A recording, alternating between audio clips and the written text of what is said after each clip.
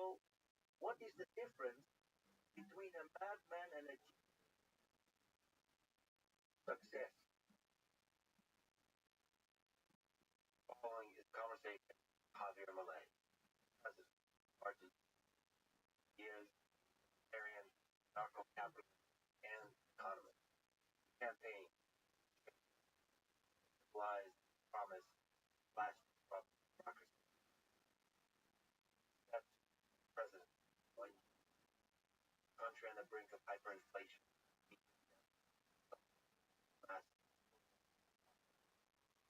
He took this crisis head on, transforming one of Latin America's largest economies into pure free market. Just a few months already in Argentina's first surplus, not just avoided but brought inflation down lowest across all detail, also knowledge, economic principles, metrics, data, and refreshing. Even bigger than the economic transformation of Argentina, Javier represents government corruption, the fight economic political and has many critics, many of whom are part of the corrupt establishment. But many Argentinian citizens scared of the pain, radical policy, peace, but whether one disagrees with his methods or not, no one can deny. The president marks one of the most ambitious attempts at economic transformation in modern days. That Javier Milei truly force of combining the rigor of an economist, passion of the revolution, light, freedom of a nation. Argentina is one of my favorite countries. So I sincerely hope this interview was conducted with President Nice with an interpreter simultaneously. Made the episode available, overdubbed and subtitled in Spanish, thanks to our great friends at 11 Labs. Watching on YouTube, Spanish flag, your icons like the audio track and the caption. Watching on X, I'll post Spanish version. Watching on Spotify or elsewhere, I'll probably post it. It's the first time for me in one language. Challenging, but I hope to continue talking to many world hours, including Vladimir Zelensky, Vladimir Modi, and I want to explore who they are, how they hope to help the country. Let's do the podcast. We're going to got our sponsors, friends, how they. When did you first understand, especially economics? Well, actually, I came to understand the ideas of as an economic growth specialist of 2013 2014.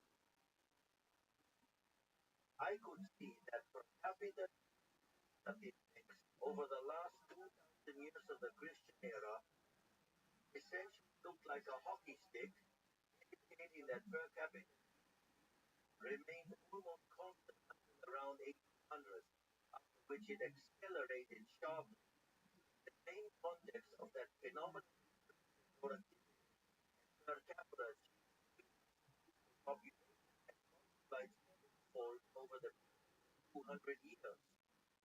So basically, economics get increasing returns, and the presence of increasing returns implies the existence of concentrated structures, and according to traditional classical economic theory, the presence of monopoly concentrated structures is not a good thing. But at the same time, the living standards had increased tremendously, and that middle income people ended up living far better than emperors did in the Roman era, and the population had gone from 95% of people in extreme poverty, less than 10%. And in that context, the question was how it could be that something that had lifted so many people out of poverty, that had improved so much, it's bad for economic theory, meaning something was not right. So, in that context, I remember that one of the people who worked on my suggested I read an article by Murray Rothschild called Monopoly and Competition. I remember reading it like it was today. And after reading it carefully, I said, everything I've thought about market structure in the last 20 years, course it's on microeconomics, wrong. Caused a very strong internal commotion. So I called this person to work, and they recommended a place to buy Austrian School of Economics books. And I remember I bought the 30 books.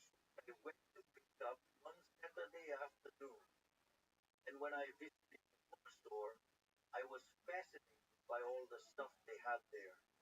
So I went back the next day and I started calculating how much money I needed to pay for my dog food. That's my four-legged child. And how much I needed to spend on the taxi fare and food. And then, with what I have left, I spent all of it on more books. Then I started to read very intensively. And I remember, for example, the experience of Human Action by Mises, and this was a book that I didn't know about. And I remember that on the following weekend, I started to read this book right from the first page, and I didn't stop until I finished it and let the true revolution in my head. And having the chance to read Austrian authors like Rothbard, Mises, Hayek, Pope, and Jesus Huerta de Soto, or others like Juan Ramon Rallo, Philip Bag, and Walter Block, for example. That was very inspirational. And at one point, I got the opportunity to read related to the works of Alberto Venegas. And I also had the honor to meet him. And today, we are absolute friends. So that paved the way for me to approach the ideas of freedom. And another book that was a very significant impact on me was The Theory of Political Economics by Menger. It was truly eye-opening. Or let's say, for reading Eugen von Bauer, these were things that really challenged all of my form of thinking. I had a vague idea and poor about the Austrian. The only thing I had read about the Austrian school until then had been Money and Time, a very good book by Garrison, but now that I understand a little bit more about Austrian economics, I know that it was rather poor. It doesn't mean that the book is good, but there were a whole lot of things to read that ended up fascinating.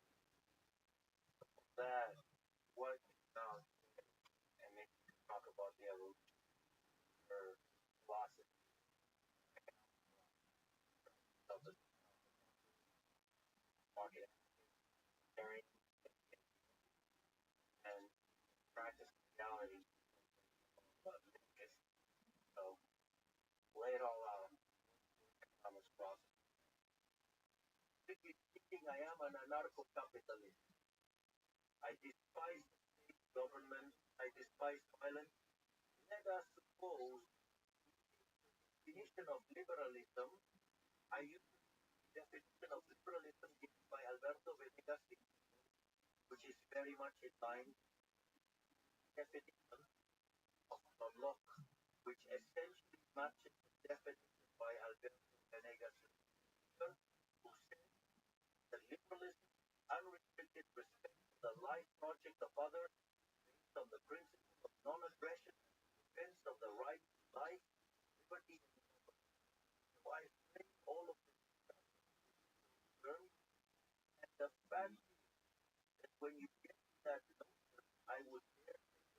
become an anarcho-capitalist de facto, and what that describes is an idea which represents my ideal world. I mean, that is the ideal world. Now, real life poses a whole lot of restraints, and some of them you can live, and those restrictions and others you can't.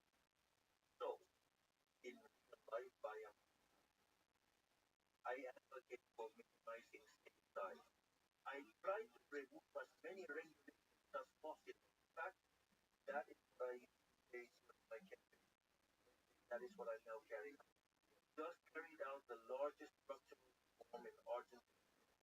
It is a structural reform that is 3 times larger than many. It is the largest structural reform in history, and we did that with 8% of the representatives, 10% of the senators. Furthermore, we have a deregulation where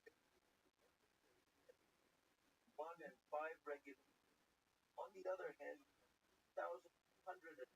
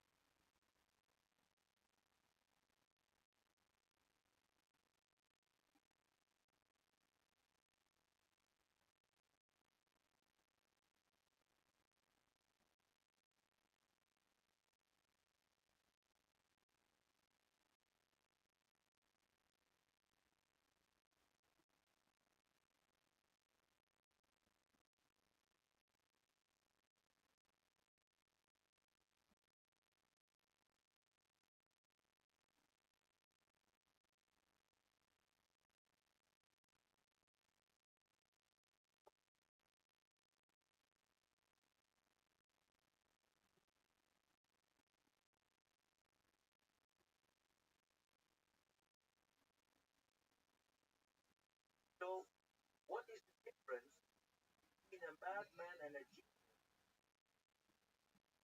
Success. Following this conversation, Javier Milei, President of Argentina, is libertarian, narco-capitalist, and economist. Campaign, chainsaw, symbolized, promise, plastic corruption, bureaucracy, stepped president 1 year ago. Country on the brink of hyperinflation and suffering, mass employment.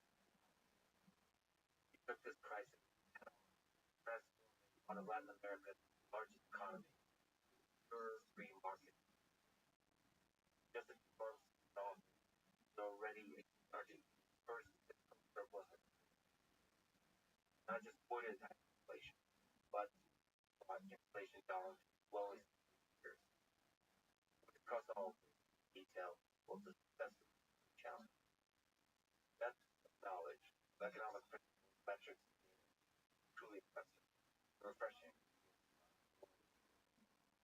but bigger than the economic transformation of Argentina. Javier represents the universal fight against government corruption, the fight for freedom, economic freedom, political freedom, and has many of them part of the corrupt establishment. But many Argentinians scared of the pain, radical policy. But whether one disagrees with his methods or not, no one can stop. President marks one of the most an economic transformation modern, and that Javier Milei, true force of nature, combining the rigor of an economist, passion, revolution, fight, nation. Argentina is one of my favorite countries. But this interview was conducted with President Spanish interpreters. What's up? How are you? Episode available, overdubbed and subtitled. Thanks to our watching icons, audio track. Alright. Sleeping? No.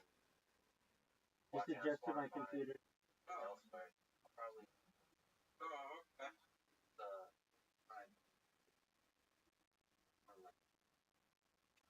How you doing today? How are you?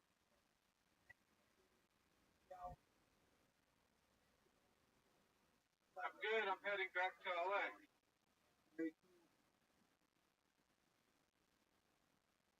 Yes, sir.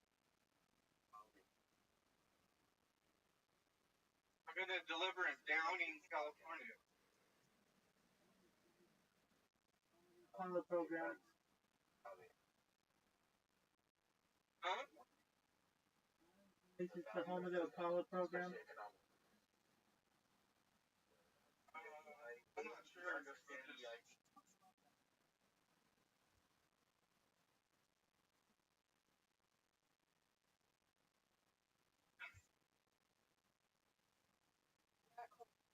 Hey, Rabbi, do you use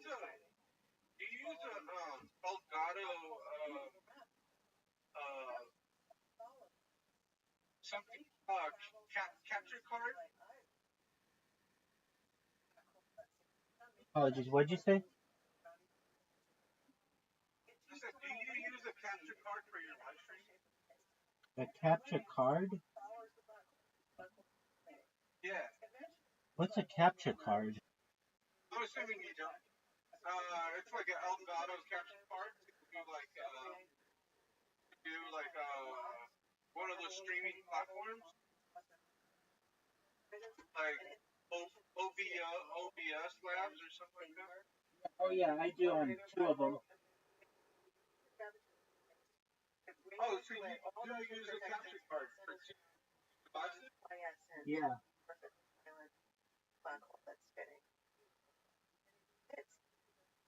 Huh. Massive final black hole will be less than the sum of other black holes. And that energy is radiating and bringing of space. Really important to emphasize that it's not light. None of this has to do literally with light. Is it harder to set up? Is it difficult? Normal things, Pretty easy. X-rays, gamma rays are sunlight, infrared, optical, all this whole electromagnetic spectrum. None of it is only emitted in the. Why, you gonna start streaming using OBS?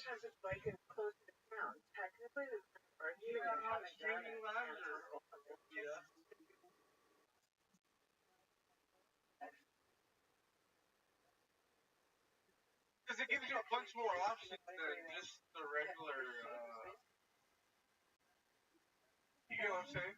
Yeah, it does. You're right.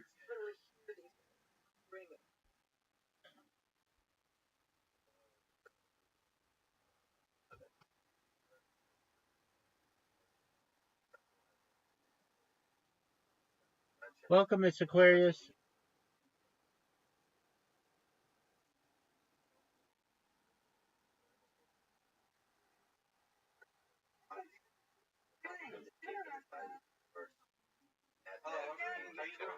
I'm good. I forgot to get some ice for my foot. I don't wanna. Oh, dear, girl. You know it'll feel better. Go do it. I'll wait for you.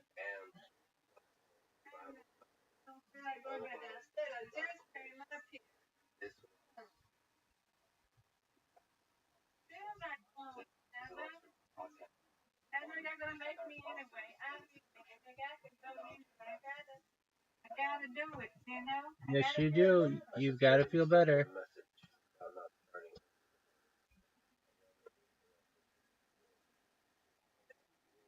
I'm doing good. What's wrong with your feet? Or your leg? I was trying to use the house the other day for work, and it slid and it hit my foot, but it's not broken or nothing. Swollen. It don't look like it's broken or nothing. It's just swollen. It don't hurt. It's just swollen. So I'm trying to put ice on it every day. Where you work at? Like, what kind of work you do? I work at an auto. Let me down. Put this in my ear real quick. Right, go down.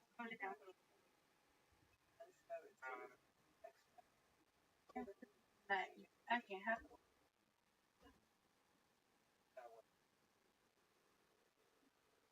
Okay, then. black holes are they, and maybe even a good way to start is to talk about how are they. Yeah. In a way, people often confuse how they're formed with the concept of black hole. You're I help my coworkers. I'm an office specialist, so that means like an assistant. I help my coworkers that be on the computers and stuff like that. I help them to make their job easier because I don't have to be on the phones and stuff like that. So I help them they need for me and other coders to do, and we'll help them make their job easier because they deal with the customers. So I don't have to. Okay.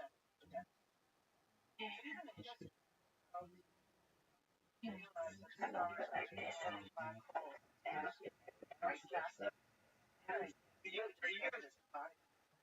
Is your industry doing any layoffs? Are you experiencing any? I know of. Not that. World War I, he gets a message from the Eastern Front trying to get Nice. I got brush my teeth. I do that. And we just got put a sock on. Is this plant bag? Yeah. Right? It's ice here.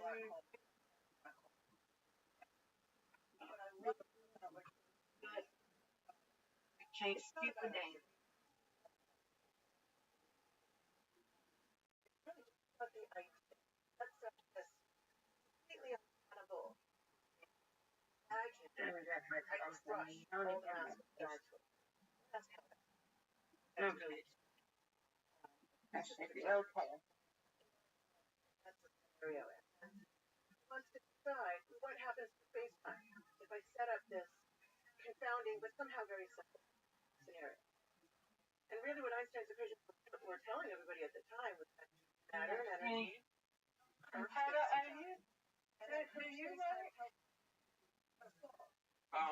Yeah, I'm a stripper. Okay.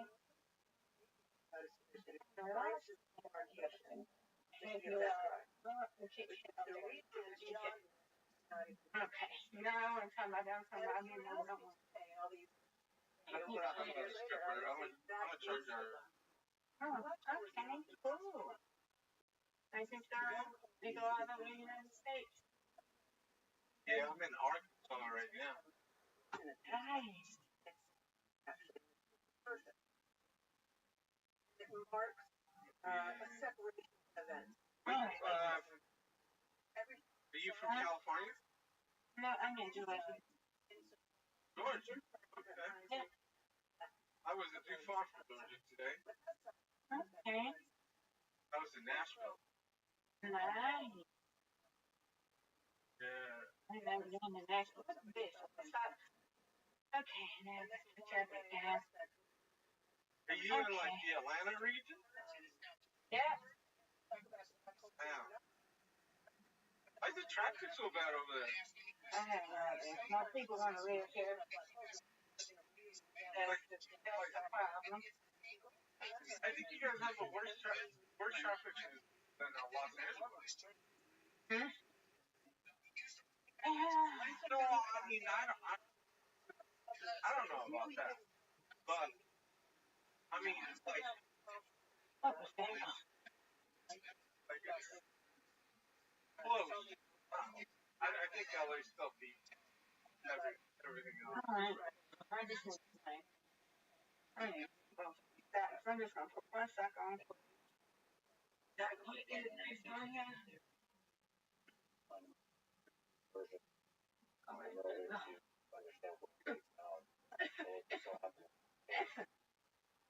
Alright.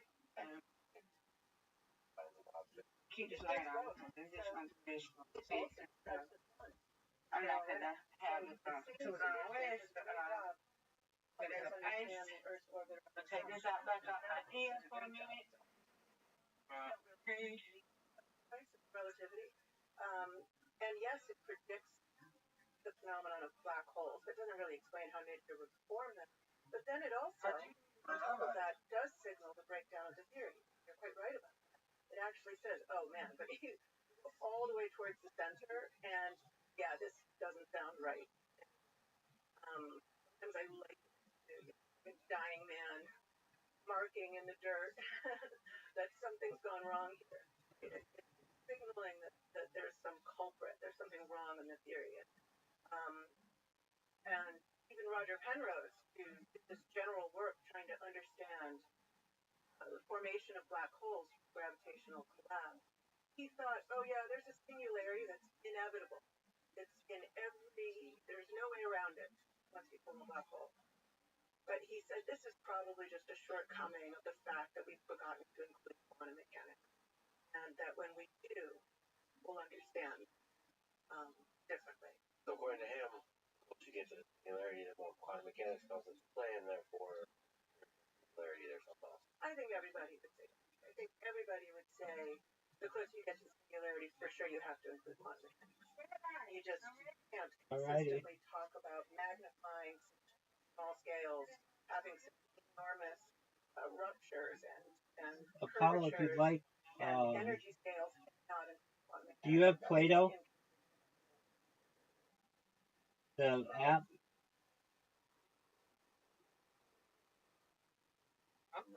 Do you have the Plato app?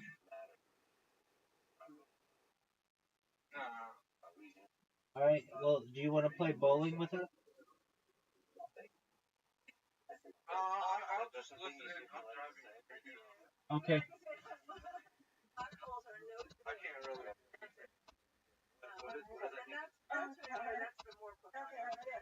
So you asked originally how do they form? I think that even when you try to form them in messy Right.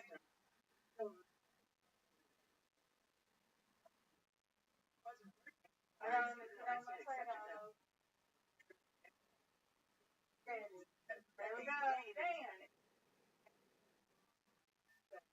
Oppenheimer, probably Oppenheimer's most important theoretical work.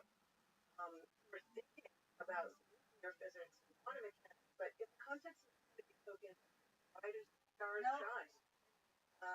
Why is the sun radiant and hot? This amazing bursts of light. And there's people like Oppenheimer who began to ask, could stars collapse to black holes? They become so dense that eventually not even light would escape. And that's why I think people think that black holes are dense objects, often how it's described. But actually what happens is very massive stars, they're burning nuclear fuel. They're Earth thermonuclear. Good strike. And emitting energy. You're welcome. Energy. Using fusion bombs.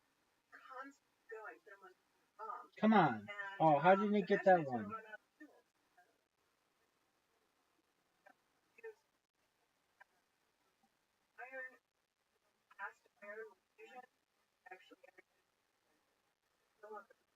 Do that. And if the star is very, very, very massive, much more massive than Earth, Nice strike. it'll collapse. That is incredibly and dramatic. There we go. They rebound. Capacity where they reignite a higher element, heavier element, and that sets off a bomb. Star explodes. Hopefully, because that's No, you want to go ahead, Rabbi. material back out into space, and I get to be made of carbon and oxygen and good stuff, Ooh. not just nitrogen. And then what's left Get it. turns into neutrons. Very Thank fascinating you. logic. It's bigger than a black hole, meaning it's not compact enough. Black hole. Hey. Very nice.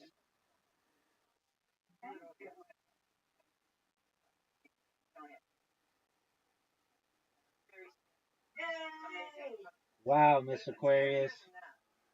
You're tough. Get another.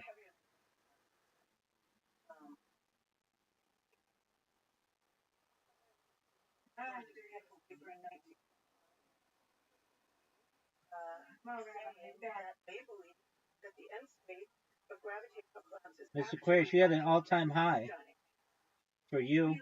I know. Get it. Yeah, Well, you made this tough. You made this tough, Miss Aquarius. I got it. Yeah, but I got fortunate. I know. Okay. I got nothing to That's right.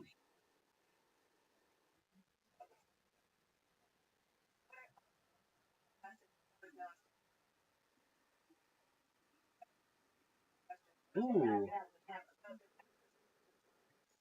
might notice like by Michael Fleming, there's this line contributed to four. take this ice pack off.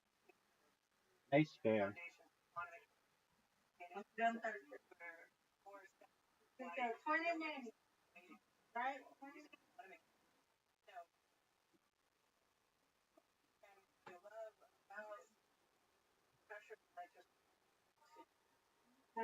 Well,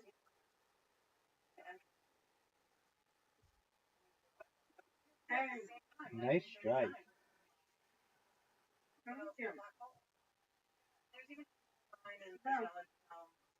Very hard to catch. There's a film. You know, I guess for now, you know, because That's the other report that Oppenheimer is also right. theory and experiment clashing together. Geopolitics. Exactly. So of course Oppenheimer, now known as the father of the atomic bomb, talks about destroyers, worlds. But it's the same technology, and that's what I mean by science is agnostic, right? It's the same technology, overcoming a critical mass, igniting thermonuclear fusion. Eventually there was a fission. The original bomb was a fission bomb. And fission was first shown by Lise Meitner, who showed that a certain uranium, when you bombarded it with protons, Ooh. broke into smaller pieces that were less than uranium. Had escaped. And it was the first kind of concrete demonstration. All of this comes together. The story of, they still weren't called and they had these very long-winded ways of describing the end state, the catastrophic end state of gravity. What you can imagine, Ooh. million and a half. Imagine are much bigger than much bigger Ooh. and it's so heavy.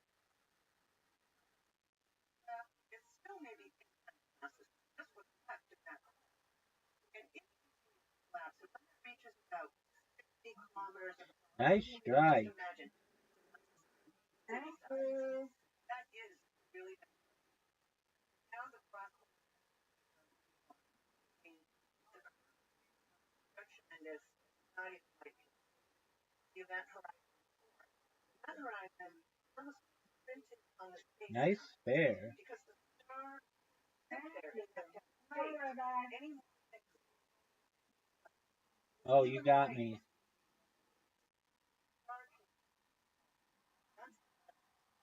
You got. Oh, what a spare. Yeah, that's there.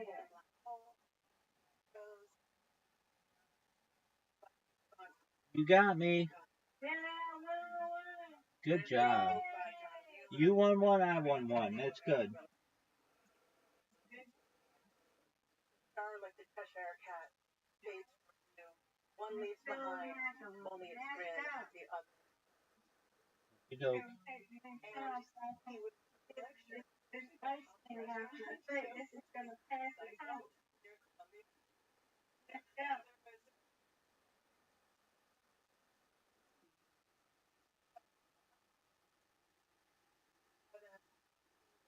Exhausted with being loaded term, state of catastrophic gravitational. And rumor is that will have a black hole. Nice spare. And apparently then voice on the world.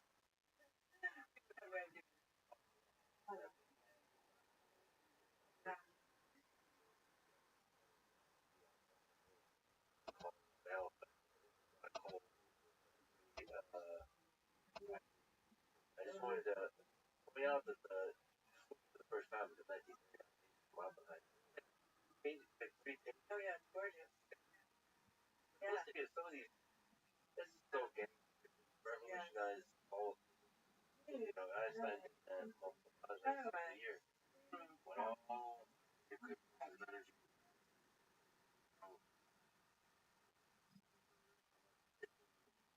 radiation fast or the blowing off fast radiation fast out of the sun. Let's go.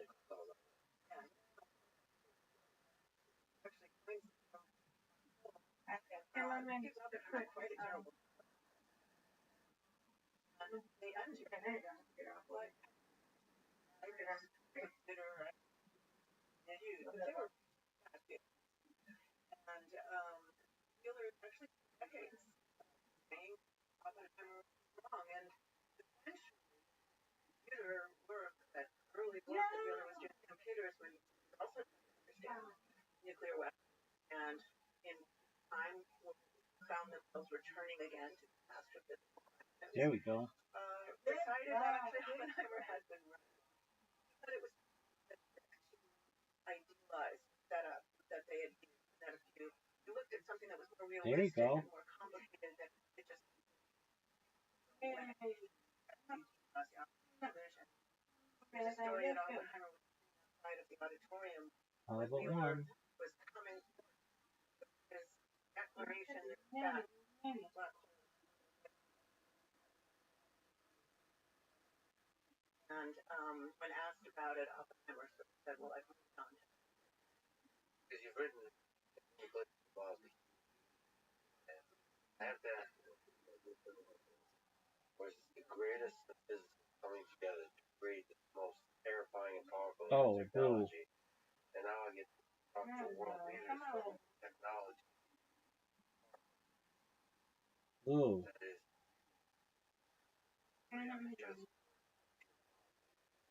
Get it. I did not.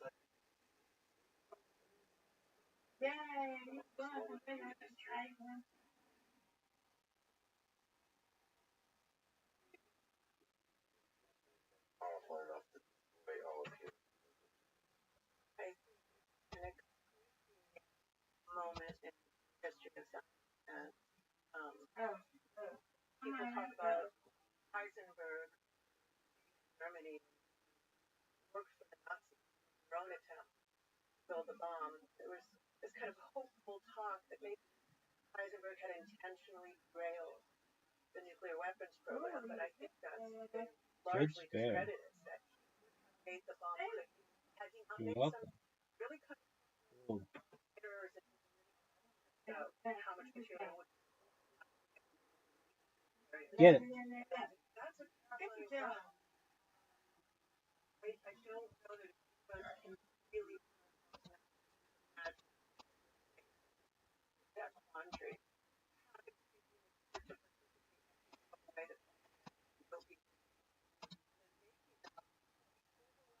Because it's very not continue. Proliferation of nuclear weapons is very few. Theoretical physics wants That moment in history, the Soviet Union had incredible scientists, Nazi Germany had incredible scientists, and the United States had very imagine one of Thank you. three.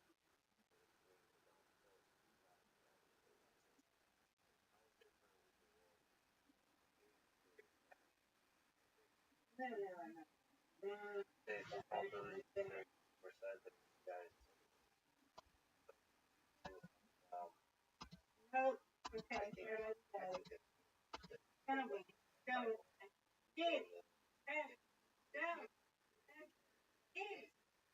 There we go. Thank you. Good job. Thank you.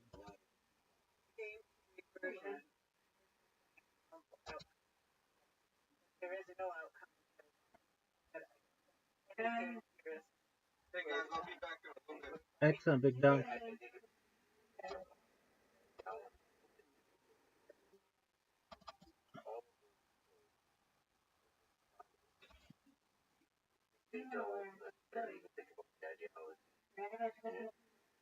That's what I'm talking about.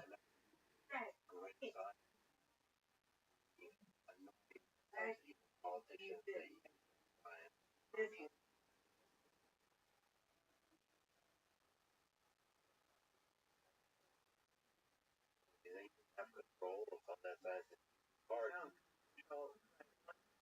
Once made it no longer scientific reasoning that changed. But I will say that I do believe that it wasn't the 31/3 down the line. America was different. I think that's something we think about right now in this particular. So many scientists fled here. They fled to here. Americans weren't fleeing Nazi Germany. They came here Thank you, ma'am. motivated by more than a patriot. It was a patriot. More than really understand the threat of Europe,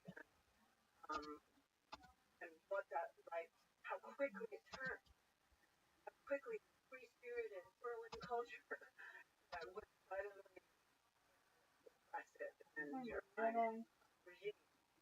So I think that it was fire. Yeah, that's what America. There we go.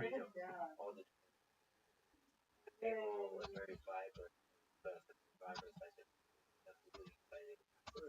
I just said that's valuable to me. That vibrant Absolutely, the world walked here, and that won't be the case. No longer have intellectual. Yeah, there's something interesting about There we go. Yeah,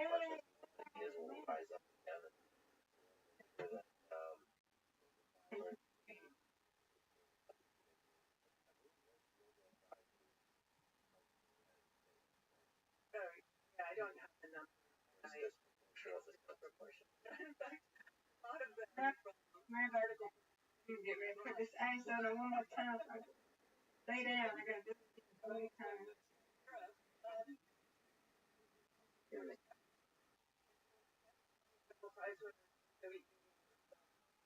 blocks were up the rock. That's what you write about when we're trying to science is like those are fascinating. There's tension, battle, collaborate,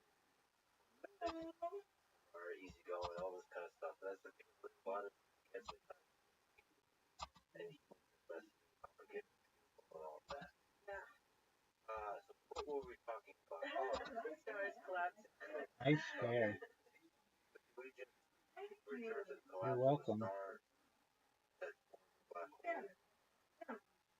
At which point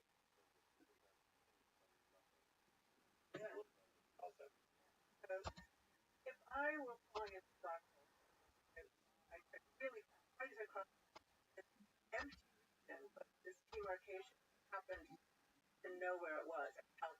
There's no line there, no sign that's there. There's no signpost. I could get a little light pulse and try to send it outward exactly at the horizon. So it's racing outward to speed light. It can hover there. From my perspective, it's very strange. Basically, it's like a waterfall raining in. And I'm being dragged in with that waterfall. I can't stop at the horizon. It comes, it goes. It's behind really quickly. That might be trying to sit there because it's like, yeah, I'm not going to say it's a waterfall. it's like stuck there. Oh. You know, you think it's moving at the light. You got me, Miss Aquarius. You win, I win. Good job. It just gets stuck there. No, it's very unstable. So the star can't sit there. It remains inward, waterfall. The outside, all we should ever really think about is that I can't know what it could be pure matter and antimatter thrown together, which annihilates visible its mass and the energy of light. It won't matter to me because I can't know anything about what happens. It's just like what model you have about what happens in the black hole. I guess that's one of the conditions why they think reminders you can make about I don't even know the answer. I don't even know the answer.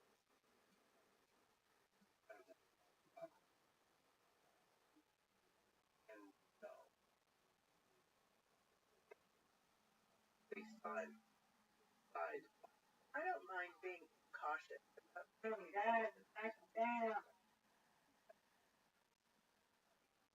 observer. I'm very theoretical in my work. It's really been on paper a lot. These are thought experiments. I think we can and contemplate whether or not we'll ever know is another. One of the most beautiful things that we suspect happens on the inside of black holes at space and time, in some sense, swap place. So while I'm on the outside of the black hole, I'm in a nice, comfortable space station.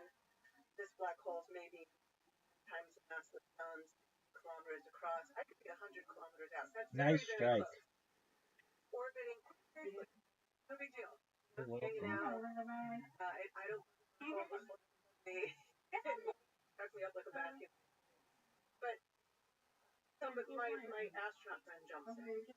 As they cross the event horizon,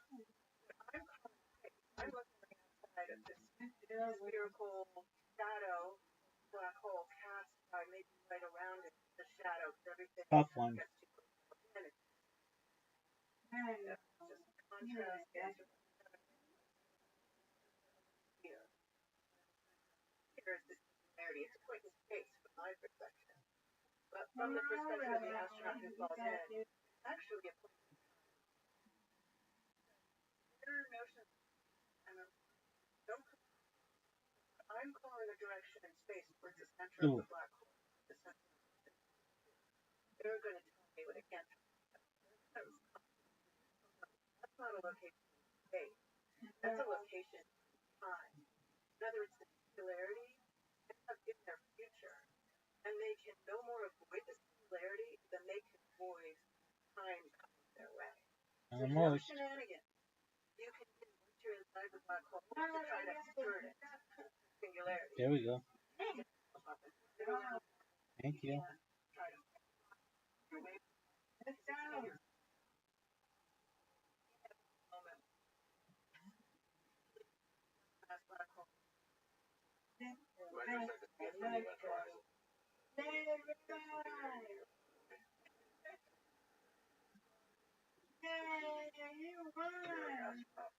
Yes, I did. But you win, I win, you win. So you won too. Yes, ma'am.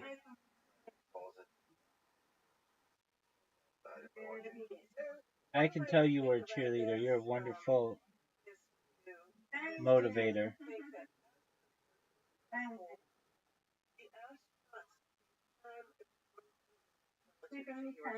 Yay.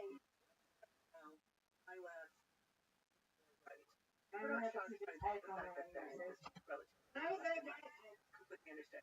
I can call it space. Right now, if I just want to draw a kind of compass diagram when it comes to diagram, at the top of mountain. Now, time is up down. Oh. One direction space. So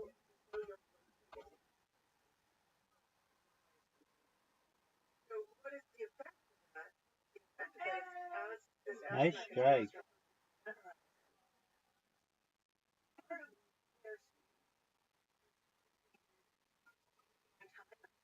Time is rotating by space. So in other words, their clock seems to be less aligned Oh, with my time. And the overall effect is that the time dilate space between ticks on the clock of their watch, let's say, um, on the face of their watch, is elongated, dilated. wow, you have a huge lead. And it's their watch slowly. Oh, how did you get that?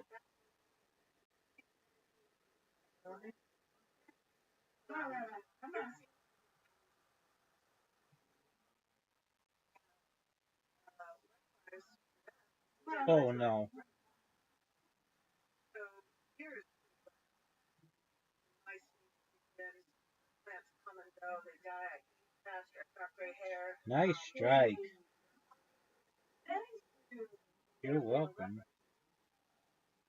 Flowers, their little rocket ship haven't rotted, they have gray hair. Their biological clock is slowing down relative to ours. Eventually, after the time, it's so extreme, so it's a toxic from my point of view. And that's to say that it's as though their Good time one. is completely rotating. And this is connected with the idea of inside the black hole. Get it. She's got it. So I see them there for millennia. Get this. Generation there watching this poor astronaut never fall in. Basically, time almost stands still, fall in. Right, they do fall in eventually. Now that's because they have some mass of their own. Oh, So they're not a perfectly light particle. you got me. And so You destroyed me. That's right. Nice job, Miss Aquarius. I hope your foot feels better. And I hope you sleep well.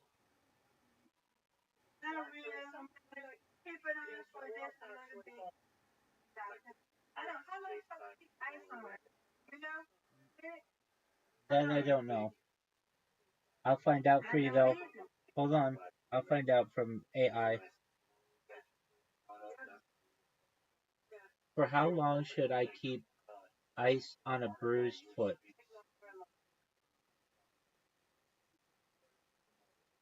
15 to 20 minutes every 1 to 2 hours during the first 24 to 48 hours after the injury. Yep.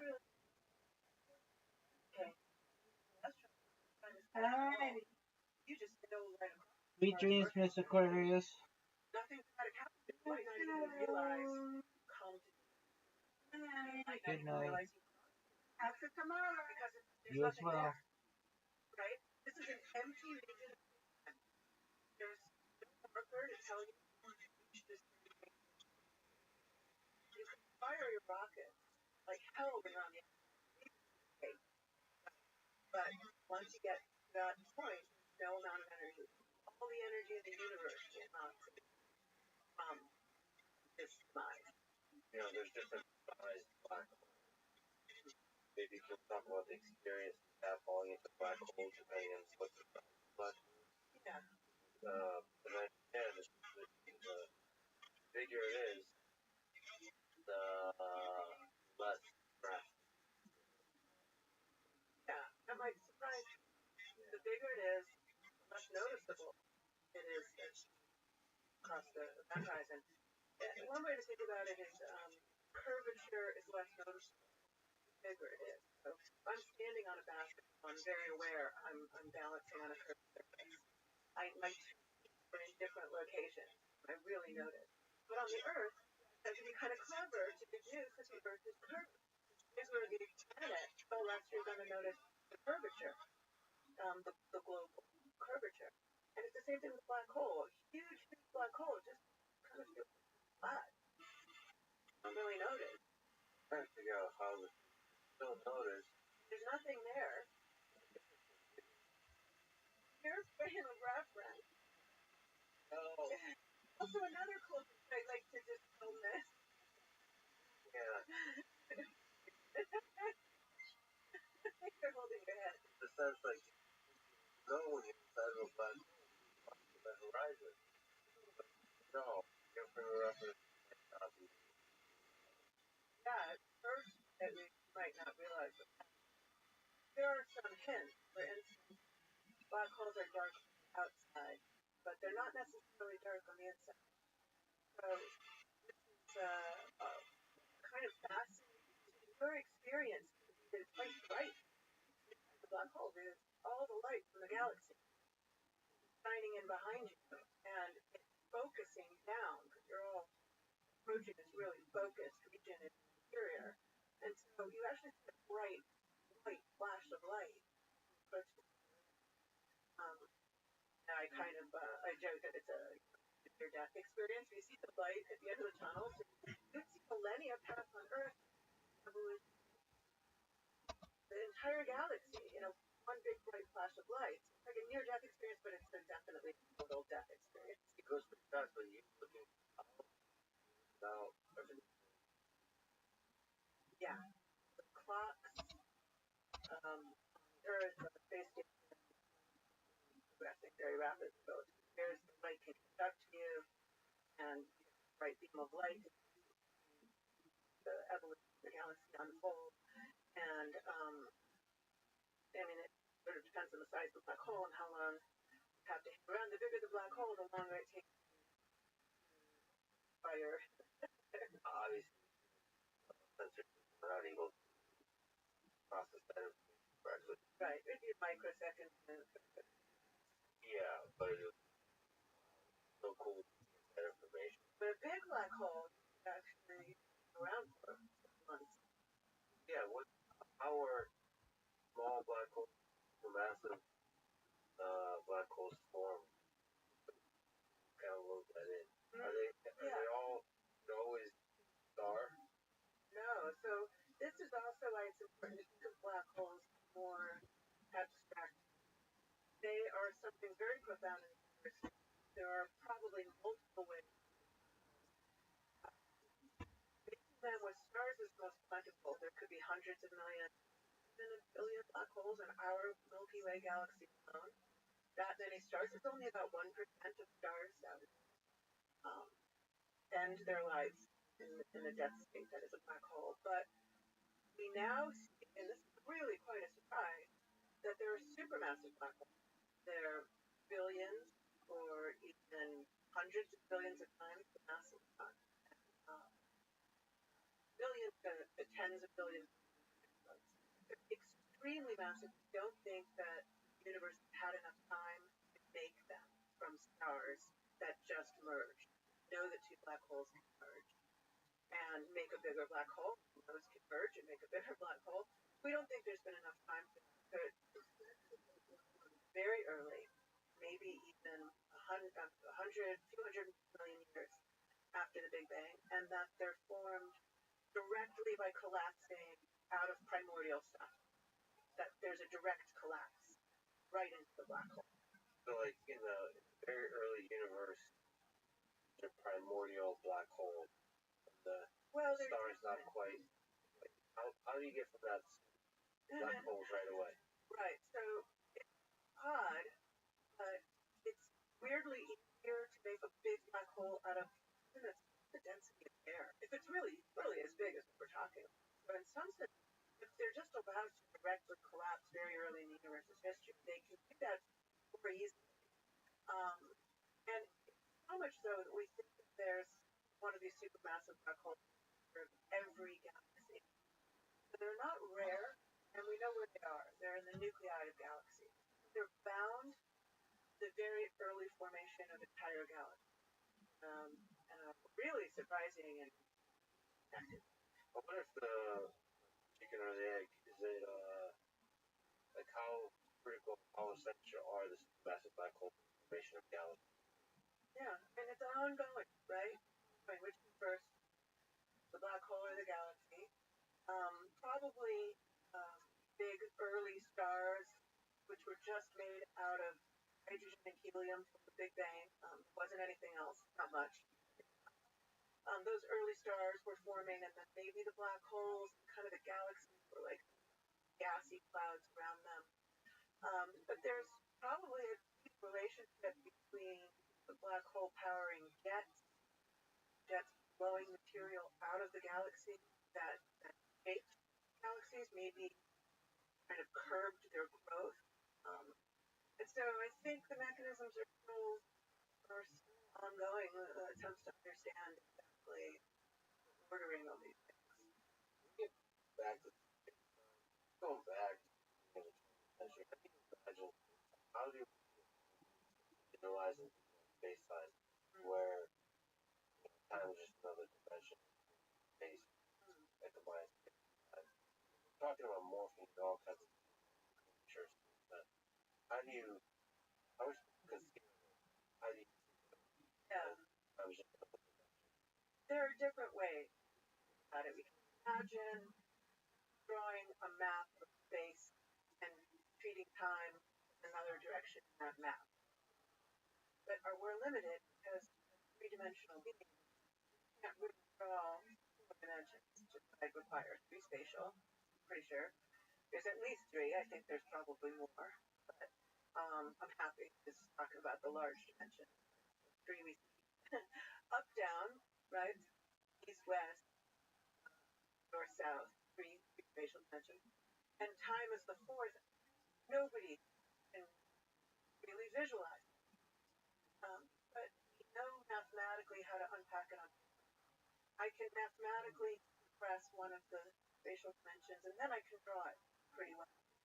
Now the problem is that we call it a Euclidean space-time. Euclidean space-time is when orthogonal are treated equally. Time is not another Euclidean dimension. It's actually a Minkowski. But it means that the space-time, we're misrepresenting it when we draw it, but we're misrepresenting it in a way that we.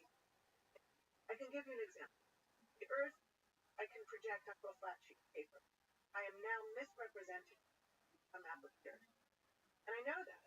But I understand the rules for how to add distances on this misrepresentation. The Earth is not a flat sheet of paper, it's a sphere. And as long as I understand the rules for how I get from the North Pole to the South Pole, and I'm moving along really a great arc, and I understand the distance, not the distance I would measure on a flat sheet of paper, then I can do a really great job with a map. The rules of geometry is not the geometry of a flat sheet of paper. I can do the same thing with space. I can draw it on a flat sheet of paper, but I know that it's not actually a flat Euclidean. So my rules for measuring distance are different than the rules I would use at, for instance, Cartesian geometry. I would know to use correct from the cosmos. And that will allow me to calculate how long time has elapsed. Now a kind of a length, space-time length on my map. Between two relative observers, I think that's the correct answer. But only different. And what point of general relativity that objects last? Right, exactly. So Einstein struggled with this completely general theory, not a specific solution like black holes, space-time, galaxies, lenses. Those are all solutions. That's why what he did was so enormous. An entire paradigm that says over here is matter and energy. We call that the right-hand side of the equation. Everything on the right-hand side of Einstein's equation is how matter and energy are distributed in space-time. On the left-hand side, it tells you how space and time deform in response to matter and energy. And it can be impossible to solve some of those equations. What was so amazing about what Rothschild did, he found this very elegant solution, like a month of reading the final formulation. But Einstein didn't go through and try to find all the solutions. He gave it to him, shared this, and lots of people since have been scrambling to try to, I can predict the curvature of the space-time. I tell you how the matter and energy work out. If it's all compact, spherical system like a sun, or even a black hole, I can understand the space-time around it. I can solve for the shape of space-time. I can also say, well, what if the universe is full of gas or light and it's all kind of uniform everywhere, and I'll find them different and equally surprising that the universe expands. In response to to that it's static, that the distance in the galaxy grows. It's a huge surprise. So all of these consequences of this theory came with revelation that were not at all obvious when he wrote down general theory. And he was afraid to take the consequences of that theory. Often, the theory itself, scope, grandeur, power is scary, so I can understand. And then there's, the edges of the theory where it falls apart, consequences of the theory that are extremely hard to take seriously. So you can empathize. Yeah, he very much resisted the expansion. So if you think about 1905, when writing a sequence of unbelievable papers as a 25-year-old who can't get a job as a physicist, he writes all remarkable papers on relativity and quantum mechanics. And then even in 1915, he does not know that there are other galaxies out there. This is not known. People have mused about it. Kind of smudges on the sky that contemplated what if there are other island universes. Going back to Kant, thought about this. But it wasn't until Hubble, it really wasn't until the late 20s, that it's confirmed that there are other galaxies. Yeah. And obviously, we think of nothing. No Big Bang. Right. Static universe. These are all connected. Wow. Yeah. He's operating very little. Absolutely true. Actually, one of the things I like to point out is the idea of relativity foisted on people in a way. But there are many ways in which you can call it a theory of absolutism. And the way Einstein got there with so little is by adhering to certain very strict absolutes, like the absolute limit to the speed of light and the absolute constancy of the speed of light, which was completely bizarre when it was first discovered. Really, that was observed, determined, figured out what would the relative speed of light be. Only massless particles have this property that they have an absolute speed. Think about it, incredibly strange. And there's from a theoretical perspective, takes very seriously, and everyone else is trying to come up with models to go away, to make the speed of light a little bit more reasonable, like everything else in the universe. If I'm at a car, two cars coming at each other, they're coming at each other faster. What if one of them stops? It's really a basic observation of reality. Here, it's saying that if I'm racing at a light speed, and you're standing still relative to the course, we'll measure the same exact speed of light. Very strange. And he gets to relativity by saying, well, what speed is distance over time? It's how far you travel, in a certain duration of time. And he said, well, I bet something must be wrong with time. Enormously about absolute character of space and time in favor of keeping the speed of light. how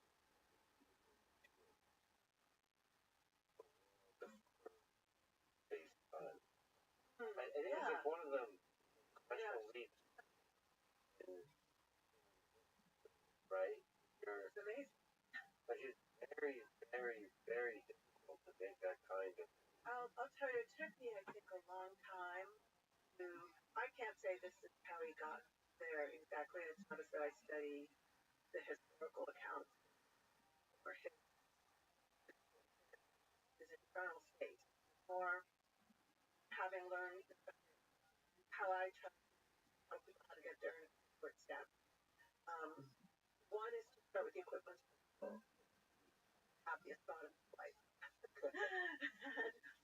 Equivalence principle comes pretty early on in his, and it starts with something like this. Like right now, I think I'm feeling gravity because I'm sitting in this chair, I feel the pressure of the chair, and it's stopping me from falling, and lie down in a bed, and I feel heavy in bed, and I keep that as I just have this beautiful ability to remove all of these extraneous factors, including atoms. So let's imagine instead that elevator, you'll have the floor of the elevator resisting fall. But I want to remove the elevator. What the elevator has to do with fundamental properties of gravity? Now I'm falling. The elevator is falling at the same rate as now I'm floating in the elevator. And this happened to me if I woke up in the state of falling or floating in the elevator. I know if I was in a peak floating. Or if I was falling around the earth. It would actually be their equivalent. I would not be able to tell the difference. I mean, actually, when I get rid of the elevator in this way by cutting the cable, I'm actually experiencing and that weightlessness is the purest gravity. And so this idea of falling is actually fundamental. It's how we talk about it all the time. The Earth is in a free fall around the sun. That's what it's falling. It's not firing. Right? It's just falling all the time, but it's just cruising so fast. But yeah. So one of the ways to experience time is falling. To be falling. That is the purest experience of gravity. Experience of gravity, unfettered, uninterrupted by atoms, is weightlessness. That observation, no, it has an unhappy elevator story. Right? Because of atoms. That's the fault of the atoms in your body interacting electromagnetically with the crust of the earth or at the bottom of the building or whatever it is. But this period of free fall, first observation is that is the purest experience of gravity. Now I can convince you that things fall along curved paths because I could take a pen and if I throw it, you both know it's going to follow an arc. And it's going to follow an arc until atoms interfere again and it hits the ground.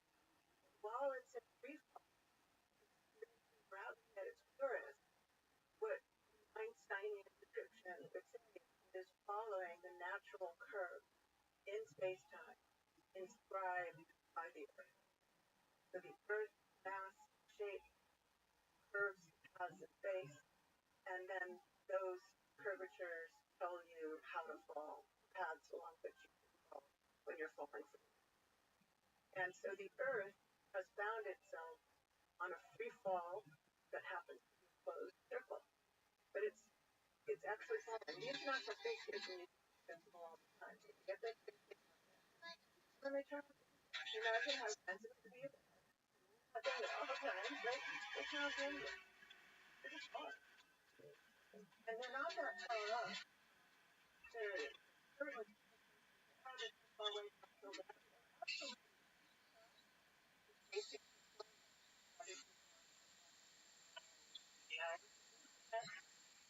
stop that. They stop like a step. They're falling along the that curved path. And that's comes up. Right. It has to be. But it's at speed. So once you get at that cruising speed, not the accident. But yeah, it's visual. That falling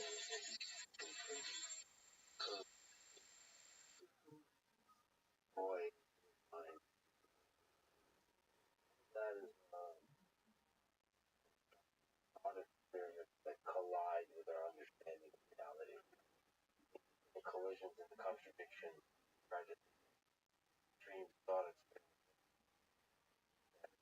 exacerbate the contradiction. Like, okay, what is actually another model that is able to do that? And it's kind of inspiring because, there's another general relativity out there. All, not just physics, in all lines of work, in all certain theories, you're like, okay, I just explained like a big elephant in the room here. And everybody kind of needs to think about. Right. It could be stuff we know about. It could be stuff like that. Yeah.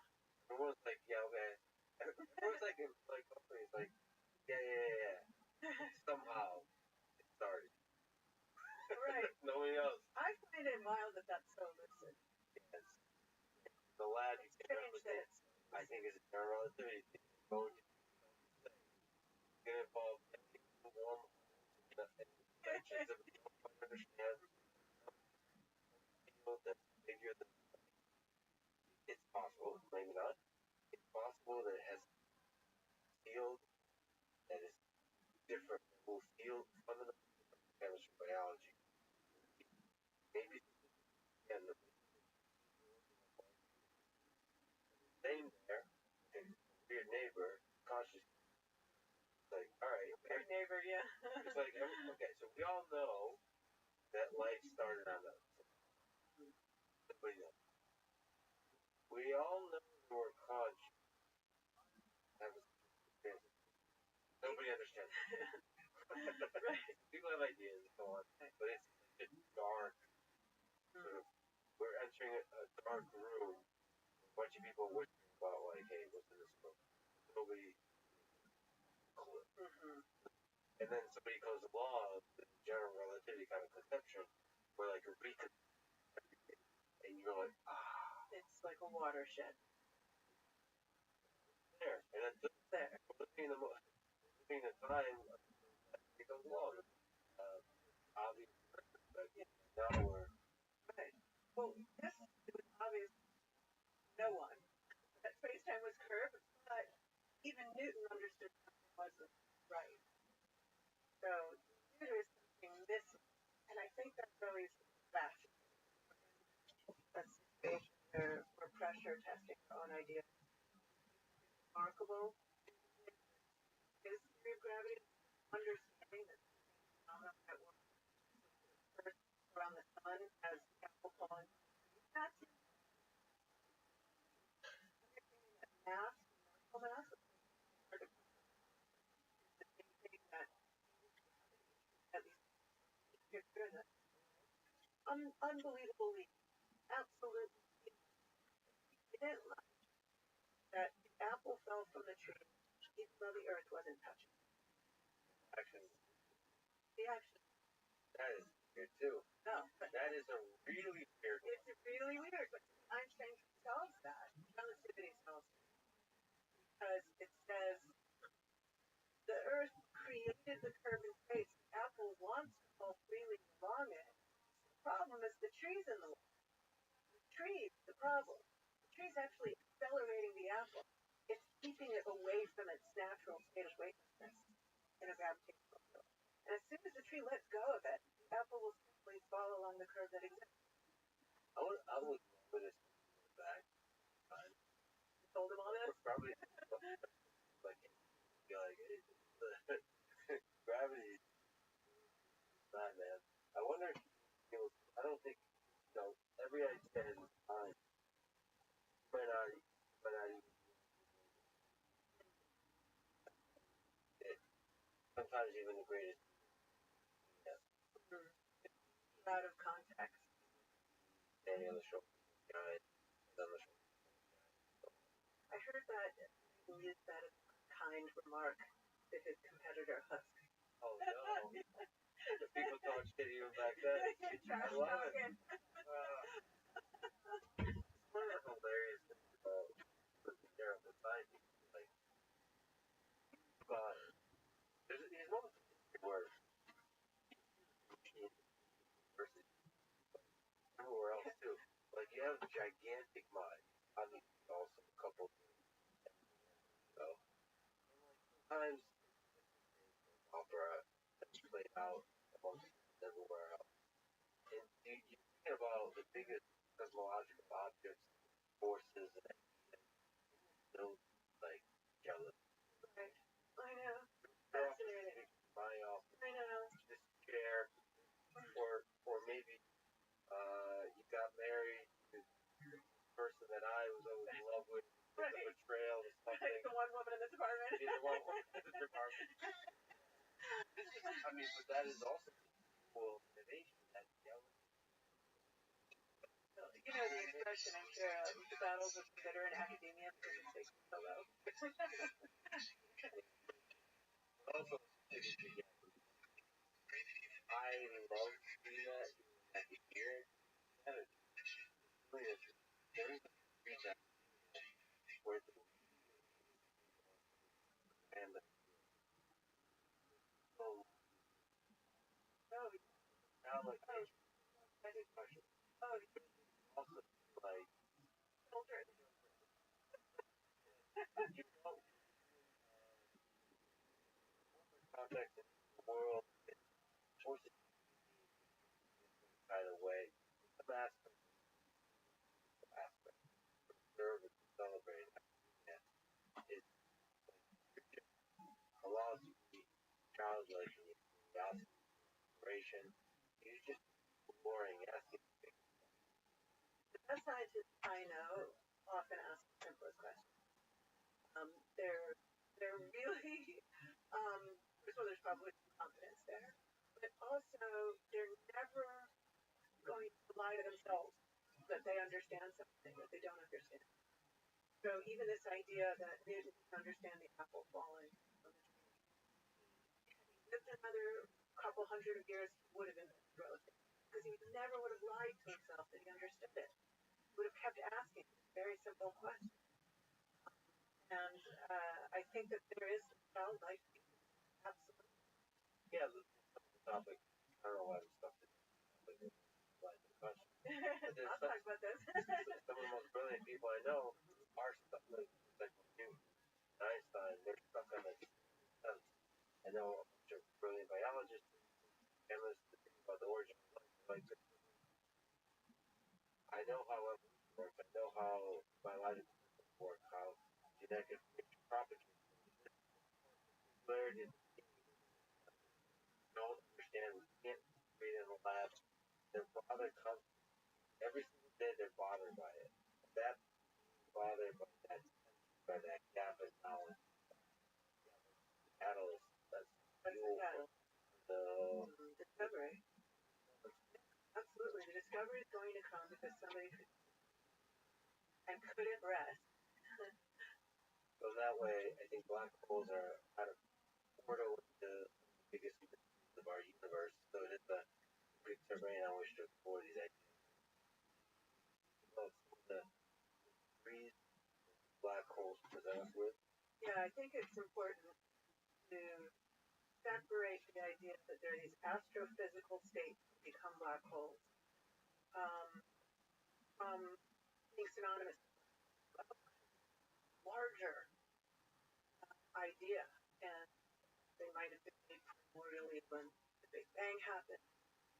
There's something flawless about black holes that makes them fundamental, unlike anything.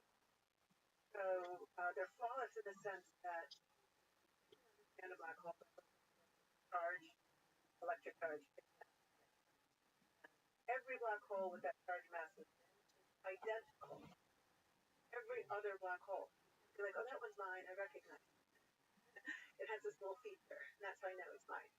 They're featureless. You try to put Mount Everest on a black hole, and it will take it off. These gravitational waves. It will radiate away this imperfection until it settles down to be a perfect black hole. Something about them that is unlike, another reason why I don't like to call them objects in the traditional, unlike anything else in the universe that's macroscopic. It's kind of a little bit more like a fundamental particle. So an electron is described by a certain short list of properties, charge, mass, spin, maybe some other quantum numbers. That's what it means to be an electron. An electron that's a little bit different. You can't recognize your electron. They're all identical in that sense. And so in some very abstract way, black holes share something in common with microscopic fundamentals. And so what they tell us about the fundamental laws of physics can be very profound. And it's why in theoretical physics, mathematical physicists, not just astronomers, telescopes, they rely on the black hole as a terrain to perform their thought experiments. And it's because there's general relativity, quantum mechanics, there. and sadly, heartbreaking, those out of reach experiment at the moment was within reach for theoretical In reach for thought experiments, which are quite beautiful. Well, on that time, we have to ask about paradox, the information paradox of black holes. So this is what catapulted Hawking's fame when he was a young researcher thinking about black holes and wanted to add a little smidge of quantum mechanics, a little smidge. Wasn't going for full-blown quantum gravity, but kind of just asking, well, what if I allowed this nothing, this vacuum, this empty space around the event horizon? Star's gone, there's nothing there. What if I allowed it to have sort of ordinary quantum, little tiny matter, go crazy? And one of the properties of the vacuum that is intriguing, this idea, you can never see the vacuum actually complete. We talked about Heisenberg, because the Heisenberg uncertainty picked up a lot of quantum mechanical thinking.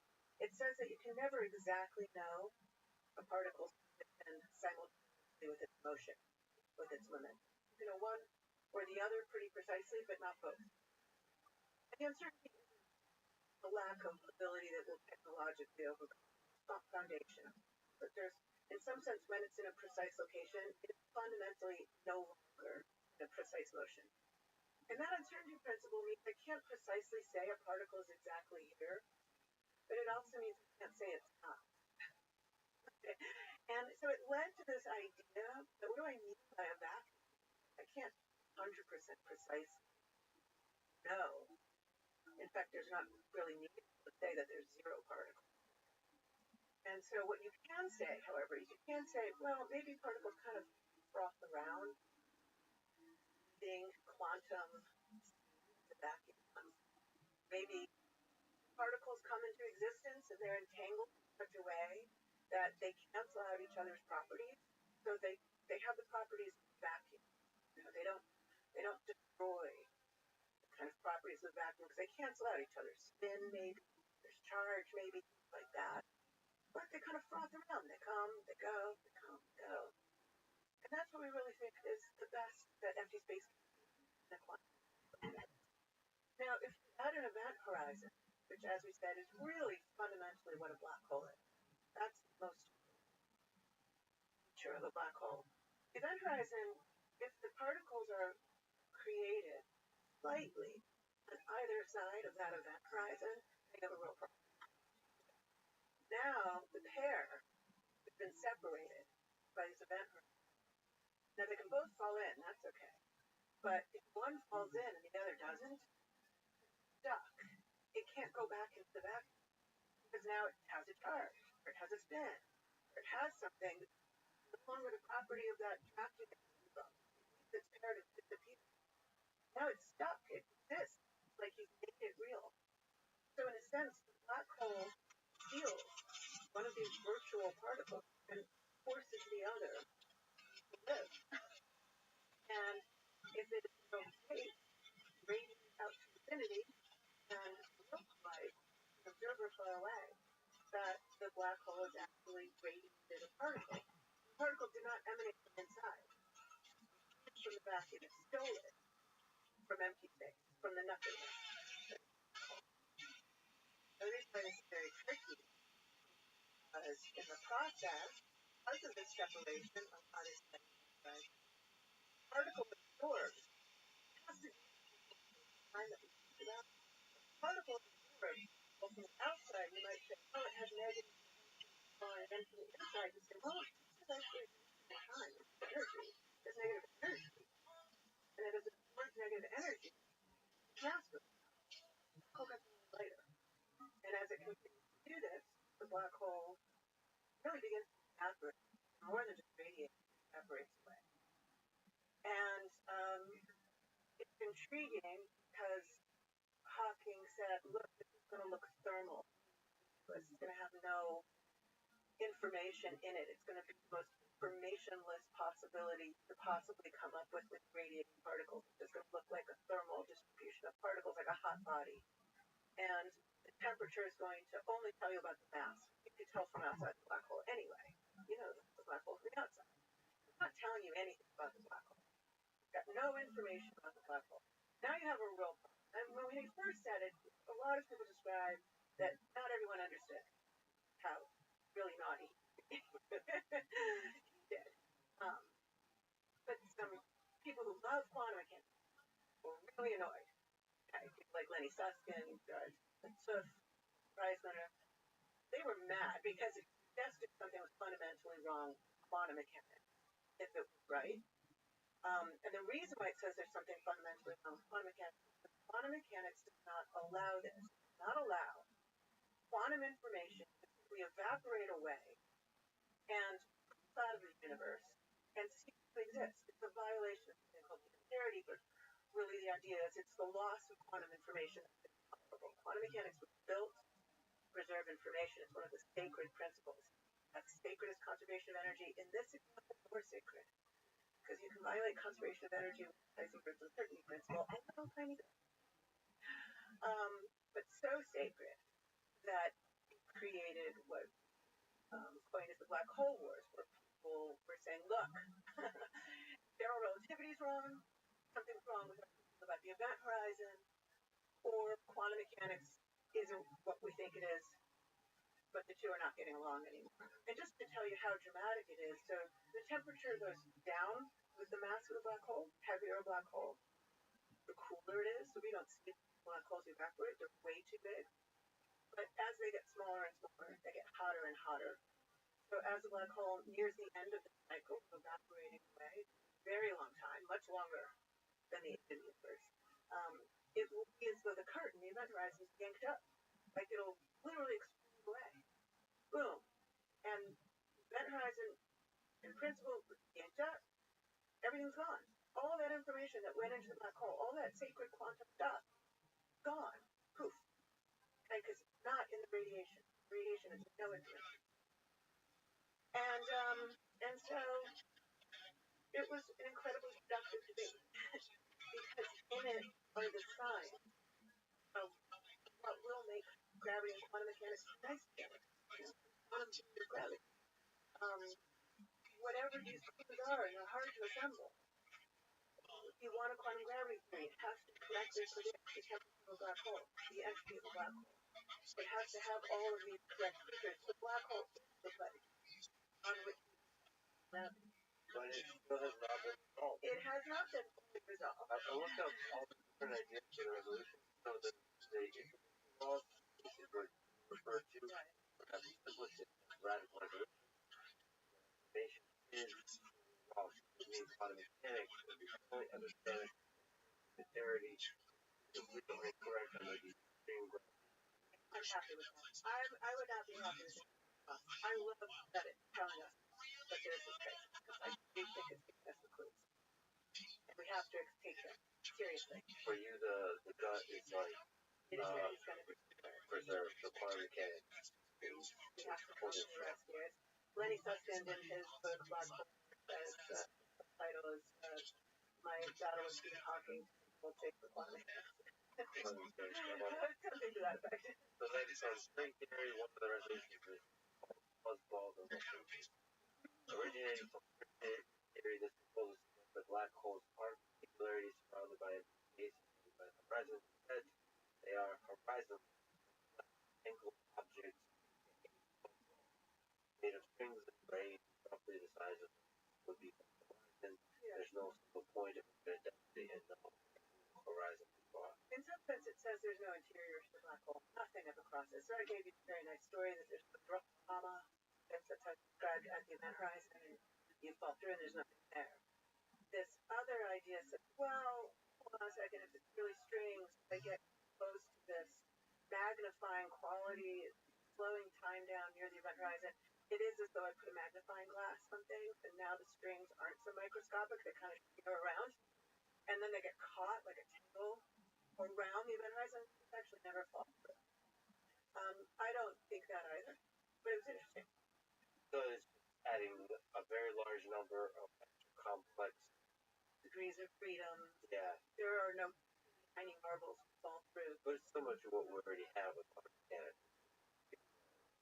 It's really saying the interior's just not there ever. It's then the information gets out because it never went in the first place. There is a strong signal there. It's a strong signal. Soft hair challenges the classical no hair, by suggesting that black holes do possess subtle quantum hair. Isn't classical hair like charge, but very low energy quantum excitation, soft gravitons, photons, that horizon about what fell. Where's Johnny Diocese? Okay, so the no hair theorems are formal proofs that the black hole is this featureless, perfect fundamental particle that we talked about. That all you can ever tell about the black hole is its electrical charge, its mass, and its spin, and that it cannot possess other. It has no hair, one way. And that those are proven mathematical proofs in the context of general relativity. And yet, well, therefore I can know nothing about what goes into the black hole. So but if it could have hair, I could say that's my black hole. Because it has features that I could distinguish and it could encode information that went in this way. And the event horizon isn't so serious. It's just a stark demarcation between events and outside, and where I can't know what happened inside. Oh, no way. I don't think that's the resolution either, but who's what? Okay, so that one. This framework of quantum field curve done requiring less radical but falls more information. Quantum theory from viral idea. Cons the precise mechanism by which information is encoded and transferred to the state is technically challenged to work out fully indeed for a fact. Another one is ER equals EGR. This is probably it. Oh boy.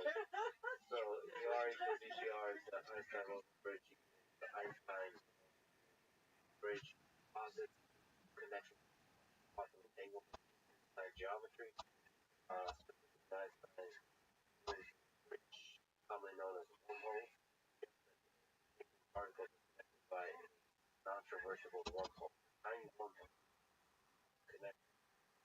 I can say that this is not a situation where we can follow the talk. Start at the beginning and calculate. Still conjecture. I think it's very appropriate. I kind of imagine one mole is part of the plenty. ER equals ER. They couldn't even formulate it properly. Landed on, and now we're trying to formulate. But take a step back. One way of thinking about ER, you have to talk about holography first. And holography, both one and really formalized as many such. Yes, the idea of the black hole hologram is that all of the information in the black hole, whatever it is, whatever entropy is a measured, whatever the entropy of the black hole is telling you how much information in there, how much information you have to write down. Is completely encoded in the area of the black hole. As the area grows, the energy grows. It does not grow at the volume. Actually, really, really important. If I tried to pack a lot of information into more information I could pack, let's say, a black hole, I would simply make a black hole. And I would find out, oh, I can't have more information than I could fit on the surface. So let me coin this a hologram. People who take it very seriously say, well, again, the interior of the black hole doesn't exist. It's a holographic projection of this two-dimensional surface. In fact, maybe I should take it all the way to a week. The whole universe is a holographic projection of a lower dimensional surface. People have struggled, nobody's really landed it, to find the universe version of it. Oh, maybe there's a boundary to the universe where all the information is encoded on this entire three-dimensional reality is so compelling, so convincing, just a holographic projection. Juan Moldesine is absolutely brilliant, most highly cited paper in the history of physics. It was published in the late 90s.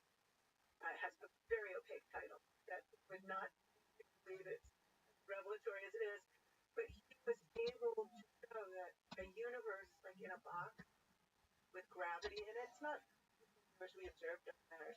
Hypothetical called an universe in a box, and it's gravity, it's black hole, everything gravity can do in it. on its boundary is a with no gravity. A universe that can be described with no gravity at all, so no black holes, and no information, and they're equivalent. That the interior universe in a box, the holographic projection of this quantum mechanics on the boundary. Pure quantum mechanics, purely unitary, no loss of information. None of this stuff could possibly be true. It cannot be lost information.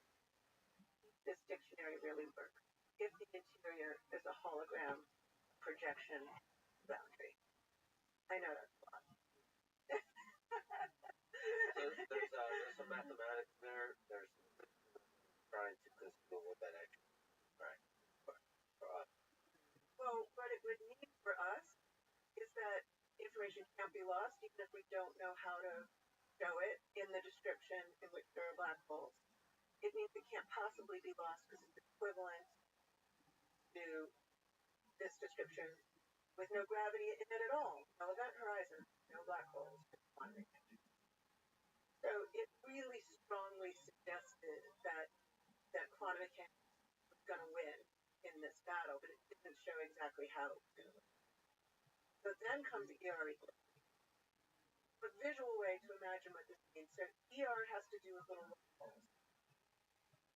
ER, Einstein, Podolsky, Rosen, has to do with quantum entanglement. The idea was, well, maybe the stuff that's interior to black holes is quantum entangled, like ER, quantum entangled, with the Hawking radiation outside the black hole. And that quantum entanglement is what allows you to extract the information. It's not actually physically moving from the interior to the exterior. It's this subtle quantum entanglement. And in fact, I can kind of think of the entire black hole. If I look at it, it looks like a solid shadow cast in the sky. It's a region of space-time. If I look at it very closely, I will see, oh no, it's actually stone quantum wormhole, like embroidered.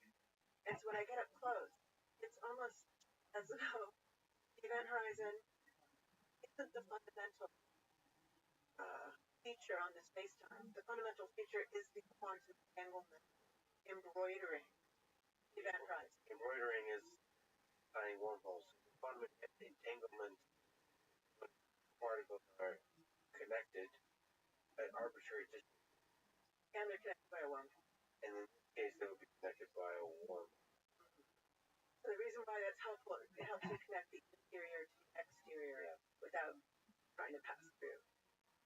Now, the cons of this is highly conceptual and abstract.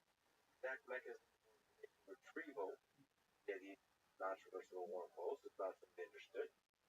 Primarily explored theoretical toy model. Oh, they're not going hard. Theoretical toy models like the space-time rather than realistic black holes. We do what we can do in baby steps. So another idea to resolve the information paradox is firewalls. Proposed by Ameri, Marl, Vince, and Sully, AMP. The more drastic scenario arising from analyzing entanglement requirements of Hawking radiation, preserve unitary, and avoid information. They argue that the entanglement structure requires the horizon not to be the smooth and remarkable place predicted by general relativity. Instead, it must be a highly energetic region, quote, firewall. Generate anything attempting to cross it. Okay, so yeah, that's a nice destroy everything that crosses. Do you find this at all a convincing resolution? I would say the firewall papers were fascinating and very provocative and very important in making progress. I don't even think the authors of those papers thought firewalls were real. I think they were saying, look, we've been brushing too much under the rug. And if you look at the evaporation process, it's even worse than what you thought previously. It's so bad that I can't get away with some prior solutions that I can't get away with. There was a kind of duality idea or a complementarity idea that, oh, well, maybe one person can say well and one person thinks they never saw that, and that's okay. No big deal.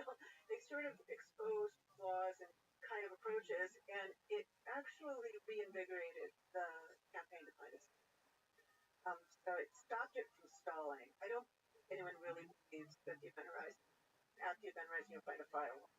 But it did lead to things like the tangled wormholes embroidering a black hole, which was born out of an attempt to address the concerns that AMPS raised.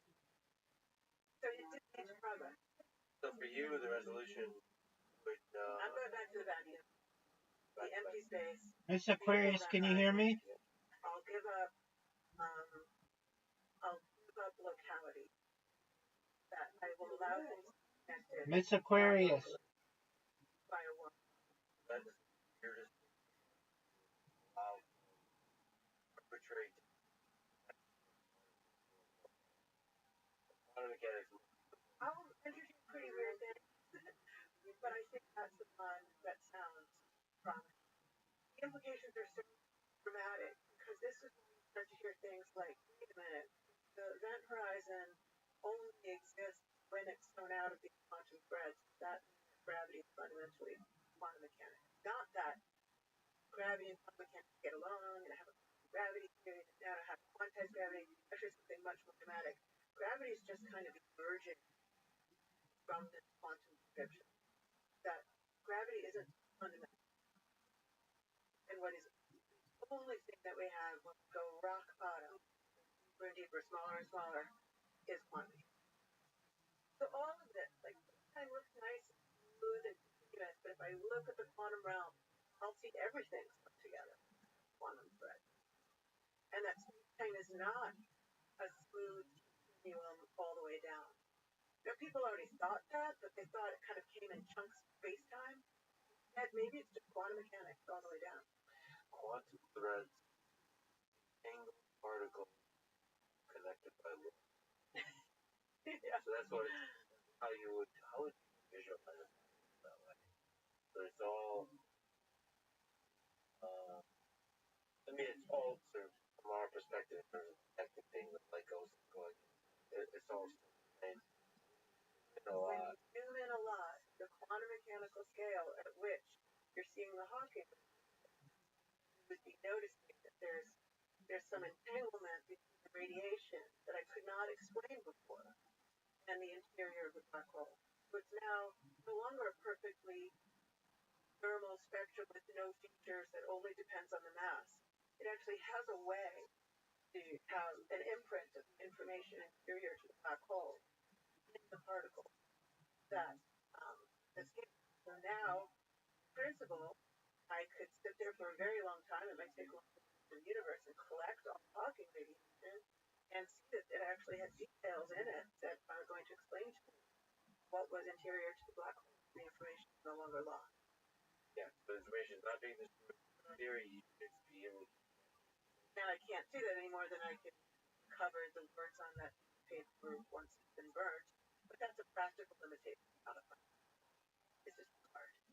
But when I burn a piece of paper, technically the information is all there somewhere. It's in the smoke, it's in the currents, it's in the molecules, the ink molecules. But in principle, with the universe, I could probably reconstruct. I should be in principle reconstruct the piece of paper and all the words on it.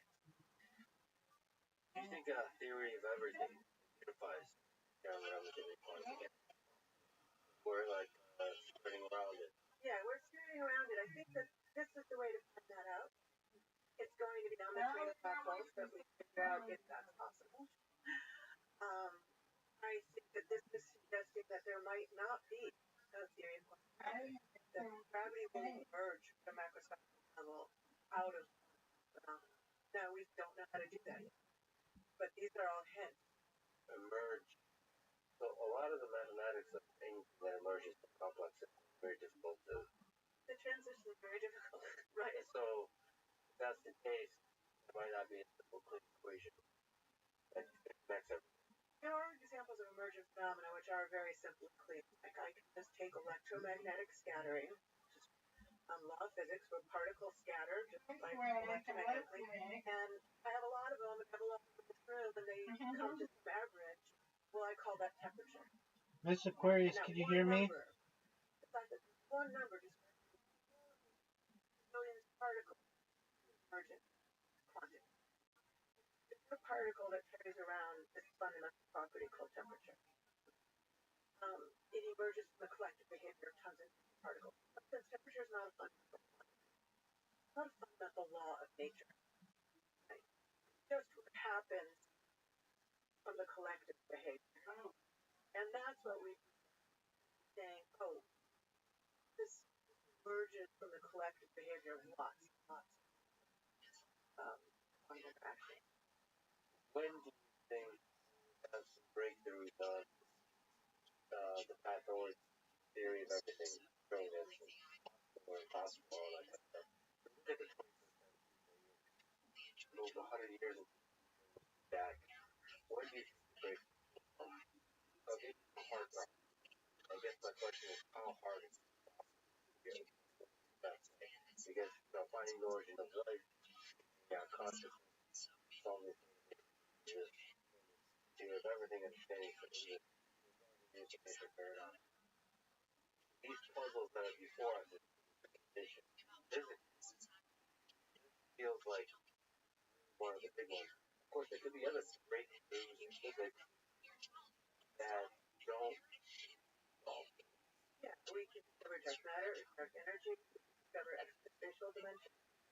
We could discover that those things are linked. There's a dark sector to the universe hiding in that dimension. That's something that I work on, I think is really fascinating.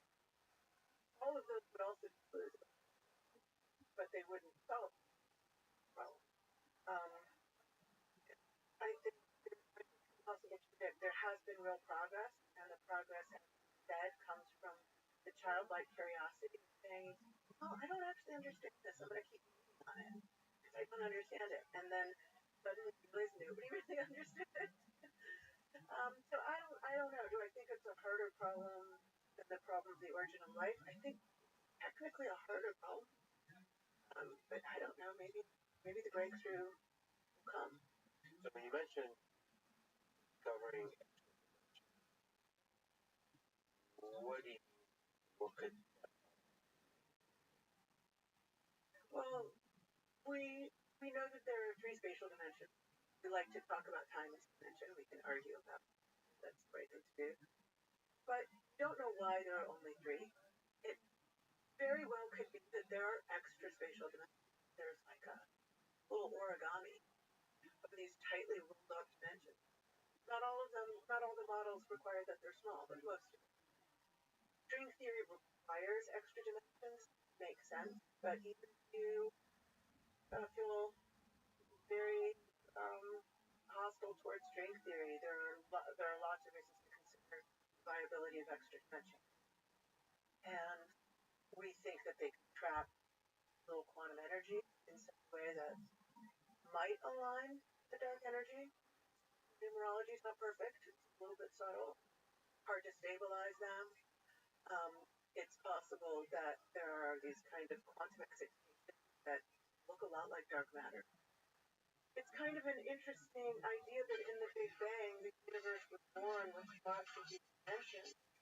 They were all kind of wrapped up in the early universe, and we're really trying to understand is why did it get so big? And why did the others? Also, they have some kind of natural selection of dimensions. Yeah, there is, actually.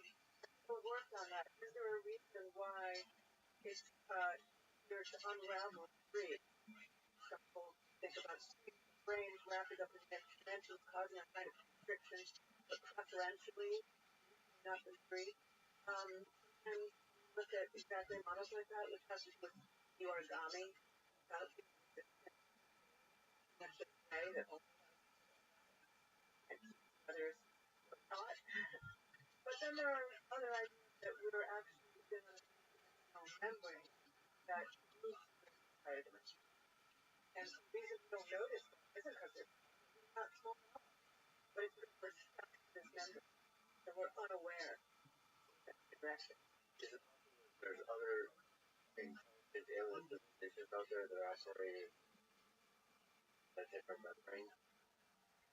It's a bit of an out there question, but I asked people kind of is it possible, do you think, with the perspective on a slice of what the I think it is certainly mathematically possible on paper to imagine a higher dimensional universe with more than one membrane. And if things are mathematically possible, I often wonder if how people get into the strange territory about a multitude partners today. One of the aspirations was the same way that we identified theory with matter, the full description, exactly random description that matched observation. We're hoping the same thing would happen for theory that also incorporated gravity. One, the full law, but proliferation, all of which or did badly. Suddenly had trouble finding, not only finding a single one, but sort of, that would just beg a new question, which is, well, why that one? And if nature can do something, once you make it, you can try. And so maybe we really are just one example in an infinite sea of possible universes, slightly decomposite physics. So if I can do some of these things on paper, like imagine higher dimensional space confined to a brain, and there's another brain, and we get a whole array of them. Nature's tried that out somewhere. Maybe that's been tried out here. And then, yes, is it possible that there's life from those other brains? Yeah, but we can't see them. They do like in a shadow space. There's can't communicate with them. No, that's fair. I'm limited because I'm glued to the brain, but something can move. Called the bulk, through the bulk. Gravity, for instance, a gravitational wave. I could design a gravitational indicator, and I could send gravitational waves through the bulk. And how SETI's doing light in space, I could send signals into the bulk, telling them where we are and what we do, and singing songs. Sending gravitational waves is very specific, very hard to localize. It could be long wavelength. Very hard to do. A lot of energy around. So is it possible that the membranes are hairy in other ways? Like it is possible that there's other things that live in the bulk. I mean, right. Way. It's something that lives in the bulk. So, I mean, okay, can we take a little bit more serious about the whole, when I look out there, stars, I basically tuition, not possibly imagine, not alien civilizations everywhere. Yeah. Life is so damn good, like you said, nature tries stuff out. Nature's an experimenter. And I just can't, just basic observation, life, you said somewhere that you like chemophiles. Life just figures shit out. Yeah. It just finds a way to survive. Now, there could be something magical about the origin of life, the spark. I can't even do that. It's over and over and over. I bet, actually, when stories being told and figured out, life originated on Earth almost right away, and then so like billions of times in multiple places, over and over and over and over. That seems to be the thing that just, whatever is life force, kind of this whole thing to create life, to be a creator of different forms.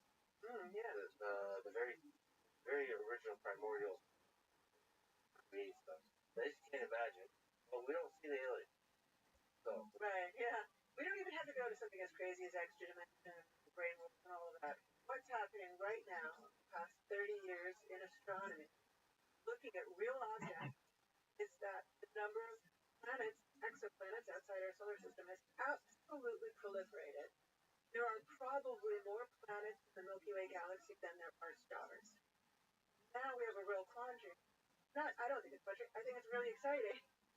It becomes impossible. What you just said, I totally agree with. It becomes impossible that life was not sparked somewhere else in our Milky Way galaxy, and maybe even in our local neighborhood of the Milky Way galaxy, maybe within a few light years of our solar system. So my gut says, like, some crazy amount of solar systems have life, bacterial life somewhere at some point in their history had some bacterial type of life, something like a kind of life. But then I'm facing with the question, like, why have we not clearly alien civilization? There, the answer, I don't find a great answer convincing.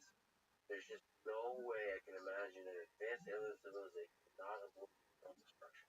A lot of how we humans really like to 50 here. Well, isn't that kind of appalling? I mean, just take that statement. We've only been around for like a couple 100,000 years tops, you know. That is not very long, and we're at a 50-50. I mean, that's unbelievable. But it's indisputable that we have created the means, at least potentially, for our own destruction. Will we learn from our mistakes? Will we avert course and save ourselves? One hopes, right? But even the concept that it's conceived, whales have not invented a way to kill them, to wipe out all whales and Earth and life on Earth. That's one way to see it. I actually on the book when I look at the entirety of the universe. It does seem that the mechanism of evolution constantly creates want to operate on the verge of destruction. Like a predator or prey dynamic is effective at creating at accelerating evolution and development. It seems like us being able to destroy ourselves in a really powerful way give us a chance to really get our shit together, to flourish, to develop, to innovate, to go out amongst the stars, or 50-50 destroy ourselves. But like, I think it's a horrible thing. If there's a lot of other aliens, that's a pretty cool thing.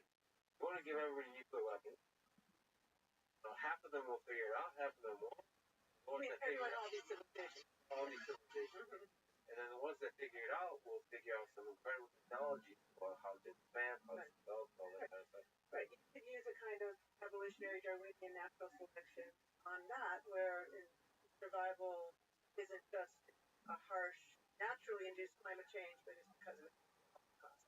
And then something will be created that is now impervious to that. Now. Exactly. So why haven't we? Right. Well, because that's a pretty big bar. So if you look at it just today, for a comparison, dinosaurs, 250 million years. I mean, maybe not very bright. They didn't butt fire, didn't write sonnets, they didn't contemplate the origin of the universe, but they lived. And in a benign situation without their own demise at their own hands. So it's just a sheer numbers game. That's a long time. 250 years. I do think, though, that life can flourish without wanting to manipulate the environment. And that many examples on Earth that are very long-lived, very, very long-lived, and have very different states of consciousness. They have the jellyfish, not even have a localized brain. I don't think they have a heart or blood. And they're really different from us. Okay? And that's what I think we should think about when we think about aliens. Those species for a very, very long time, they even show some evidence of immortality and wound badly. And there are certain jellyfish that will go back to a kind of pre-state and start over. So I think we're very attached to imagining creatures like us that manipulate technology. And I think we have to be way more imaginative if we're going to really think seriously like this first. Yeah, they might not prioritize conquest. And might not be violent. Might not be violent. They might be solitary. They might not be social. They might not move in groups. They might not want to leave records. They might, again, not have a localized brain or have a completely different kind of nervous system. I think all we can say about life is that it has something to do with moving electrons around. And like neurologically, we move electrons through our nervous system, brain electrical configurations. We metabolize food that has to do with getting energy. Electrical energy comes out of what we're eating. The organisms on the earth that can eat rocks. Quite amazing. Minerals. We talk about extreme metabolize things that would have thought were impossible to metabolize. So again, I think we have to kind of open our minds to how strange that can be, how different from us. And we are the only example here on earth that does manipulate its environment to that. Life as electrons is some degree of information required. So like it does something interesting, quotes information. I think there are arguments. How entropy is changing from the universe today, how life lowers entropy by organizing things, but it costs more as a whole system.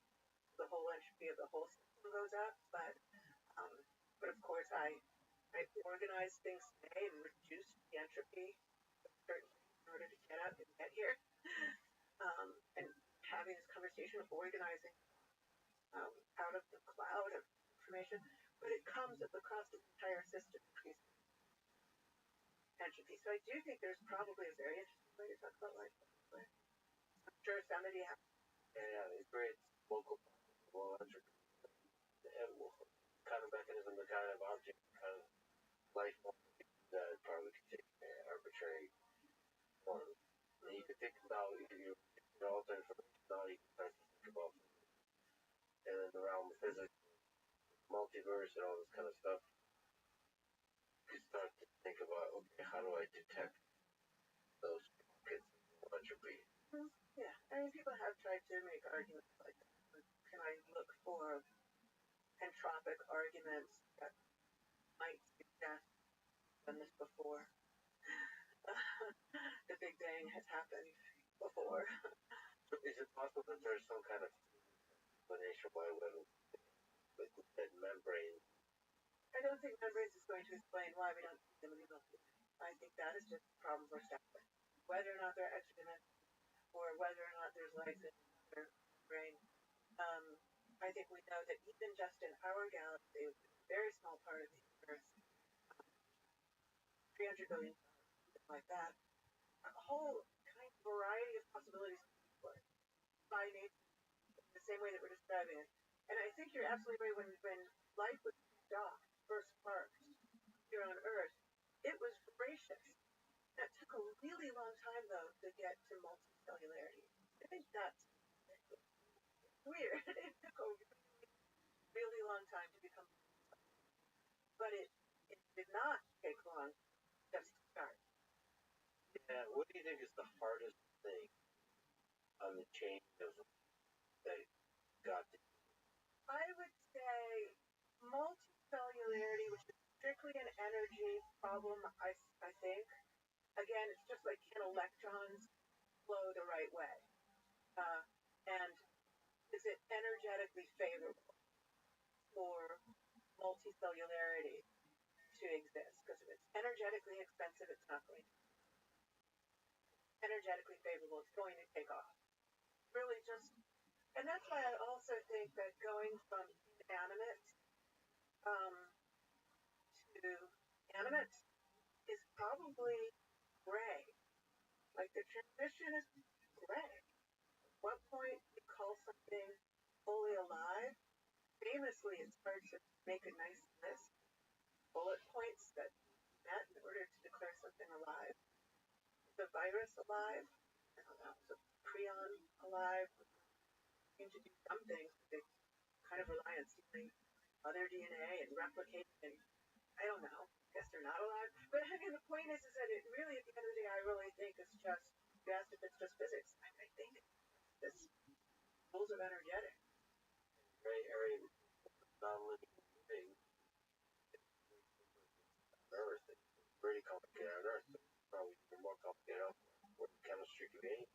carbon is really cool and really useful because it finds a lot. It's nice. It finds a lot of ways to combine with other things, and that's complexity, and complexity the kind of thing you need for life. You can't have a very simple linear chain and expect it. But I don't know, maybe sulfur would do okay. Okay, as we get progressively crazier and crazier ideas. So we talked about microscopic wormholes. My mind is still blown by that. But if we talk about a little bit more seriously about wormholes in general, called Einstein collision, what degree do you think they're actually possible as a thing to study, creeping towards possibility centuries from now of nearing ways of creating wormholes and then transportation? I think wormholes are a perfectly valid construction to consider. It's just curving space-time. But topologically, it has to do with connectedness in the space. A little tricky because we know that Einstein's description is completely in terms of local curves, dispersions, expansion, contraction, but it doesn't say anything about the global connectedness of the space. Because he knew that it could be globally connected on the largest scales. This kind of origami that we're talking about, that you could travel in a straight line through the universe, our galaxy behind, watch the Virgo cluster drift behind us, and travel in a straight line as possible, and find ourselves coming back again. The Virgo cluster, eventually Milky Way, and eventually the Earth, that we could find ourselves on a connected, compact space. So topologically, there's something we know for sure, something beyond Einstein that has to explain that to us. Now, wormholes are a little funky because they're topological. They create these handles, holes, and sneak. By topological, I mean connected spaces. It's like Swiss cheese. Like Swiss cheese, and I could have, I could have two flat sheets that are connected by a wormhole, but then wrap around on the largest scale. All this cool stuff. There's nothing wrong with it, as far as I can see. There's nothing abusive towards the laws about a wormhole, but you can reverse engineer. And we were saying, oh look, I know how matter and energy are distributed.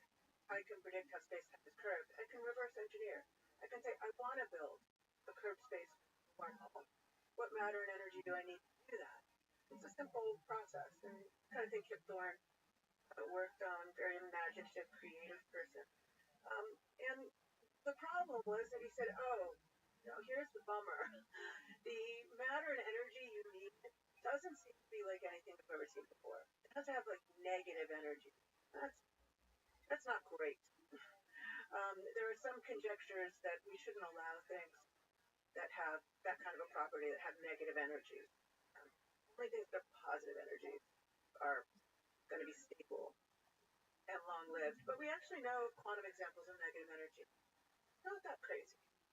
There's something called the Casimir effect. With two metal plates, put them really close together, you can see kind of quantum fluctuation between the plates. It's called a Casimir energy, and that can have a negative energy. It can actually cause plates to attract or repel depending on how they're configured. And so you could kind of imagine doing something like that, like having wormholes propped up by these kinds of quantum energy. And people have thought of imaginative configurations to try to keep them propped up. Are we at the point of saying, oh, this is an engineering problem? I'm not saying that quite yet. But it's certainly possible. Yeah, so a lot of this kind of weird matter. You need a lot of this weird matter to send a person through. Right. And that's going to be really challenging. I'm not saying we're simply an engineering problem, but it's all within the realm of plausible physics. I think it's interesting because obviously connected to black holes. It's fair to think of wormholes as black holes that are connected. People have looked at that. They tend to be non-traversable. They're not trying to prop them open. But yeah, I mean, some of this ER equals ER quantum entanglement, they're trying to connect black holes. It's really cool. It's not quite following the chalk, and by that I mean we can't exactly start at a concrete place, calculate all the way to the end yet. So if I may read off some of the things that get about how to artificially construct wormholes. The first method involves quantum mechanics and the concept of quantum control. And this is the thing we've been talking about. Now, to create a wormhole, these tiny wormholes will be enlarged and stabilized for travel. But the exact method of this remains entirely theoretical. No shit. Yeah. So these tiny wormholes that are basically for the quantum entanglement of particles somehow large. Man, playing with the topology of the Swiss Yeah. would be so even to get a hit. That would be like top three, if not one of the number one question for me to ask. If I got a chance to ask omniscient being of like a question that you get answer to, some visualization, or like the topology of the universe. Yeah. But like I need. Right. Unfortunately, I'll get an answer that I can't possibly. Right. Hyperbolic manifold that's identified in question. Exactly. Yeah. You need to be able to ask a follow-up question. Exactly. Yeah, that would be great. Classical quantum strategy, the second approach combines classical quantum effects, lesson method required addition to gravity effects. And there's a lot of in ways we don't understand. Yeah, there's a lot of, and then there's exotic matter requirements. There's a lot of. But I can tell you, I'm pretty sure all of them have in common the feature that they're saying, here's what I want my work to look like first. So, like saying, I want to build a building first. They construct, there's an architecture of the space-time that they're after. And then they reverse the Einstein equation to say, what must matter and energy? What are the conditions I impose on matter and energy to build this architecture? Very early step of figuring out. Right, but it's important because it's how they realize, oh wow, they have to have negative energies, they have to violate certain energy conditions that they often assume are true. And then you either say, oh, well then, all bets are off, they'll never exist, or you look a little harder and you say, well, I can violate that energy condition. That big. And again, quantum mechanics often does violate. I think the studying the topics we're talking about will allow us to travel faster than the speed of light, or travel close to the speed of light, or do kind of really the breakthrough on the propulsion technology used for traveling. Yeah, I mean, sometimes I assign in an advanced general relativity class, I assign that it's inventing a warp drive. Right. And it's kind of simple. So the idea is, here's a place you want to get to, and can you contract the space-time between you with some kind of antithetical to dark energy, the opposite, and skip across, and then push it back out again. All can do that in the context of general relativity. Now, I can't find the energy that has properties, but I can't find dark energy. So we've already been confronted with something that we look at the space-time is expanding ever faster. We say, what could possibly do that? We don't know what it is, but I can tell you about its pressure. I can tell you certain features about it. And I just call it dark energy, but I actually have no idea. So that name's just a proxy. It should be called invisible because it's not actually dark. It's in this room. It's not hard to see through. It's not dark. It's literally invisible. So maybe that was a misnomer. But the point being, I still don't fundamentally know what it is. That's not so terrible. That's the state of the world that we're actually in. So maybe warp drive is kind of like a version of that. I don't know what form of matter can do that yet, but at least I can identify the features that are needed. So figuring out what dark energy is like. Yeah, it might. It is positive energy and a negative pressure, like a rubber band sort of quality. Pressure is pushing outward. Dark energy is very strange quality that as things move outward, you feel more energy opposed to less energy. Energy doesn't get lower, it gets more. But it doesn't have the right features for the wormhole, but those are some pretty surprising features. We again can conjecture, like, oh, hey, the quantum energy of the vacuum kind of behaves that way. That would be a great resolution for the dark energy problem. It's just the energy of empty space. It's the quantum energy of empty space. That's an excellent answer. The problem is by all our methods, all the understanding we have, that energy is either really, really huge, way bigger than what we see today, or it's like zero. So that's a numbers problem. You can't naturally fine tune energy of empty space, give us really weird values that we just happen to be seeing today. But again, think of a kind of dark energy that exists. The question is just why is it such a weird value? Not how is this conceivable, because we can't conceive. Yeah, but if it's a weird value, that means there is a phenomenon going on. Yes, there's absolutely a phenomenon. Nobody's going to say they're happy with that. We're all going to say there's something we don't understand. Which is why we look to the extra dimension. Then you can say, oh, maybe it has to do with the size of the extra dimensions, or the way that they're wrapped up, or and so maybe they're foisted on us because of the topology, the connectedness of the higher dimensional space. These are all things that we're exploring. Nobody's landed one that's so compelling that your friends like it as much as you do. What do you think will lead to dark matter, dark energy? I think dark matter might be less peculiar than dark energy. My hope is that they're tied together. That would be very gratifying. These aren't just separate problems coming from different sectors, but that they're actually connected. That the reason the dark matter is where it is in terms of how much it's contributing to the universe is connected with why the dark energy is showing up right now. I would love that. That would be a solution like no other, right? And like I said, it reveals dark dimensions. That would be a happy day. Dark matter localizes space. Yeah, dark matter is localized in space. Very clump. I mean, it doesn't clump a lot, but I mean, it's around the galaxy. It's in a halo around the galaxy. So people get increasingly more confident. Oh, it's really something. I mean, you see images of galaxies that clusters that pass through each other, and you can see where the light, luminous matter is distributed. And then by looking at the gravitational lensing, shows you where the actual mass is distributed, so that light bends around the most massive parts in a particular way, so you can see where the massive gravitation is quite separate from looking at the luminous matter, which is not charged. And there, Dude. each other, interacting. Dude.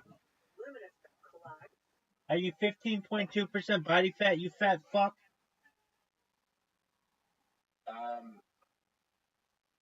No. On that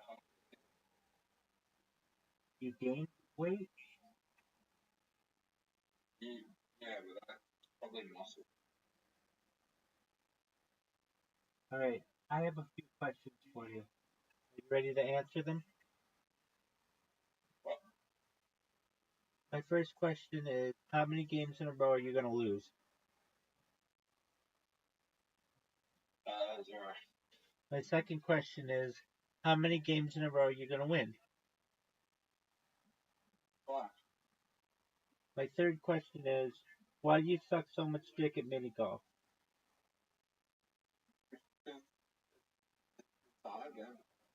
Alright, man, that's honest. Alright, let's roll, baby. And get Probably one of the harder games.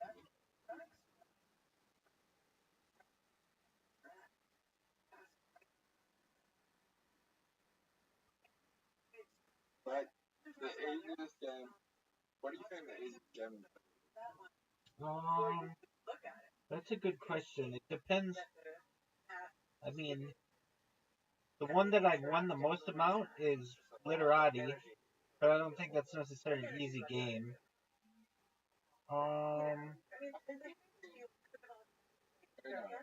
The Ocho one? The Ocho one? Yeah.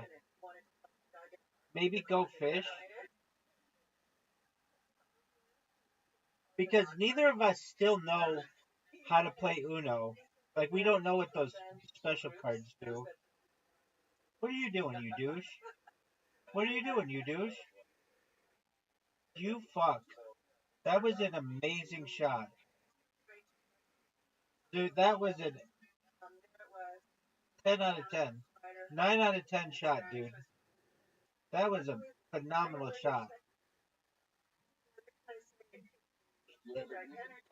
Yeah, but so you gave yourself an easy shot and me a difficult shot. Yeah, but that was a hard shot. Good job, Zoo.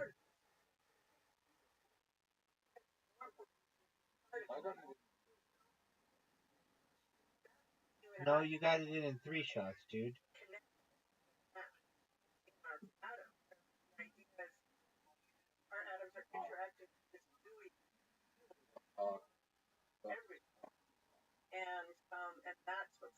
You kind of fucked yourself.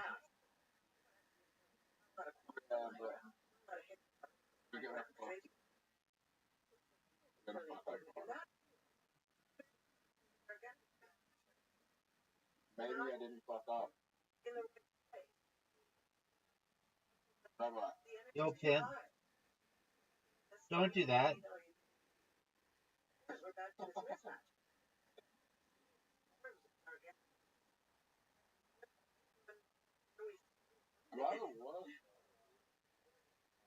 Dude, this is such a hard fall. People that, talk about it, dark energy made up to label the fact that they don't understand a very large fraction of the color operating. There's what's your That's going in the black shit. Go, go, go, go, go. Dude, did you know that I just tied it up?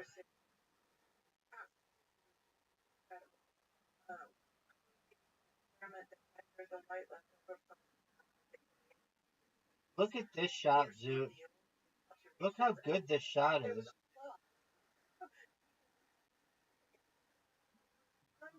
I don't think any of us, I'm sure it's happened, but like, I've never seen anybody go in the black shit. Oh, dog.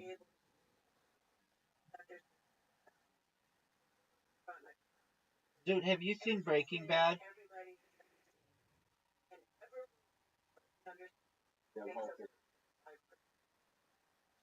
Are you a fan? Are you a fan of it?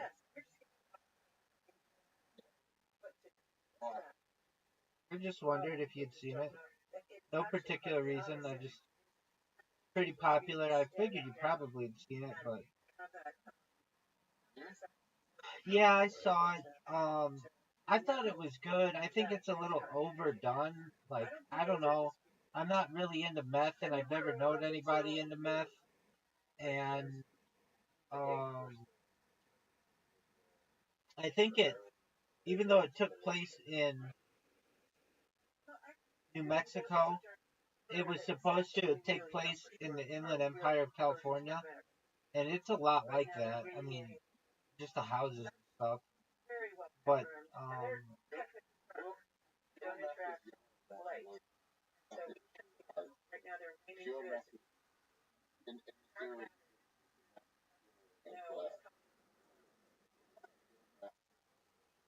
in real life would be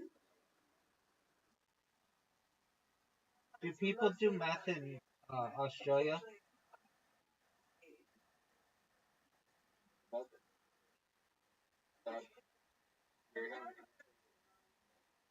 epidemic. Oh, okay. Do you have a suck dick at mini golf epidemic?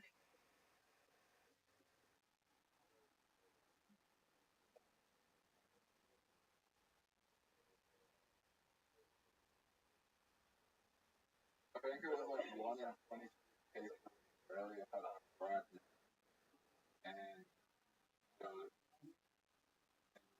like what money is addicted.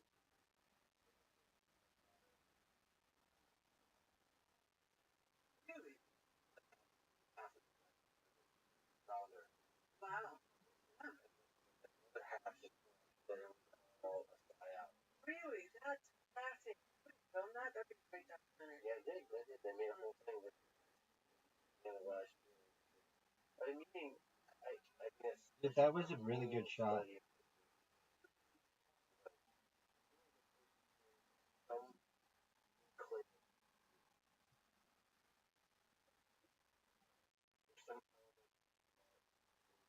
Dude, did you know that I just won?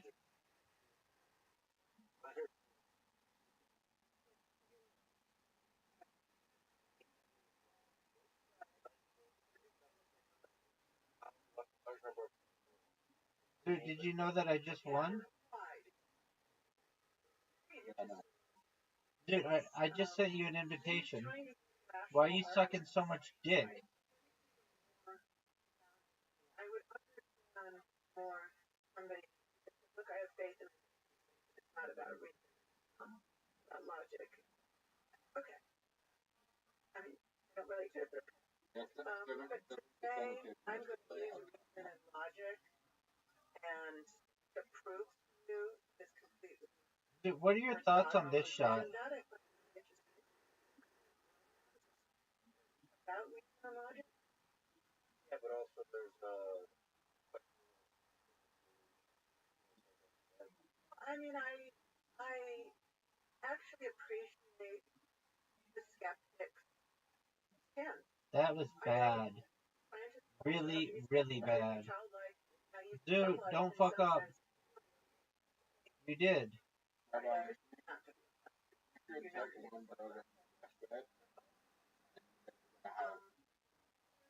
You're never going to get I probably dying the last 2 hours of the drug you taking. Heroin?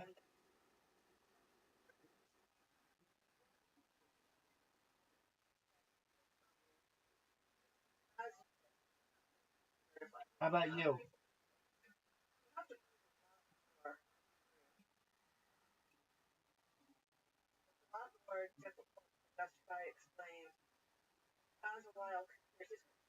Oh, dude. I think one of the most incredible things that happened. The most incredible thing.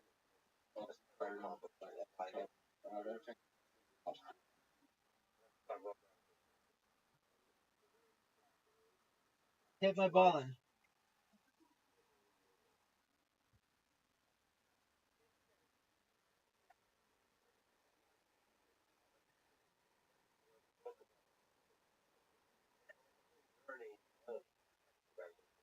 Look how sick. Oh, fuck. Dude, that sucked. Short.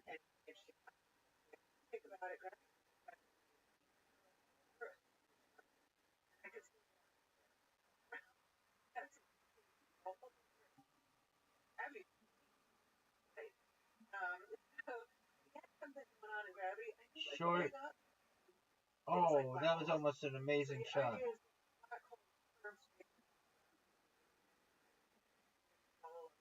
Look how good that shot is.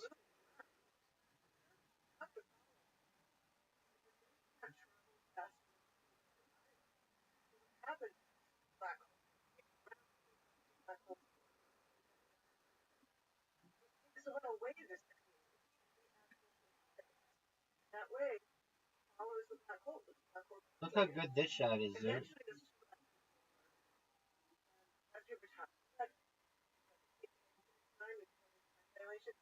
Dude, you're such a douche. You're such a douche. Such a douche.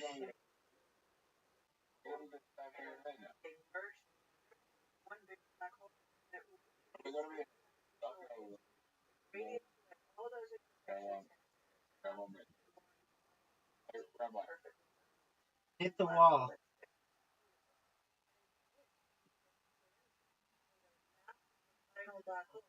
Will be less on the starter, and that energy and bringing of things is important to emphasize. Not light. None of this has to do. You fucked up. With light. That we light. Light. Gamma rays are from electromagnetic spectrum. None of it is completely only emitted in the peripheral. Light is closer to sound. Technically, we've kind of argued. I mean, I haven't done an anatomical calculation. But if you're near enough, colliding black holes, they actually ring space-time in the human auditory range frequency. Actually, in the human auditory range, that the shape of space could stretch your eardrum, even in vacuum, and you could literally hear these waves ringing. You're gonna hit the ball. This hole sucks. So the idea is,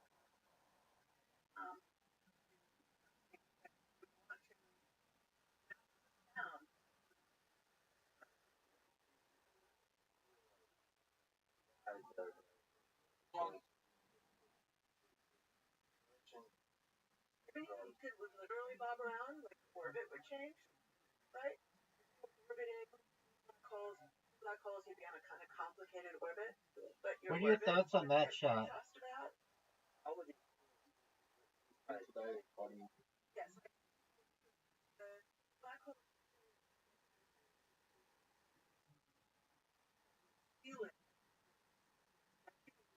Dude, what are your thoughts on this shot? It's literally like and it's very detailed. Dude, what are the odds that I make this next shot? 100%, baby. That'll miss. I'm a pimp.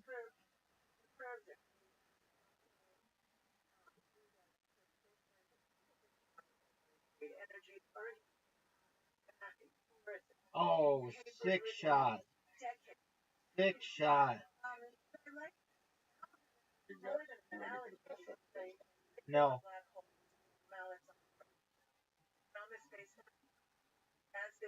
They bang on the drum of space and it rings.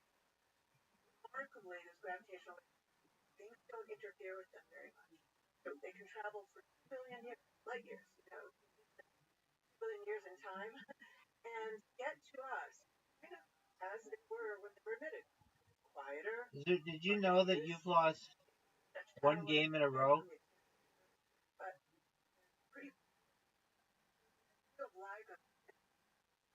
Dude, did you know you've lost two games in a row? Amazing shot. Amazing shot. Dude. That was amazing. And they literally listen to now we want to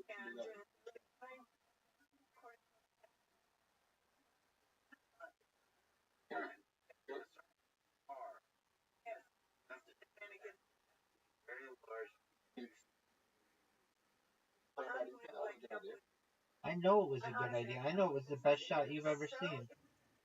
That shot sucked.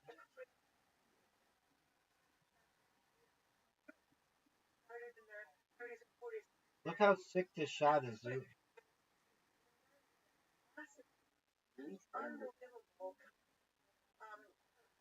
Dude, that's a bad shot.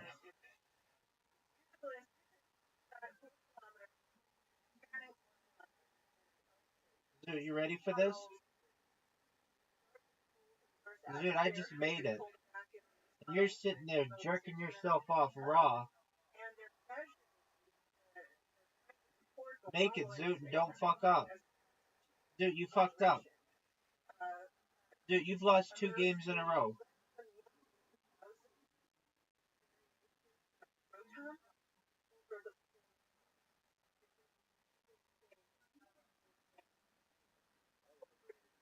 Dude, look how amazing this shot is.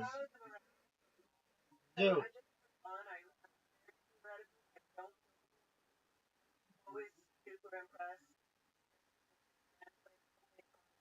That's a shitty shot. Maybe one of the worst shots I've ever seen. Oh, my finger slipped. Hit my ball.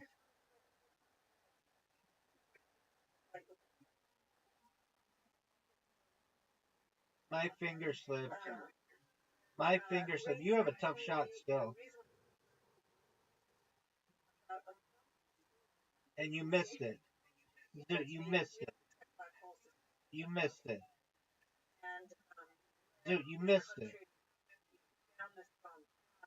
Dude. Dude, you missed it. Dude. Dude, you missed it.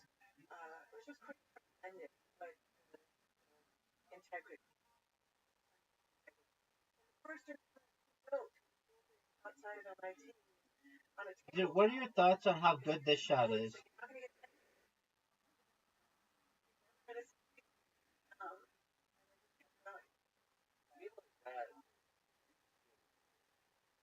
How many times on this day?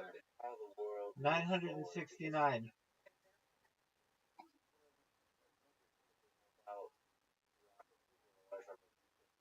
What do you think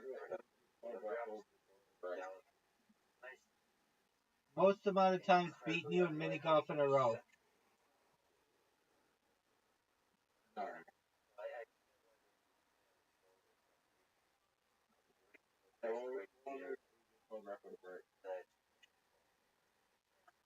I just heard about one the other day that seemed like pretty easy to break. What was it?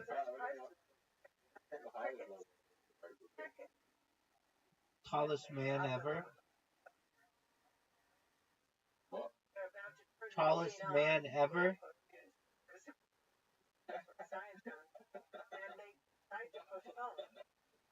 It's held by Robert Wadrow. Maybe not that, but like, I don't know. Shortest person ever? One of those like weird ones. But I just heard about one that was like, that seems pretty easy to beat. But I forget what it was.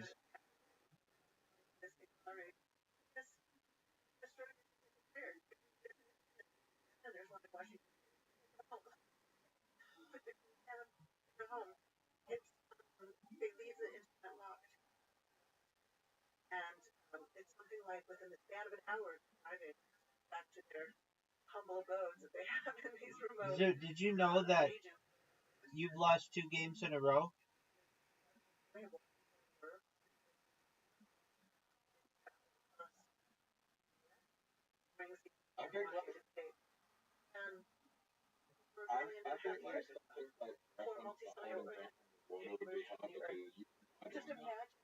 Yeah, there are some that they don't certify anymore.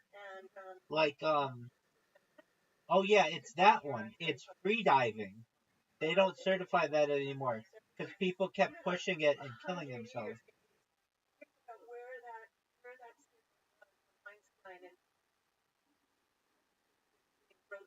Dude, did you know that you are down 4 holes to 1? I literally could do anything to win this.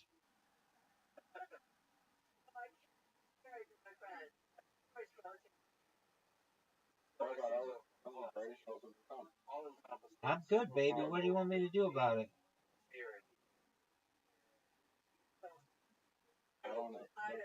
That was one of the worst shots of all time. I don't know.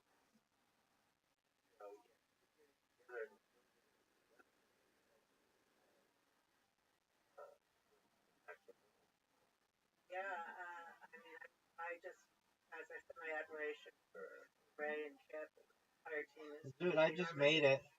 Imagine Ray had night, left home, wakes up night. There's a signal. There's something wrong. Dude, that's 3 games in a row, son.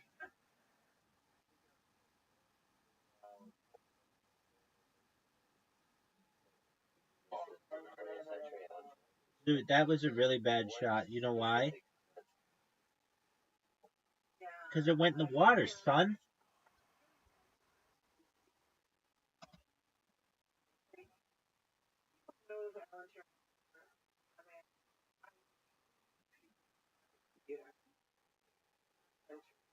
Zoot! Zoot, you little bee! girdles. That's where it began. And the phenomenon of undecidable.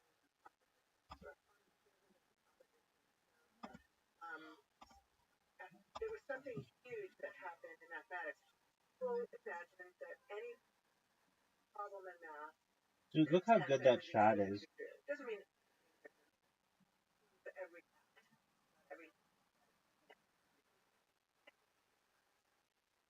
mile.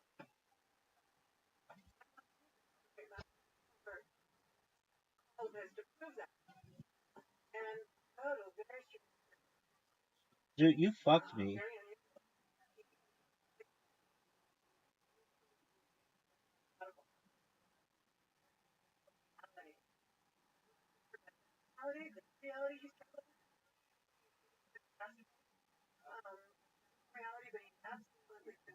Dude, you fucked me, dude.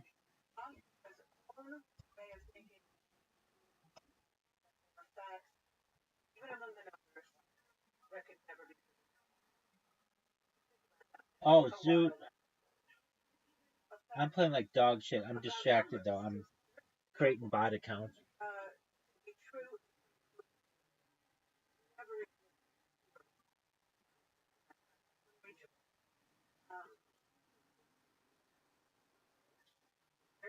Dude, that was an amazing shot.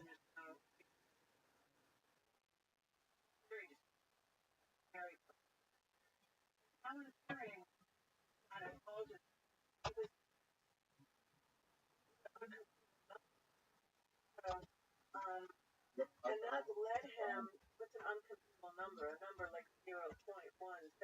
It just goes on forever with no pattern. I can't even figure out how to generate it. There's no rule for making that number. And he was able to prove that there was. Is it called You Suck Cock at Mini Golf? The Zoot story?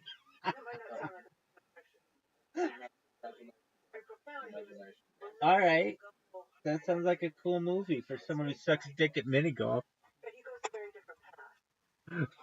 Zoot.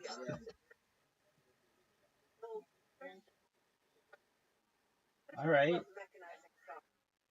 Did he also suck at mini golf? Do you think Alan Turing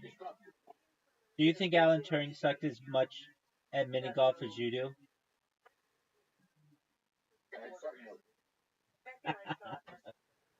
Do you think he was 15.2% body fat or more? Do you think he was 15.2% body fat or more?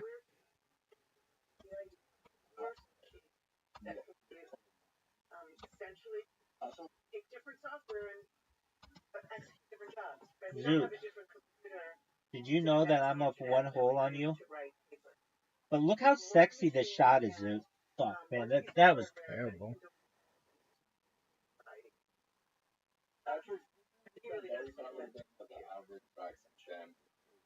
The average now is like 20 to 25%. That's when Western culture has gone adult processed garbage. Word dog. Do you think people back then sucked as much dick at mini golf as you do today?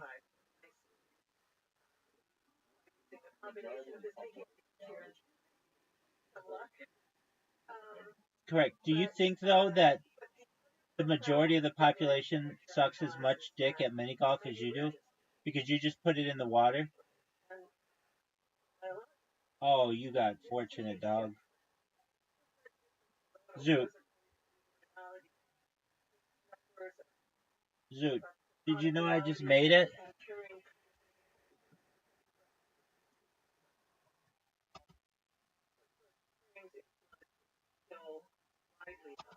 How many levels both of the complexity is theoretical mathematics, but also philosophy test.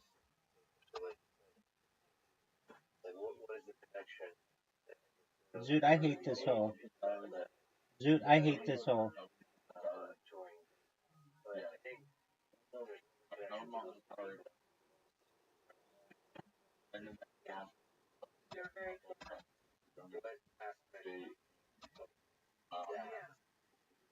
Calorie night. My mom doesn't know their calories. Do you think you need to do that in order to improve at mini golf?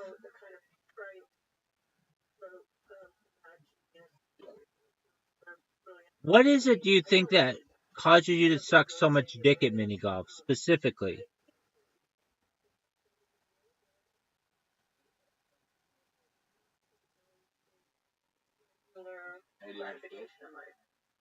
You blame that on your nuts.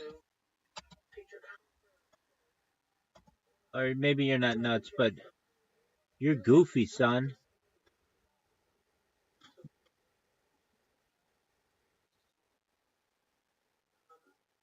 Do they have ska music in Australia? Ska? It's like got horns and stuff.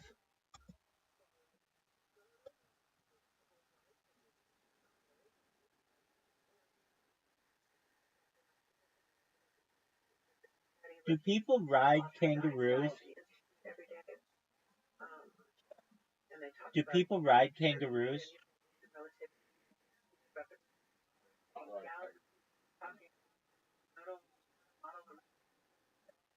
Are they taller than humans?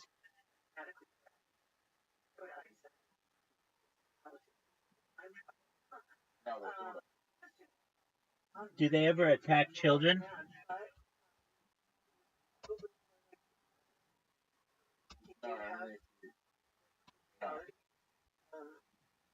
Yo, dog. Do you ever encounter magpies?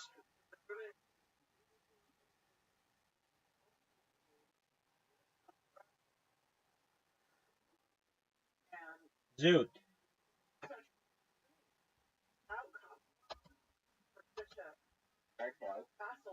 Magpies. It's like a bird. Are they douches?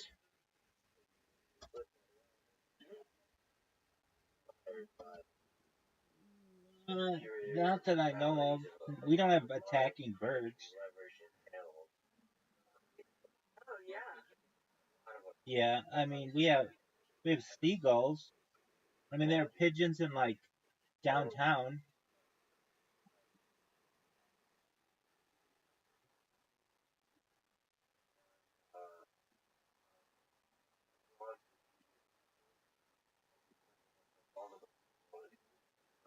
There's there's like a flock of pet or of parrots that were once pets that people have just let go that flies around LA. Dude, did you know you've lost 3 games in a row? Zoot. Zoot. Zoot. Zoot. Zoot. Zoot. Did you know that you've lost 3 games in a row?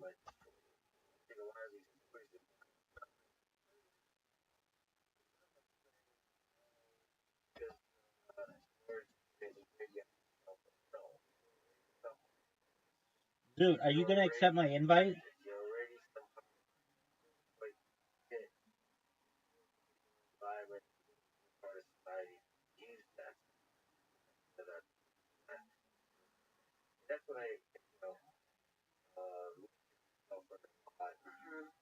Dude, fuck you. That was a great shot.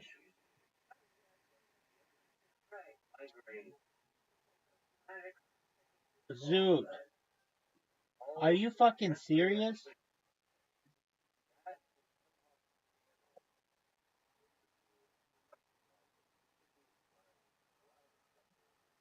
Make it, baby. Make it, take it.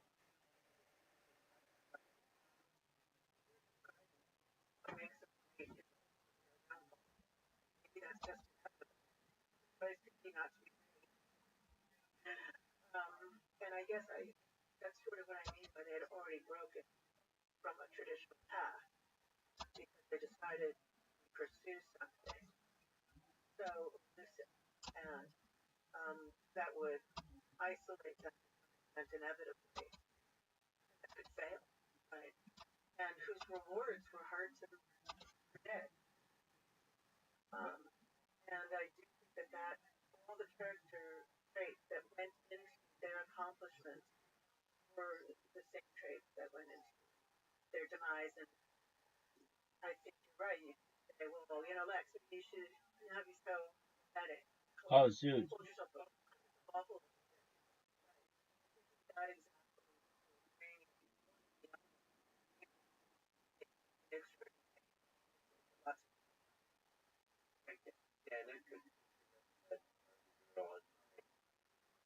Dude, you missed that shot.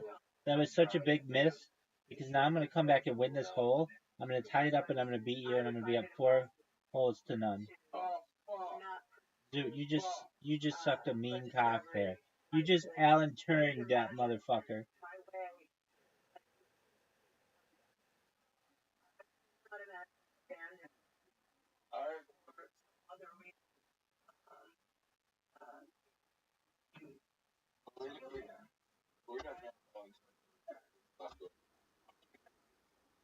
I'm sure he probably batted both ways. He's a switch hitter, probably. Dude, you had one of the best shots I've ever seen the last time we played this hole. What? Dude, what the fuck was that?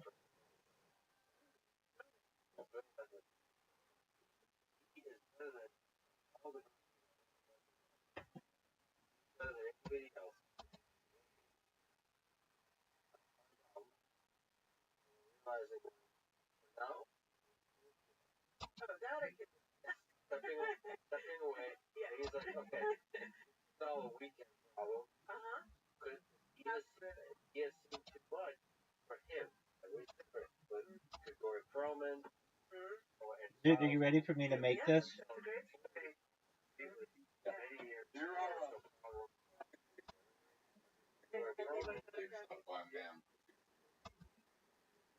Suck a dick for 500 million?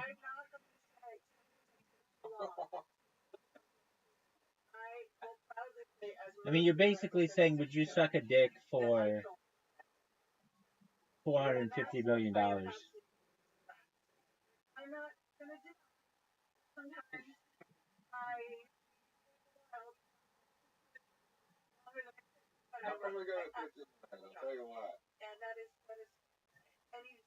Why is that, Zoot? It's not hard when you have more money.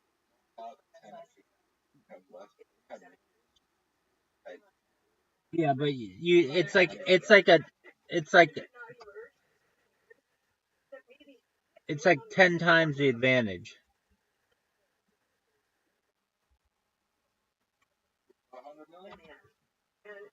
Yeah.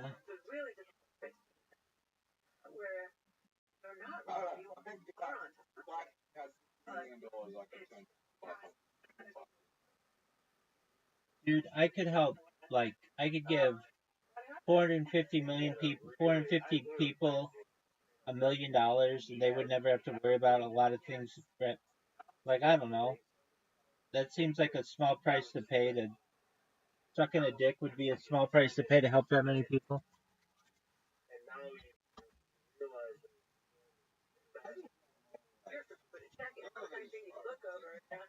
Dude, that was the most amazing shot. Dude, you've never scored on this hole.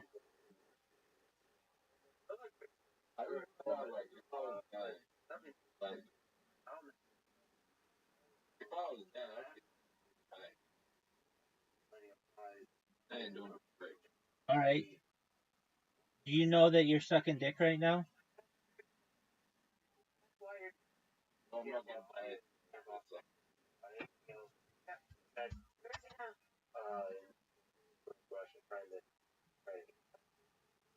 Turns out, walk away. You're the time. So it turns out I'm trying. Good some retiring is his expectations were completely different. Right. Not as others old. I really don't like it. Very that way. These are really um were still lost in their own minds, but in very different ways. Turing was openly gay, really, during this time. He was working during the war, which, as we understand, era illegal in Britain at the time, and kind of refused to heal him.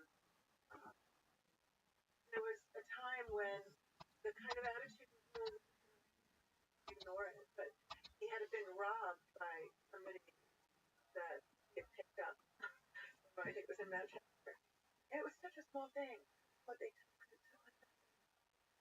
was nothing. Like couldn't tolerate. He goes to the police and tells them. Yeah. And then he's arrested. He's involved with homosexual acts.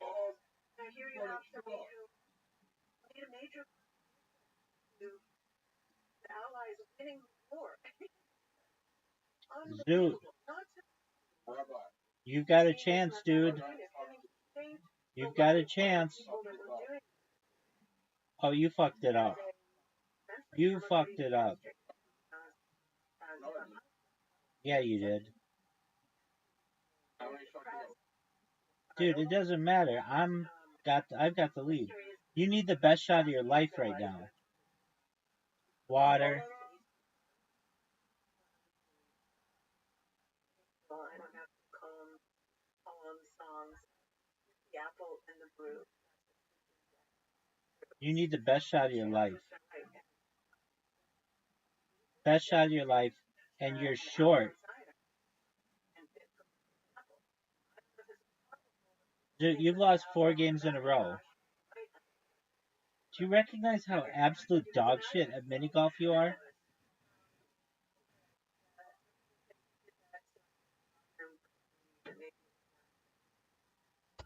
But yeah, terrible end. I think the reason why I tie them, they're not just because of their work is. Dude, you know you have an invitation? Dude, what in the fuck are you doing?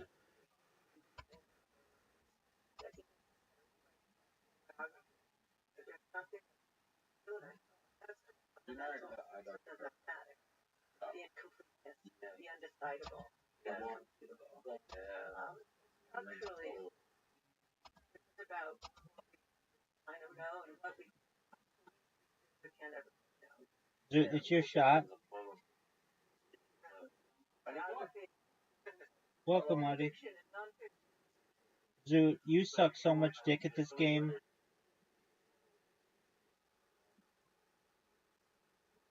You didn't win. Dude, I know I blocked you because I'm a pimp. Oh, dude, fuck you, man. Fuck you for that.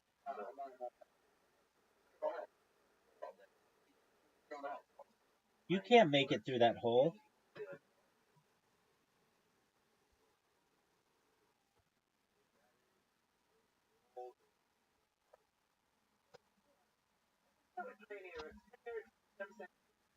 Inevitable that I would land at Pioneer. I was marching there for many years together. It was founded by this artist. Dude, what the fuck kind of shot was that?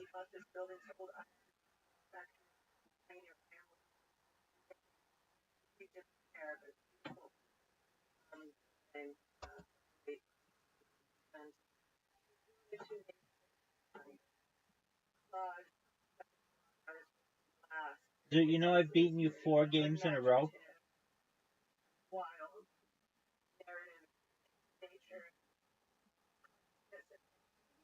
Dude, what are your thoughts on this shot?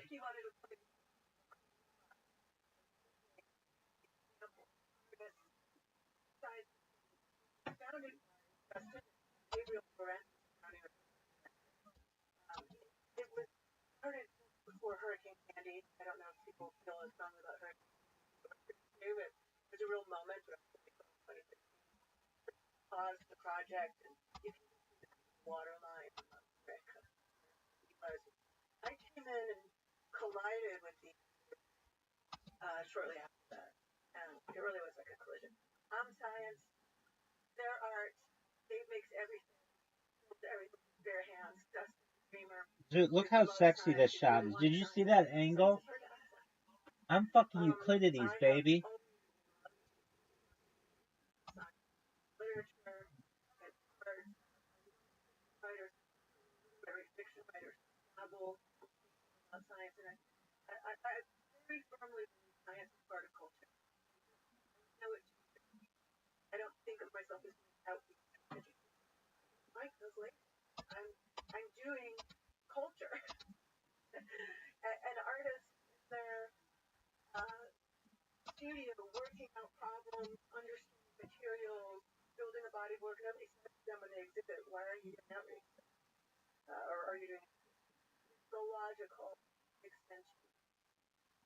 So I feel that if you had the privilege of knowing people a little bit, if you had a little glimpse of that you bring it back to the What up, pimp? Dude, what the fuck was that? I can't believe I just missed that shot. Zoo. Oh, now I have to focus. I have to win 2 holes in a row. Oh, fuck this hole.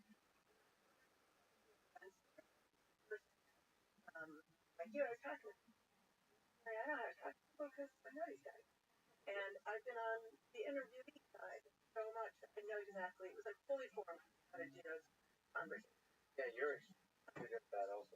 Yeah, thank you. I appreciate that. But learn how to do it. I don't think the first time I did it, I think I worked, right? And you acquire, you get better.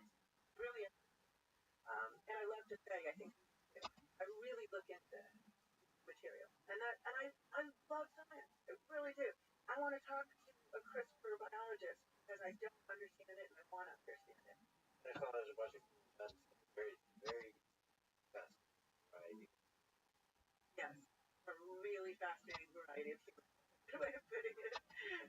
Yeah, so if you gave me my mental map, like it's a cool place to go and then work.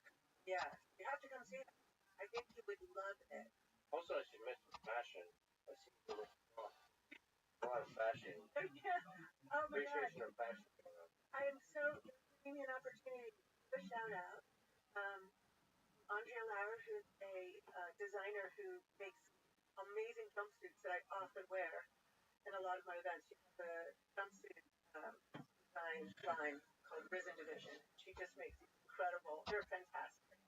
We also design patches for all of our events, patches, consciousness patches. Right. So, I think all of this, I just like to experiment with life, I think. Making the magazine was a big wild experiment. You said life? With life. Nice. Yeah. This kind of idea that we were just describing, I find it hard to stop the momentum if I think something can make something. I have to try to make it. And to me, this is the closest I come to experimentation and collaboration. Because even though I collaborate, theoretically, I have great collaborators, Brian Green, Massimo Perazzi, Dan Cabot, these are my really close collaborators. A lot of theoretical physics is alone, and you're in your mind. Something that really was built this time out of Dustin Gage. And all are amazing. Don't call it a comeback. Where we really are doing where you take one element out. Zoo, you know this is my best hole?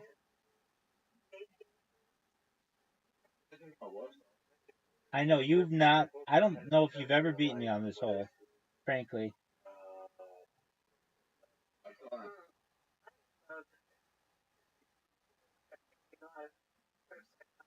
Oh my God, we have a phone call.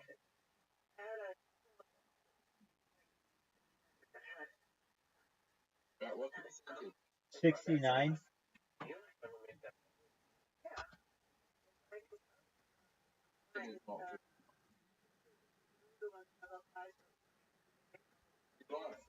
Baby, it's always 69.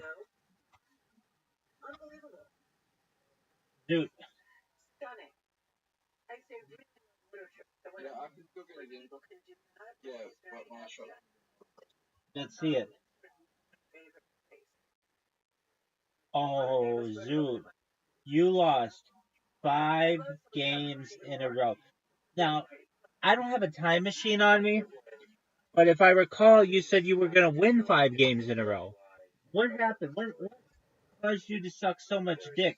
Now we're going into overtime dick sucking because of how shitty you are. Dog, you're so shitty.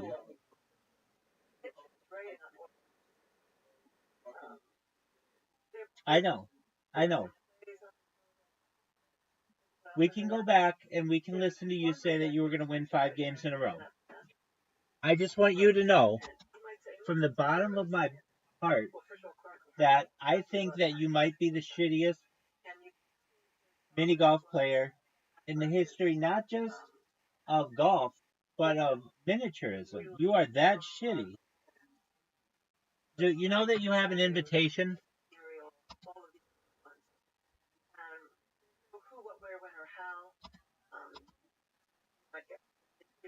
Dude, what are you doing? Are you jerking yourself off raw? I got it.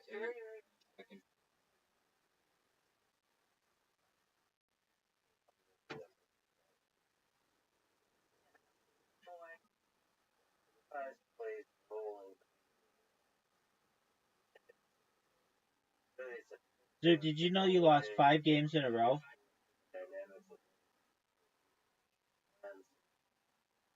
And then you just disappeared yesterday. Probably to go suck Alan Turing's dick. Maybe. No one knows where you went. We were in the middle of a game. Dude, we were in the middle of a game, and then you fucking left.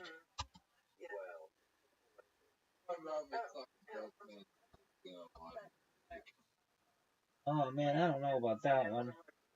Depends how long the dude's been dead.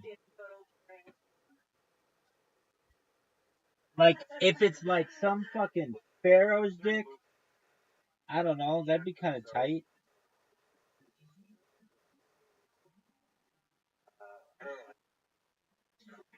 It's interesting, like, sucking a guy's dick who's been dead for like a day, that's pretty gay. But if he's been dead like 10 millennia, it's still gay, but it's like historically gay.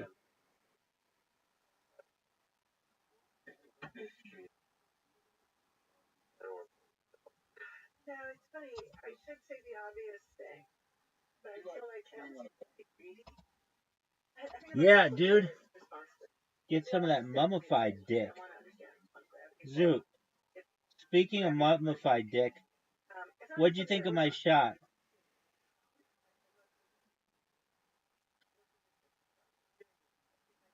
Dude, did you know that I've won, I don't know, 5 games straight against you? Dude, look how sick this shot is. Get there, get there, get there. Hit my ball, Zoot.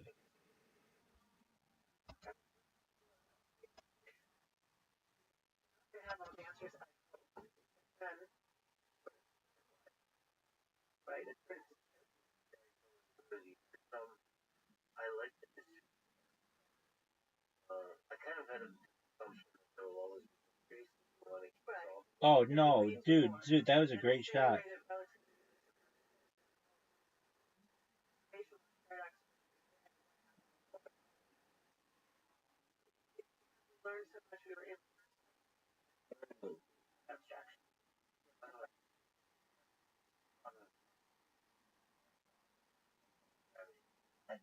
Guaranteed with 100% probability.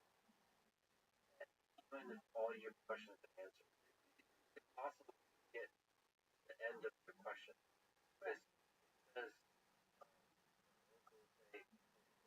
Fuck you, And Zoot. then you say, well, wait, Well, and then you say,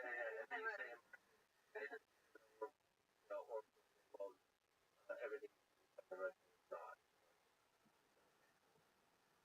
and Some more questions. 100 years more, And there will be people write that eventually all our I'm just gonna go for it. yeah, tough thought. But again, I think there's a way in which we can come to terms with what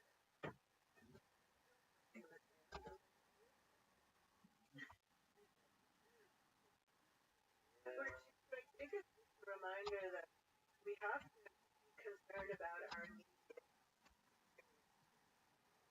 how we are those around us. Zoot, you ready for this one? This is for the win. 6 straight wins. In your face, son. How we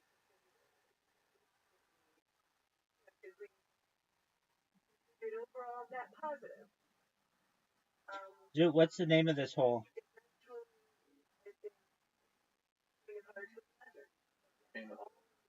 It's not the penis hole. It's the pee hole.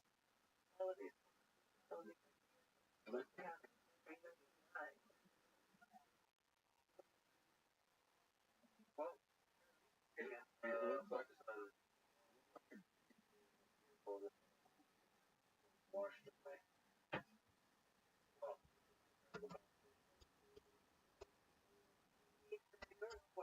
away. Yeah, lots of Thanks for the conversation. We're just talking. Our sponsor. For now, I live in Albert Einstein. Bubblegum Brothers. You're recording hours on a red hot second. Now, that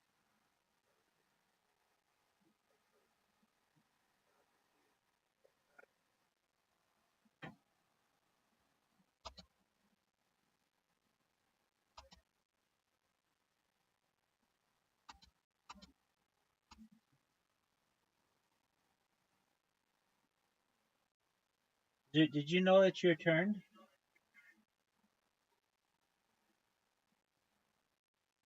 Zoot, you're so bad. Go, dude. we don't ask how fast, but Zoot. at all.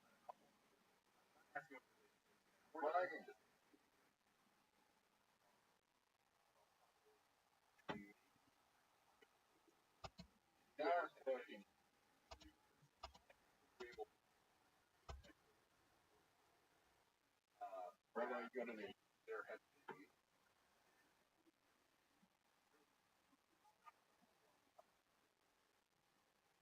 I mean, that or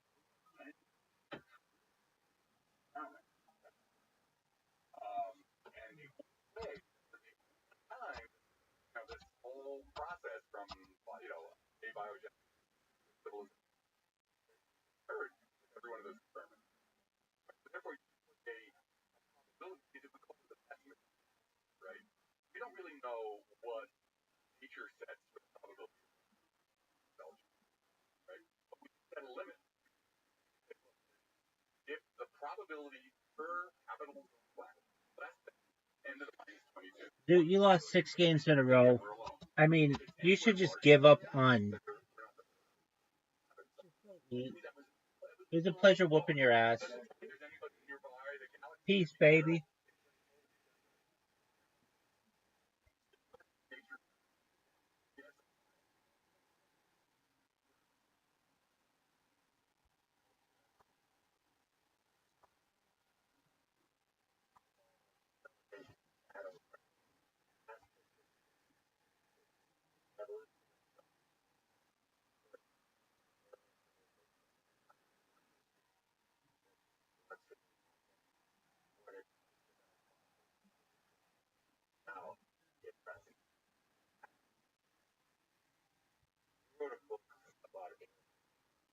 big question. How many aliens?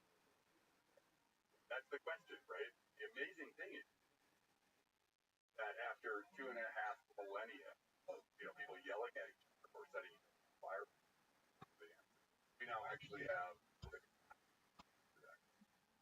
next 10, 20, 30 years, we're going to have data relevant to that question. We're going to have hard data finally that will, one way or the other, even if we don't find it, gone through a number of planets, start putting limits on how common life. One answer I can tell you, which was an important part of the problem, is how many planets are there, right? And just like we've been arguing about the existence of life elsewhere for 2,500 years, we've been arguing about planets the exact same amount of time, right? Aristotle, Socrates about this, they had very wildly different opinions about how common planets were going to be and how unique the Earth was. That question got answered, right? It's pretty remarkable that in a lifetime you can answer a 2,000-year-old question. The answers, they're everywhere. There are planets everywhere. And it was possible that planets were really rare. We didn't really understand how planets formed. And so if you go back to, say, the turn of the 20th century, there was a theory that said planets formed when two stars passed by each other closely, and then material was gravitationally squeezed out. In which case, those kinds of collisions are so rare that you would expect 1 in a trillion stars to happen. Instead, every star in the night. One of the things we've done is simulate the formation of stars.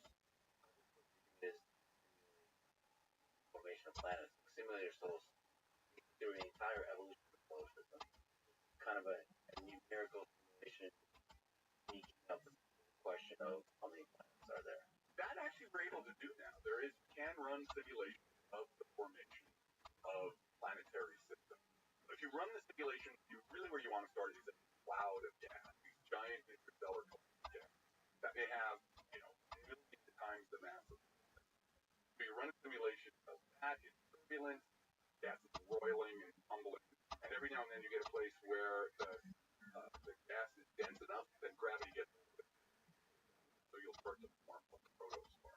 And a protostar is basically the young star, this ball of gas where reactions are started. It's also a disk. So as material falls inward, everything rotates. As it falls inward, it'll form a disk. It's called an accretion disk, protoplanetary disk. And you can simulate all of that. Once you get into the disk itself and you want to do planets, things get a little more complicated. The physics gets more complicated. It's actually dust, but dust is the wrong word. Smoke. These are the tiniest.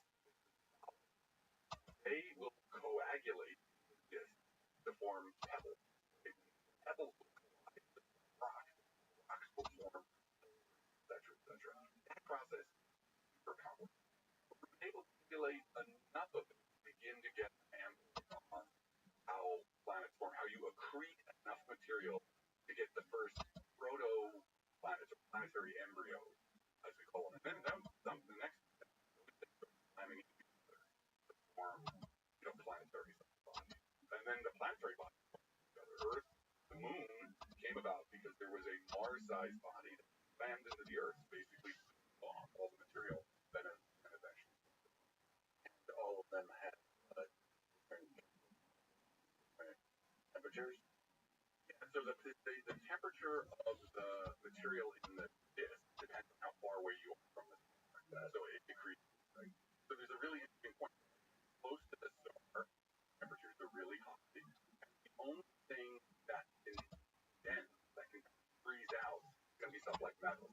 That's why you find mercury in this giant ball of iron, basically. And as you go further out, the other gas gets cooler. Now you can start getting things like water, right? So we call this snow line, which is somewhere in our solar system, out around Mars and Jupiter. And that's the reason why the giant planets, Jupiter, Saturn, Uranus, Neptune, all have huge amounts of ice or water in. Actually, Jupiter and Saturn don't have so much water in them that there's ocean, right? Remember those have got more water on them than there's Do you think it's also that kind of simulation? You have a stronger and stronger estimate of Earth-like planets. Can we get the simulation done well enough? We can start estimating like what are the possible Earth-like things. Yeah, I think we can. I think we're learning how to do that now. One part is like trying to figure out how planets form themselves and doing the simulation. Like that cascade from dust grain up to planetary embryos. That's hard to simulate because it's both you got gas and you got to do dust. Get up to a planet-sized body, then you kind of have to switch over to something different kind of. They're often what you're doing. So you're assuming the planet is a spherical ball, and then you're doing like a 1D, a radial calculation. You're just asking, all right, how is this thing going to? What is the structure of it going to be? Like, am I going to have a solid iron core, or am I going to get a solid iron core with that liquid iron core out around it, like we have on Earth? And then you get a silicate, kind of a rocky mantle. Those are kind of beyond able to full 3D simulation from scratch. We're not there yet. Hugely important. So part of a collaboration at the University of Rochester, where we're using the giant the laboratory for laser aesthetics. We got a huge grant from the FT that like tiny silicon to understand what conditions are like, the center of the Earth, or even more important, the center of super Earth. Like the most common kind of planet in the universe we don't have in our solar system, which is amazing, right? So we've been able to study enough, or observe enough planets to get a sense of, we kind of have an idea of what who's average weird. And our solar system is weird. The average planet has a mass somewhere between 2 times the mass of the Earth, maybe, exactly where there are no planets. The smaller ones, those we call super Earth, the larger ones we call sub-Earth. They're anybody's guess. We don't really know what happens to material. These pressure, like times the pressure. So those matter going on there because that will determine whether or not you have tectonics. We think plate tectonics is really important. But it turns out, for the next generation, we're going with the understanding the evolution of planets. It turns out you actually have to think hard about the planetary contact. Kids be like, oh, this is warm pond, and then some interesting, chemistry happens in the warm pond. You actually have to think about the planet. It's gone. Or is it really understand whether or not? Why do you think plate tectonics like complex life? It's a bunch of different things. One is that, the Earth went through a couple of phases of being a snowball planet. We went into a period of radiation where pretty much the entire planet was were frozen.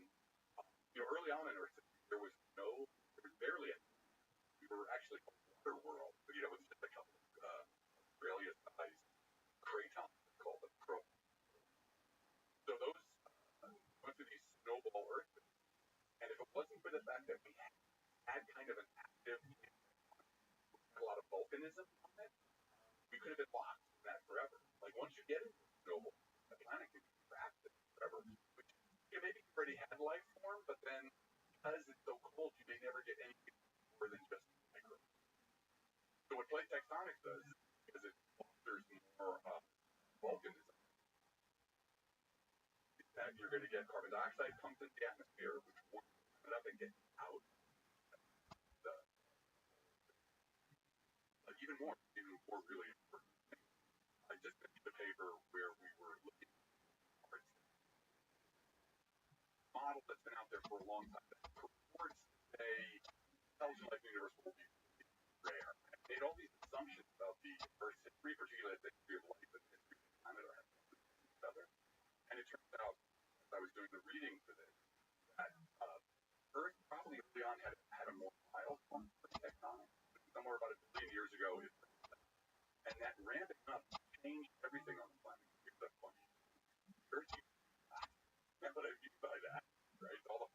nerds out there can get excited for one that clip. What I mean by that is there really weren't many mountains, right? But I think the term is orogenesis, mountain building, through Himalayan style giant mountains didn't happen until this more robust form of plate tectonics, where the plates are really being driven around the planet.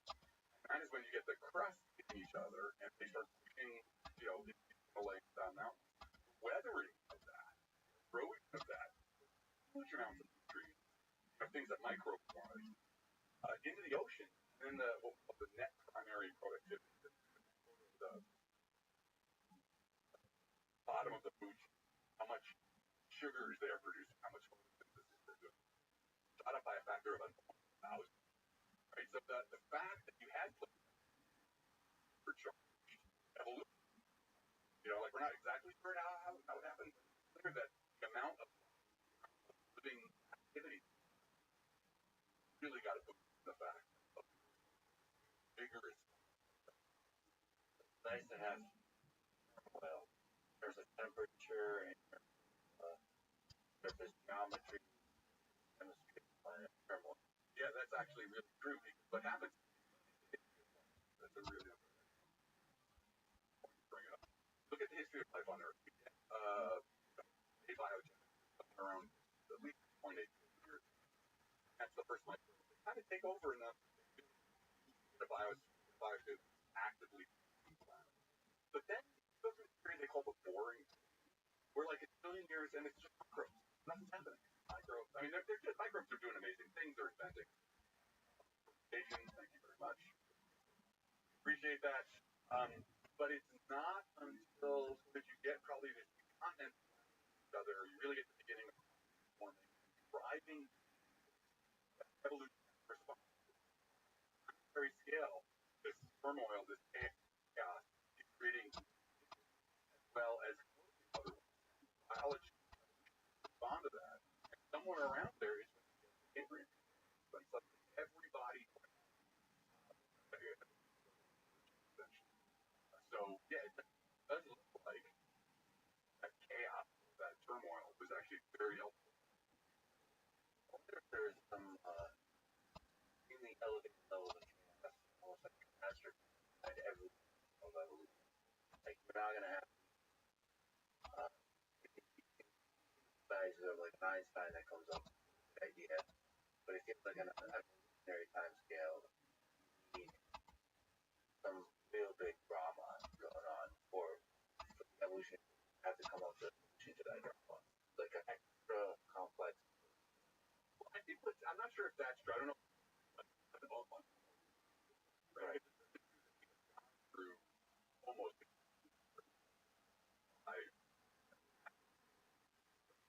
fairly like there was this giant evolutionary leap happened. So the comet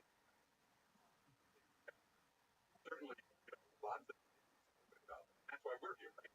Our ancestors were just that through the and it was that comet opened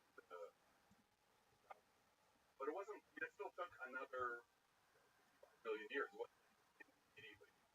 What we found with the hard step, the whole idea of the hard step was there was one of these anthropic branding artists that intelligence doesn't show up until about almost close to when the end of the sun's lifetime. And so he's like, well, there should be no reason why the sun's lifetime, the time for evolution, produce intelligence, change.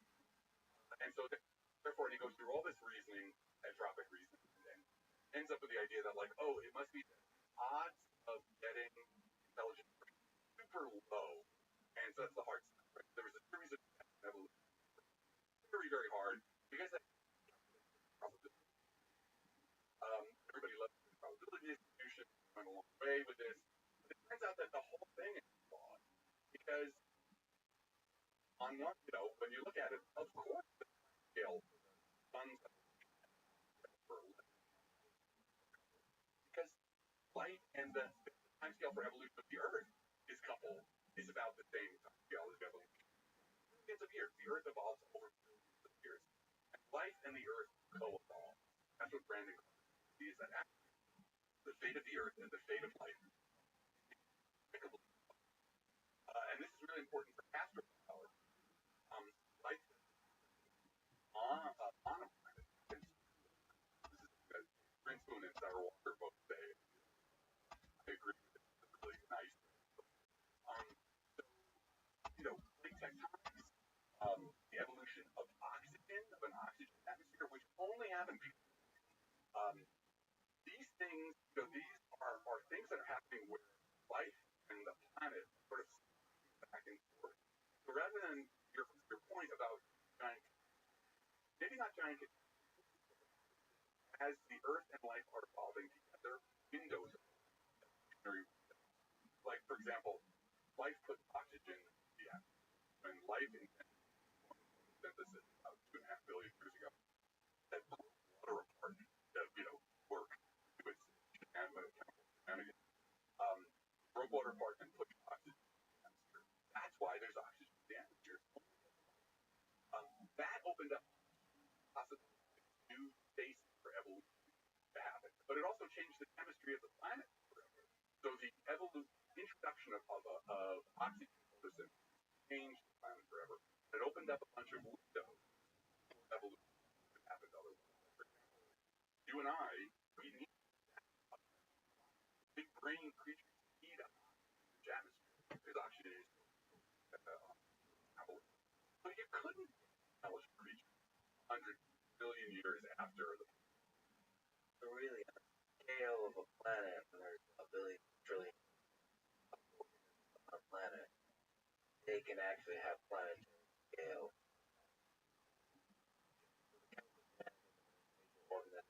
Scaled out to trillions to actually change the planet. Yeah, and we know this for a fact. So there was this thing, Gaia theory, that was Lovelock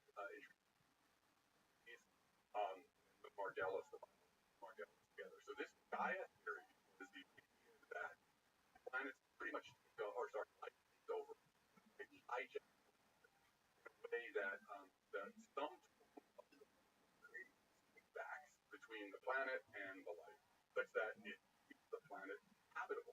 Kind of a homeostasis, right? I can go out, like right now outside it's 100 degrees, right? And I go outside, but my internal temperature is and I can go back to, Rochester, New York in the winter, 0 degrees, but my internal temperature is going to be the same. That's homeostasis. The idea of Gaia theory was that life, the biosphere, exerts the on the planet, like these feedbacks on the planet. That even as other things are changing, the planet will always stay in the right kinds of conditions. Now, when this theory came out, it was very controversial. Oh, God, smoking weed, and there were all these Gaian festivals with Gaian dances. So it became very popular in the New Age community. But Lovelock, actually, they were able to show that, no, this is not to do with, like, the planet being conscious or anything. It was about feedbacks, that the biology, the biosphere can exert these feedbacks. And now that's become, whether or not, we're still unclear whether there are true Gaian feedbacks. The planet can really exert complete control. But it is absolutely true that the biosphere is a major player. So the biosphere fights on Earth.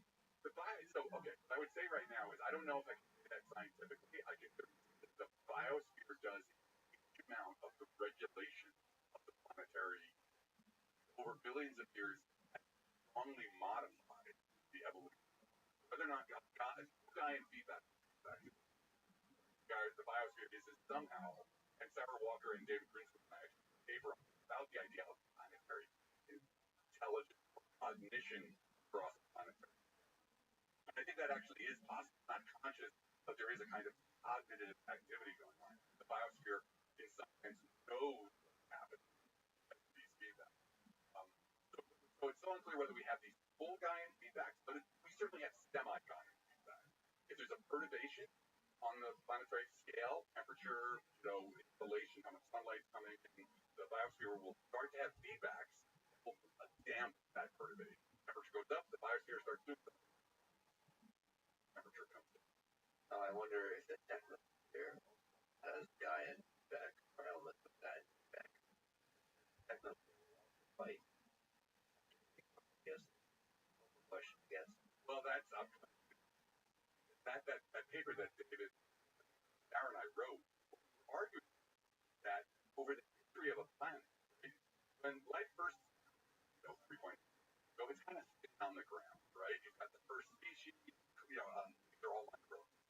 they have not yet, they're not going to, enough of them to exert any kind of these guys.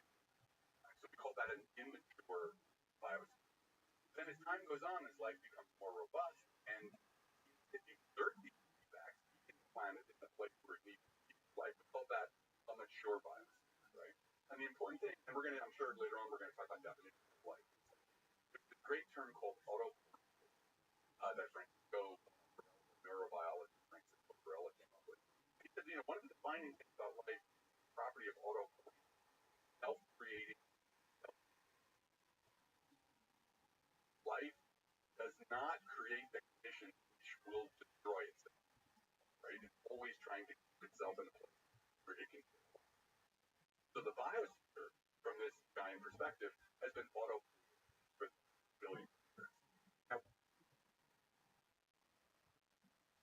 we just invented the technosphere in the last, couple of hundred years. And what we were arguing in that paper is that it's a pure technosphere.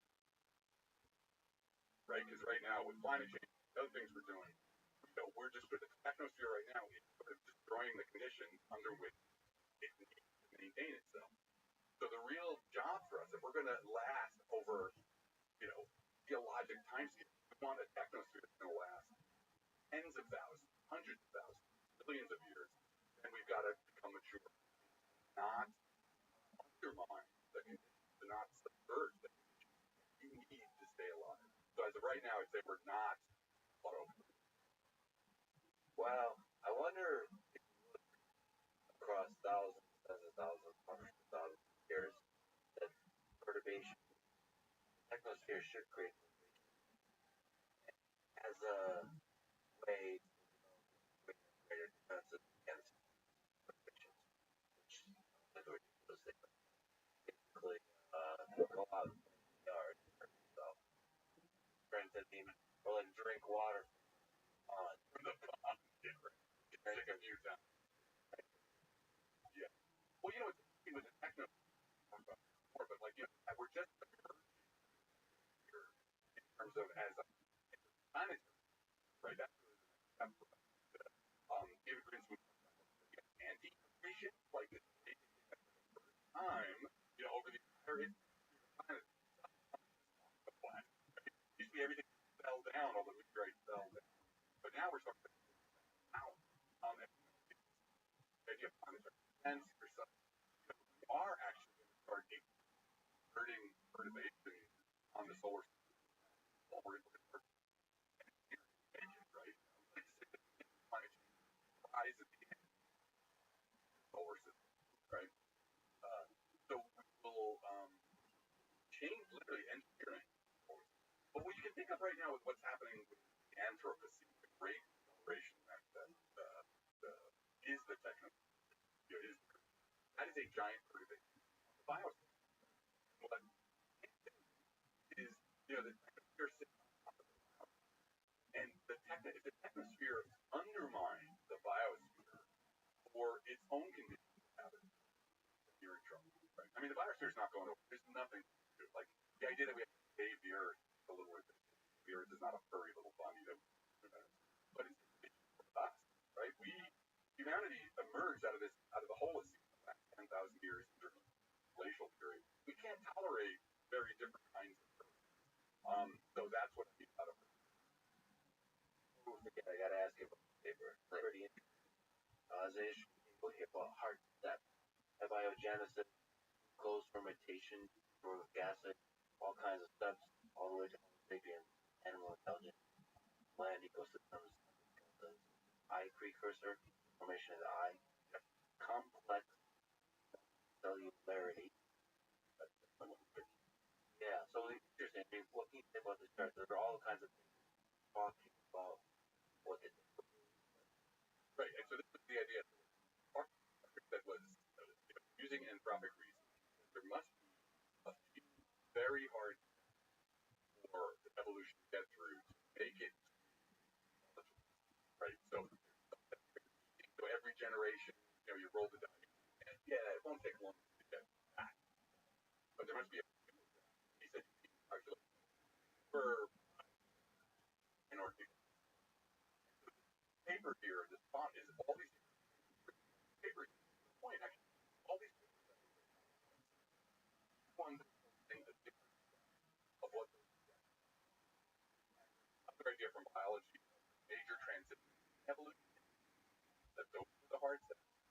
What we actually found, none of those are actually hard. The whole idea of that there are hard steps is actually so. This model shows how important to actually work with people who are in the field, right? So, Randy Carter was a brilliant physicist. And then lots of physicists and astrophysicists. But the people who actually study evolution and the planet were never involved, right? You went and talked to an evolutionary biologist or a bio. They look at you when you explain this to them, they'd be like, what? Like, what is that? Turns out none of the details or none of the actual structure of it matches with what the people actually study the planet and its evolution. Is it mostly about the fact that there's not really that gradual kind of process? Well, there's two things. The first one was that the planet and the biosphere have evolved. That's something that every, most biogeophysicists really, and it was the first thing that Carter projected. That, and yet, had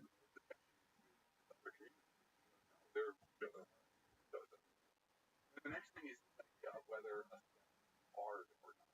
For hard, what we mean by a hard step, every time there's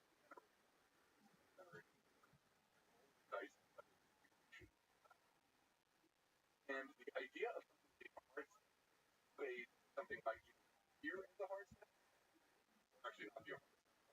One is something that has occurred in evolution. So let's take the opposite. Lots of examples, lots of different evolution. That's clearly not a hard. Maybe not a hard. There are certain other things that people say, no, that's a hard step. Oxygen, but they tend to be so long ago. We lost all the information. The fossil record that, when they did. The other thing is the idea of pulling up the ladder. That somebody,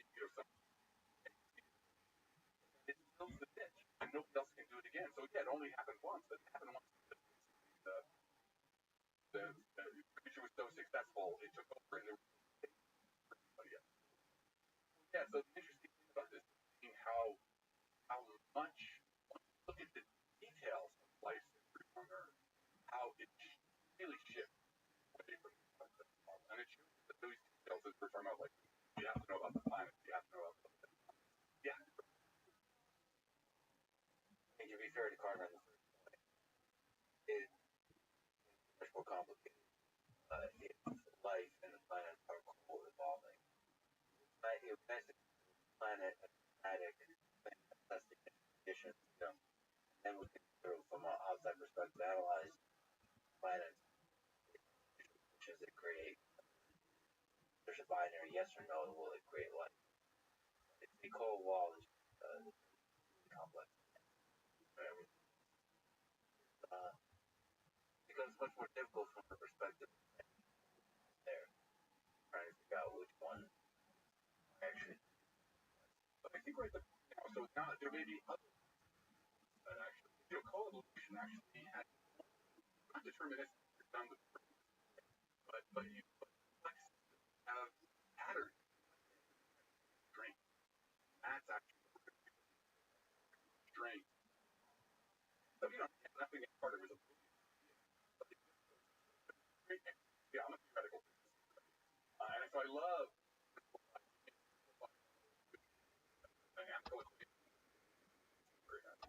but there's like somebody's working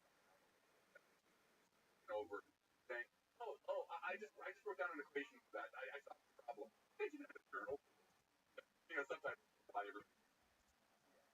Sometimes sometimes this what is important and has to be very useful sometimes.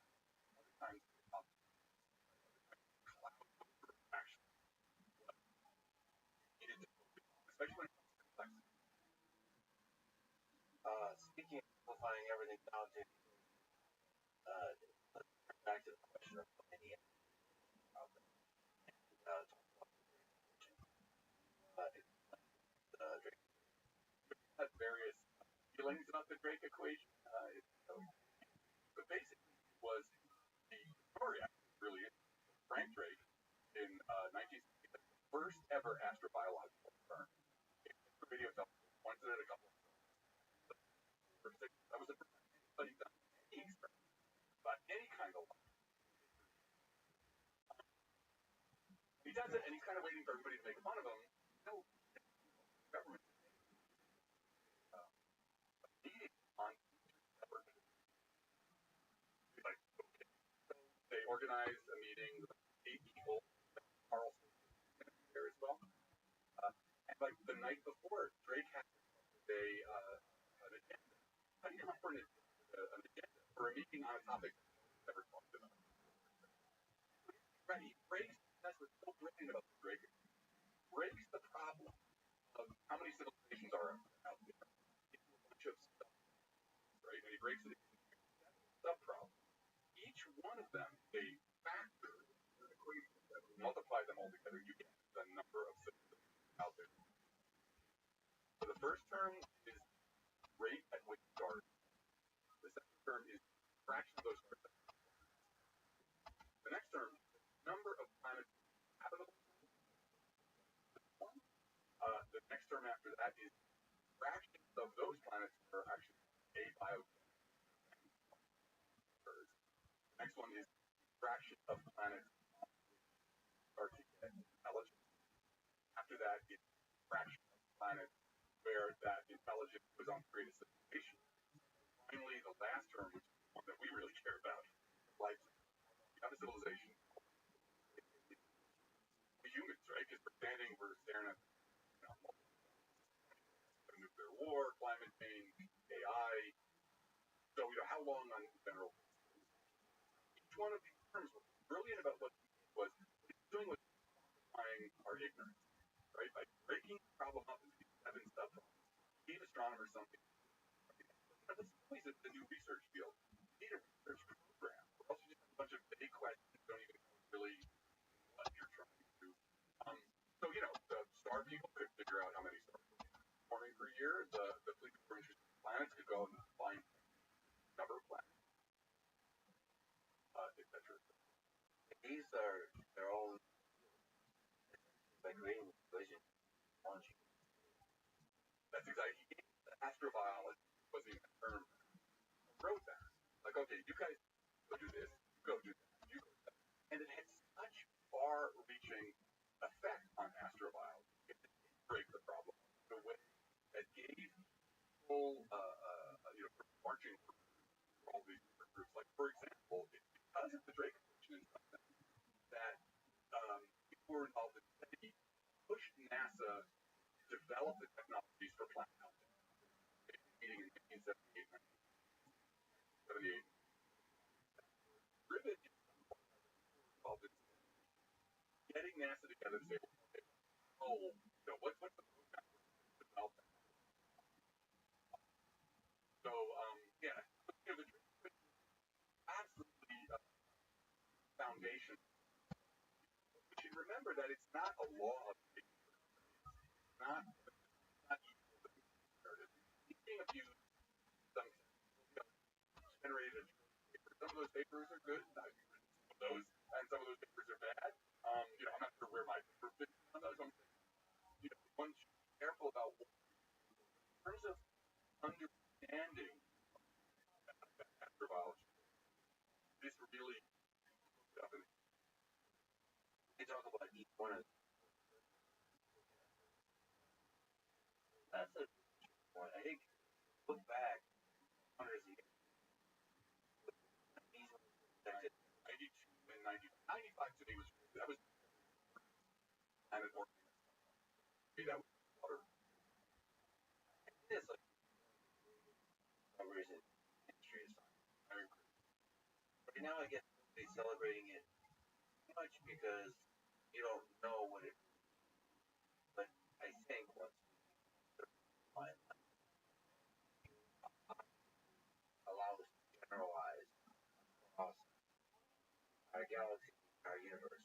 you can find life on a planet. Now start generalizing. Can't. It is one like right now. It's any our understanding of life on any one. So that means in action, right? It could be that we're the only place in the entire universe where this weird thing occurred. One more example, and now one more example. Now you don't have to find all the other, but it's happened more than once.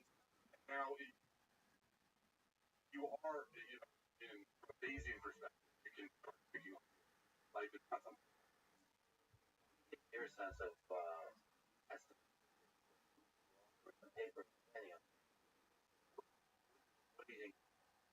So there was a paper we wrote, Woody Sullivan and I, where we said, look, we have all this exoplanet, right? So that exoplanet science has nailed F sub P, the fraction of stars that have planets. It's one. Every frickin' star that you see in the sky, a family of mind-boggling. Every one of those are all places, right? They're either, gas giants, probably the moon, or they're like terrestrial worlds where even if there's not light, snow falling, and there's oceans washing up on shorelines. It's incredible to think how many places and stories there are out there. Right, the first term was F sub P, which is how many stars have planets. The next term is how many planets are in the habitable on average. It turns out to be 1/5. So, around 2. So that means you just count 5 of them, go out at night and go, one of them has an Earth-like in the habitable zone.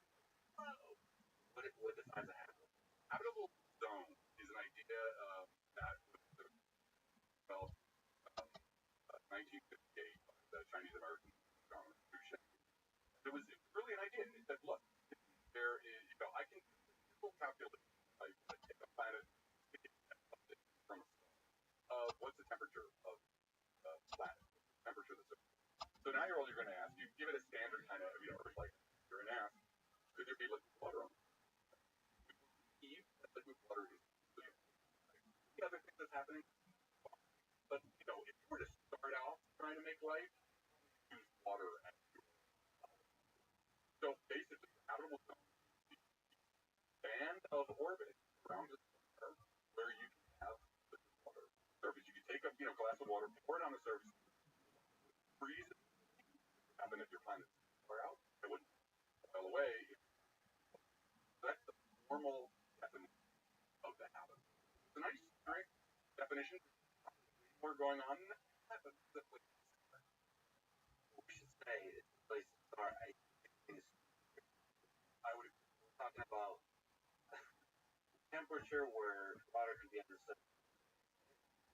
So many other ways to get the aforementioned turmoil, where the temperature varies, whether it's volcanic interaction of volcanoes and ice on the moon, planets.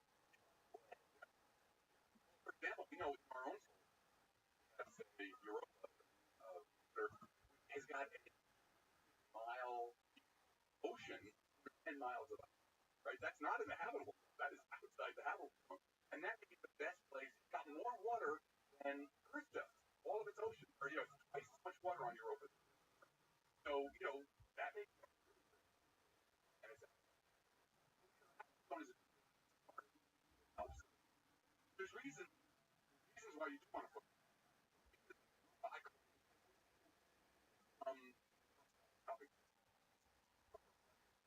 I wouldn't miles. So what is important about planets habitable is that we're thinking of atmospheres. Atmospheres are the things characterized across 10 light years. Biosignatures that we're going to talk about. So there is a reason why the habitable there's so I look up at the stars. Very likely there's a habitable planet or moon. Habitable defined broadly. Yeah, I think that's not unreasonable to say. I mean, especially since the formal definition, you get 1 in 5, right? 1 in 5. Yes, saying that in general, when I look at a star, there's a pretty good chance that there's something habitable orbiting, not a unreasonable. To me, like there should be aliens civilizations have why why haven't Okay, the Fermi paradox. Because there is no Fermi paradox. Dun, dun, dun, dun. Yeah. And so the Fermi paradox is the Fermi paradox. Enrico Fermi, 1960, Alamos, and there had been this cartoon, The New Yorker. We all read The New Yorker. And the cartoon was trying to explain why there had been a rash of here in New York. It's already, it's 19. So they were laughing about this as they're walking. They started talking about travel. Conversation goes on. Well, conversation turns to something else. They've gone to about 40 minutes later, over lunch, Fermi blurts out, "Well, where is everybody?" Right? Typical Fermi sort of thing. Done the calculations, and we realize that look, if if intelligence is common, that even traveling at some light, a cross, kind of hop from one star system to the other, and spread it out across the entire galaxy, 200,000. We realize this, like, why aren't they here now? That was the beginning of the Fermi paradox. It actually got picked up as a formal by March, where he actually kind of went through the calculation, said, nobody here now, therefore there's nobody in. Okay, so that is what we call the direct. Why aren't they? But something happened where people, after SETI began, where people started to, there's this idea of the great silence. Got this idea there, we've been looking for decades now for signals of extraterrestrial intelligence that we haven't found it. Therefore, there's nothing. That's called the indirect. There absolutely is no indirect. There's never been any money to look. SETI was always done by researchers who were kind of like scabbing time, extra time from other projects to a little bit, have to die with it. So, Jason Wright, did a study where they looked at the entire search. Imagine that's an ocean. All the different stars you have to look at, the radio frequency, when you look, how often you look. They looked, they summed up all the studies that they found there. What they found was that search sky is an ocean. How much of the ocean turns out to be that's how much ocean drags it. Worth of ocean water out there. There was no fish. But now are we going to say, well, there's no fish? So there is absolutely positive, no indirect. Just have it. But we're starting to the direct Fermi paradox. There are so many ways out of it, right? There's 77 solutions to the Fermi paradox. That it just, pick your pick one. It just doesn't carry weight because there's so many. We did an actual simulation for John Carroll.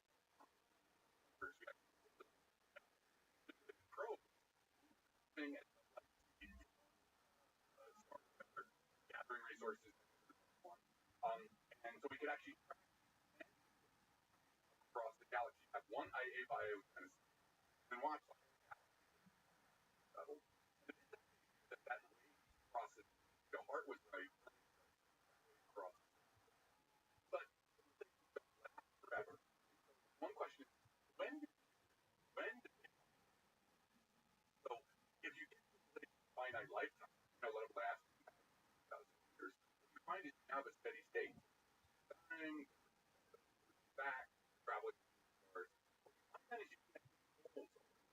reaches space where there is no for billions of years? And so that if we're living in one of those bubbles, then maybe we were visited 100 million years ago. The paper that Kevin and I did showed that civilization, whether it was like dinosaurs or aliens that was here 100 million years ago, there's no way. There's no record left over. fossil record is too sparse. The only way maybe you could tell by looking at the isotopic strata to see if there was anything reminiscent. The idea that able to find iPhone or Apple building. What in camp here? Yeah. And also, right here, large Civilization. It lasted 10,000 years. Fossil record. Yeah. The fossil record is too sparse, right? Most things don't. And 10,000 years is blink in the eye of geological time. We call Gavin called this the Taylorian hypothesis after the Doctor Who episode of the living creatures. And so that paper got a lot of press, but it was important idea. That was really Gavin. I was to recognize that, like, yeah, it could have been long ago. No record. Yeah, it's kind of mind blowing. Really mind blowing. Yeah. And it's also a good reminder that intelligence, very It's not to say that there was. Like, so, whenever I gave, like, when I was on Joe Rogan for exactly the paper, and I had to always emphasize, we're not saying that it was, that's why I love Gavin's question. It's a very scientific question. That's what, unless you did a very specific kind of search, that, there's not an obvious way to tell that. I've actually been reading a lot about ancient civilizations, and it's just sad how much time is lost, how much guessing is going on. South America, what happened in the jungle? Yeah, like the Amazon, that was, the conquistadors came and wiped everybody out. It's just like, yeah, that's it. And there's a lot of theories because of archaeology. They don't afford a lot of countries. Archaeology. And also, they're assembling very fascinating.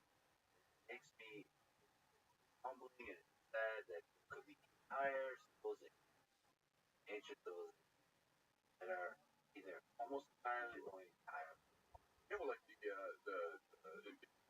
North America, and like, oh, this European, but it was empty because the place kept up, from what happened in America. So yeah, they didn't really, but they didn't just wooden or stone cities.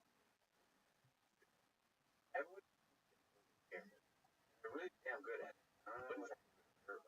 Why does that apply? What archetype is it?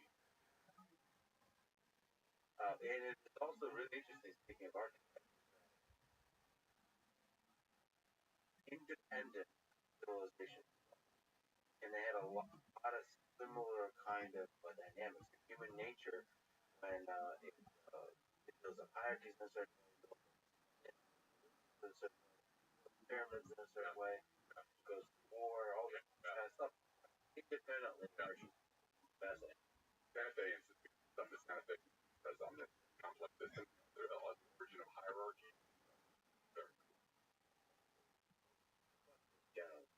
Really.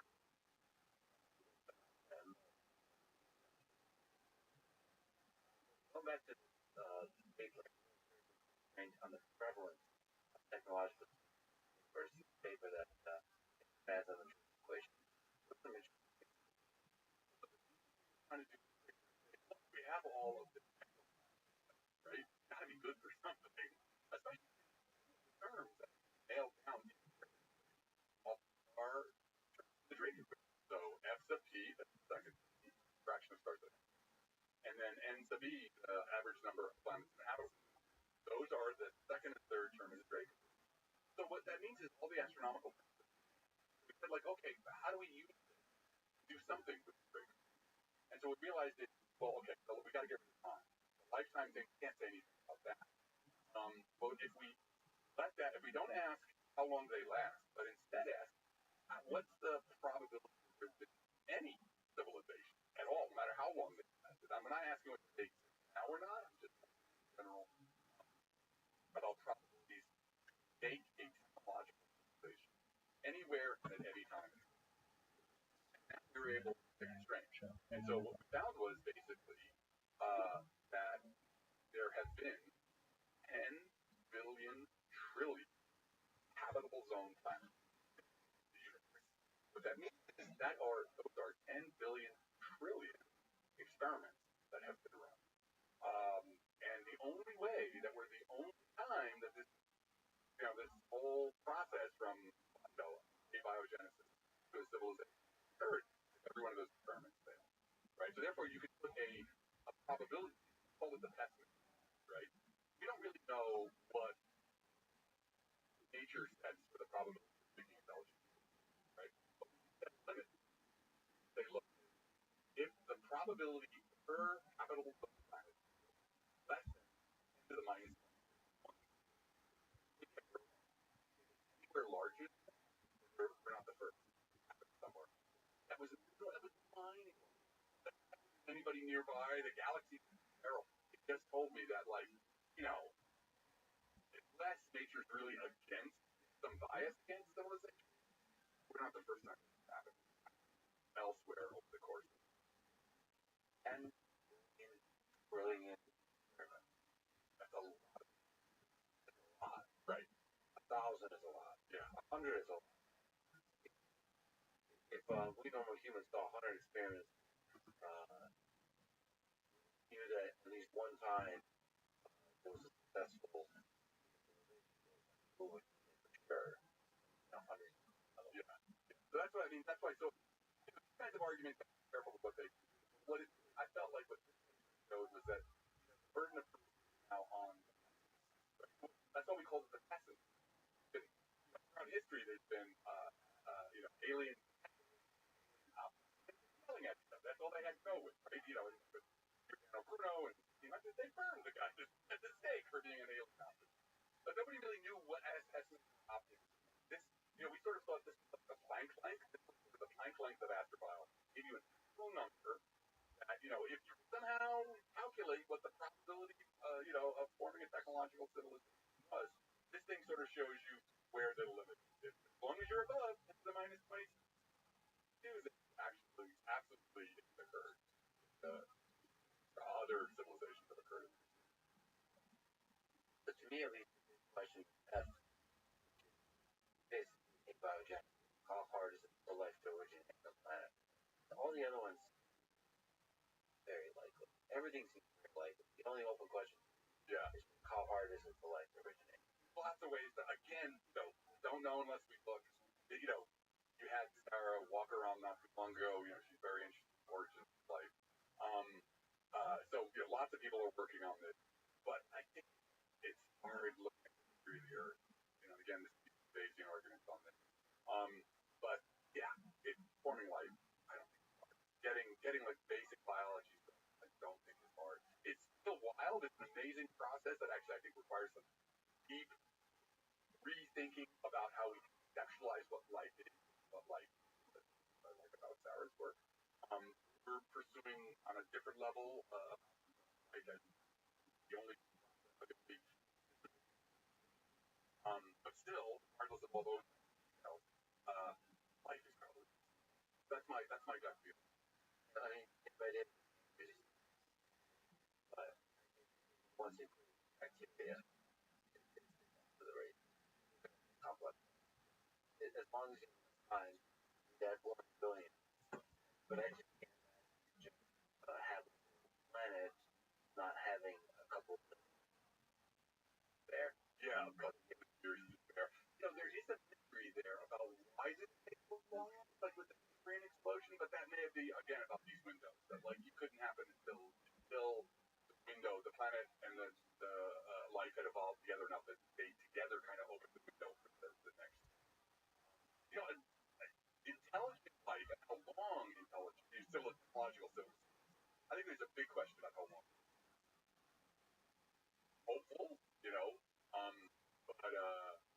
terms of just like, I think life is absolutely pretty common.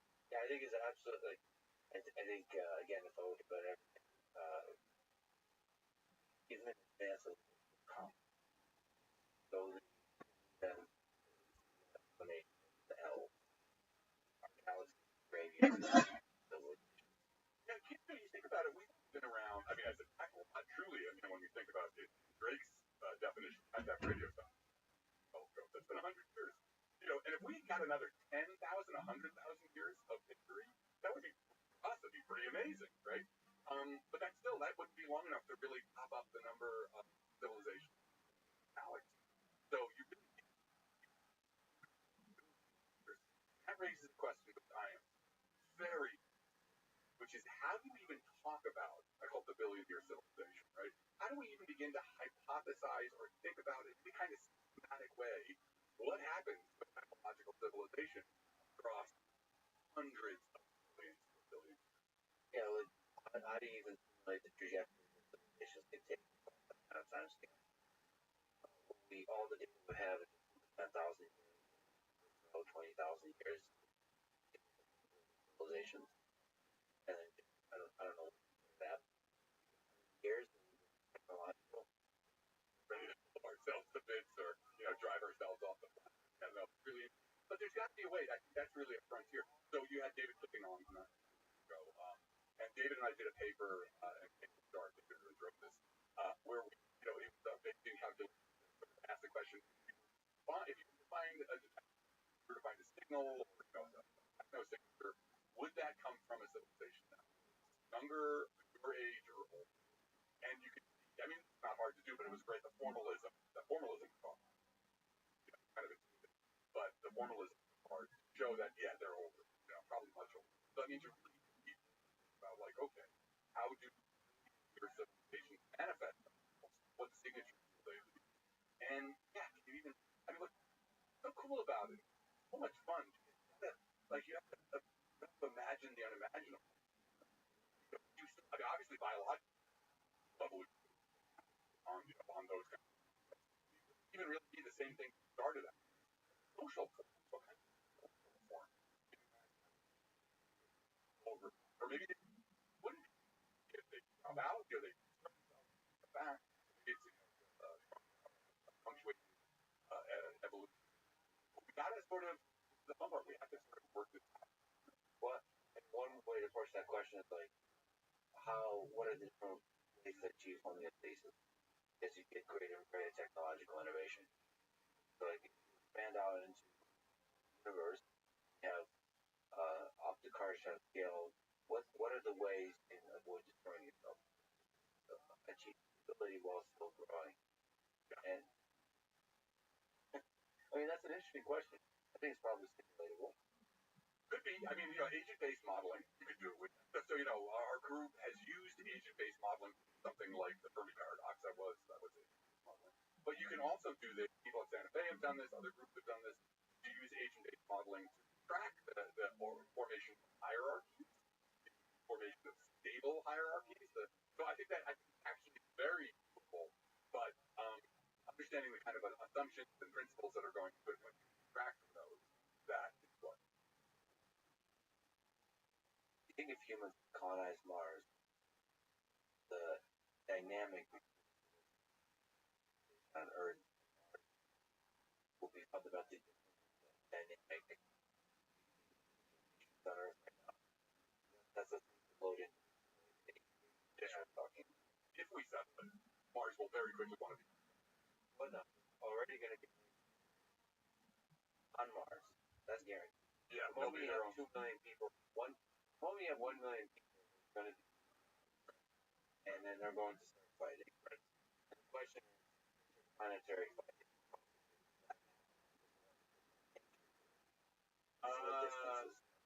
Are you a fan of the expansion? It's all about the. I recommend everybody books that on Prime. And it's basically about the solar system. It takes place about 300 years from now. The entire solar system. It is the best show about interplanetary politics.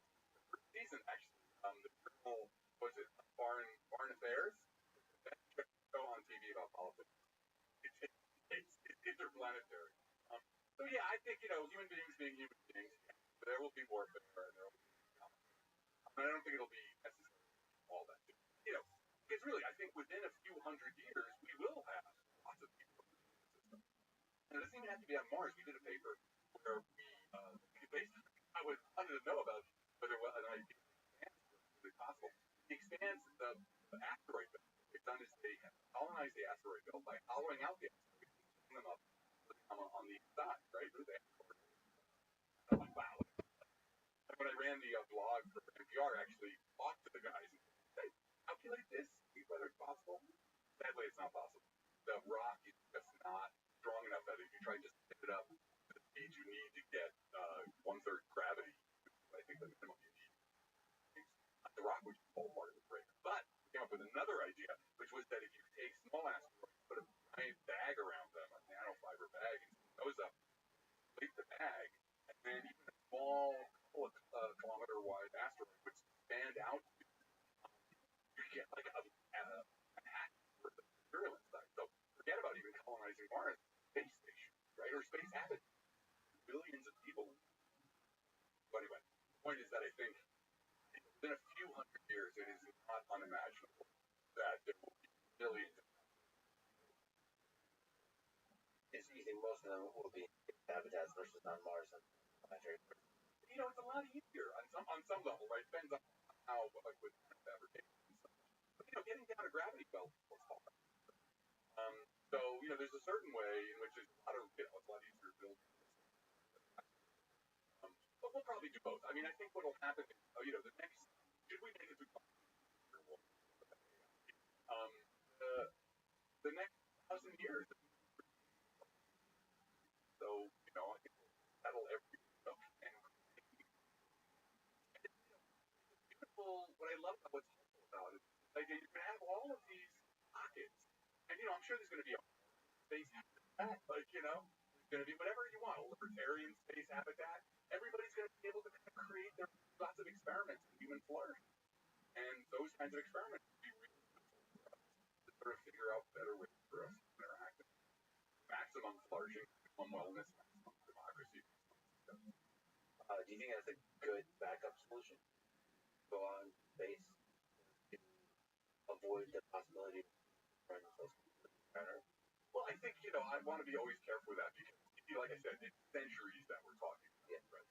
So the climate change, there works down our necks now. So it's not trying to establish a base on Mars is so hard that it is not even close to being self-sufficient for a century. So it's not like a backup plan now. We have to solve climate change, deal with that. There's still enough nuclear weapons to the planet for humans. So I don't think it's like a backup plan in that way, but I do think, like I said, it's the prize. Get and we get the entire solar system to play around it and experiment.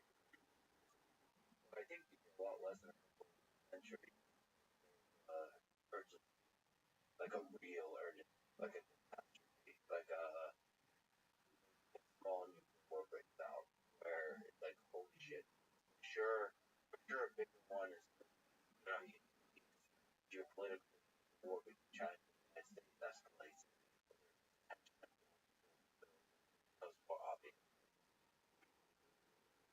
I think my only dilemma with that, and I think that a bit self-sufficient bit so far away that, like, say, start doing that, and then there is a full-scale nuclear exchange that basically not going to last.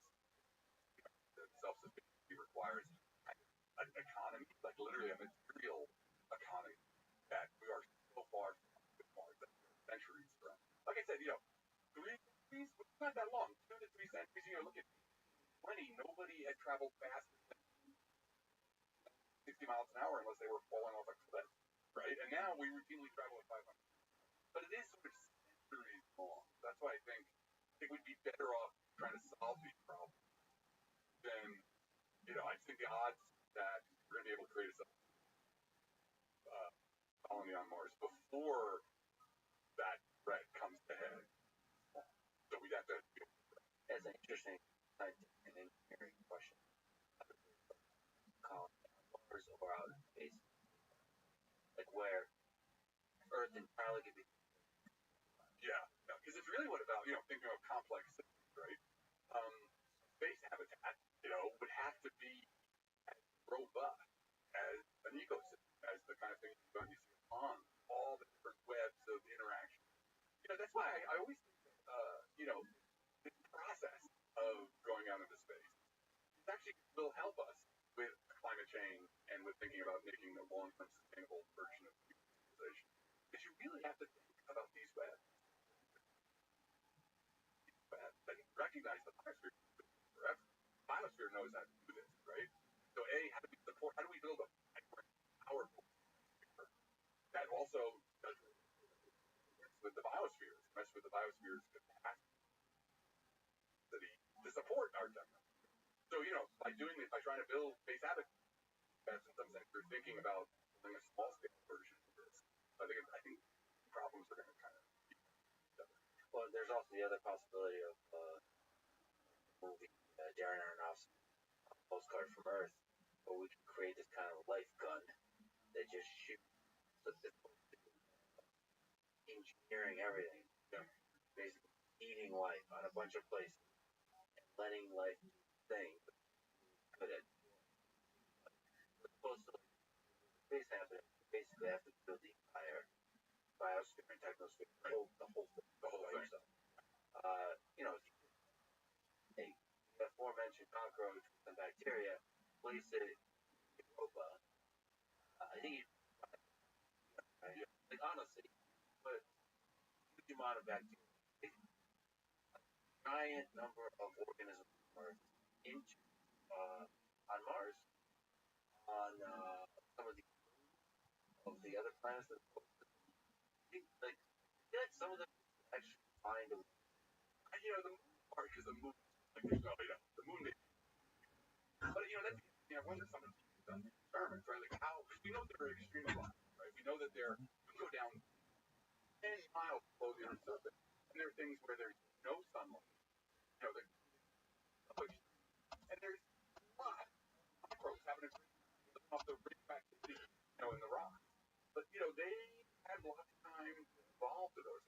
So I'm not sure if you dumped a bunch of bacteria, so somebody must experiment. Like, how fast could microbial evolution occur under harsh conditions? Maybe get somebody figured out. Okay, I think the moon is so sterile, but Mars, I don't know, maybe, I don't know. That's an interesting idea. Yeah, I think like harshest possible conditions, all different kinds. Temperature, all this, right? Pressure, salinity, and then just like dump a bunch of things that are not used, and then just everybody just die. That's it. Think about life. It flourishes in a non-sterile environment where there's a bunch of options for conditions for harsh. In the lab, I don't know if you can read harsh conditions plus options for survival. You know what I mean? Like you have to have the variety of resources always available on a planet. What is so that's actually not a trivial experiment. I wouldn't even if somebody did that experiment. Because I could see bacteria doesn't survive in kinds of temperature. There's enough pressure, there are other options. Like, I think in these conditions, turns out there's an alternative, which is like Robin, or there's been a million out a generation other planets, and on this one they get all the way there, and they find the and it turns out that it's not perfect like that. So there's bacteria or prions kill people this way. But this book was light is actually very high. May not be so easy. I just thought it was a really interesting idea. I'm not necessarily supporting it, but that actually life reflects the planetary conditions. Not the planetary, it's the planet itself, the whole not be so easy to be like, oh, just drop it over here and it'll, because the bacteria, even though they're individually, and I kind of believe this true unit, not DNA, not a cell, it's the virus, it's the whole. That's actually an interesting study. How you rise from one planet to another. So, right, planet that allows you to get that here. What is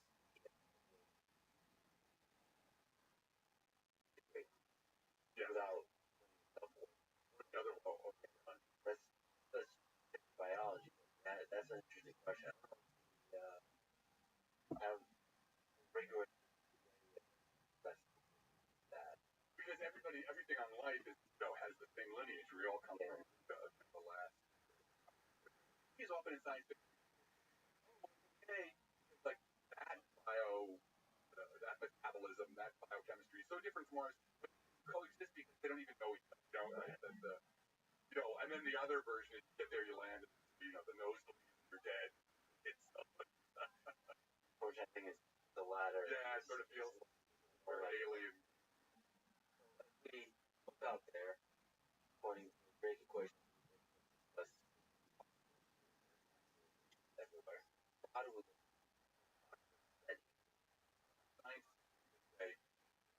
feeling is that some life, I am a little agnostic about it. I can see ways in which intelligence civilization, but until we gotta go look. It's all armchair strong. That's from our scientific perspective. From my gross science perspective, yes, spoken the aforementioned.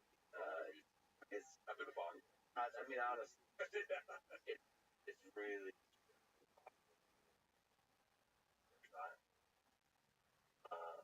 You're dead. Yes, everywhere in our galaxy. It's actually dead part, I think. Right. It could be that making civilization don't last.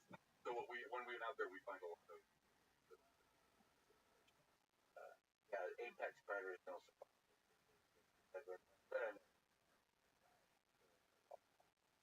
So just how do we find it? SETI, extraterrestrial technology, is a term that I am not using anymore. I mean, some people are, so I'm sorry, folks. But what I really like is the idea of hypnosis. I think for me, SETI is first of all, intelligence. We're not really looking for intelligence. We're looking for technology. And SETI, the classic idea of SETI is the radio telescope, contact, Jodie Foster with the headphones. That whole thing is the part is still active. There's still great things going on with it, but suddenly the whole discovered exoplanets. Now find out hey, look for life in general. That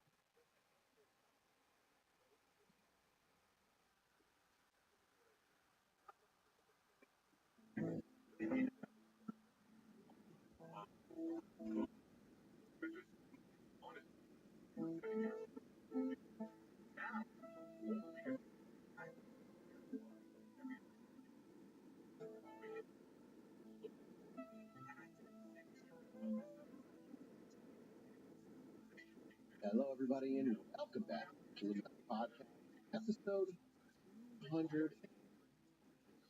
Boys, episode 250 we made. As always, I'm one of your hosts, Mike Martin, joined by the Klaatu and Helen of LA. Yes, Klaatu and Helen. I feel like a Klaatu. I think I'm a Klaatu. From the got it, butter. Butter? Buster, I think is what I was hoping to hit out. You got it, butter. You got it, butter. I'm just in Texas. Because I want to spread you all over my toast. Oh my God. Baby. Happy episode 250, my new nickname. That's just Alex from now on. I hope that just takes over Alex. Like, I hope I'm just Butter Fasciano now. Can we call you Butter from now on? Yeah, because you're so smooth. Yeah, cream. Alex, butter. You gotta hit that, like foghorn leghorn, that butter melts when it's hot. Yeah. Melts so nicely all over my buns. White bread. If I'm being real, I'm duck fat. I'll just let that land. I don't really want to. I don't know. Fried duck fat on toast? Yeah, no, I do. He's grossed out, but I do. I don't know if I would like that. What does it taste like? It tastes like a better version of butter.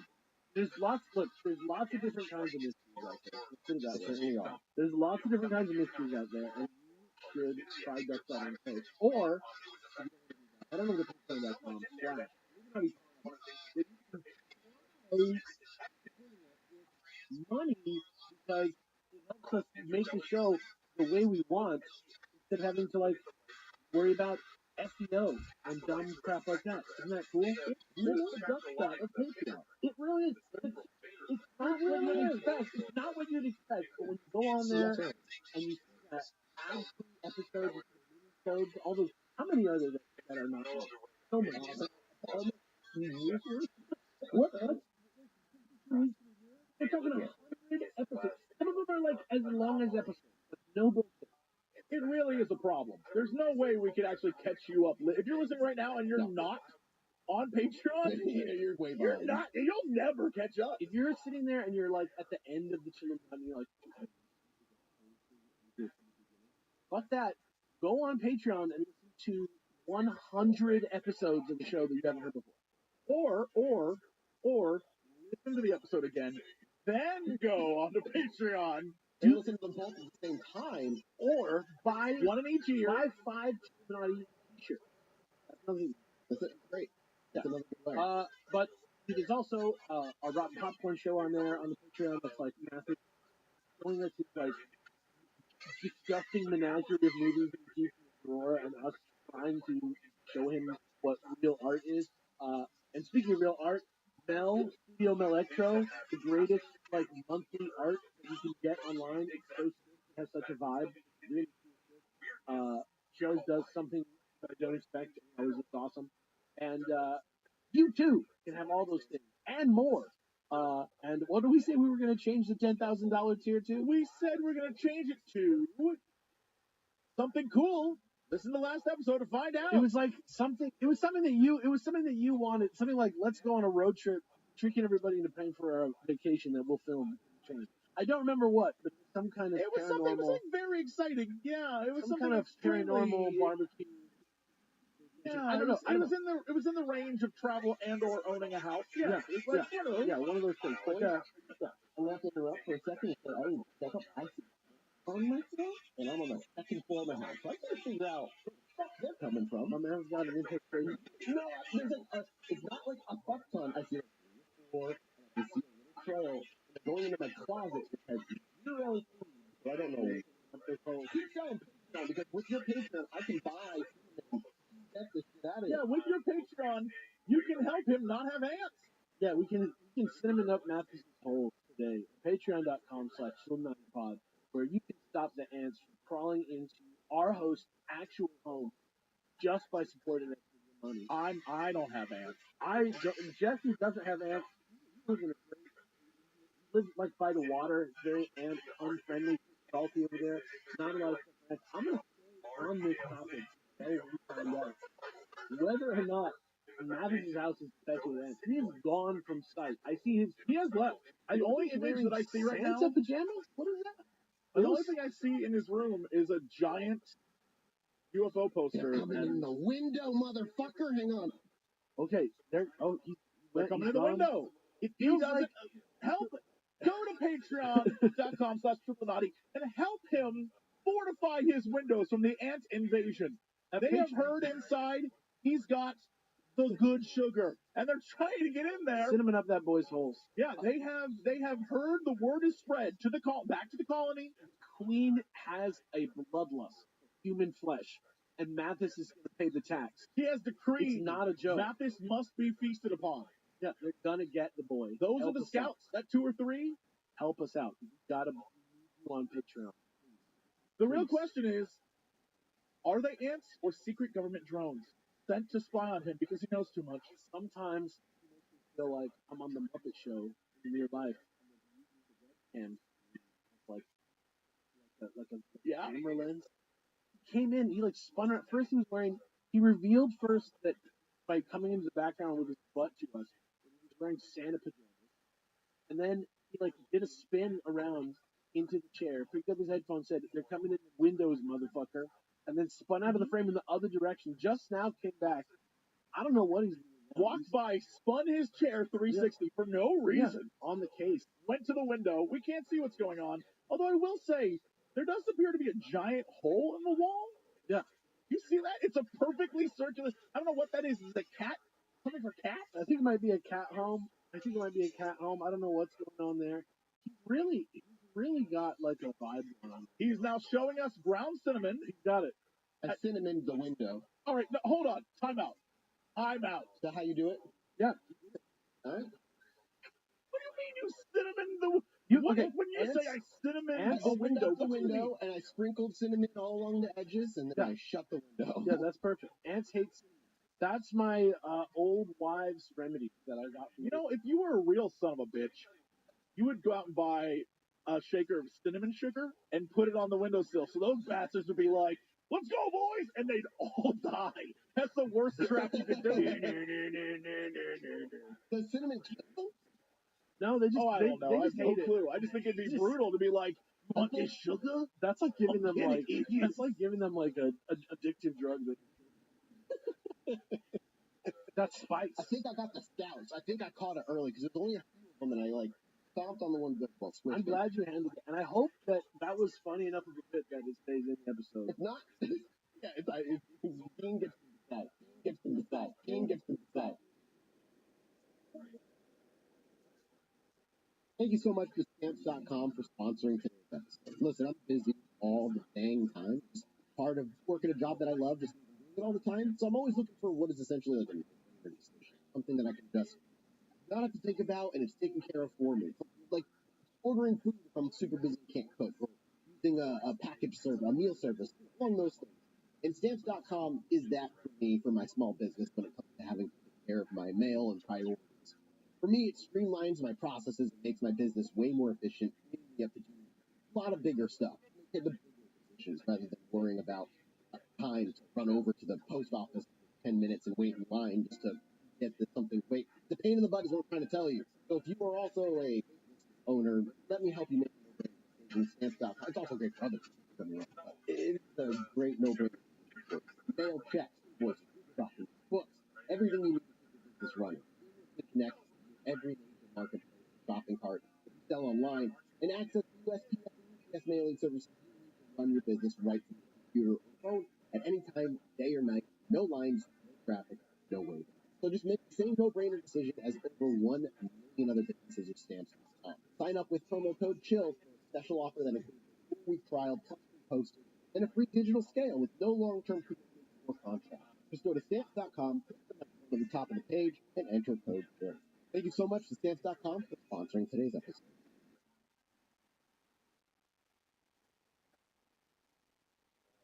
I can't wait for the message that's like, they just stalled for so long and nothing was talked about. Real episode starts at 37:41.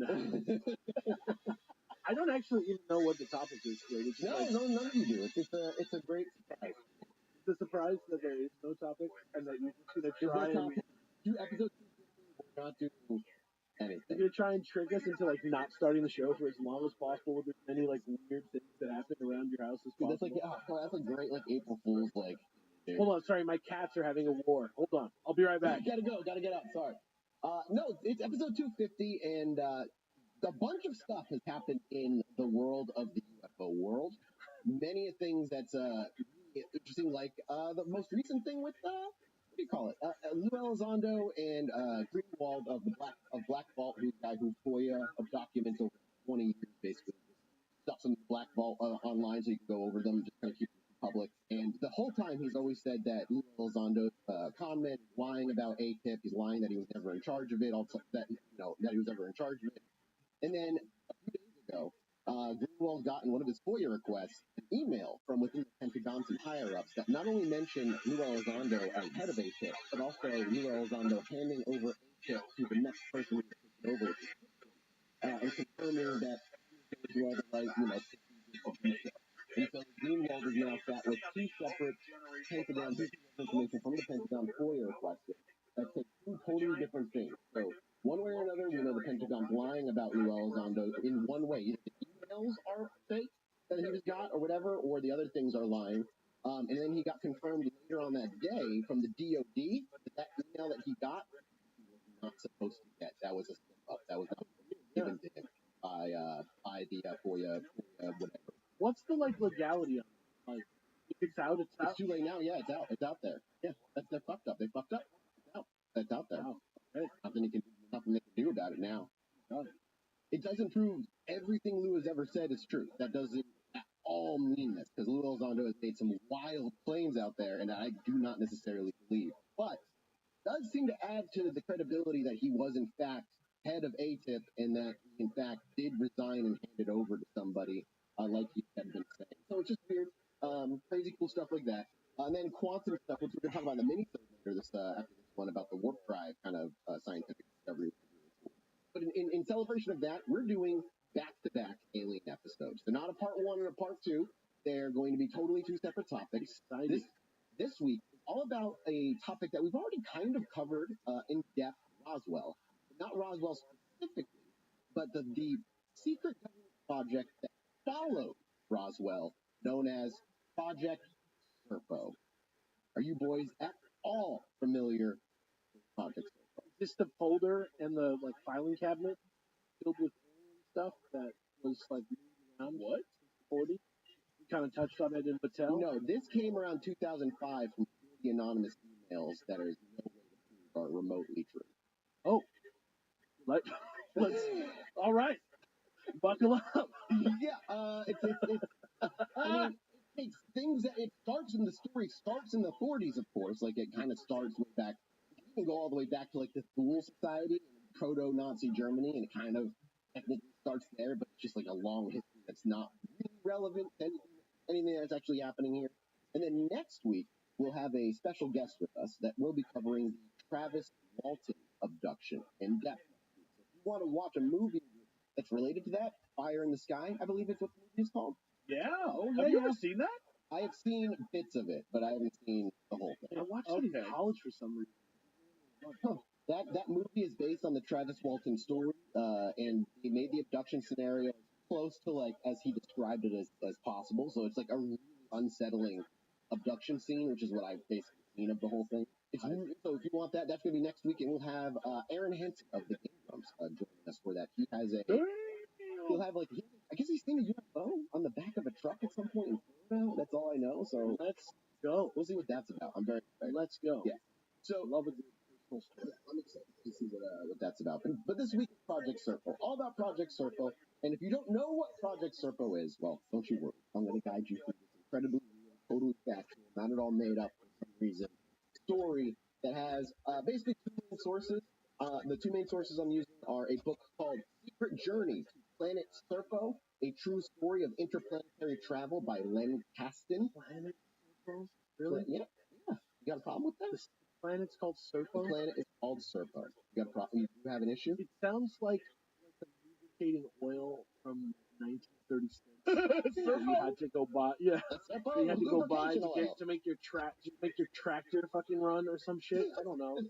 Lube up your tractor, made by Mengel's family at the time, because they owned all that farm equipment back then, historically. Lube up your Mengele brand tractor with Serpo oil. All right, am I wrong? Is it not Mengele who had the family who owned and created all that farm equipment that then had to rename their farming equipment after World War II? Oh, I do not know. You're saying that I learned that the same time I learned about World War II. I don't know what that is. Yeah, Mengele. Yeah.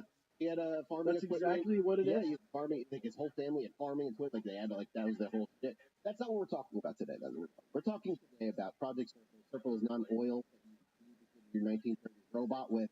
No, Project Serpo was an agreement between the U.S. government and an alien government where we would send 12 of our best off the planet Serpo for an amount of time, which we'll get to, where they would essentially be what do you call it?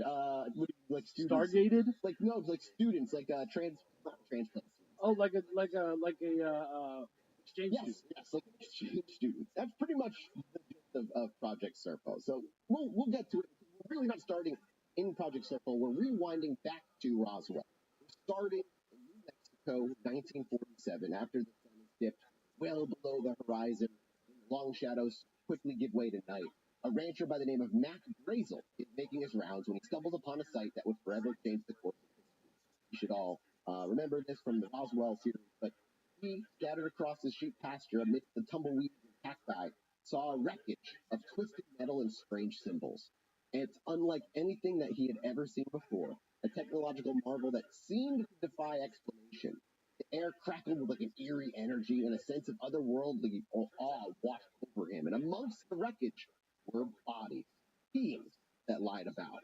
Now, the word of the flying disc crash spreads like wildfire through the small town of Roswell.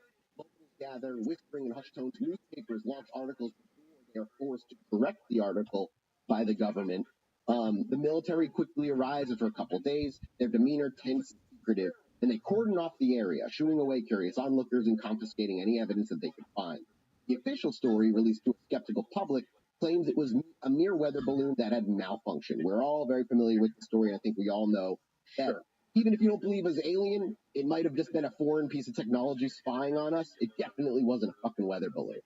And regardless of what the government said, though, the whispers persisted, fueled by eyewitness accounts of unearthly materials, indecipherable markings, and even rumors of alien bodies being whisked away under cover of darkness. And then the shadows, a clandestine operation is immediately set into motion following this crash. Recovered debris is transported to a secret facility where scientists and engineers work tirelessly to unravel its secrets, and if you believe this is true, are still trying to figure that shit out to this day. The truth they discover is far more extraordinary than anyone could have imagined. This wasn't a weather balloon, but a spacecraft, a vessel from another world, and it carries within it the potential to reshape our understanding of the universe and reality. So this is from 2005? The origin of the story is from 2005 from 40 emails anonymously sent to the individual who, put this all together, essentially. And they're still hitting us with the weather balloon cover-up story? I genuinely don't know. Yeah, I guess in 2005 they're talking about it for sure. I don't know if that's the case still today. I imagine it is. I just got like a great idea for an episode of Illuminati that's just all about weather balloons. Like an episode Just of literally like an educational episode about weather balloons and how exactly they work. It should be about what weather balloons actually are and all the things that people have said are weather balloons, whether or not they could be weather balloons. Okay. You know what? Put that episode together and let me know when you're ready. Yeah, I don't know why it's so common. I mean, you would have to start with every conceivable type of weather balloon, when they were used, how often they were used, how many existed, then where they were used, and if any were used in the vicinity of, like, books have been written on the subject that, like, good luck, buddy. Yeah, it would be like a 6 or 7 parter. A 6 or 7 parter of a 2-parter of an 8-part cryptography. Right. Like, Don't worry about that. This would be very straightforward. No jokes about this one. No, okay. This would just be about weather balloons. Okay, no, if you say so. Yeah. After this 1947 crash, there was another, 1949, which we also talked about, the crash at Corona. It happened in 1949 when another mysterious object plummets to Earth, this time near Corona, California. The military response is even more secretive this time. The wreckage quickly whisked away to a hidden location. That's not that far from here. Now, how far away is Corona from where you guys are in LA? Yeah. It's like a little bit past Disney. Yeah, like 2 hours? Not that far. That's actually not that bad. Even, not even. Oh. Like an hour. Yeah, okay. Yeah, you guys maybe... This man not accounting for traffic. We could totally... Yeah, well, that's true. We could totally go there. That's cool. We should. I mean, we'd probably be escorted off the military base very quickly, but it'd be cool to go. Yeah. We could go to Miguel's and get a trash burrito. Oh, hell yeah. Burrito, I don't know. I've never heard of it, but a trash burrito sounds good. Besides, the government obviously trying to keep it secret. Rumors obviously still leak out. And whispers of another alien spacecraft, this one intact and containing living beings. The government, of course, denied everything, but the seed of suspicion was already planted. 2 crashes in 2 years, and for a lot of people, this is hard to dismiss as a mere coincidence. And behind closed doors, the government establishes a brand new project, one shrouded in secrecy and fueled by a burning desire to understand these otherworldly visitors. They call it, quote-unquote, Project Gleam, a code name chosen to reflect the glimmer of hope that this encounter could bring to humanity. The aliens are held in a secure facility, their existence known only to a select few, and scientists and linguists are working tirelessly to try and establish communication with the one living being that they had been able to whisk away, now going forward known as EBE-1. And what they quickly learned when they finally were able to make some sort of communication with him is that while yes, he was part of the ship and knows how the ship works, he was actually just an engineer and he has no idea why they were here at Earth at all. He just survived the crash. He was there to make sure the ship ran, and then that's it. So yeah, So he's bad at his job, is what you're saying. He was actually he's bad at his job and gave us no good information. Right. Yeah. The aliens are the bodies are also held in a secure facility, and they're hoping to just try and unlock the secrets of this advanced technology and knowledge they suddenly had at their fingertips. Is the story that this dude is EB? I'm gonna call him EB. Yeah, EB1. Is EB still alive? We'll get to that, but okay. We'll get to that. Just let the story take you for a minute. Okay? I'm letting. I was just you pause. Yeah, this story, Project Serpo, as well, is also supposedly the true inspiration for Steven Spielberg's Close Encounters of the Third Kind, and that he was directly involved with Project Serpo and got access to documents of what actually went down. Spielberg, yeah. Now we do know he had J. Allen Hynek with him, and that he knew about Project Blue Book, but apparently also knew about Project Serpo. So throw that in there. Okay.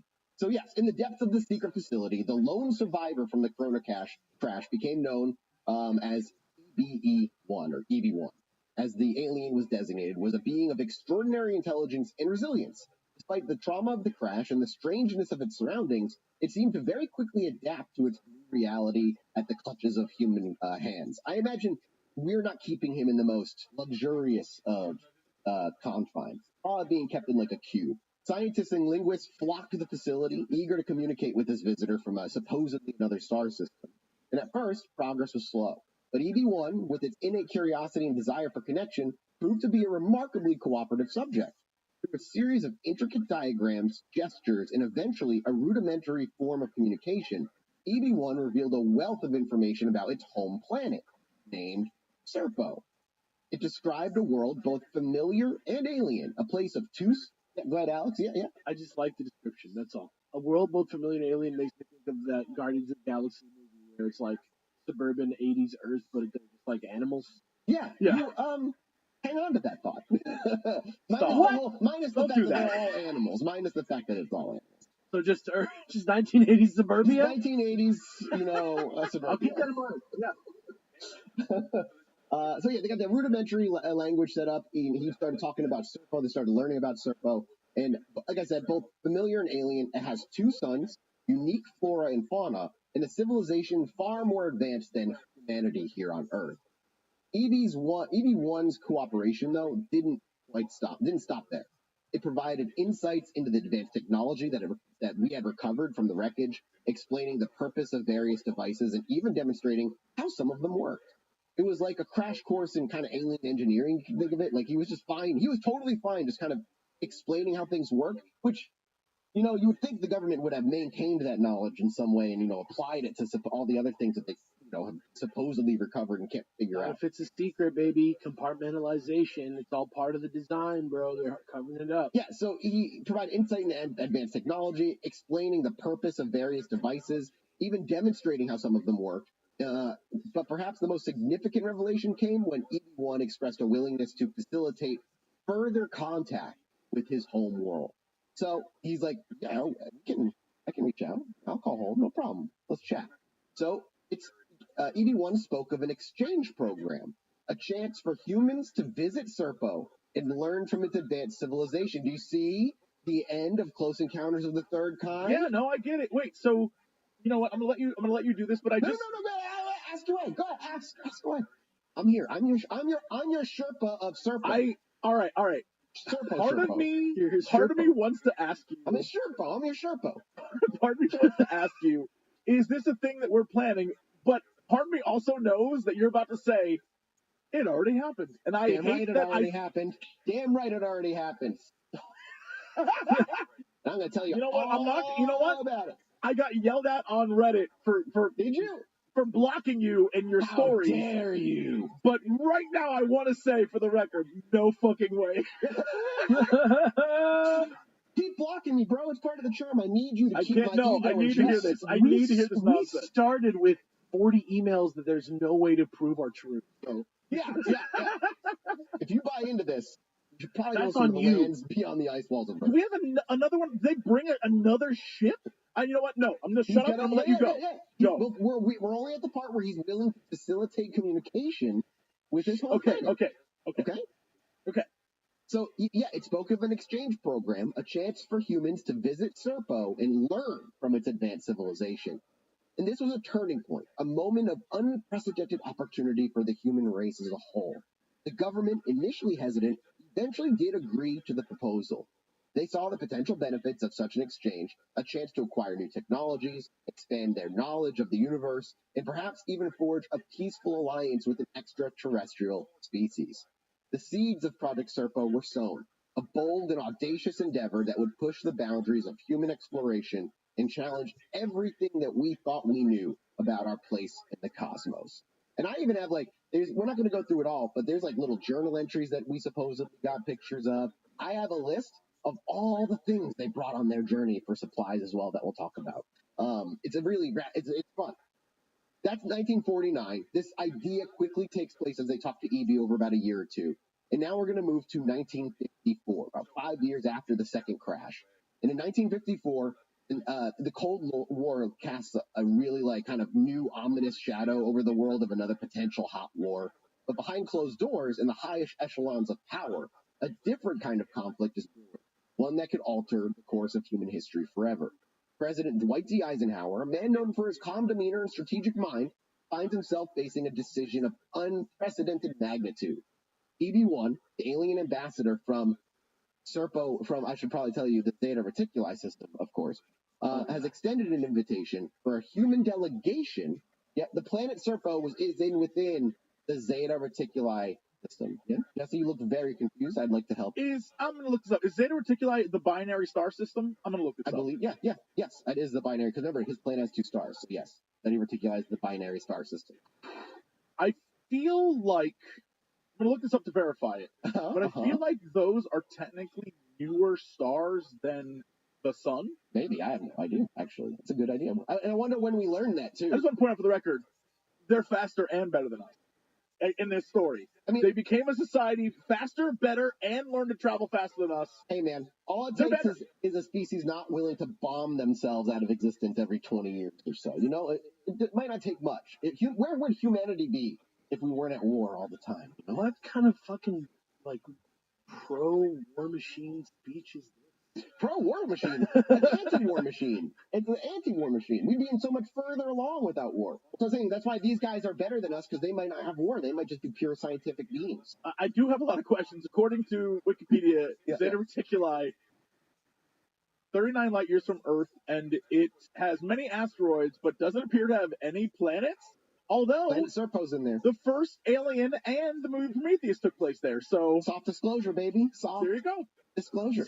You think that planet with that naked, white-skinned, marble statue, big, giant nose, man, that was Serpo? I mean, well, one of them was Earth, I think, but I don't know. Doesn't matter. Prometheus is a great movie to get high and just watch. The first I've actually never seen Prometheus. So. Dude, let's do it on Rotten Popcorn. That would be I'd love to. Jesse's next to choose, though. We owe Jesse a video. Apparently, we did not give him... I don't want to watch that weird birthing scene. I'm all right. Back to President Dwight D. Eisenhower. So, yes, EVE's, the alien ambassador from the Zeta Reticuli star system, has extended an invitation for a human delegation to visit the home planet Serpo. It's a gamble, a leap of faith into the unknown, but Eisenhower, ever the visionary that he was, sees the potential rewards outweighing the risks. And in a clandestine meeting at Edwards Air Force Base, do you remember the rumor of, we talked about Eisenhower going to meet an alien on the Air Force Base before? This is that alien? This is one of the explanations that this is what this alien is. There's many different explanations and actually different aliens. This is Serpoegian. Some say Eisenhower this is where the contract was made, where Greys could go and abduct humans at an X number per year that they're supposedly breaking, but we can't stop them anyway. But this is another explanation as well for this. I was just saying that what if, how we were talking about how aliens, sometimes maybe are a being that, we think what they are and that's what you see them as? Yeah. What's that? That's from Asari. Those are the Asari in Mass Effect. Yeah, what if this story is, it's all one being, but it's everybody saw, you know what I mean? Yeah. How do you know your red's my red, dude? Yeah, exactly. Maybe Eisenhower saw a Serpian dude. Maybe the guy watching him meet You think saw the Serpians or you like your Serpoans? Serpwegian. Ooh, I like it, Serpwegians. Hopefully they don't get too mad about us calling them that. In a clandestine meeting near Edwards Air Force Base, Eisenhower and a select group of advisors met with what they were now calling the Ebens. E-B-E-N-S. This is kind of what they codenamed them. That's even worse. Incredible. So they're there. Oh yeah, so they're now the Ebens. They're there with a delegation of Ebens. So Jesse, that answers your question. He reached out to his planet. They sent a ship with Ebens to arrive at the Air Force Base and meet with the president. And now you might be asking, well, what do they look like? Well, they look like what you expect them to look like. They have large heads. They're kind of short, large almond-shaped eyes, slender bodies. They exude an aura of just like intelligence. So your typical Greys. They look like the typical Greys. So this then goes against the common notion that Greys are subservient to tall whites. Correct. This is a totally different take on what the Greys are. And the only place in any UFO like lore or history where this is how the Greys are described. There's no other place that describes the Greys like super nice and like come hang out on planet Serpo. The negotiations are supposedly intense. The stakes for humanity are just very, very high. But after hours of intense discussions, a tentative agreement is finally reached. The Ebens will provide the means for a small group of humans to travel to Serpo. In return, the humans will share their knowledge of Earth's culture, technology, and history. It's a culture, kind of like a cultural exchange of just like, again, that exchange student situation. A diplomatic mission that could pave the way for a new era of cooperation between two vastly different civilizations. But the risks are undeniable. The journey to Serpo, 37 light years away, will be long and arduous. The Ebens' motives are still kind of unclear, and there's no guarantee of the astronauts' safe return. Eisenhower believes the potential gains are too great to ignore. So the decision is made. Project Serpo is a go. The government initiates a top-secret program to select and train a team of astronauts for this unprecedented mission. They are chosen not just for their physical and mental fortitude, but also for their diverse skill sets and unwavering curiosity. We're talking scientists, engineers, linguists, and soldiers, all united by a shared sense of adventure and thirst for knowledge. The training is rigorous and demanding, supposedly, pushing them to the human limits of endurance. The astronauts learn to adapt to a simulated alien environment that they've built for them, grapple with complexities of Eben language and culture like a prep program, and prepare for the unknown challenges that will await them when they finally do land on this distant world. When you say language and culture, is the implication then that instead of the aliens that are like, I'm talking to you in your brain, these dudes mouth move and they're like, hey, me, even once. Yeah, well, there's a little bit of vocal, but there's a lot of telepath stuff. Like a lot of they'll touch their heads and like images will happen. But how do you train that then? I don't know. What do you put them in a room with the EB man and let them just like touch the head? I guess that could be like you don't have a linguist. But they also remember there is a written language and like a vocal language as well that they were taught, like because that's part of even just like I don't know how do you teach somebody? I'm sure somebody who listens to our podcast can answer the question. How do you teach somebody telepathy? Just let us know at eliminatepod@gmail.com. I mean, if you could, it would have been done already. I'm just saying. Or they're being kept secret from us by the government for our own. Something. I couldn't think of it. I mean, you were working on it. Yeah, man, my brain was pushing, eyes. bro. It was pushing. Yeah. So the decision made. Project Serpo's going. They've got all those groups of people: engineers, linguists, scientists, soldiers. And the training of their both telepathic communication, physical communication. We're talking also just endurance tests, all that stuff. And as the launch date finally approaches, a sense of anticipation and trepidation fills the air. The world remains oblivious to the monumental event about to unfold, unaware that a group of ordinary humans are about to embark on an extraordinary journey, one that will forever alter our understanding of our place within the universe. And they also started calling this project also Project Crystal Night.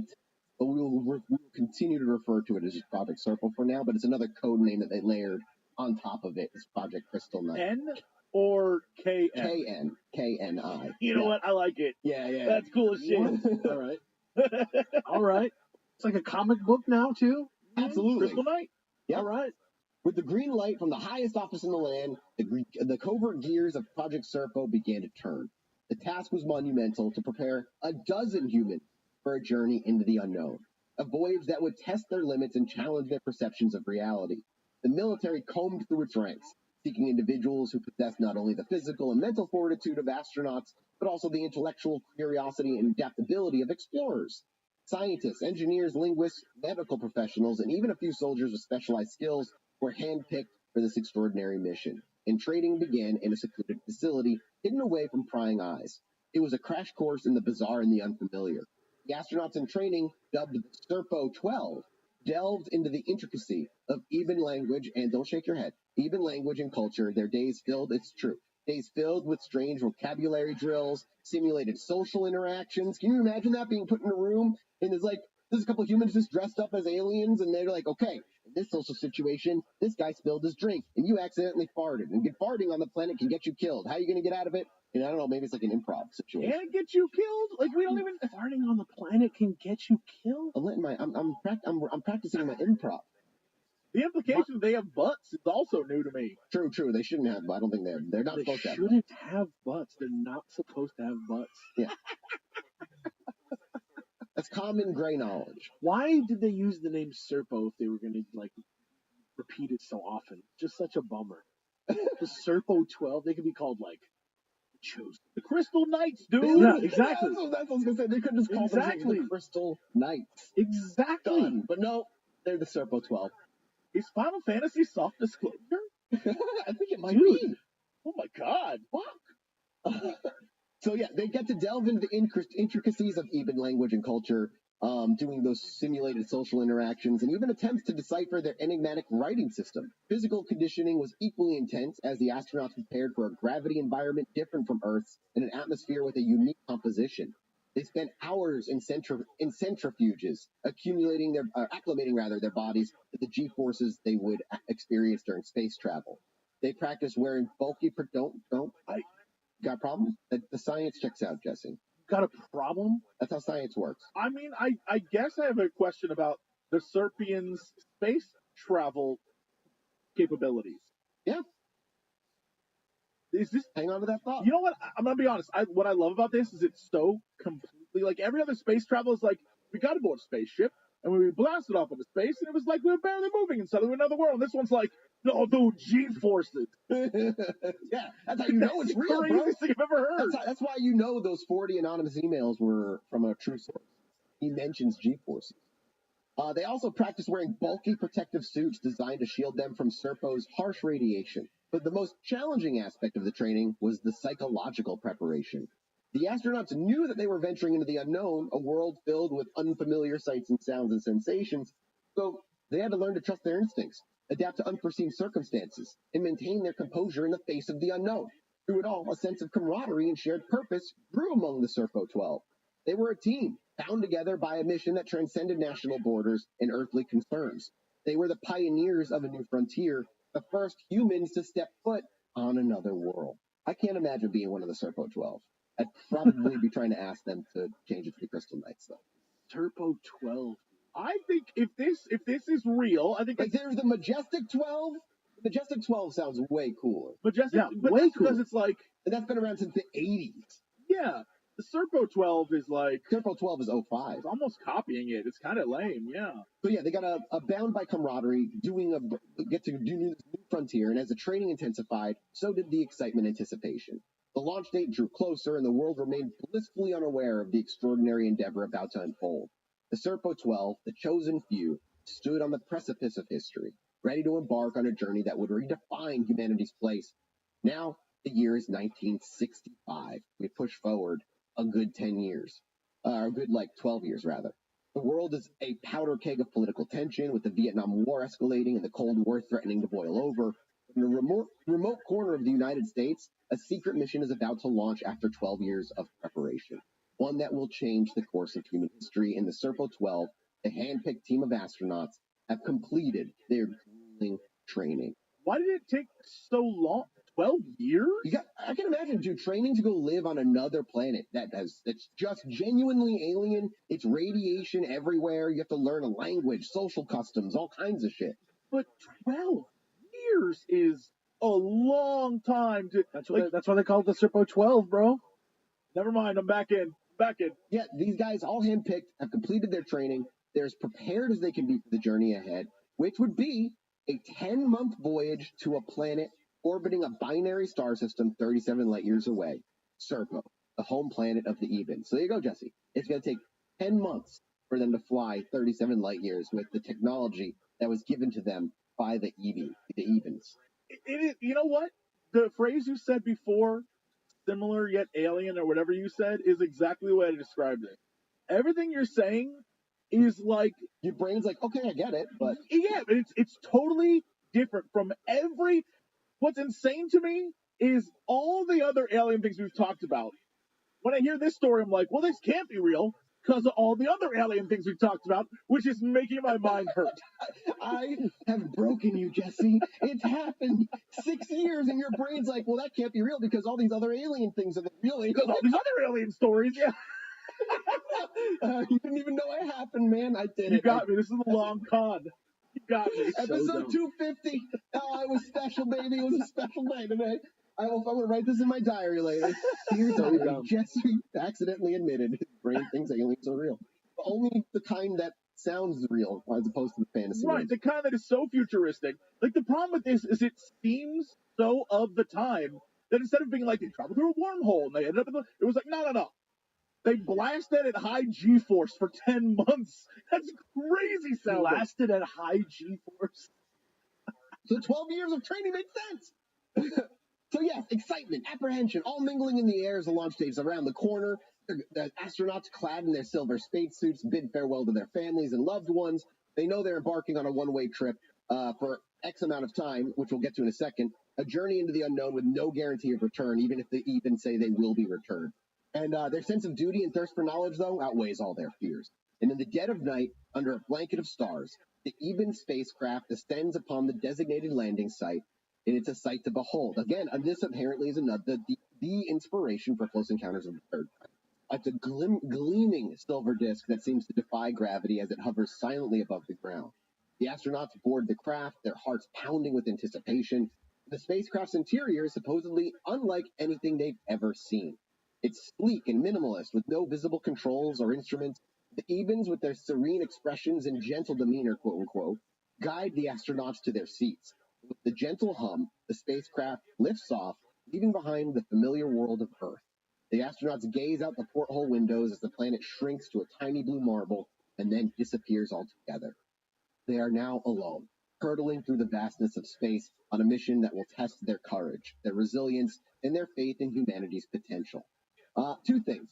Before we move on, I do have a list of supplies that Earth sent them with to take on their journey to the new planet.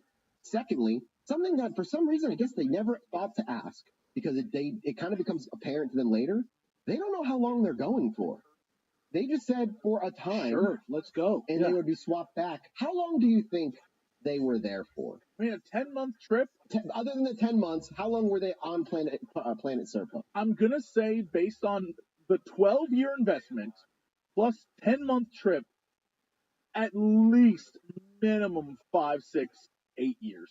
Okay. I think days. Oh, we got two extremes. 5 to 8 years, days, and they were like 12 years, and all right, there's a nice weekend visit, go home.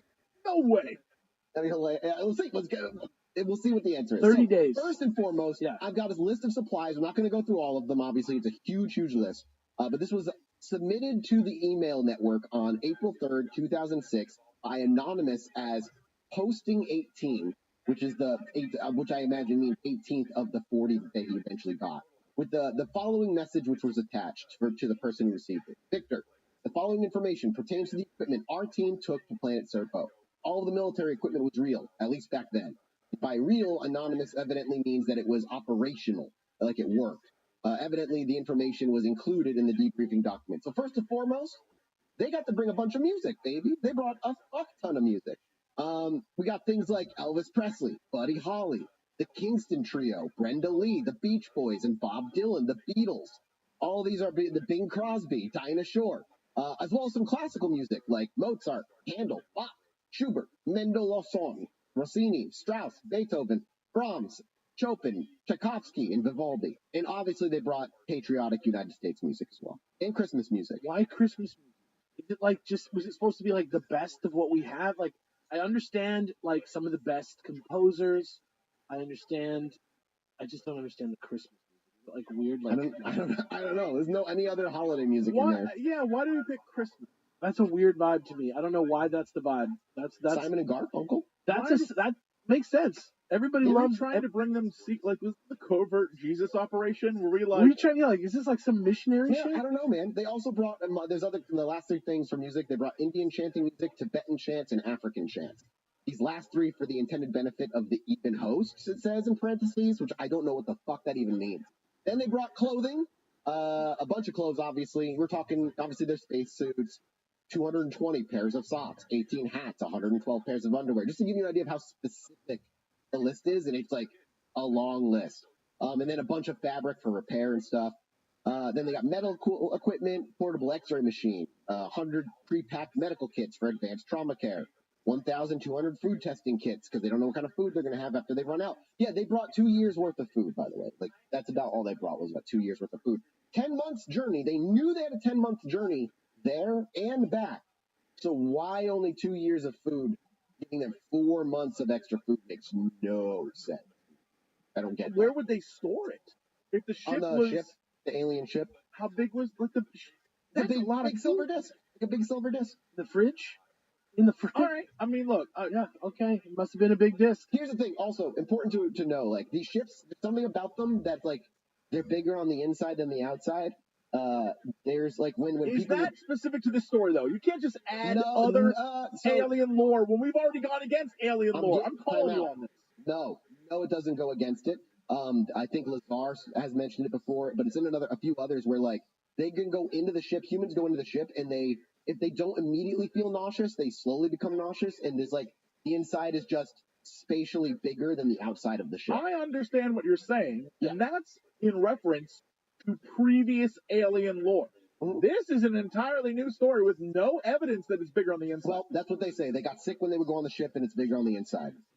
These people said that? Yes, but I'm not giving you the entire book. I'm cutting off a lot of shit. So, like, yeah. Okay. Supposedly, this is bigger on the inside, and they got to bring all this shit on their even ship. And again, when people would go on these ships, they would get nauseous because it's just like something about it being bigger.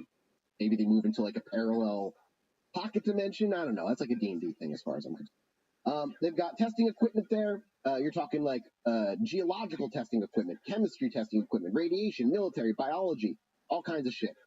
You've also got miscellaneous stuff like blankets, weather balloons. I don't know. They gave them 50 military weather balloons. I don't know why. See what I'm saying about the weather balloons? There's something going on. Thank you so much to our longtime sponsor, Talkspace. In May is Mental Health Awareness Month, and Talkspace, the leading virtual therapy provider, is encouraging people to talk it out in therapy.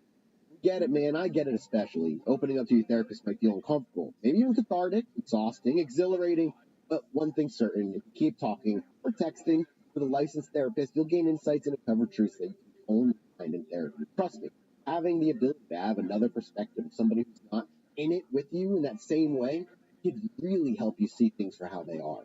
You know, I waited until I was in my 30s before I was like, maybe I should do therapy, and I'm genuinely a better person because of it. So Mental Health Awareness Month is a huge deal for me, and I really suggest if you are thinking about it, just try therapy. Give it a shot. The worst that can happen is it's not really wrong in your life.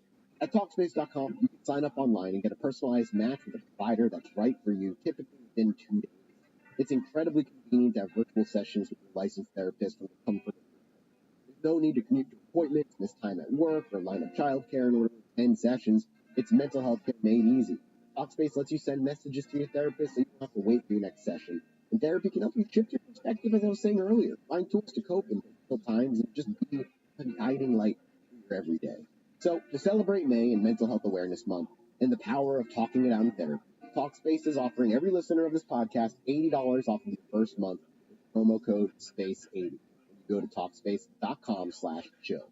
To match with a licensed therapist today, go to Talkspace.com/chill to get $80 off your first month with code SPACE80 and show your support for the show. That's Talkspace.com/Jill, code SPACE80. Thank you again to Talkspace for sponsoring today's episode.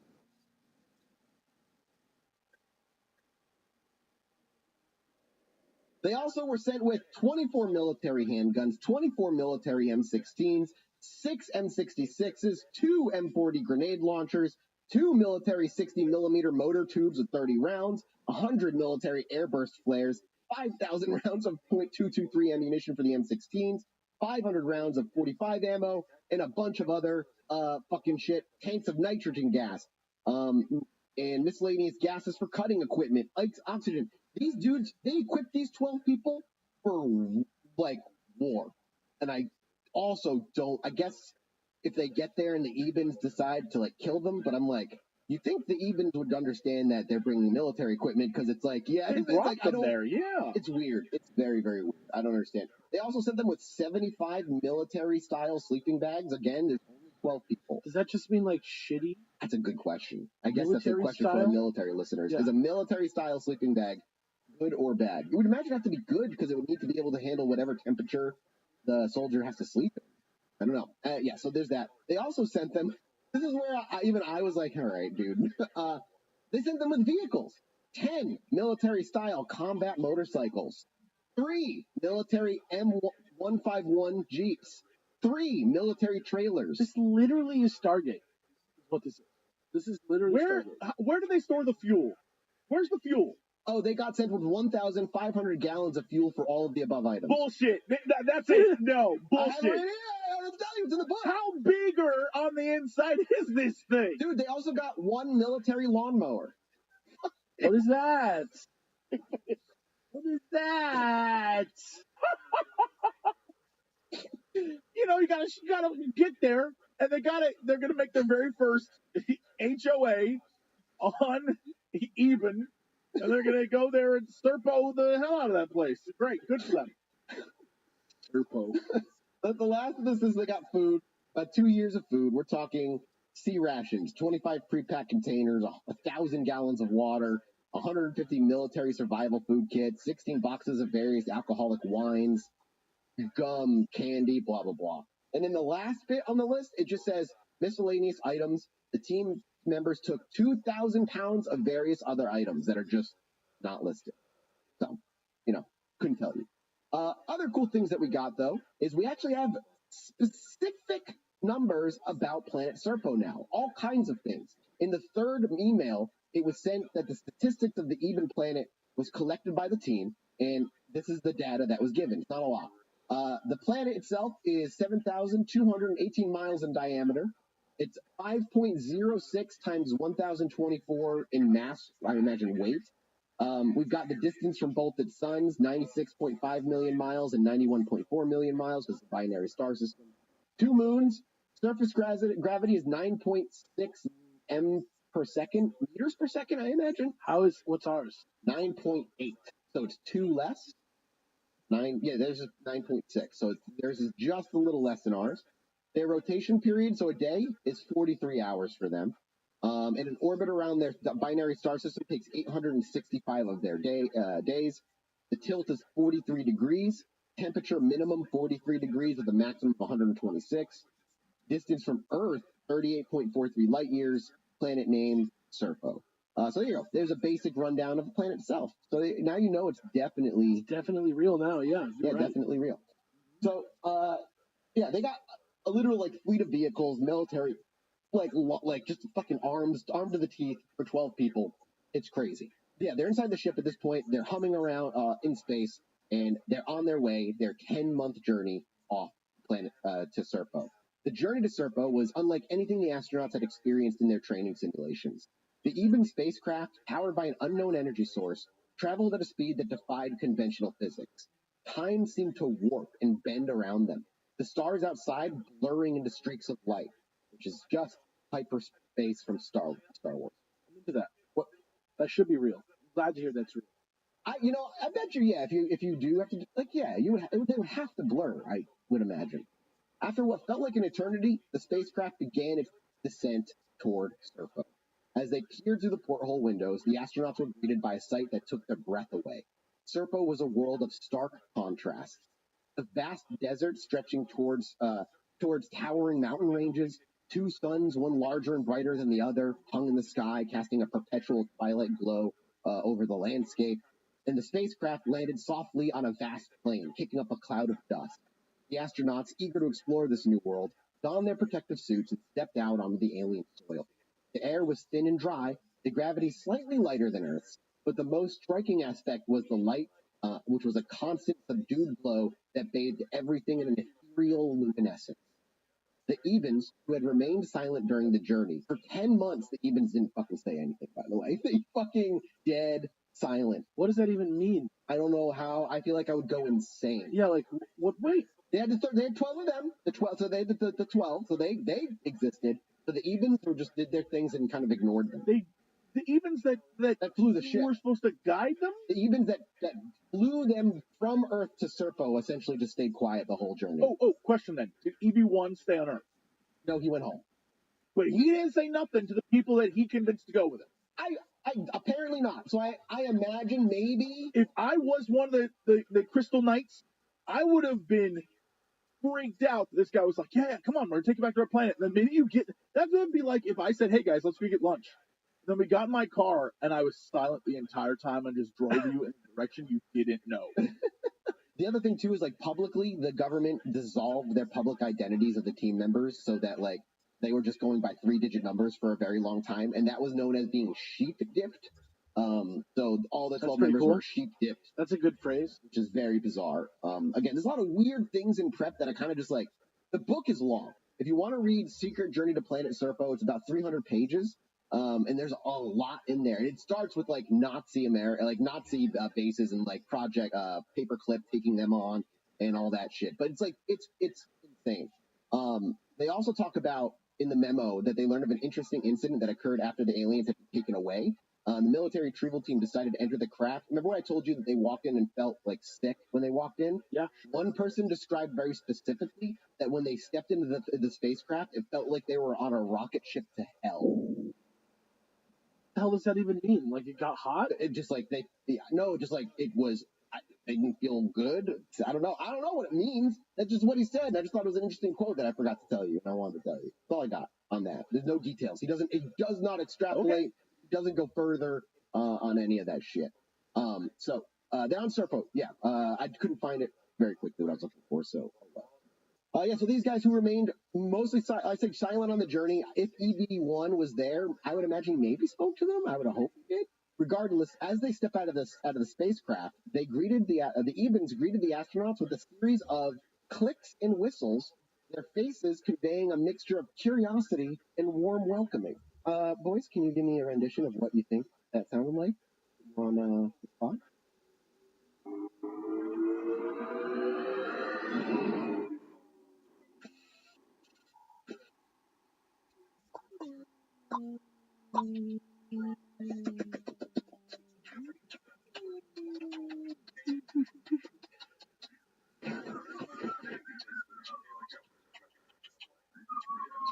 Alright, so one's just chewing tobacco. I was trying to do weird ASMR, but like that's the best I got. Yeah, a little munching noise. All right, well, that is. I hope everybody who's listening to this feels like they just stepped on the planet Serpo themselves. I love you guys. Thank you. The human team, armed with their rudimentary understanding of the Eben language, responded in kind, their voices echoing across a rather barren landscape where the ship had landed. The Ebens had led the astronauts to a nearby settlement, a cluster of low-lying buildings carved into the rock, and the architecture was noted as simple yet elegant, blending seamlessly with the natural environment. The interior of the dwellings was surprisingly comfortable, with soft furnishings and a warm, inviting atmosphere. And over the next few days, the astronauts began to explore their new home.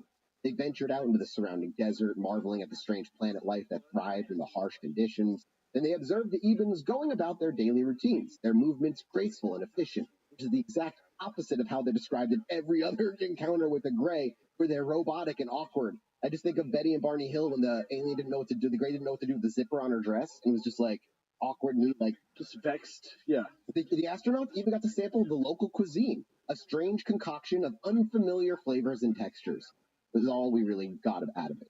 It was a time of, for them, they were in the honeymoon period. It's wonder and discovery, overwhelming. a chance to witness a civilization that had evolved along a completely different path than humanity's. The astronauts were filled with a sense of awe and humility, realizing that they were mere guests in this alien world, eager to learn and understand its secrets. The initial wonder of arrival soon gave way to the realities of living on an alien world, however. The astronauts, despite their rigorous training, found themselves facing a multitude of challenges. First, the thin atmosphere made breathing difficult, and the constant exposure to the binary sun's radiation required them to wear protective suits whenever they ventured outside. That fucking sucks. The 43-hour Serpo day disrupted their circadian rhythms really badly, leading to sleep disturbances and disorientation. And the food, while nutritious, was bland and unappetizing, causing digestive. Surely 10 months in space would have changed any circadian rhythm they had. Yeah, I mean, that's fair. Sorry, I didn't mean to interrupt. There's No, so much that I'm like holding back right now. Yeah, no, let it There's out. other me's holding me back, but please continue. Yeah, you would think it did, but I wonder, maybe the ship was like tailored to be to the comfort of humanity, so that when those, when they took them on, they weren't immediately. That explains why the aliens weren't talking. They were pissed off. Like, we got 10 months of this bullshit. 10 months of this goddamn nonsense. I get it now. I get it. Never mind. Yeah, so the 43-hour day threw them off. The food was bland and gross. And despite the Eben's friendly demeanor, communication remained a barrier, hindering their ability to fully understand the alien culture. However, the astronauts persevered, driven by their curiosity and determination, and they established a routine, dividing their time between exploring the surrounding area, learning the Eben language, and documenting their observations. They set up a makeshift laboratory analyzing soil samples, studying plant life, and even attempting to communicate with local fauna. Over time, they began to make progress. Their language skills improved, allowing them to engage in a more meaningful conversation with the Ebens, and they discovered underground water sources, easing their concerns about hydration. They even managed to cultivate a few earth crops, adding much-needed variety to their diet. As their understanding of Serpo grew, so did their fascination with the Ebens' way of life. They observed a society that was communal, peaceful, and technologically advanced. The Ebens had no concept of money or social hierarchy, instead valuing cooperation and harmony. Yes, Jesse? Dude, I wasn't going to say nothing. You stopped yourself. I'm going to get a message, Jesse. You keep interrupting his flow. No, this is me. I'm letting you. I'm inviting you. I just want to put out there to any scientist. We have a lot of actually really smart people who listen. I just want to ask this question. So thankful. Thank you for keeping us in check. In a world where you are double sun radiated to the point where you can't go outside without a suit. Double sun. How and where do you grow earth crops? Just gonna put that out there. That's my question that I have to ask. How do you grow earth crops? That's it. I'll leave it at that. I'll leave it at The sun, bro. The sun just does it. 2 suns? Sunglasses. Highly radiated. That's like a bonus in a video game. Just put sunglasses on the seeds, bro. Gotcha. Okay. Yeah, blue light filter. Calm down. Like maybe radiation won't affect it. Gunners, but then aren't you eating radiated plants? Look, Well, they're technologically advanced, okay? And they did set up a temporary lab, so maybe they were growing the food in the lab where it was away from the sun. Like Matt Damon in The Martian. Yeah, when he pooped in the potato. Right, yeah. Yes, exactly like that. See, we're figuring this out. He did that, and that was real. That was real, 100%. Yeah, over time they were making progress. Language skills improved, allowing them to engage with the Ebens more. They got water, etc. And as their understanding of Serpo grew, so did their fascination with the Ebens' way of life.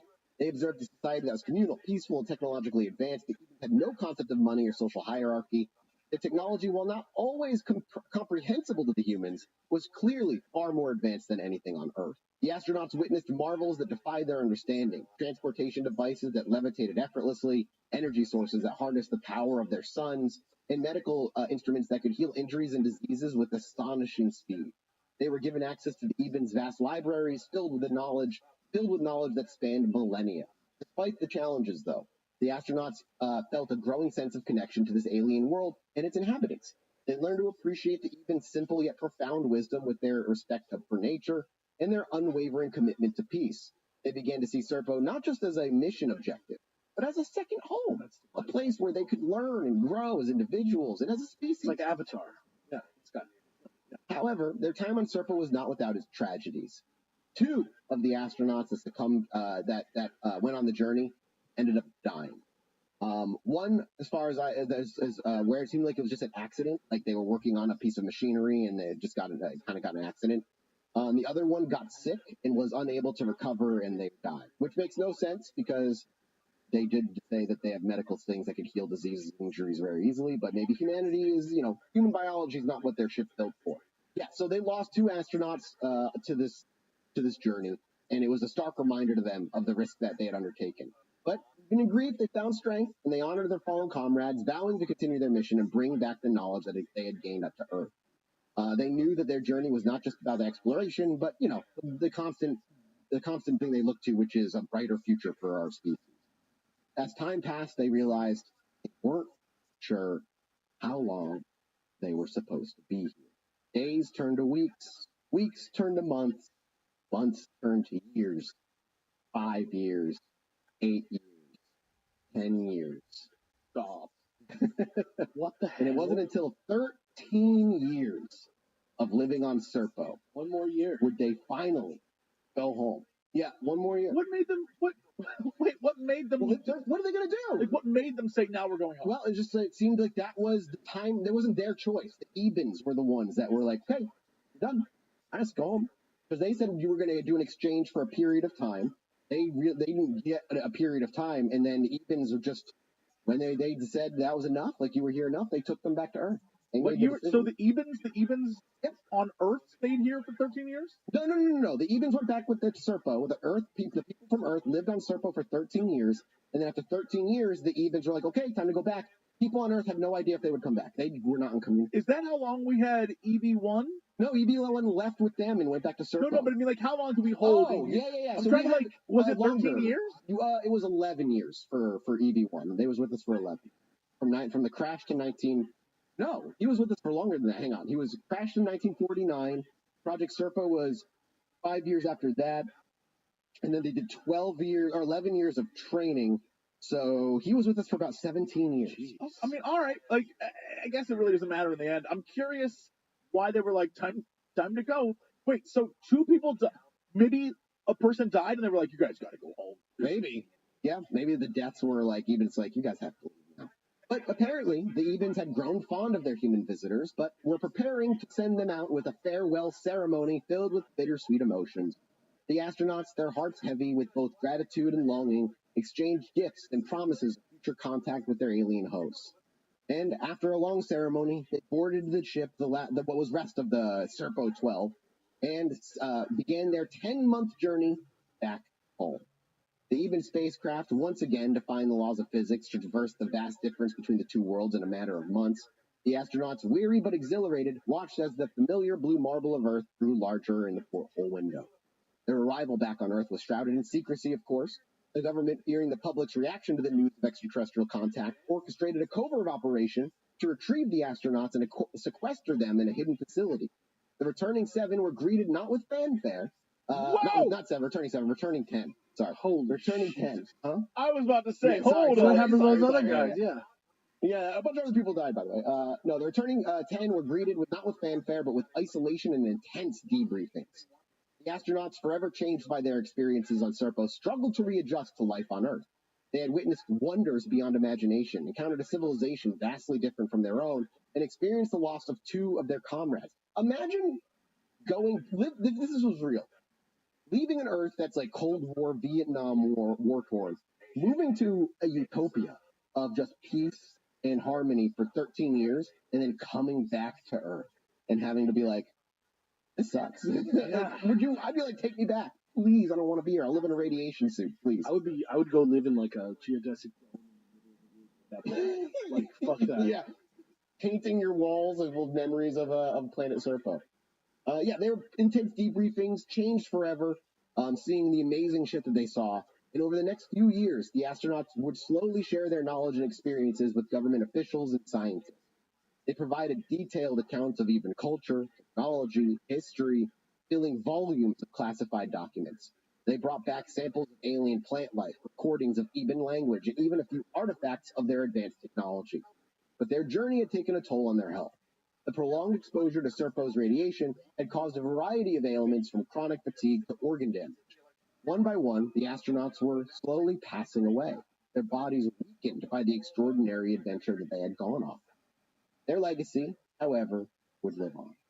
The knowledge they brought back from Serpo sparked new avenues of research and development, pushing the boundaries of human understanding. Who could ask for anything more?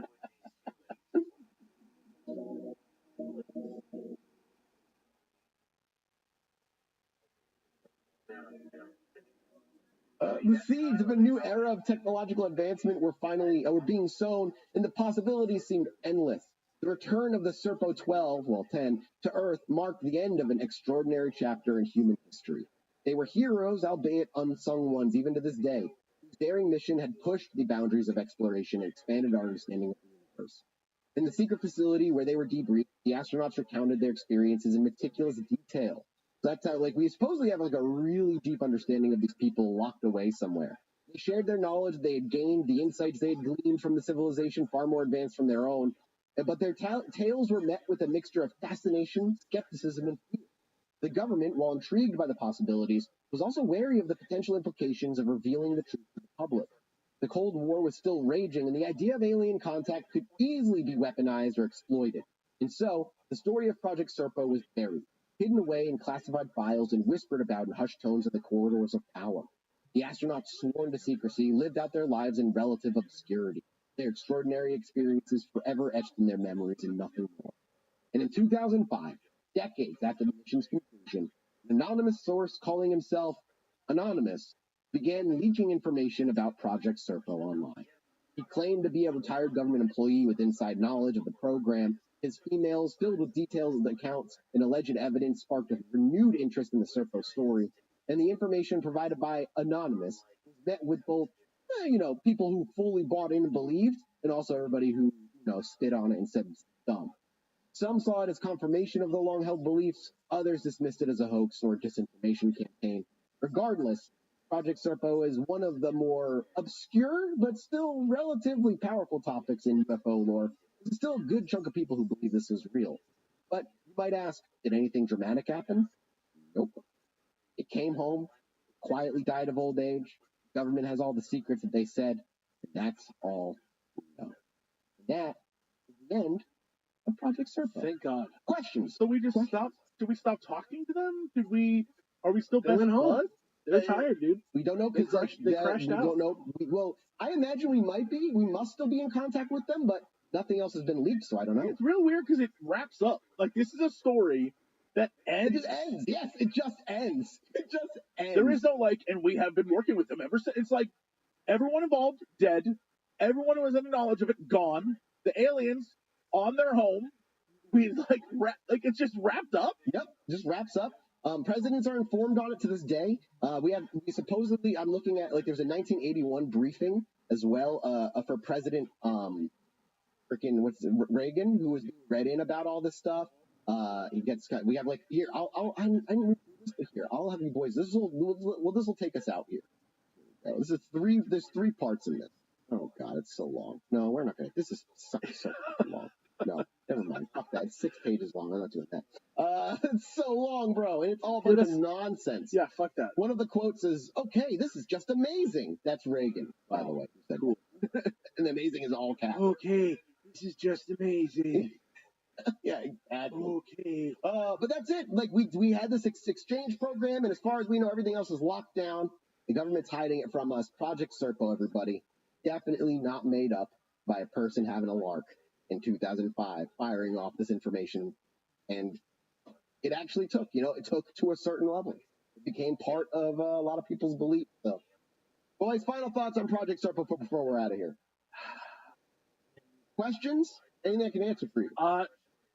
We first heard about this when? What year was the the emails are from 2005 and they were being published in real time or what? Yeah. So there was a website that is up now that's been it's been basically being uploaded on the internet since 2005, pretty much straight away. It's projectserpo.org, I think, is the website. Serpo.org. Sorry, Serpo.org. Serpo.org. Great, beautiful website name. What I want to do is draw a line from this story to show how it has reverberated through pop culture and stuff. But really, all the lines are through other better stories and just lead to Serpo, which is just kind of also because this was released in 05. That's what I mean. The lines come from the movies first and then to this. The word, that's exactly what I'm saying. The word I want to say is just kind of niche, sort of cliche. Yes. That's the only thing that's unfortunate about this. I love the premise of these emails, and I love the idea of it being like a meta narrative that's like released over time. I think that's awesome. Why did you go with such a generic story, man? Right?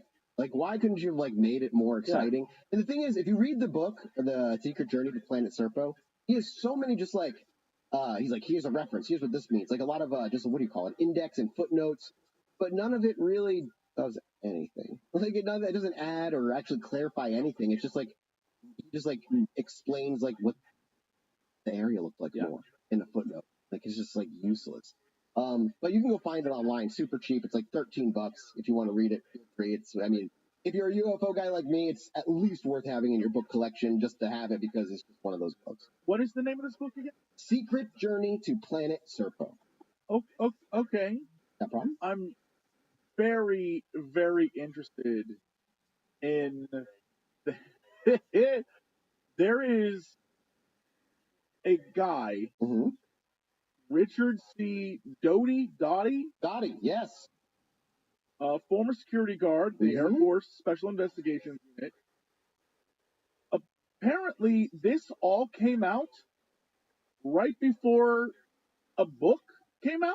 What year? It might be Secret Journey to Planet Serpo.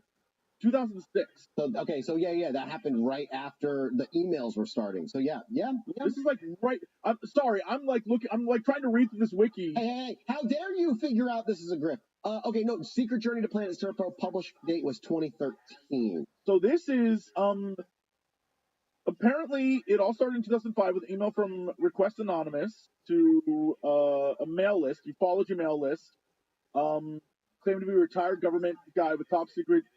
Like everything you said. Yep. Investigation believes that Anonymous is Richard C. Doty, and this is because he was trying to hype up the book that I believe is about this exact That thing. would make sense. Richard Doty. I'm literally like reading Wikipedia's right now, trying to figure out like what the background information is, because that's a story right there.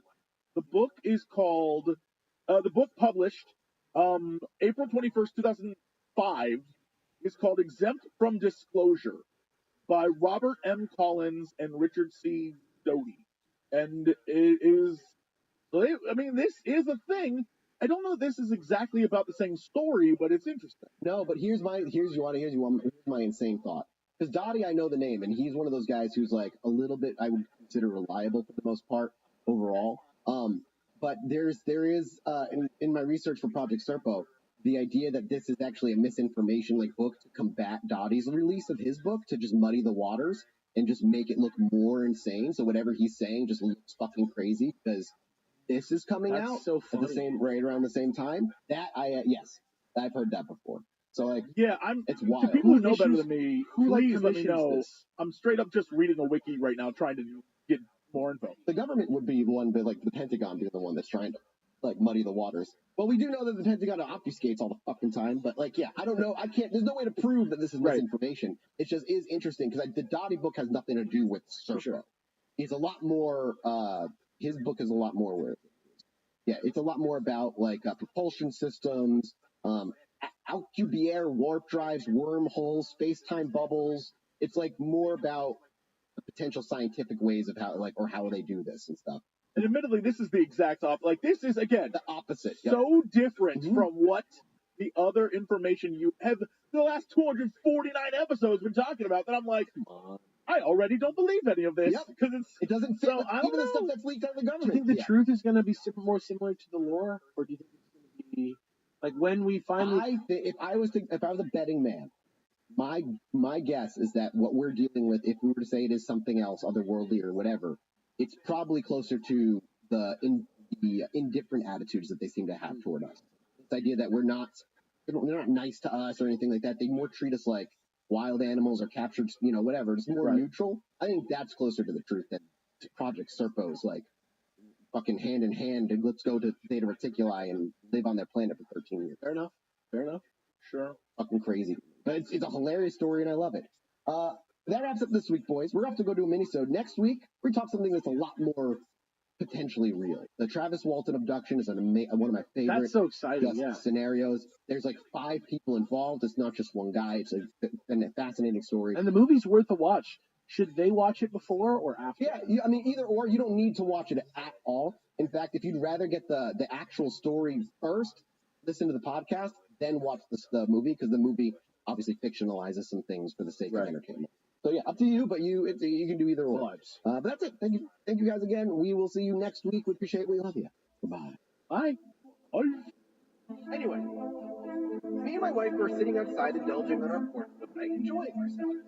I needed to go to the bathroom, so I stepped back inside, and after a few moments, I hear my wife go, "Holy shit, get out of here." So I quickly dash back outside, chasing the sky. I look up too, and there's a perfect line of dozen lights traveling across the sky.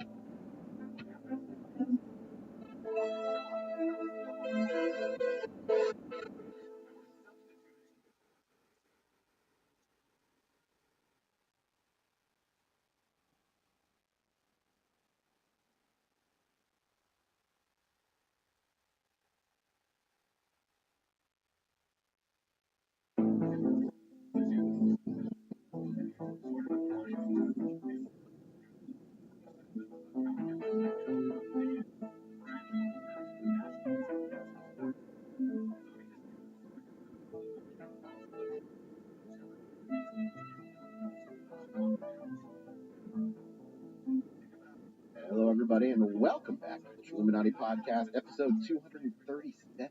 As always, I'm your host, Mike Martin, joined today by none other than Jesse Constantine. Got to go look something up for a duo. I haven't come on a new theme for the next bit. I'm working on it, though. There's going to be a new bit. You want to bring a bit back? A new theme. It's going to be. I like that. I like a New Year's resolution. That's nice and Right. strong. Room 237, is that The Shining? Room 237. Is I that made The one of my friends Shining? watch that terrible movie, and he was mad at me that he, afterward that I made him watch that. But I thought it was good. So, It was neat. it wasn't good. Anyway, that's what this is. I should have done an episode about the Overlook Hotel or whatever it's called from The Shining for episode 237. But I just realized that right now. So forget about that. Here we are again, folks. Another day. Another one of my.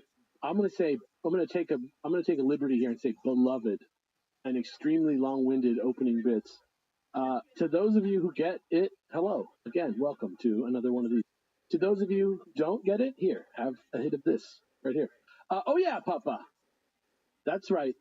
That's some of that loud, top shelf, dank ass patreon.com/Chilluminatipod right there. Let me tell you something, motherfucker. Even after holding it in your lungs for just 5 seconds, you will already start to see how chill of a move it is to support a good-hearted little mystery show like ours if you can afford it.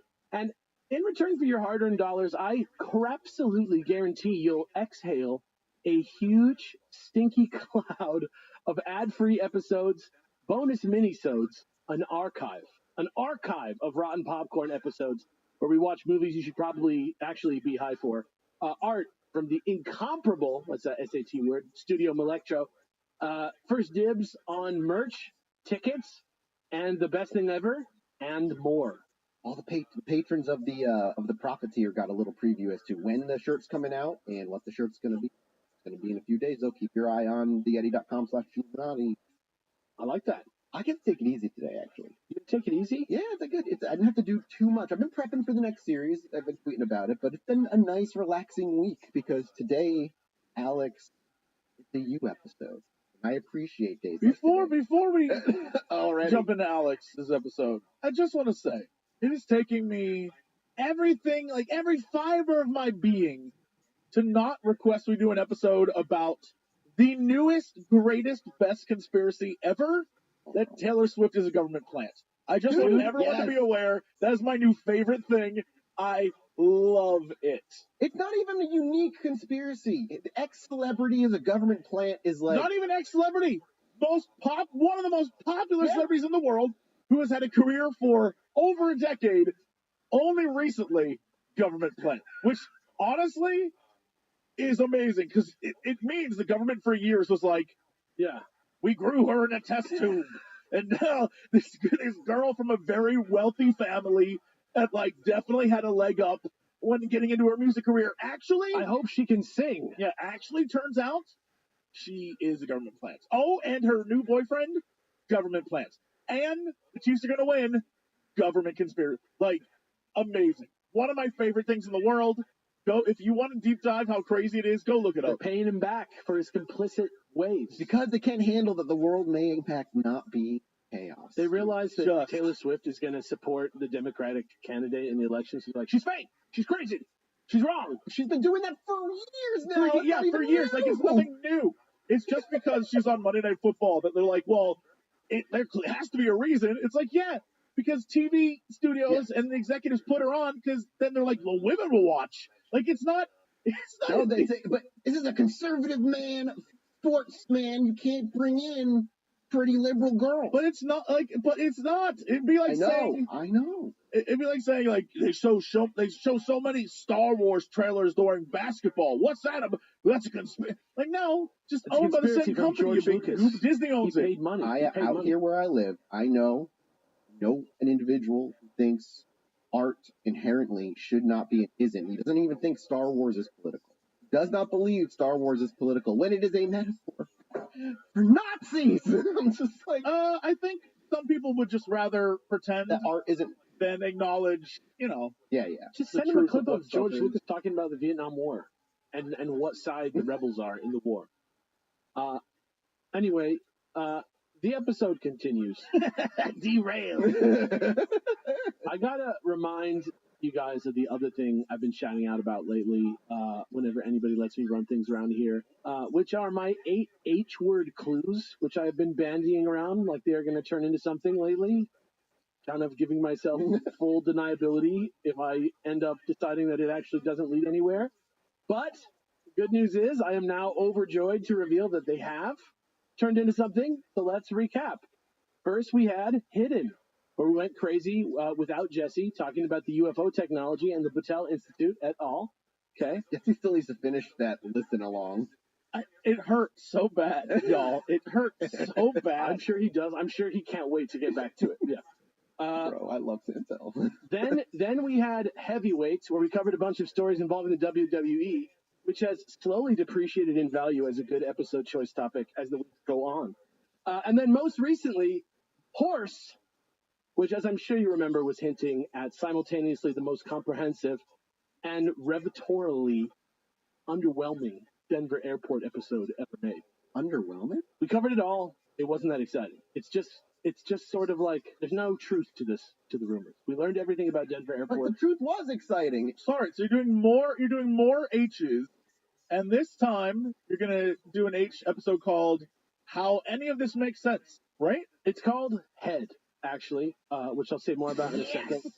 Well, all right, it's about time. We're in. Oh yeah, but before we move on, the last 4 left are number 5, which is Hello, number 6, which is Huge, number 7, which is Him Again, and number 8, which is Hero.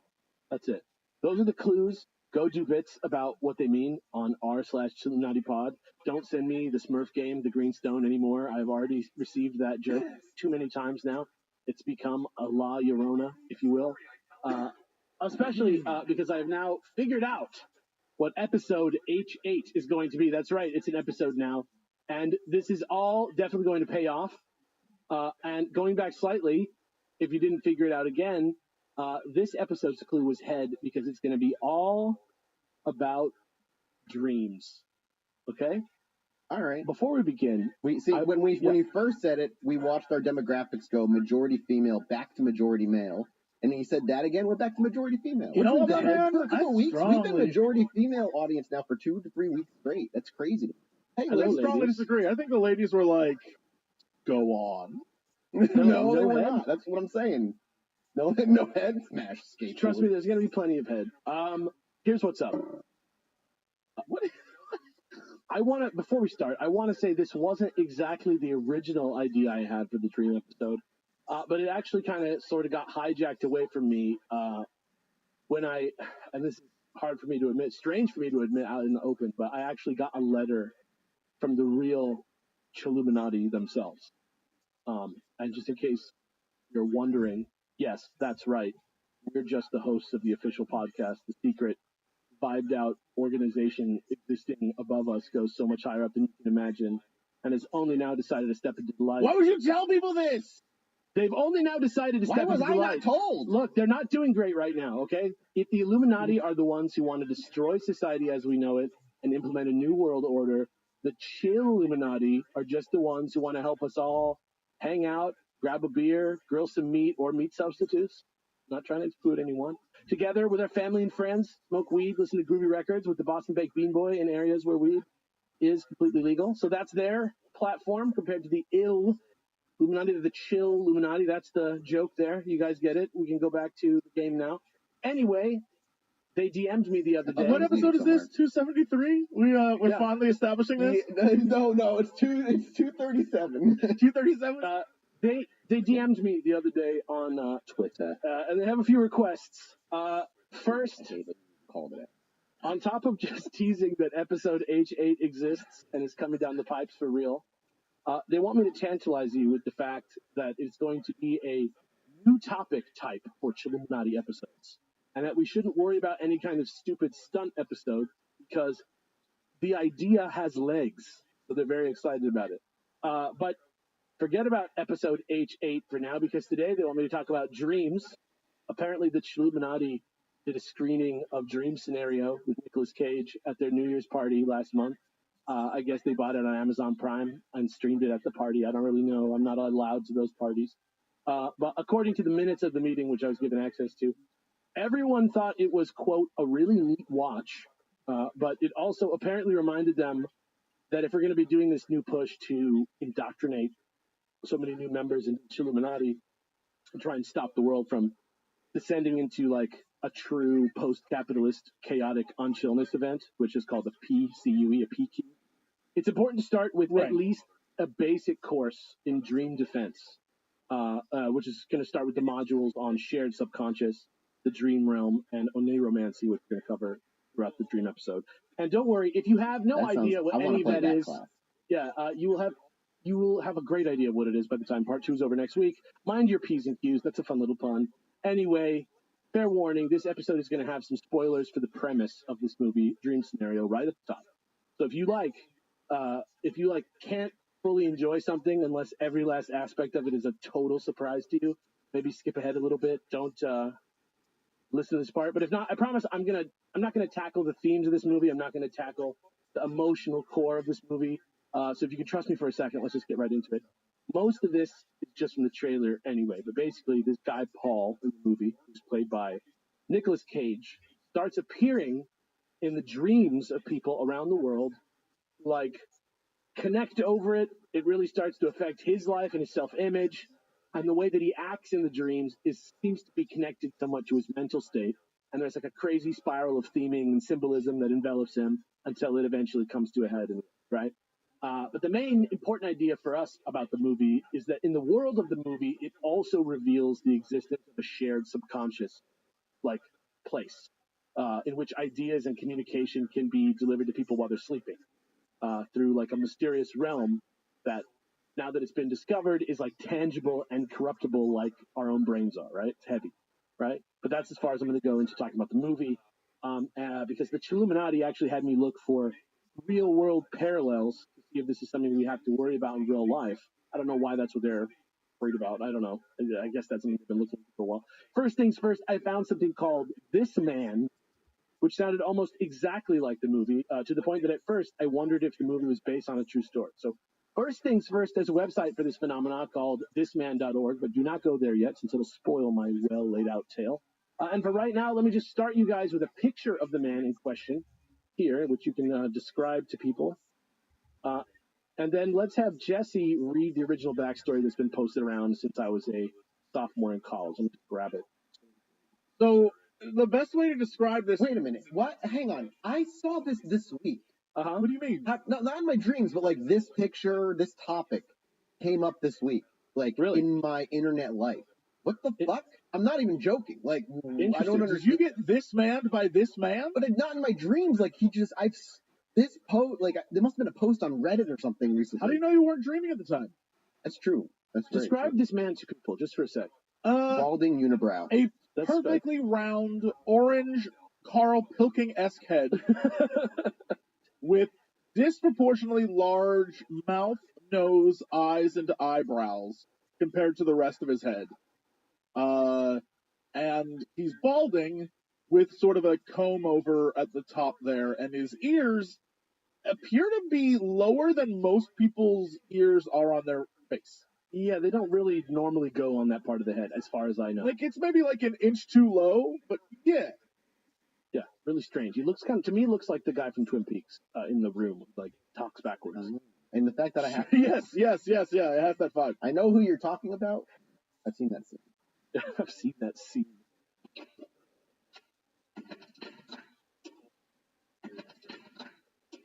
All right. This is for Jesse. In January 2006 in New York, the patient of a well-known psychiatrist draws the face of a man that has been repeatedly appearing in her dreams. More than one occasion, that man has given her advice on her private life.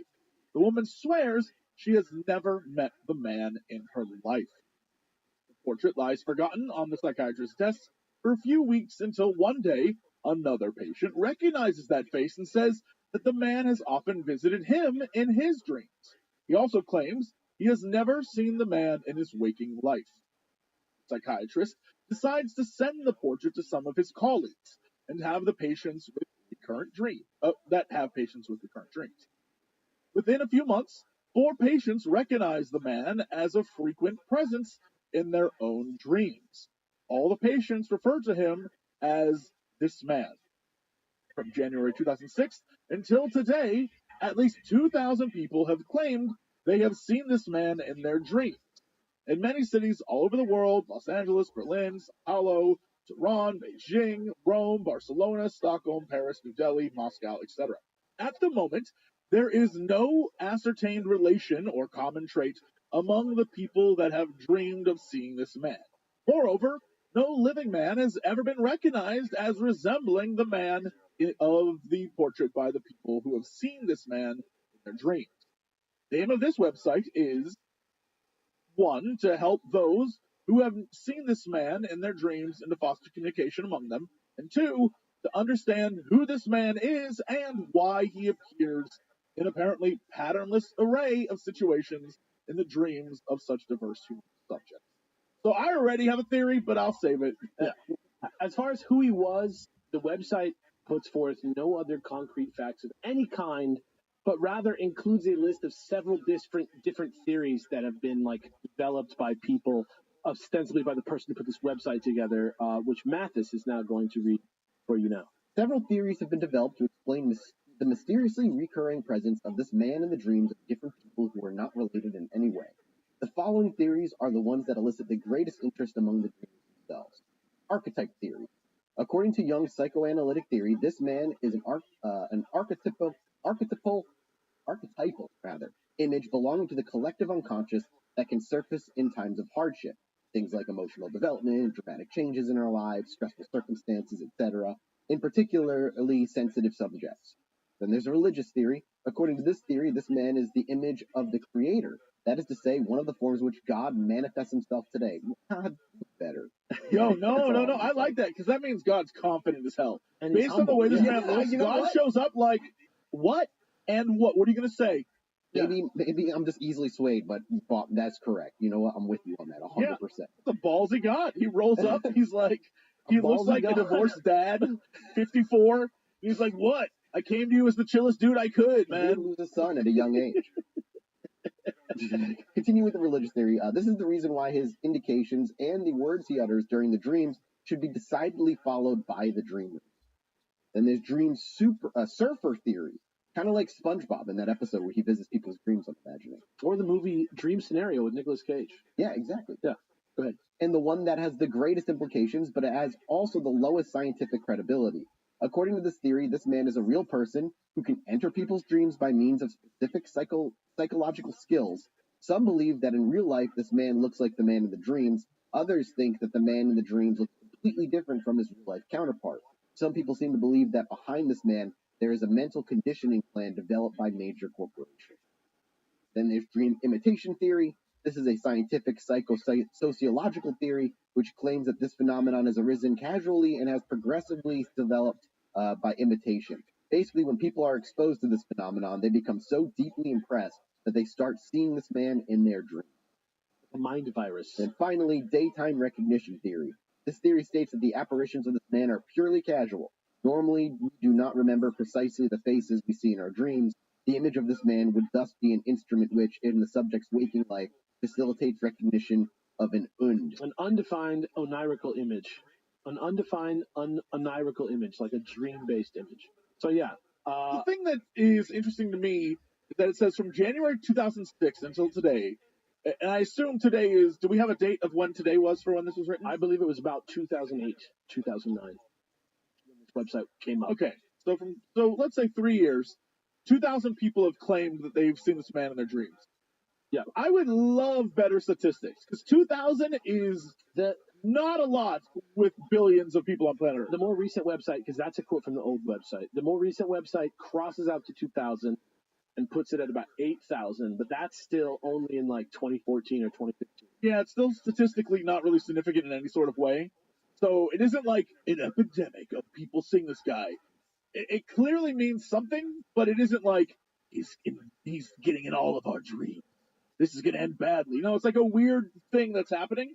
But yeah, I don't think it's anything like. What was your theory on what was happening? Oh, I think it's just that he's an amalgam, like, because the way he looks, he's an amalgamation of all sorts of different things that people see in their life, and that's why certain people dream him, because like biological it's lobe. Just like the brain's putting stuff together, and it just happens to look that way. And Vibes. 8,000, 2,000, whatever, you can. It could happen to 8,000 people that they all see the same thing, because there's only 8,000 people out of. They said it's all over the world. It was like in the city of Chicago, 8,000 people had this dream. That would be interesting. That's his name's got to be Loeb Lloyd. He looks like Loeb a Lloyd. Lloyd. Loeb Lloyd or Lloyd the Loeb. Like he's got a. He is just like Loeb though. Remember the AI character Loeb that like sort of like congealed out of nothing? That's kind of what Jesse was saying, I think.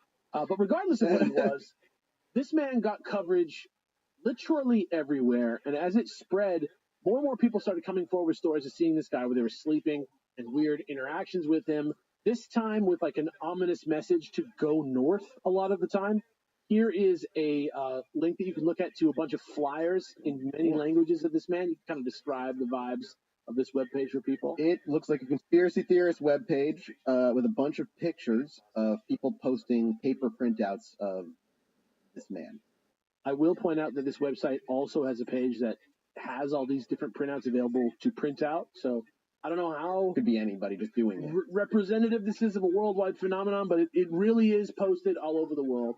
But luckily for you, though, we don't have to leave it at that, as we've grabbed a couple of these accounts of people around the world seeing this guy, just to give you an idea of what meeting was supposedly like and to look a little bit more into the mystery here. Screw the main page. You should be checking out the fan art tab on this page.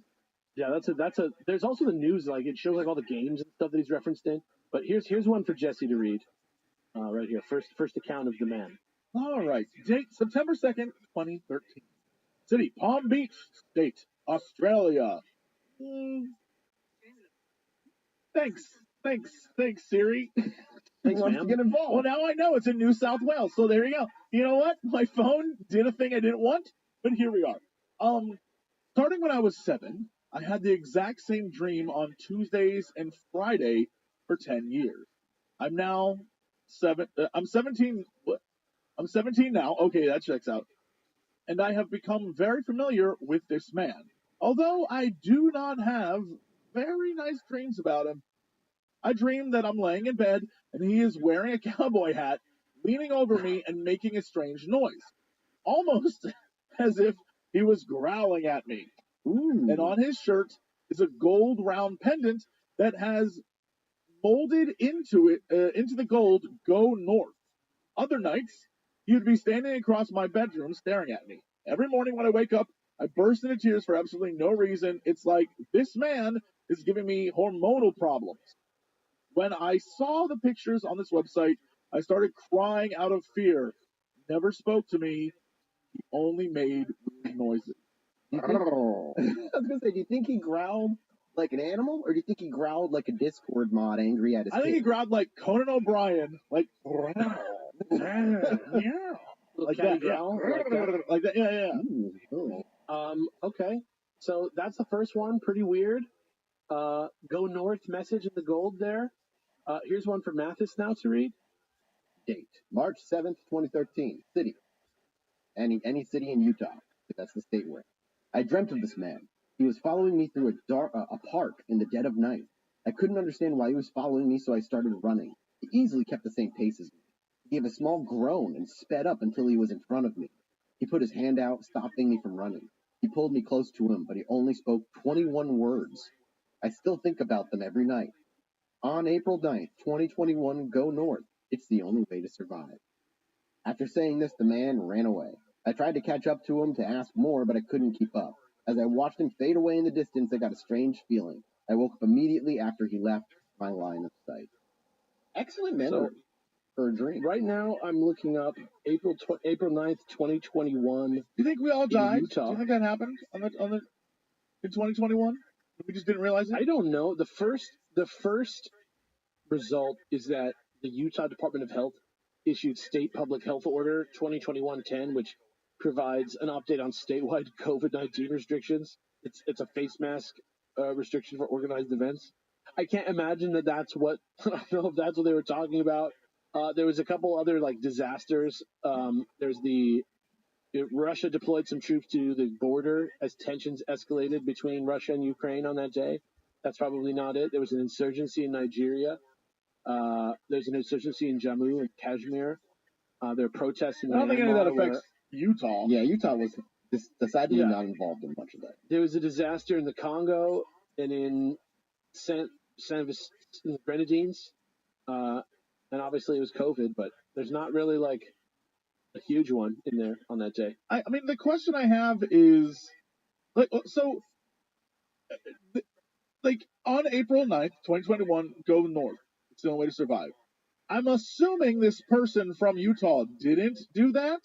No idea. I mean, or did they? Because I would love a follow-up. It seems like there's no follow-up here. Like, this was just an account that the webmaster brought when she was interviewed on Vice magazine. But here is another one last story with its Go North theme. Kind of interesting. This one is, for Jesse. January 9th, 2011, Fort Lauderdale, Florida. I dreamt of this man. A couple of years ago, I had seen a couples therapist because I was having recurring dreams about this middle-aged man who kept attacking me. Never said anything. I woke up soaking wet every night. This was the same time I met a guy in college who was very creepy and stalked me. He always found a way into my dorm and would sit there all night. I was put on trazodone? It's a sleeping man. To help me get through the nights. I also have a dream where someone is always telling me to go north, just like someone else wrote under the dream link. I got it tattooed on my ankle because I swore it meant something. I'm almost positive this man is the one who comes to see me in my dreams. Yeah. So obviously people are freaking out. Comedian Tim Heidecker tweeted it was scaring the shit out of him. This man was on the news all over the world. It was on Coast to Coast. It was on Tosh.0. Been referenced in the X-Files before. It continually pops up in video games. It's in the AIs. The Somnium Files was in there. Obviously, people were starting to get suspicious. But here's what the woman who made the website, a woman named Andrea Nutella, had to say when she was asked about it by Vice in 2015. And Mathis, I'm just going to ask you to do your best here. We constantly try to understand this point, but we have no clue about what this man wants or if he wants something at all. One thing seems clear. This man is a kind of wormhole. Some people are confident he is just my invention, but I am only a point in a time loop. This man was dreamed even before I could draw his face, even before the first patient identified him in New York. We have evidence of people dreaming about him 30 years ago. Every day we receive news and kids who have begun dreaming about him somewhere new in the world. I believe it's not this man who does time traveling, but it's us who moves through a fourth dimension. It's a loop with no chicken nor the egg. I think the key factor of this man's success on the web is his ability to represent an extra dimension as we travel in the global space with a click.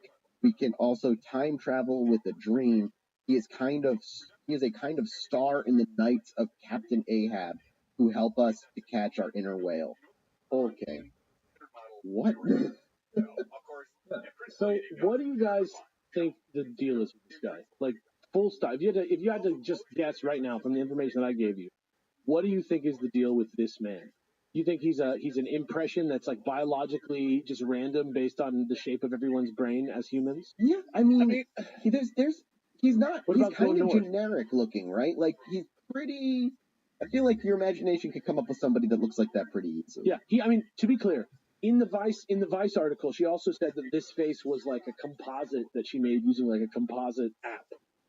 Like it's like a branded app or something that she used that like this was the face that it gave her after inputting the description of this man from a bunch of people or whatever. So that's what it is. Yeah, I feel like it's such a vague, weird description. Like it isn't. It's. I feel like what is happening. So what is happening with the face and the man they see, I think is just sort of a thing that, based on external stimuli on the brain, it's sort of an amalgamation of things. And then this very specific man is one that when people see it, they're like, oh yeah, that's the guy, even though I don't know that it 100% was. Yeah. You know, it happens all the time with dreams where you just interpret it weird.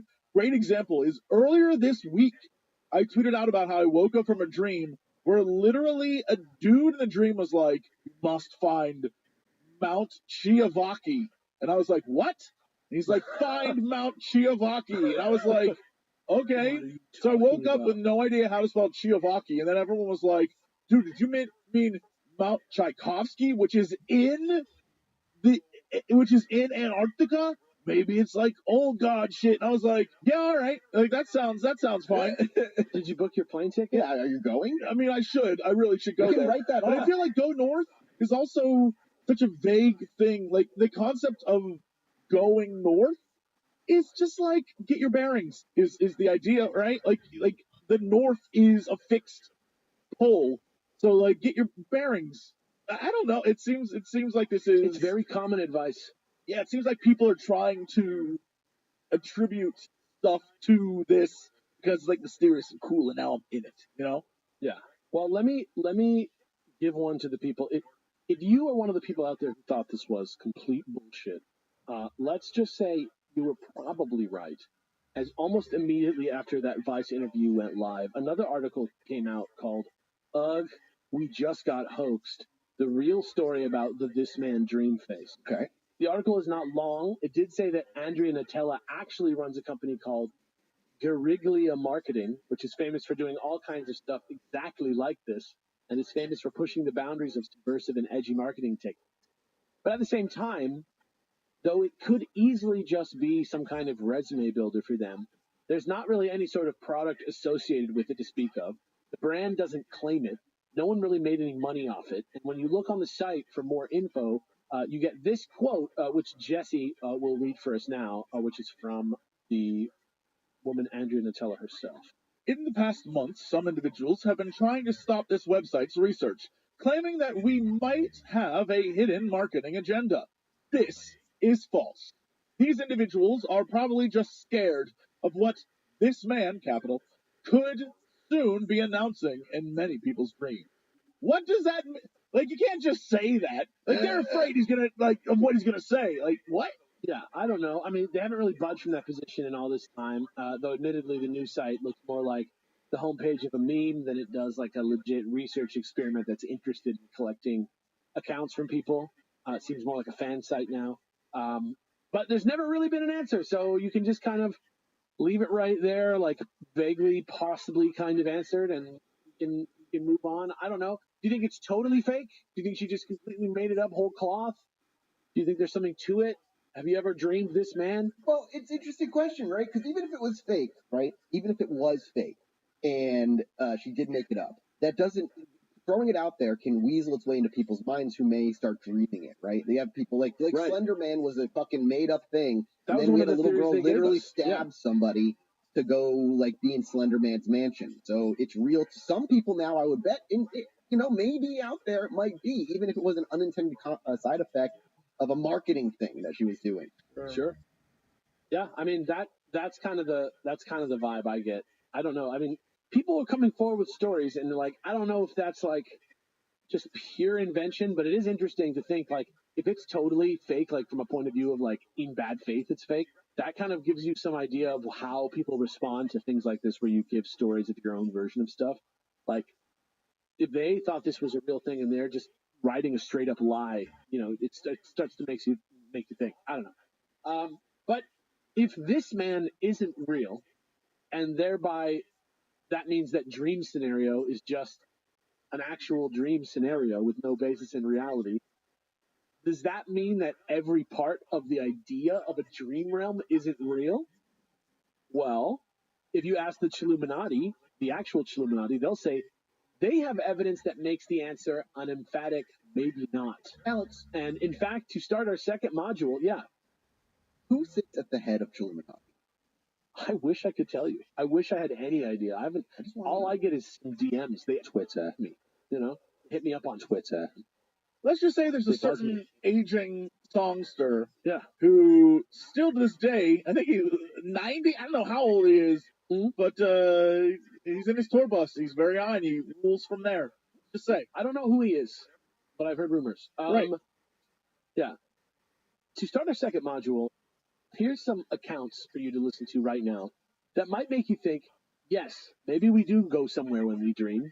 We can discuss each one after we read it, starting one of the great anonymous internet posts of all time, which ties in perfectly with our theme, and which Mathis will read for us now to get started. It's a little meaty, but it's actually literally legendary. So here we go. Mathis, this one's for you. Throwaway account, because this is really personal. My last semester at a certain college, I was assaulted by a football player for walking where he was trying to drive. Note, he was 325 pounds, I was 120 pounds, and while I'm conscious on the ground, I lived a different life. I met a wonderful young lady. She made my heart skip. Oh, I remember. I know. With my face red, I pursued her for months and dispatched a few jerk boyfriends before I ever finally won her over. After 2 years, we got married, and almost immediately she bore me a daughter. I had a great job, and my wife didn't have to work outside of the house. Don't, Jesse, this is very serious, and it's a very tragic story. Yeah. Yo, this was posted on like an Andrew Tate subreddit. There's no way any decent person goes, and then she bore me a child. After I defeated several of her evil exes, she then bore me a perfect baby boy. The dude went unconscious and went into fucking Scott Pilgrim world. Strapping air. He just lived the sequel to Scott Pilgrim that was never written. After I defeated the lesser men, my alpha brain took over, and I managed to get her to bear me a child. I had a great job, and my wife didn't have to work outside of the house. She made me a sandwich all the time and never wore a bra. When my daughter was 2, my wife, bore me a son. My son was the... Well, That sucks, dude. No, it gets worse. No one talks like this. This did not happen. I also, you know what? Hearing a little bit more, I'm starting to think maybe that jock was like, dude, you're being a creep. You're being a creep. Stop being a creep. No, man. He's like, I'm trying to get people to understand. Fight me. I'm right in my beliefs. This guy's alternate life is like a toxic family, because he didn't say anything like this about his daughter, but he goes, my son was the joy of my life. Yeah, no, that first daughter, 2 years of a mistake. I was only thinking about how she would grow up to do OnlyFans, and it broke my soul. Thank God I had a son so I could live vicariously through him and play Call of Duty with him in real life. I would walk into his room every morning before I left for work and doted on him and my daughter. One day, while sitting on the couch, I noticed that the perspective of the lamp was odd, like inverted. It was still 3D, but just wrong. It was a square lamp base, red, with gold trim on 4 legs and a white square shade. I was transfixed. I couldn't look away from it. I stayed up all night staring at it. The next morning, I didn't go to work. Something was just not right about that lamp. I stopped eating. I left the couch only to use the bathroom at first. Soon I stopped that too, as I wasn't eating or drinking. I stared at the fucking lamp for 3 days before my wife got really worried.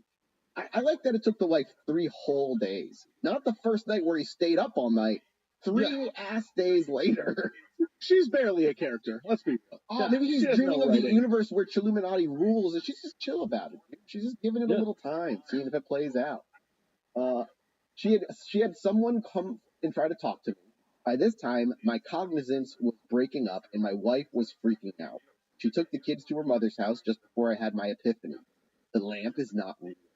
The house is not real. My wife, my kids, none of that is real. The last 10 years of my life are not fucking real.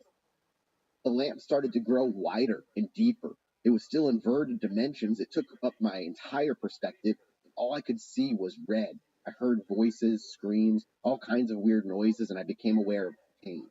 A fucking shit ton of pain. The first words I said were, "I'm missing teeth," and opened my eyes.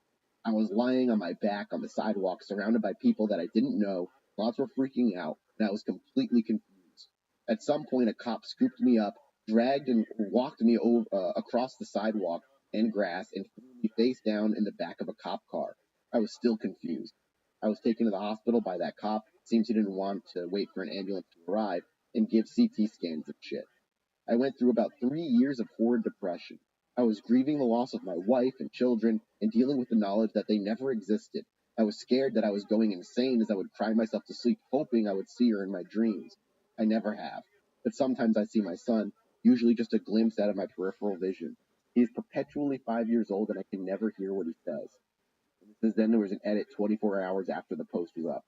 Never thought anyone would read this. I changed the line so that it no longer seems that my 2-year-old daughter bore a child.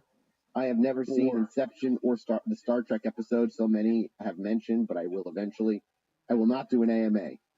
I've had many PMs describing similar experiences and 3 posters stating such experiences are impossible. I'd say more research needs to be done on brain functions. Pre-med students, don't assume you know everything. A few have asked if they can write a book, screenplay, or stage play, rage comic, etc. Please consider this tale open source and have fun with it. There's definitely been a few comics of this. Yeah. That little line at the end immediately feels like it discredits everything he says. Have fun with it. I mean, I will 100% say that him being like, just because you're pre-med doesn't mean you know anything. I don't know. I feel like they know more than you, my man. I'm just gonna put that out there. Yeah. That's what happens when I tweet and somebody responds to it like they can read it. They actually can't read it. And I'm like, I don't know what to tell you. You didn't read it right. I'm sorry. Dude, you just don't realize how many doctors in waiting are out there and business CEOs in waiting that are just out there. I will say it's a fascinating story. It's super interesting, but it doesn't necessarily hold up to the like dream test, because most dreams are things that you vividly remember everything and they slowly go away over time. This seems more like a Mushroom like trip. brain damage, like this guy got messed up kind of thing. I've heard stories of people who have done like what's known as like a heroic dose of mushroom, aka too much, way too much, and it's like that's what Heroic contributes to ego dose. death. And people have like done like stuck in time loops kind of thing, and just like they can't get out until like it wears off. But that's the only place I've ever read anything that's remotely similar to this. I don't think I've read anything about coma patients living lives or anything. Maybe. Yeah, that's kind of like part of the like media version, right? Like I've seen hundreds of memes based on having foreknowledge of this story. I know they mentioned Inception in here. I know they mentioned Star Trek TNG already. But there's like lots of other plots like this. Like even that one Adventure Time one that has Jonathan Frakes as like Finn, who like goes into some pillows on the couch and lives a whole life in the pillows. Where he like grows old with a wife. Or just Rick and Morty, where he puts on the fucking video game helmet and he lives an entire life and then Yep. he dies. And, yeah, it's everywhere. Yeah, and it wasn't the first story like this either, obviously, like as we just said. Yeah. But something about that lamp just captures people's imaginations. It feels real a little bit, even though it's not, probably, And in a dream, what's the difference, right? What's the difference between real and fake when you're dreaming it? Yeah. Like, he could have dreamed that he had a whole life and only remembered parts of the life. You know what I mean? Like, dreams are fucked up. It's like, he very well could be reporting back the exact experience that he had, and it still might not have happened the way he said, which is, like, so fucked up.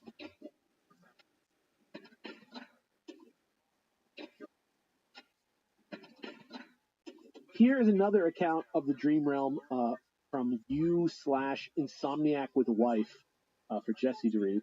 I'm sorry, insomniac with no life. Different. Very different vibe. Yeah.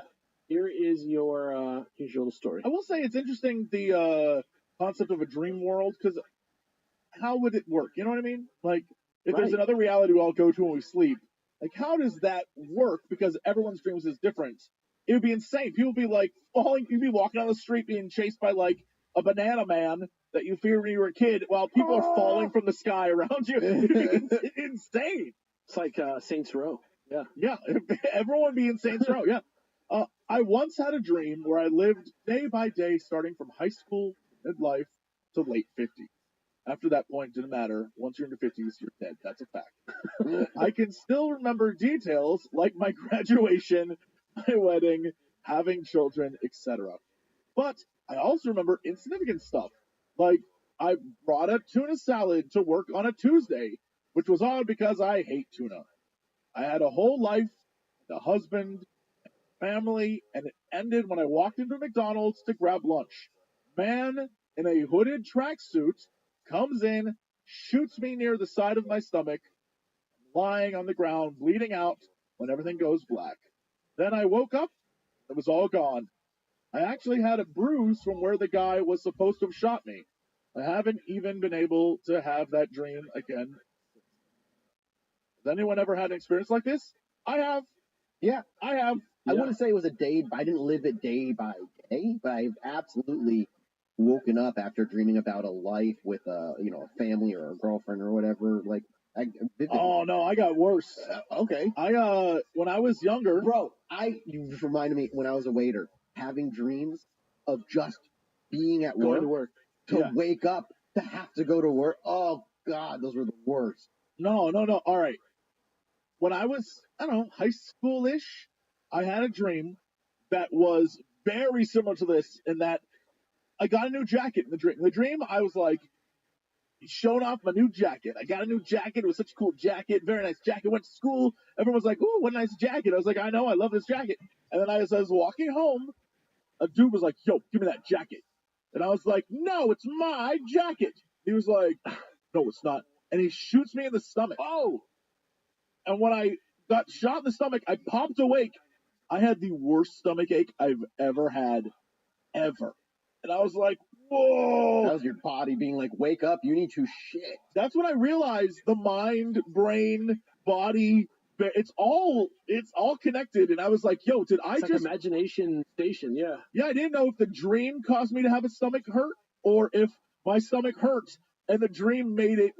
I don't know. It was very cool, but I totally get where she's coming Like from. in Inception, when the water like starts to come into the fucking room, and you're like, it's because they're splashing into water in the real life, but you don't know that. Yeah, it's it's crazy. very movie-esque. But yeah, it happened. So then, so she asked, has anybody ever had any experience like that? And then we got a comment actually from designer Pomelo 1164 right here for Mathis to read. That's like a reply to that message. Yes, and it was beyond weird. I lived a different life, birth to death, where I was born in the 1940s and eventually served in Vietnam as a helicopter door gunner. The helicopter was a CH-53 and was killed by enemy fire and woke up around age 14. Years later, I joined the military Navy as a naval air crewman and ironically got orders to become an MH-53 air crewman, which is basically the exact same helicopter as the one in my dream, just the Navy's upgraded version. Some of our MH-53s were actually used in Vietnam. The very odd thing was, I knew my way around this helicopter the very first time I stepped my foot into it. Literally even knew how to operate complex hydraulic systems and other stuff I should have not picked up on so quickly. My instructors were kind of tripped out. They constantly asked me how I knew this or that, and if I studied this aircraft before arriving at school, which I had not other than a dream, which I did not mention because it sounds insane. Anyways, I excelled and eventually became a hardened crew chief. Around the time I got orders to a new squadron, which I deployed to Afghanistan with. About halfway through, we took some heavy fire during a medevac mission, and I honestly thought, here it comes. I'm about to wake up, but nothing happened. I survived a few other really close calls and haven't woken up yet, LOL. I'm sure most won't believe this, but it is all 100% true. It still boggles my mind to this day. Anyways, have a good one. Yeah, and then somebody asked him if he remembers any mundane details, so there's a little bit more for you to read here. I just split two for you. I actually do quite a bit, but not so much childhood memories. That part was vague, almost like a fast forward in high school. More military related and friends. Some memories even kind of matched up later in my life while in the Navy. One being the aircrewman's schoolhouse in Pensacola, Florida, at the Naval Air Station, which has been around since before the Vietnam War started and until Hurricane Katrina hit, was the same exact building and layout, same rules, same a lot of stuff. The kicker is both Navy aircrewmen and Marine aircrew go through the same schoolhouse together since the 50s, and in that dream, from what I could remember, was the same. That's the part that really, really tripped me out and still does. I also remembered the base, standing watches in the same areas, and the one that stands out the most was the daily 3 to 5 mile runs.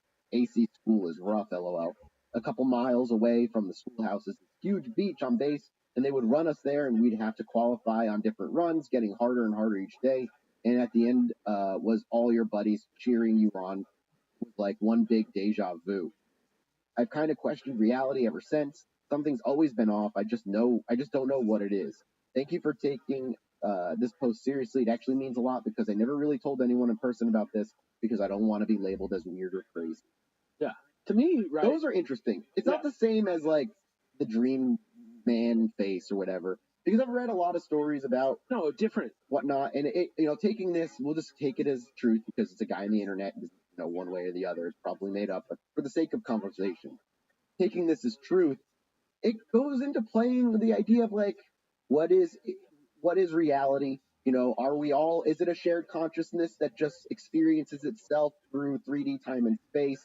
And if so, hopping between consciousness when you die, maybe you're not, maybe it's more common. Who knows? There's also the idea of quantum immortality, which is the idea in a theory. It's not even a theory within quote unquote science. The idea that when you die here, your consciousness moves to the closest, most similar reality layered on top of ours to like you there. There's a lot there that you can play with and see. That'd be the coolest video game life system ever. Yeah, like I've had on the list to do quantum immortality as a topic for years now, but I just don't know how to broach it as a full episode. But if time isn't real, and there's the idea of like reincarnation and all that other shit, there's so many beliefs in that area of living lives as multiple people.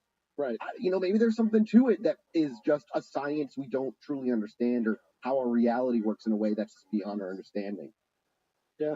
Well, do you remember the alien theory that was about each of us being like little cosplays for like one consciousness? Like maybe like the little cosplay games get rewired like Wreck-It Ralph sometimes, like maybe like you accidentally end up in another one. Does that make sense? Or like maybe there's only so many consciousnesses that are actually present at once. Like maybe when you're not present. If you take the alien idea one, it's the idea that we're all part of one consciousness. So it's not like we're getting rewired. We're just that consciousness experiencing life from all potential angles on this one planet. But that's what I mean. Like you're still a perception nodule of that consciousness. Sure, because then when you die, you kind of just join back to you're not like an individual anymore in that regard. Like what if some people are just empty? What if some people are just empty and then you like take a wrong turn in the Wreck-It Ralph of dreams one night, and you accidentally go in the wrong body, and then you time travel back to your real body when you die. Sounds crazy now that I'm saying it out loud, but yeah, no, it does. That's okay when there's no science in there, right? Well, I think they have a soul transfer machine in the Dulce facility that we talked about last week. Yeah. So maybe. I love the idea that this is like a video game where your FOV is what's loaded in front of you, but everyone behind you hasn't loaded yet. So when you turn around, everyone loads in. Yeah. It's like, what are they doing? I don't know. Quantum mechanics cannot be measured until they're observed, bro. Well, hold on. I just want to say for the record, I would believe this if you said it was more accurately like when characters from like Urkel would show up in Full House or whatever, and they would like. They shouldn't be there, but there they are. But it's in like, this reality, that, and you're like, all right, well, this is funny. I don't know. I don't want to say I'd buy that. I think I lead credence into this idea more because the idea of reality being weird and wobbly is more like a thing that we're studying only now. It's like it's actually the cool science that we actually get to watch get discovered while we live. yeah, we didn't get to go across the globe and we don't get to colonize planets. Right. But we get to be here in the beginnings of quantum science, and that's fucking cool. And with my absolute PhD level understanding of how quantum mechanics works, this seems plausible. You've just got it all covered. Yeah, you got it all handled. Yeah. Right. Anyway, to close out this module, we're going to do one last story that kind of goes along with my weird, how did you put it? Carl Pilkington-esque notion that I just had about swapping brain consciousnesses around. This story is not about dreaming. This story is not about dreaming. It's about potent psychedelic drugs. But I'm not really sure there's much of a difference, which is something I'll actually be getting further into in just a second. But first, let's have Jesse read us part one of a story by a man called Steve Cantwell on Medium. Don't worry. And listeners out there, one day, the three of us are going to go out to Joshua Tree, do too many mushrooms, and we'll just come out different people. I would film the whole thing. I would record the audio of the whole experience. We'd have to have someone sober there actually recording us, but everything about existence is perspective. No aspect of perspective is funnier than time. I have been a member of an existential little group called the Mormon Church for years. At the time of this story, I was kind of a pastor in the church called an Elders Quorum president. My neighbor was also a member of an existential organization, this one called the U.S. Army. You know what? I don't like the use of existential organization, but all right. Like me, my friend was a lifer. While he was in Iraq, we would write emails planning for his next visit home at Christmas. We had been hearing about synthetic marijuana, which neither Uncle Sam nor Joseph Smith had yet commented on. I told Carl I'd get some in time for his Christmas visit. Yo, shout out to everyone I know who is a Mormon, always trying to, like, skirt the laws of Mormonism. Yeah. Bend the rules however they can, yeah. Every single one is like, yeah, I got an idea of how we can get around this. I'm like, I don't know, maybe Mormonism isn't for you, but whatever. It lets me know that humanity is alive, yeah.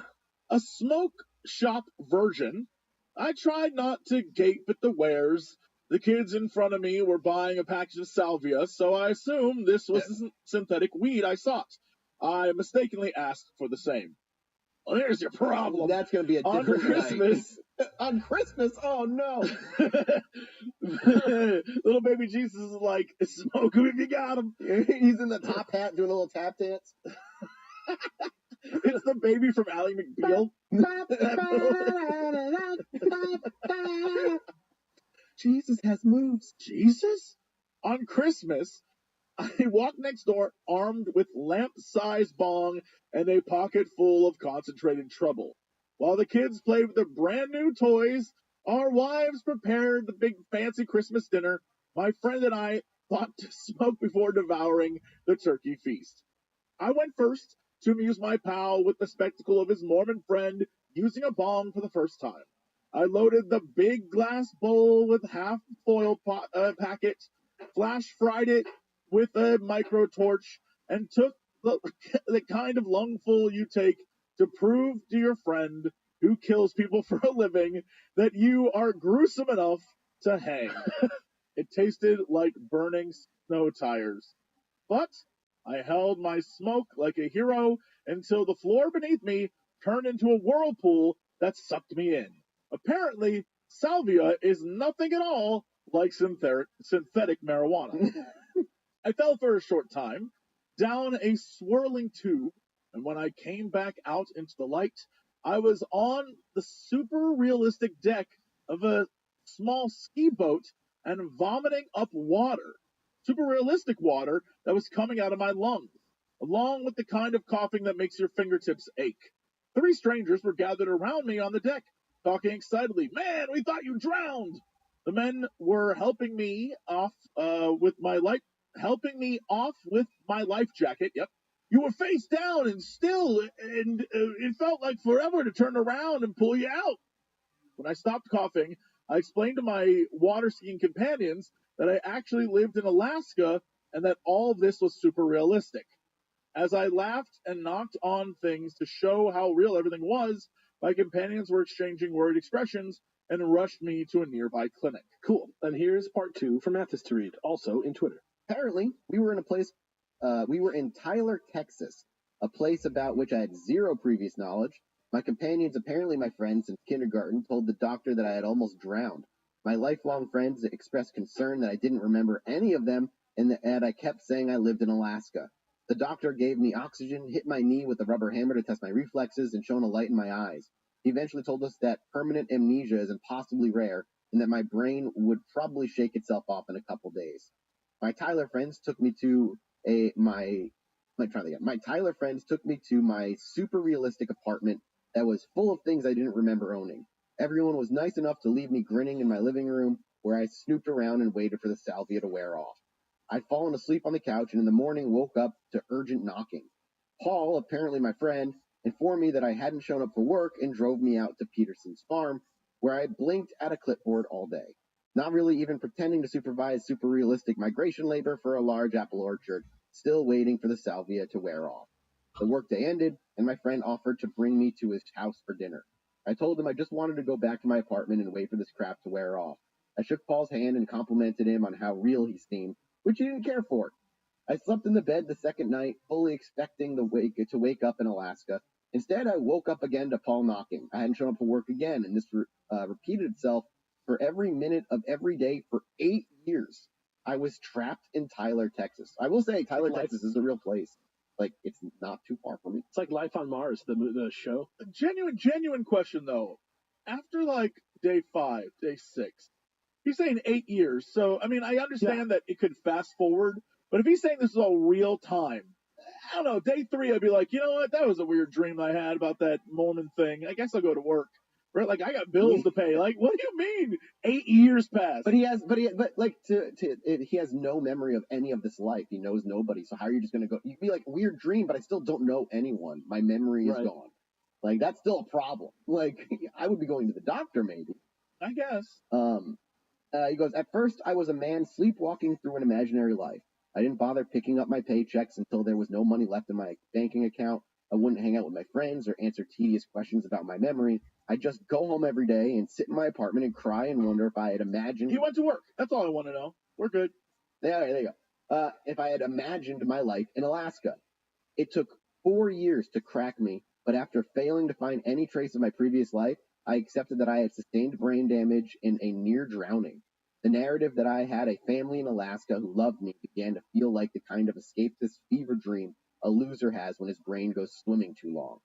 The belief that I had brain damage gave me a kind of closure, allowing me to let go of my life in Alaska and start participating in my life in Tyler. One day at lunch, I told my handful of friends that I wanted to sing in the cover band they were always talking about forming. I started hanging out with them, interfacing through classic rock covers. We developed a kind of shorthand where they knew to include backstory in our conversations when needed, and I learned to stop treating people like they were imaginary. Then, one day, I was walking across a park to meet my friends, carrying a bucket of chicken, when the grass beneath my feet turned into a whirlpool, and I fell through the ground and back into Alaska. But bingo. My now ex-wife was on the ground, holding me around the chest, while I shook with a seizure. Hang up, she said. I think he's coming out of it. My friend, who had probably been thinking about how he would explain this to the police if I died, eagerly hung up with the phone mid-dial. Of course, nothing had... How does this man know these details if he's barely conscious? Random thoughts. Of course, nothing had changed in the 8 years I'd been gone because the total elapsed time of my seizure may have been as short as 45 seconds, best guess. Everyone was mad at me. That sounds like salvia. Yeah, everyone was mad at me for playing around with drugs on Christmas, but I was too weepy at the wonder of my family to care. My Alaska life in a borrowed pair of sweatpants due to a super realistic accident in my slacks during the seizure, and still better than anything Tyler, Texas had to offer. In the years since, I still have more questions and answers, lingering doubts about reality and time, and some confusing emotions about friends in Tyler whose imaginary nature I am still reluctant to hold against them. Yeah, pretty crazy. It's a crazy fucking story. Like, that would be traumatic. I can't imagine it. Have you ever hallucinated a life on drugs? Never. Yes. Never once. Oh, I've told the story a million times. No, an entire life for years. Yeah. Not a life, but... No, not years, but hours. Yeah, like, for sure, I definitely had to walk home, and that was fake. Like, it's happened, but that also wasn't salvia. That was like horror. That was like, and we were drugged. We didn't choose that life. Right. It got us. Although I guess we did. We were trying to impress girls, but people with bad intentions got us. Yeah, exactly. It's possible that I absolutely have seen videos of dudes do salvia, and they have it when they come out of it. It's been 30, 40 seconds, and they're like, "Dude, oh, you gotta," and they just go off on the craziest story. Salvia's. I definitely believe that it does something to your brain. 100%. 100. I don't know what. I know it doesn't act like most drugs. I don't know enough about biochemistry to tell you exactly what, but I know it does different things than what most drugs do. I don't know if they even really count as a psychedelic for that reason, but I'm not sure. That's like something I would love for somebody, if there's more scientists out there that want to educate us, please tell us about what salvia does to your brain that makes it so goddamn crazy, because it is so goddamn crazy. Yeah. There's so many videos on YouTube of people doing it. Yeah, dude, driving while on salvia is one of the best videos of all time. I ask you on behalf of the Chilluminati themselves, don't worry, he doesn't actually drive. Are dreams a place that you can go? So for the last module that we're going to get to today, let's go back to another movie, which was actually coincidentally New Year's Party movie screening pick 2011, which was Christopher Nolan and Leonardo DiCaprio's Inception. Not sure why the Chilluminati is always watching stuff like this. I don't know. All I can see are the meeting minutes. It's not very, doesn't give a lot of poetic license. I don't know what it's like to be in the room. It's just very pragmatic. Yeah, I don't know. I don't know why they're doing it, but if you haven't seen it, it's about implanting ideas in a dreaming person's head from the outside world by sneaking into their mind like a heist and seamlessly convincing them that it was their own idea in the first place. That's what Inception is. And also, it's the plot of Persona 5, kind of, too. But I'm not going to mention that again, other than to say that you should also maybe consider checking out Shin Megami Tensei 5 for the Switch if you love the battle system, but wish it was more challenging and didn't require you to make teenagers love you as much as possible between shifts at your day job and also attending a high school, which weirdly isn't that relatable to me at 35 anymore. It was all about the teacher, bro, but whatever. Yeah. Anyway, this isn't a brand. That's for you. That's for you, the man Jesse, playing Persona 5 as a grown man.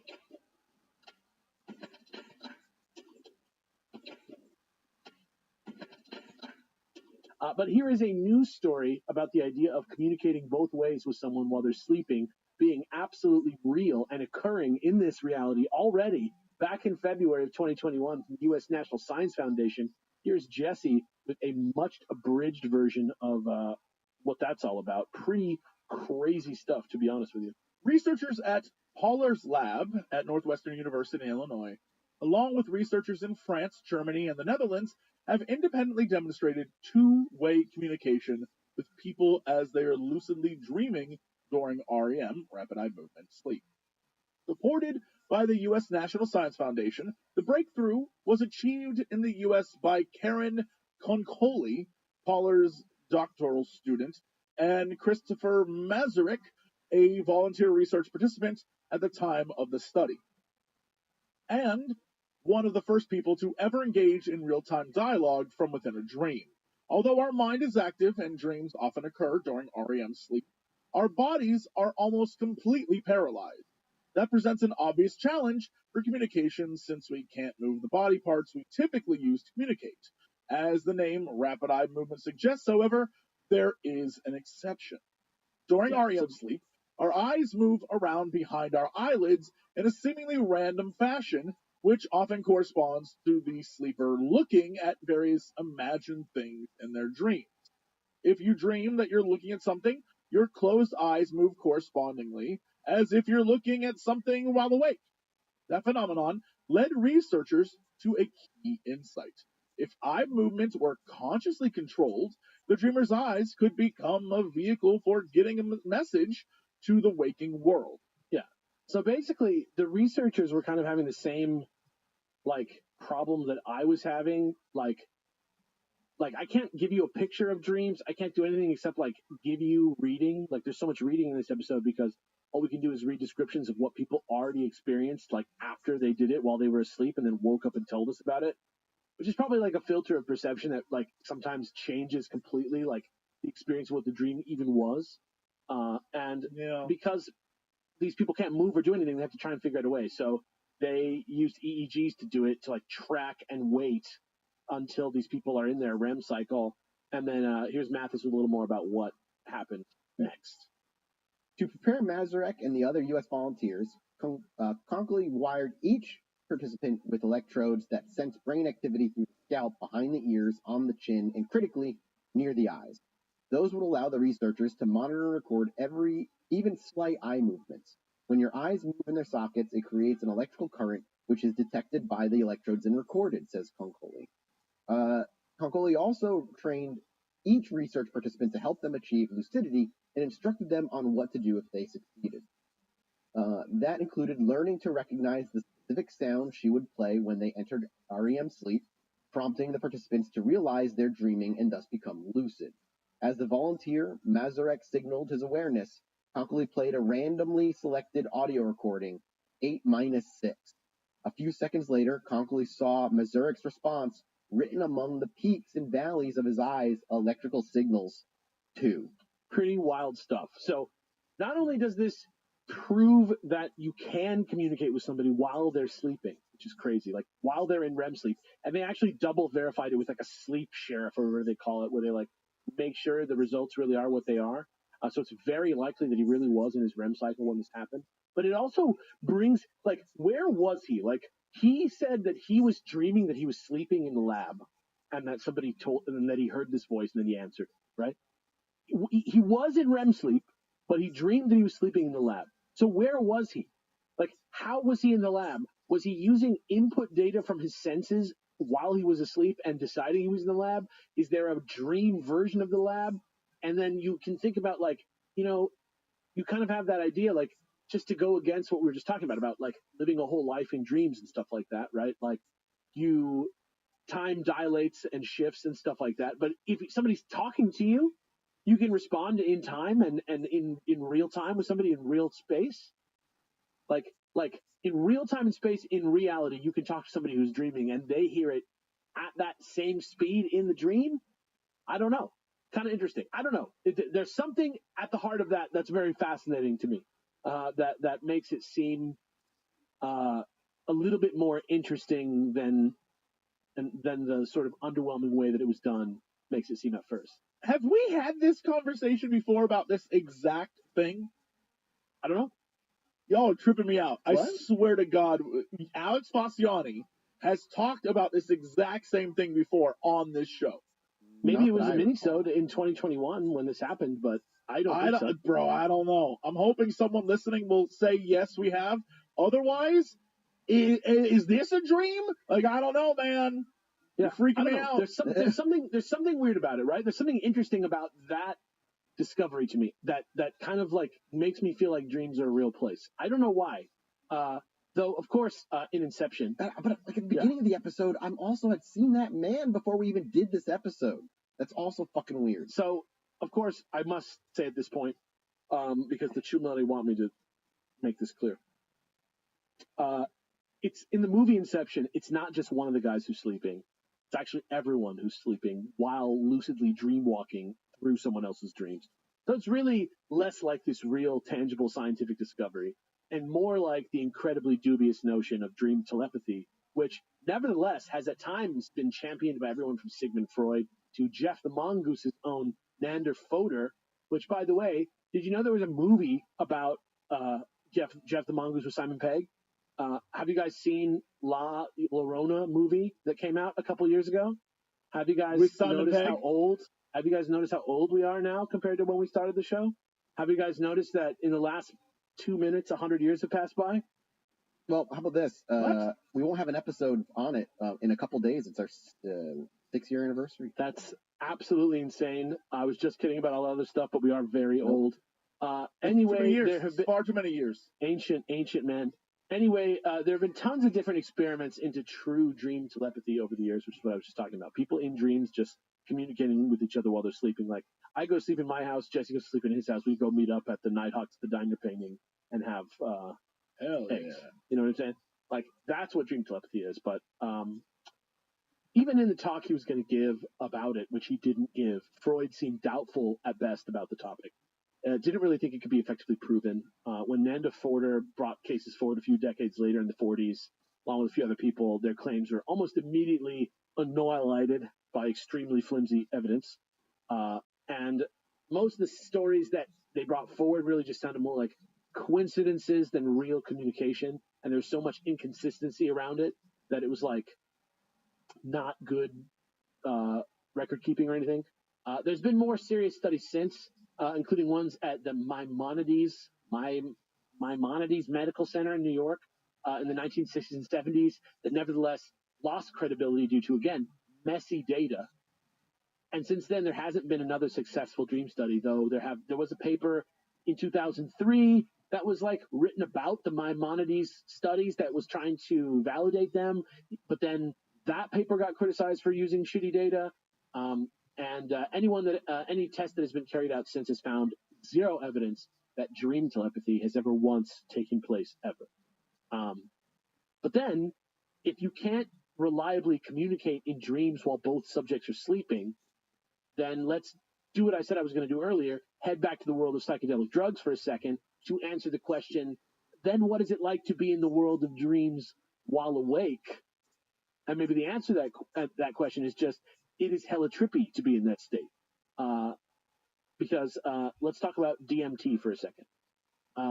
Everybody knows here what DMT is that right? Yeah, but for the listeners, I do not. Could you please explain it to me? there you go. You know, actually, instead of explaining it to you, I'm going to give you a quote to read, Jesse, from the Imperial College in London. They have an article that gives a clear definition for you to read to the people. How about that?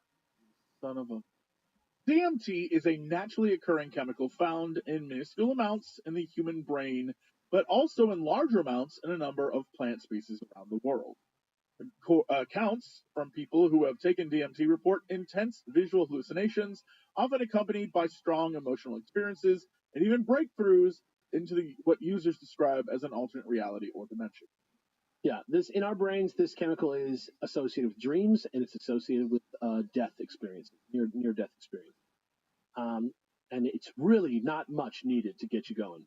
And I don't know, it's like a way for our brain to deal with stuff. I don't know exactly what it is. Nobody really does. So they did a study at the National Institute for Health Research Imperial Clinical Research Facility, again using EEGs, electrode caps, just like they did in the other study, gave these test subjects infusions of hella DMT and just like tracked what happened in their brain activity.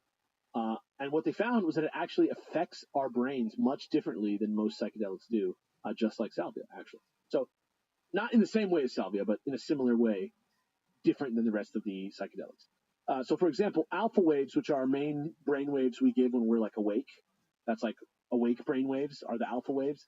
They go way down, which is weird. And then theta waves, which are like the dream waves, they go way up. They spike up, even though these people are awake. So now our awake brain waves are down and our dream brain waves are up while we're awake. And that's weird because most psychedelics like shrooms or LSD or anything just drop all your brainwaves down in general. Even weirder to imagine than that, though, is that it also makes their brain activity way more chaotic, which is like the opposite of what happens when you're asleep or you're under anesthesia, where your brain activity just becomes very simple. And then even weirder than that is that from that chaos emerges an emergent brain pattern organically that forms a new type of order in your brain with your brain waves that results in a fully transportative waking experience. Okay? So here's a quote from Mathis to read from researcher Chris Timmerman from the Center of Psychedelic Research. From the altered brainwaves in participants' reports, it's clear these people are completely immersed in their experience. It's like daydreaming, only far more vivid and immersive. It's like dreaming, but with your eyes open. Yeah. Here's another one to read from Dr. Robin Carhart Harris, the head of the Center for Psychedelic Research. This is for Jesse to read. DMT is a particularly intriguing psychedelic. The visual vividness and depth of immersion produced by high doses of the substance seems to be on a scale above what is reported with more widely studied psychedelics such as psilocybin, or magic mushrooms.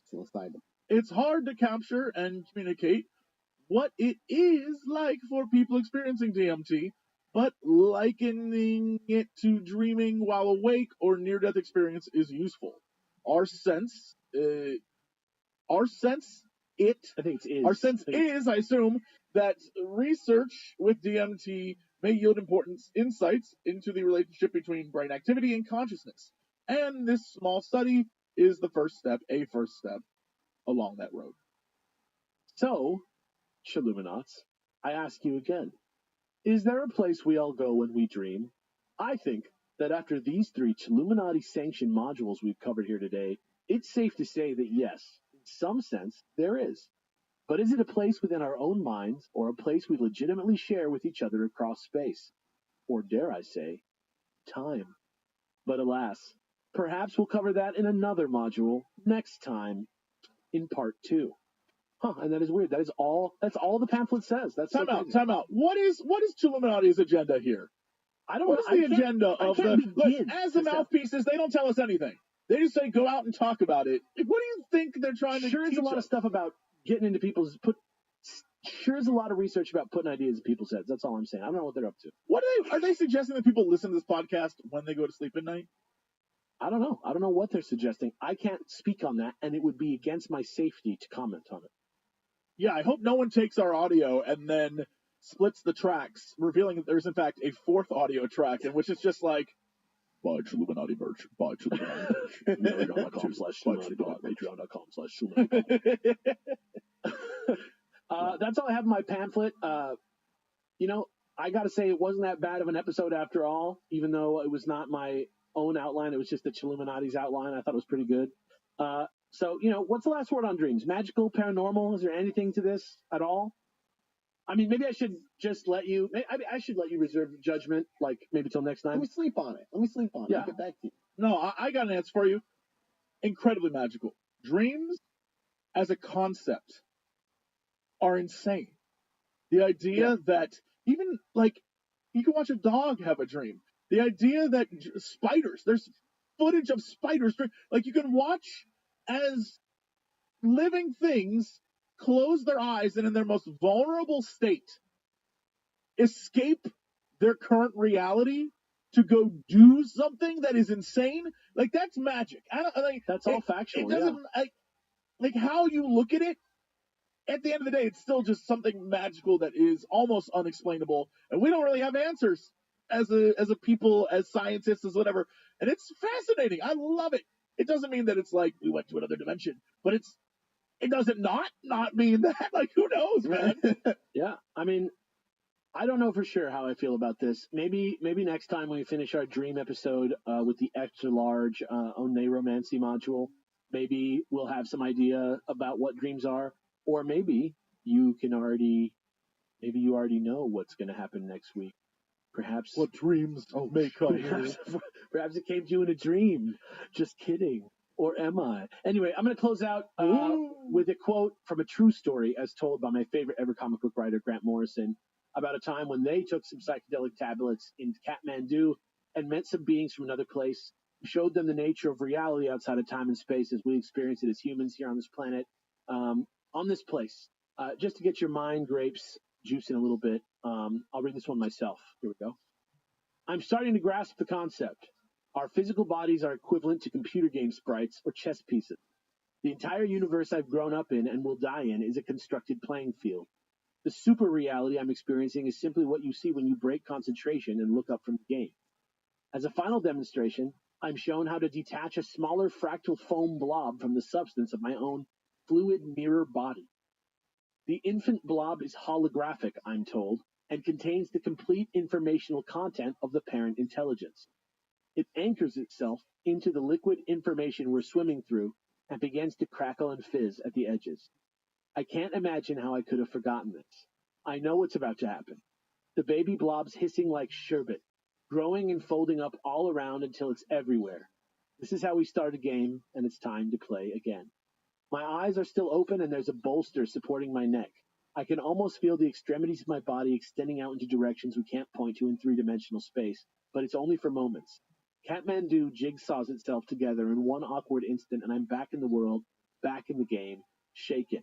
Patreon.com/ChilluminatiPod. If you want more writing about stuff like that, check out Grant Morrison on Substack. Thank you for listening. See you next time.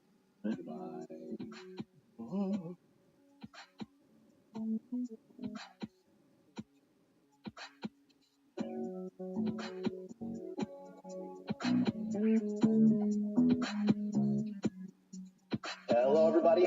back to the Illuminati podcast. As always, I'm one of your hosts, Mike Martin, joined by I don't know who they are, but there's two. What? Terrence Hill and Bud Spencer. No. Neo and Trinity. No. I don't understand, and I probably never will. Let me just tell you right now that there's two. Leon Kennedy and Claire Redfield. I think he just looked up famous duo Cheech and Chong. and has been going through the list ever since. I'm trying to dig deep. Which one of you is Dick Powell? Me? Your name's Jesse Cox.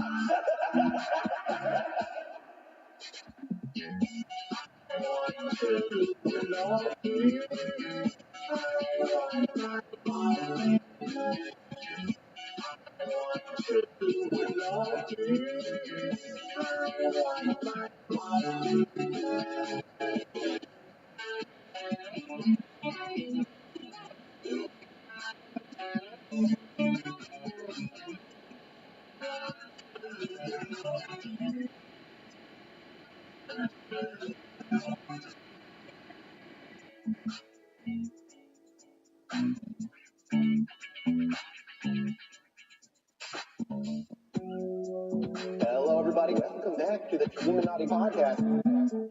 As always, I'm one of your hosts, Mike Martin, joined by Alex and Jesse.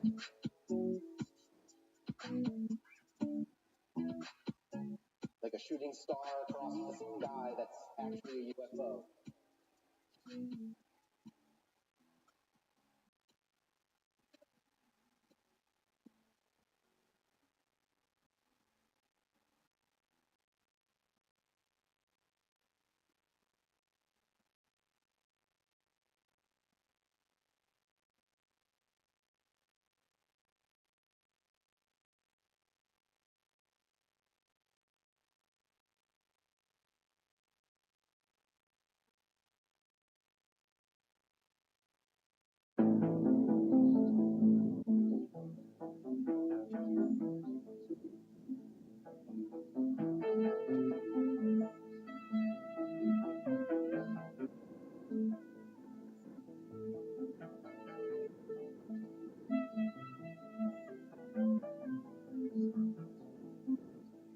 Hello, everybody, and welcome back to the Illuminati podcast. As always, my name is Mike. Oh, I forgot to say the episode number. Oh my God, you just broke your own system. Episode number no! 238. As always, I'm one of your hosts, Mike Martin, joined by No, my... we've already turned off the podcast now. It's pointless. Why even bother? You didn't say the number. Oh, fuck. Joined, as always, by my pet hamster and the stray dog that ate it, Jesse and Alex. What is the new thing that you say something crazy and then there really is an anecdote behind it? The mystery is part of the charm. I feel like there's no mystery here. I feel like you had a dog and then it ate the hamster, or a dog ate your hamster. Did that occur? I'm gonna say yes because it makes your life a little more interesting. Yes, and also, and more sad. I found $100 that day. Oh. So it helps. It helps curb the sting of the loss of Zippy. When God eats a hamster, he opens his wallet. That's what they say. Did you say Zippy? Yeah. I am the hamster. I am taking that mantle. I am the stray mutt that nibbled on Alex a little bit too much. You know what I taste like? I'm like when you give, like Hamon Iberico, you feed him just acorns. I want to keep talking about ham as much as I can every episode. You really are that guy now, huh? Ever since Let's Get Haunted was on, my hamminess has been unlocked. Those when we were on their show. Yes, we went on their show, and you were like, "I'm the ham guy." It's true. I mean, it's not true. I also discovered he was a Disney adult. I'm not a Disney adult. Big time. I don't wake up. I'm not a Disney adult. That's abuse. Yeah, you are. No, I haven't been to Disneyland in like 4 years. You are a closeted Disney adult. You don't want people to know. You're a little worried that people will judge you. But, listen, bro, you know more about Disney than any other human being I know. Everybody with a brain like mine got an encyclopedic knowledge of something that they didn't expect around the time of their coming of age. And I did Disneyland, the Titanic, and World War II. Okay? What is the age you're referring to? It's just like How old? 12 to 18. Video games, aliens, U.S. history. Those are my three big ones. Mine were like boobies, ladies. Boobies? Yeah, Dude, no yeah, way. yeah. 12, right? Oh yeah, I was coming into my own. Yeah, boobies. Yeah, No you way. know me, 12 years old, little boobies. No. Yeah, and then like I don't know, little depression. All those. Like, Wasn't until I Hey. discovered Battle.net chat rooms that I worried about boobies. Hey, what's up, Alex? How you doing today? Well, folks, here we are again. Welcome back to part 2 of our episode on dreams, which I don't really call mine because, again, just to remind you in case you forgot the magical realism of last week, this one was kind of a collab with the real Chilluminati, and as such, this episode was supported by some of the org-approved educational modules about dreams, and weirdly, a lot about what movies they screen at their yearly super secretive New Year's party. I don't know what part of the story that is. I have not been invited to one of those parties. I don't know if either of you have. I personally have not. But speaking of support, to support us, head on over to patreon.com/ChilluminatiPod, like always, where not only is there all kinds of great stuff you get in return, like ad-free episodes, mini-sodes, art from the perfect and cool Studio Electro, access to the pre-release archive of our movie review show, Rotten Popcorn, and more. Key and more. Also, can I, at the top, the new T-shirt dropped from Mel that we have on Very the Yeti.com/Illuminati. Oh, yeah. It is sick. It is just absolutely awesome. Go check that shit out. It's Perfect and cool are the perfect adjectives for this. Yes. You have to go check out the shirt. It's the shirt that you want if you like the Chilluminati show. Not only do you get all that stuff, but you are also added to some sort of like, it's not like the no-fly list. It's like the would chill with list on the official registry of the Chilluminati database. So instead of not being allowed on airplanes, you are allowed to hang out with the Chilluminati. Isn't that cool? Is that not cool? Did I mess it up by mentioning the no-fly list? If not, just DM us and we'll send a sleep memory retrieval team to you in the dream realm overnight. Anyway, let's stop being obtuse for a second, Alex. and we'll talk. Yeah, We're about to get into dreams, right? Yes, sir. So this is imperative, important, and completely involved with this episode. Over Sure. the past week, we actually got, and I haven't gotten an email from them yet, but they tweeted us on Twitter about it. A guy who said he was in a coma for 4 months and he had lived 2 years of an entirely separate life in those 4 months. And he has like a whole ass story about it. So hopefully we hear from him in the emails. He did tweet at us about it. That is interesting. Absolutely wild. I do wonder if there's a difference between like what happens to a brain in a coma. I mean, there's got to be different kinds of comas and stuff. So Yeah. I don't know, but I just found that interesting. Like, there is a first-hand experience. Did I ever tell you about the greatest thing that ever happened to me ever at Blockbuster Video when I worked there? That I was working the register one day at like the dead hours of like midday, and this lady, like 2 older ladies came in together, and they were like friends, and she was like, "Hey, so I just got out of a coma that I was in for 10 years. Did say this, yes. What did I miss?" And I was like, and I just like, that was my day. What a great day. Yeah. But I would love to hear any coma story. I am so like, as I'm going deeper into this, like this subject, I'm just so interested in how the brain works. And it seems like, you know, the more that we think about perception and how much perception seems to affect reality, like, I don't know, something about dreams seems even more wild to me. There was a post yesterday too about somebody who scientifically broke down what salvia does to the brain. I saw that. That was great. Which is awesome. You know, TLDR is essentially like, we don't know, but we think it's a dopamine overload. Yeah, we'll get to that in a minute. No worries about that. Yeah. We'll get that. Don't even worry about it. It may not be part of this episode, which I heavily built up as a surprise later in my script. Don't worry about it. Dean can edit that though. You know what I mean? It's okay. We can just leave it just like this. Yeah. Anyway, no more obtuse stuff. I threw you off. I'm so sorry. No, this it's man good. just went yeah. No, my iCloud frozen. I needed to. It wasn't scrolling for a minute, but now we're back. And yeah, I'm ready to stop being obtuse for a second and talk about my personal, unnecessary secret code thingy I've been teasing for the last half year.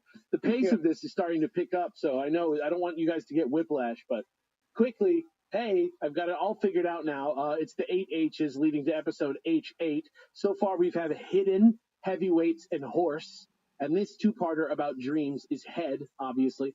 And so far, all the clues have matched up perfectly to the topics. And since our last four are hello, huge, him again, and hero, it should be fairly simple for someone on the subreddit to guess at least one of them before it comes out, right? And also, because the Chilluminati have a flair for the theatrical, they also want me to share that some element of the first part of this episode could be considered a dream premonition for episode H8, which means it's now also possible to make an informed guess about what that episode is going to be about, too, which is extra meaningful now because I finally figured out what I'm actually building that episode up into. So now you get it. There's clues. Also, this is a little trigger warning for you guys. This episode has some discussion of travel disasters, violence, and a kid that we will identify with briefly as part of one of the stories as the main character dies at one point. You have been warned. There's a dead kid in here. Proceed with caution. Anyway, patreon.com/Chilluminatipod. Please care about my dumb, half-baked ARG shit. And finally, the Chilluminati always encourage lecturers to begin with a relevant personal anecdote. So I'll start by revealing that after I learned that in 2012, the New Year's Eve party included a screening of Michael Shannon's movie Take Shelter, in which a man has dreams foretelling an apocalyptic disaster, I watched the movie and ended up Googling whether or not anyone actually has dreams that predict the future. What New Year's Eve party? The Chilluminati New Year's Eve party. Right. No, okay, yeah.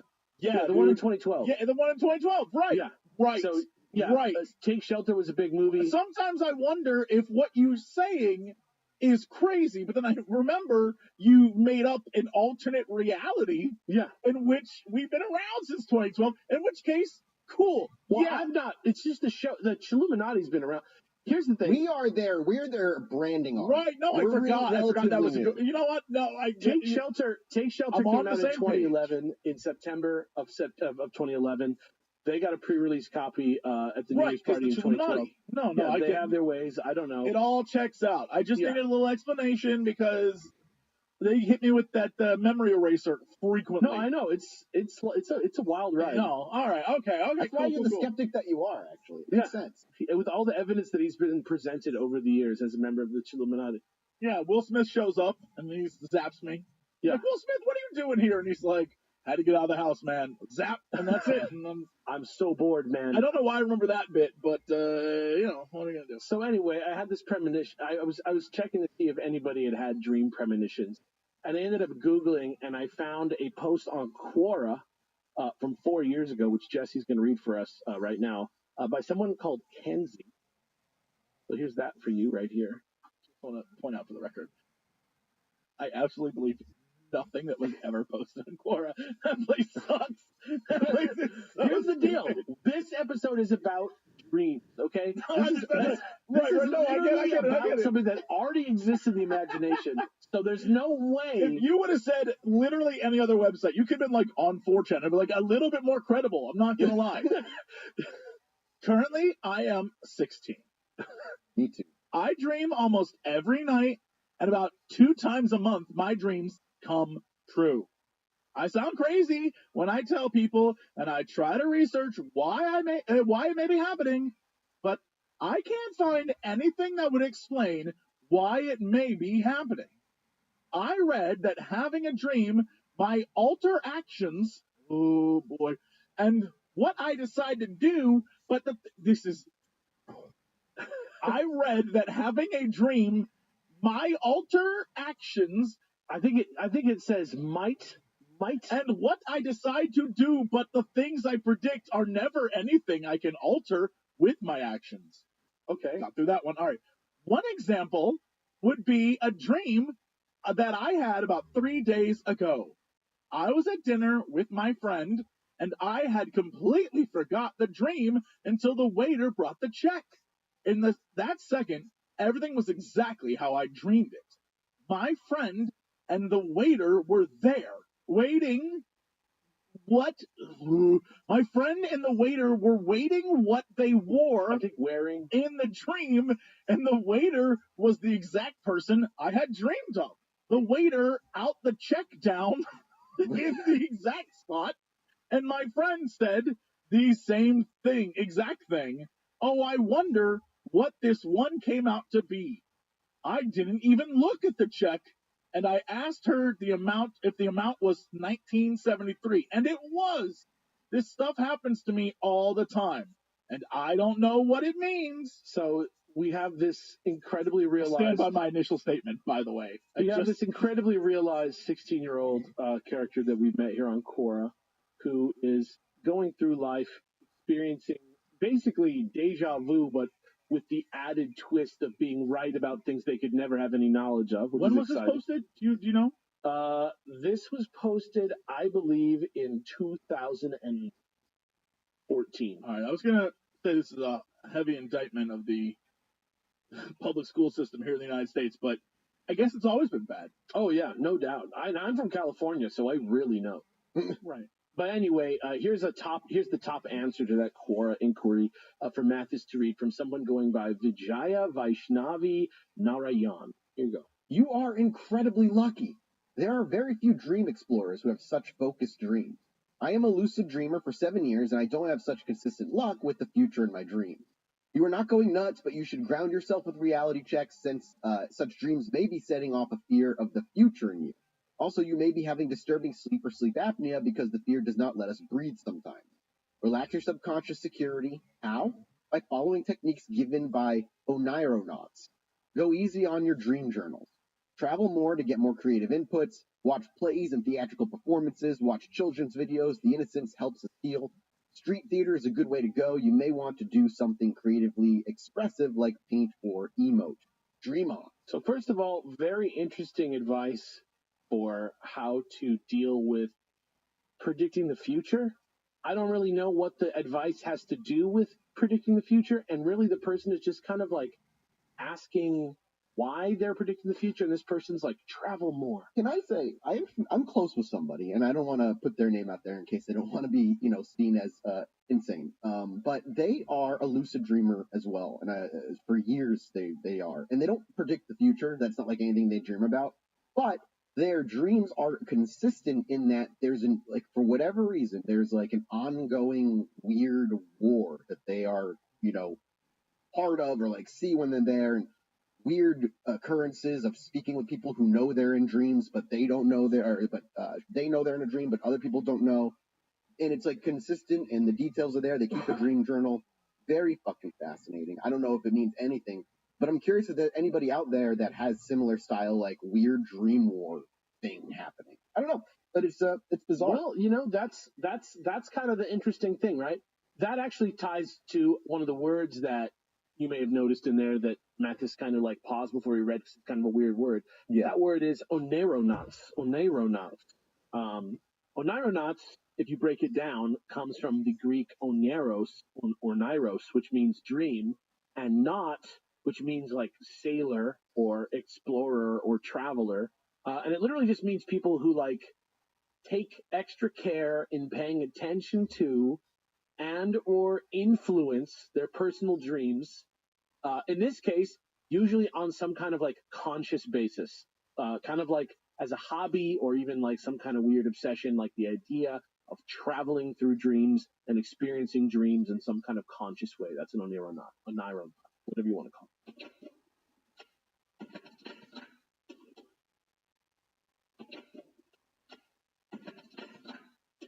A lot of the stuff we went into yesterday, or what do you want to call it, last week, falls into the realm of the oneironaut, like lucid dreaming, which you were just talking about, dream walking, dream telepathy. But as I looked into more words with the oneiro prefix, the one that really caught my attention was the word oneiromancy, which I figured could be like either sexy or magical. So completely on my own time. Both. Yeah, both. Actually, that's the answer. I went deep, lost a couple nights sleep over it until, ironically, perhaps overdramatically, I found myself in a state of something that I'll describe as what I imagine oneirophrenia to be like, which, in case you're wondering, is defined by Wikipedia as, quote, a hallucinatory dreamlike state caused by several conditions such as prolonged sleep deprivation, sensory deprivation, or drugs, often beginning with the inability to focus on things. It is considered a schizophrenia-like acute form of psychosis, which remits in about 60% of cases within a period of 2 years. Pretty crazy. And that was crazy that I just randomly looked all this up for myself as part of this story that I've concocted. Because honestly, the very next day I got the DM from the Chilluminati, the real Chilluminati, about doing this dream world training / recruitment / not actually recruitment / more like general encouragement to join our organization episode thing. And I thought that was perfect because the very first module in today's lesson is actually called What is Oneiromancy? So that's exactly what I'm going to get into right now. What is oneiromancy? Going back to the Greek. Spec into it. Yeah, going back to the Greek. We know oneiro means dream. But now I'll tell you that mancy comes from manteia, which means like prophecy, which makes oneiromancy. Anyone? Bueller? I've seen that movie. Exactly. It is a form of divination or predicting the future involving dreams manifesting in all kinds of various forms across the globe. According to Wikipedia, some of the oldest writing we have on the topic comes from Sumeria in about 3100 BC, which is for humans a long fucking time ago in the scale of civilization. And the writing came at a time. Again, what was it? Sumerians were like ancient in a way that like Egypt is ancient to us today in a way. Yeah, they're like 1,000 years older than the ancient Egyptians. Yeah. It's like Mesopotamian stuff. There's stories of like people coming across those ancient cities that are just like ghost towns, but like huge walls, huge cities, and just nobody there. Back in like, more in like the 1700s era. When it was like Lord of the Rings still going on. Yeah, exactly. Absolutely insane. I have no idea. Can you imagine like Breath of the Wild discovering a ghost town of a city? Babylon? Yeah. The writings about oneiromancy came at a time where often kings and generals were regularly and seriously looking to dreams as a form of guidance or messaging from divine or mystical sources. The Mesopotamian notion was that in dreaming, some part of the soul actually left the body while you were sleeping and traveled to whatever place the dreams were occurring in, or the realm where those dreams were occurring, if it was like a more fantasy place. And oftentimes in a lot of the cultures, good dreams came from like gods. They're like godly, and bad dreams were more like a demonic thing. And when I say people saw it as very important, I mean that around 2130 BC, King Gudea of the city-state Lagash rebuilt an entire temple to the god Ningirisu and spent actual like public resources on it because he just had a dream that he needed to do it. And I mean that Gilgamesh has prophetic dreams in the Epic of Gilgamesh. And I mean that in around 860 BC, King Ashurnasirpal II of Assyria built a temple to the god Mamu, who might possibly even be the god of dreams. And there was even a compendium of 11 stone tablets, the Iskar Zakiku, if you want to forgive my pronunciation of that, which has to be mangled, which uses all kinds of fun, punny language to help you divine the meaning of dreams in the same kind of like casual, half literary, half amateur, psychoanalytical way Jesse kind of does. And to give you an example of what I mean about these little sayings, here's some for Jesse to read for you right now. Here's the first one, and we can kind of discuss what they mean. Sure. This is fortune cookie level. You are incredibly lucky. No, next one. No, the next one down. Oh. If a man dreams he is eating a raven, he will have income? Yeah. So if a man dreams he's eating a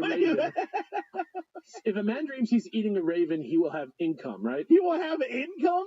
But that doesn't make sense in our language. But if you look at the translation for raven, you see that the translation for raven is arbu, and you see that the translation for income is irbu. So it's like it rhymes in the actual language, and it's like it's got like a fun tone, right?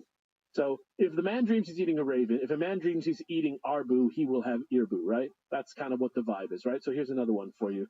See if we can pull out the meaning of this one for Jesse to read. If a man dreams he's eating human flesh, seru, then he will have great riches, saru. I need to start dreaming of cannibalism. So basically the same message as the Raven message, but this one just is a different pun. Maybe it means that if you eat anything, you get rich. Like maybe eating means gaining, I don't know. But we can test that theory with this last one for Jesse to read, which is, a little different. If someone has given him wood, he shall have no rival. Again, it's just a play on words. Like it's another Miru and Mario. Like, okay, cool. Yeah. If someone's given him wood, he shall have no rival. All right. So so there's this one is not so sensical. It's more of like a guide. It feels more like almost like tarot or something like that, where it's just a little bit more like this means this, and here's like the ways that it can mean this, but like there's not really any logical system behind it beyond the like my dream interpretation. Yeah, no, exactly like that. It's like there's logic to it, but it's not necessarily tied to some rubric or something like that. In other parts of the world, we know, like, for example, that the Bible has cases of neuromancy in it, like when Joseph, as in the Dreamcoat Joseph, dreams of the future, interprets the Pharaoh's dreams, right? It's kind of like the neuromancy. Or when Joseph, as in the Jesus Joseph, is told not to be afraid of marrying his wife Mary. He's like being told about how the future is going to be in his dreams, right? But if you want something even more obvious, in ancient Greece, we can refer to the Oniromancer Thermidorius's 5-book treatise, the Oneirocritica, which he wrote sometime in the 2nd century AD. According to Wikipedia, quote, the first 3 volumes were intended for the general public, providing an encyclopedic treatment of the subject matter of dreams, and the remaining 2 volumes were written for private use of the author's son, a novice dream interpreter, which sounds honestly like the first act of a Doctor Who episode. But I also just love it as a detail because I love that there was like a trade of like dream divining, and that this guy was like, my boy, when I die, you must know how to interpret dreams. Which to me means he took it fucking serious, right? Sure. You know what I mean? Like if you're writing your kid a book, you believe this shit, right? So maybe that's something to consider as we go forward. Okay. Here's the first of a couple quotes from this guy, Thermidorius, that I'll have Mathis read for you. This is the first quote from him that we'll read right now. I did not rely upon any simple theory of probabilities, but rather on experience and the testimony of actual dream fulfillments. Yeah, so he seemed, like I said, he kind of, it does not seem like he's like a scam artist in his positioning himself as a dream diviner. Like, it seems that the people in this culture take this to be a serious thing. According to experts, one thing that was interesting about this book was that it sort of allowed for, like, the theory in it allowed for various people's lives to have an effect on which symbols stand for which things in their dreams. Like, just like, like a fisherman's shit is going to all be ocean themed kind of deal. Yeah. Which I think is, like, pretty clever and insightful for somebody who is working with so little modern knowledge. And in the parts written to his son, he explains that learning as much about the subject as possible is key to good dream interpretation, and that leaning on how they feel about every separate element in it is the path to understanding their dreams. Which honestly, I feel like Jesse is like pretty much along the lines of what your theories for interpreting dreams too, right? I mean, yeah. For the most part, like, you're not like, oh, a raven, you're getting rich, period. You're like, well, what are you? You're a fucking security guard, so maybe the raven means, outside the security building. You're trying to tell the story. You're trying to profile the person. Right. I mean, obviously you don't have Arbu, so you're not going to get that Earbu, boy. You know what I'm saying? No, yeah. If you want that Earbu, you got to get that Arbu. That's like dream interpretation 101. Eat that living bird if you want that money. Right. But like I said, the first 3 books are like for everyone. First one's about the body. Here's a quote from it for Mathis to give you an idea of the type of stuff that's in there. All tools that cut and divide things in half signify disagreements, factions, and injuries.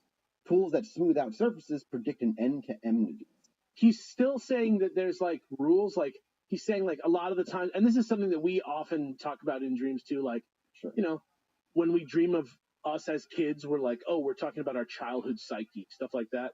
So like, he's providing room for it. Anything that cuts, maybe like I said, like somebody who's a fisherman might have a fish knife, or somebody who's a warrior might have a sword or whatever, right? But they're all things that cut. So it's like that's kind of the vibe. Second book is about natural objects, animals and the weather. Here's a quote for Mathis from chapter 12 of that book about how animals should be treated in dreams, which I love. There is an affinity between all wild animals and our enemies. A wolf signifies a violent enemy. A fox indicates that the enemy will not attack openly, but will plot underhandedly. So any animal he's saying is like a symbol of like what's against you, which is kind of interesting. And the third book is miscellaneous, so Wikipedia has no quotes. But they do go on to explain that there are also 95 case studies from real life that this guy had that the dream predictions actually came true. So do with that information what that will as we move into our next short module, which is called Oneirogens. So first of all, what are oneirogens? Going back to the Greek, oneiro again means dream, and gen here means to create, which in the case of the word oneirogens refers specifically to substances or stimuli which are meant to produce or enhance dream states and dream consciousness, which according to Wikipedia is, quote, characterized by an immersive dream state similar to REM sleep, which can range from realistic to alien or abstract, right?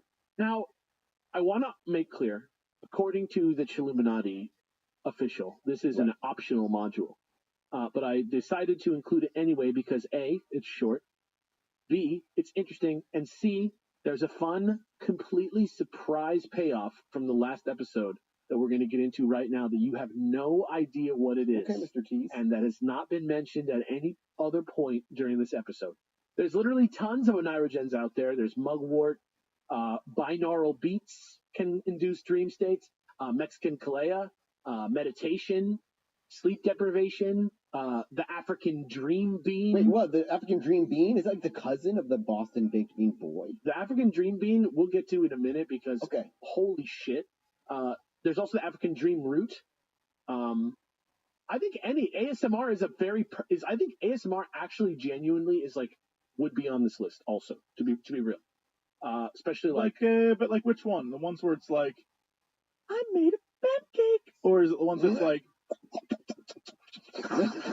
which one? I bet you both are useful, but I bet you can literally find, if you went on YouTube right now, like success words for good ideation on your dreams. What about like Pokemon card openings, like pack openings? ASMR? I really need to get a Charizard.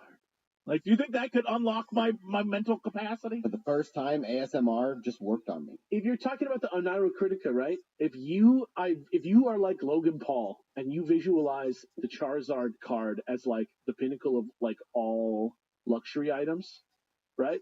Maybe that does mean that for you. You know what I mean? Maybe, but also, what if it's just like saying the word Charizard unlocks the fire within you? Are you talking about like on a pragmatic, like on a literal level? I don't know about that. I don't know about literal, but what I mean, if we did in the dream world, I can see it. A full episode where we talked about aliens like this. I don't think that I have the voice for it. I feel like maybe Mathis does. What? Give it a shot. Try. I don't have the vocal fry. I don't have the like pleasant vocal fry. Come on. I can't give it a shot. I can't get my voice to them. No, you're right. Sounds like a pervert. You're right.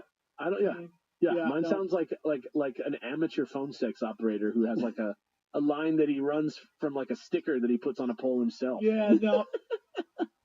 For a good party line, call Alex's phone number. It's me in that commercial with Kate from Lost. That's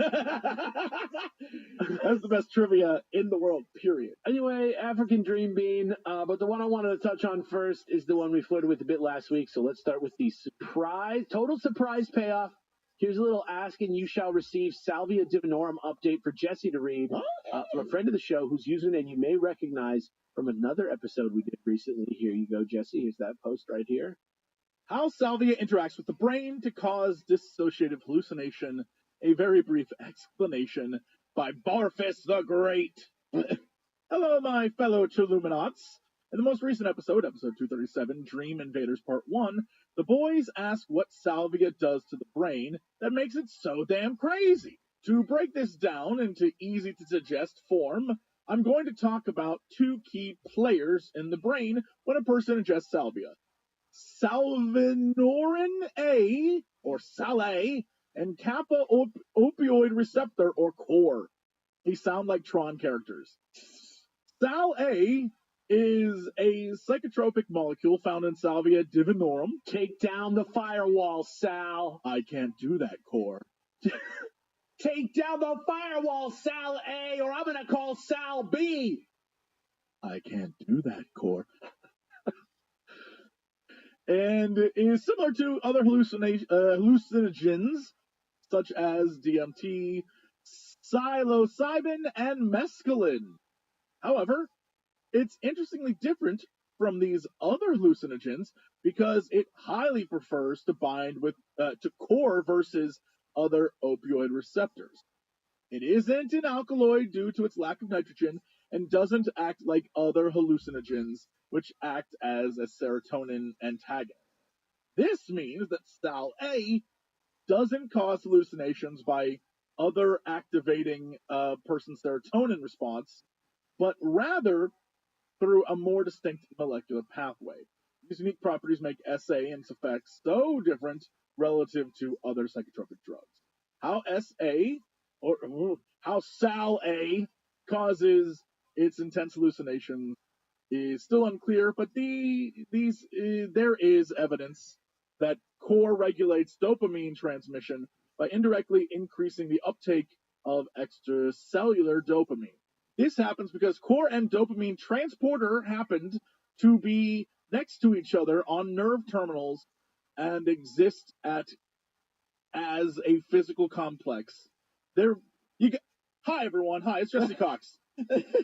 You gotta help me. Please reread what you post. You gotta help me. All day today, Alex has been like, here, read this, and words are next to words that shouldn't be there. And I gotta read it and act like I'm doing a thing, and everyone's gonna be out like, does Jesse know how to read? Is he illiterate? I'm trying to decipher what you're saying to me. Help Jesse, me out. Guys, this is, head to patreon.com/ChilluminatiPod. So everyone know that Jesse's not illiterate. We can really use the I feel help. like I am. We can really. Every time there's something to read, they give me the one that's like got words that don't even. It's got words, bro. They don't even have meaning next to things, and I'm really like, what is help. going on? Any little bit helps, guys. Patreon.com/ChilluminatiPod. This happens because core and dopamine transporter happen to be next to each other on nerve terminals and exist as a physical complex.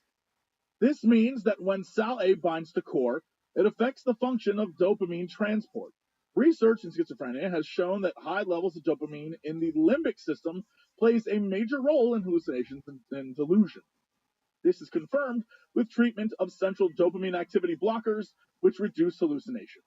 While nature of SAL-A in the brain is unclear, we can postulate that it may induce a brief psychosis in the user by binding to kappa and temporarily flooding brain with dopamine.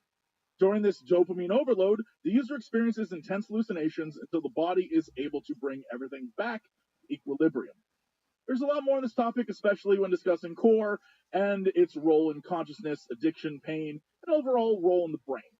But I want to try and keep this post on the shorter side and not lose myself doing a deep dive while writing a full review. And I do want to say that other than a few typos in the grammatical error of type, this guy really put in the work to write a nice a little thing for us. You did a great job. Don't listen to Jesse. It actually has like peer-reviewed sources cited on the actual post, and I'm a former teacher. I appreciate it. Yeah. However, I'm docking points. This is like an 89. I'm not going to give you the 8. Yeah. This is an 89. I get it. Good work, B+ though. I get it. But they are a gentleman and a scholar, and I do thank them for that. I'm not saying otherwise. I'm just saying. No, that's just in my script that I wrote. That has nothing to do with I'm just saying you're gonna get your 3.0. You'll get a 3.8. Yeah, maybe. You're graduating. You're getting out of the school. Yeah. Chilluminati Academy. Yeah, you'll graduate. But you know I got to knock some points. Yeah. Yeah. You did better than the Quora post, which is Hey, all I can ask. it is a bar. Also, as a follow-up, here's a post from Mathis to read from the 2005 shroomery.org forums where user Mr. Molotov of the Ganja Patrol actually reports on a case of Salvia divinorum causing an apparent case of accurate oniromancy, okay? So, time out. Before you post this, before you give it to this man to read, I need you to know,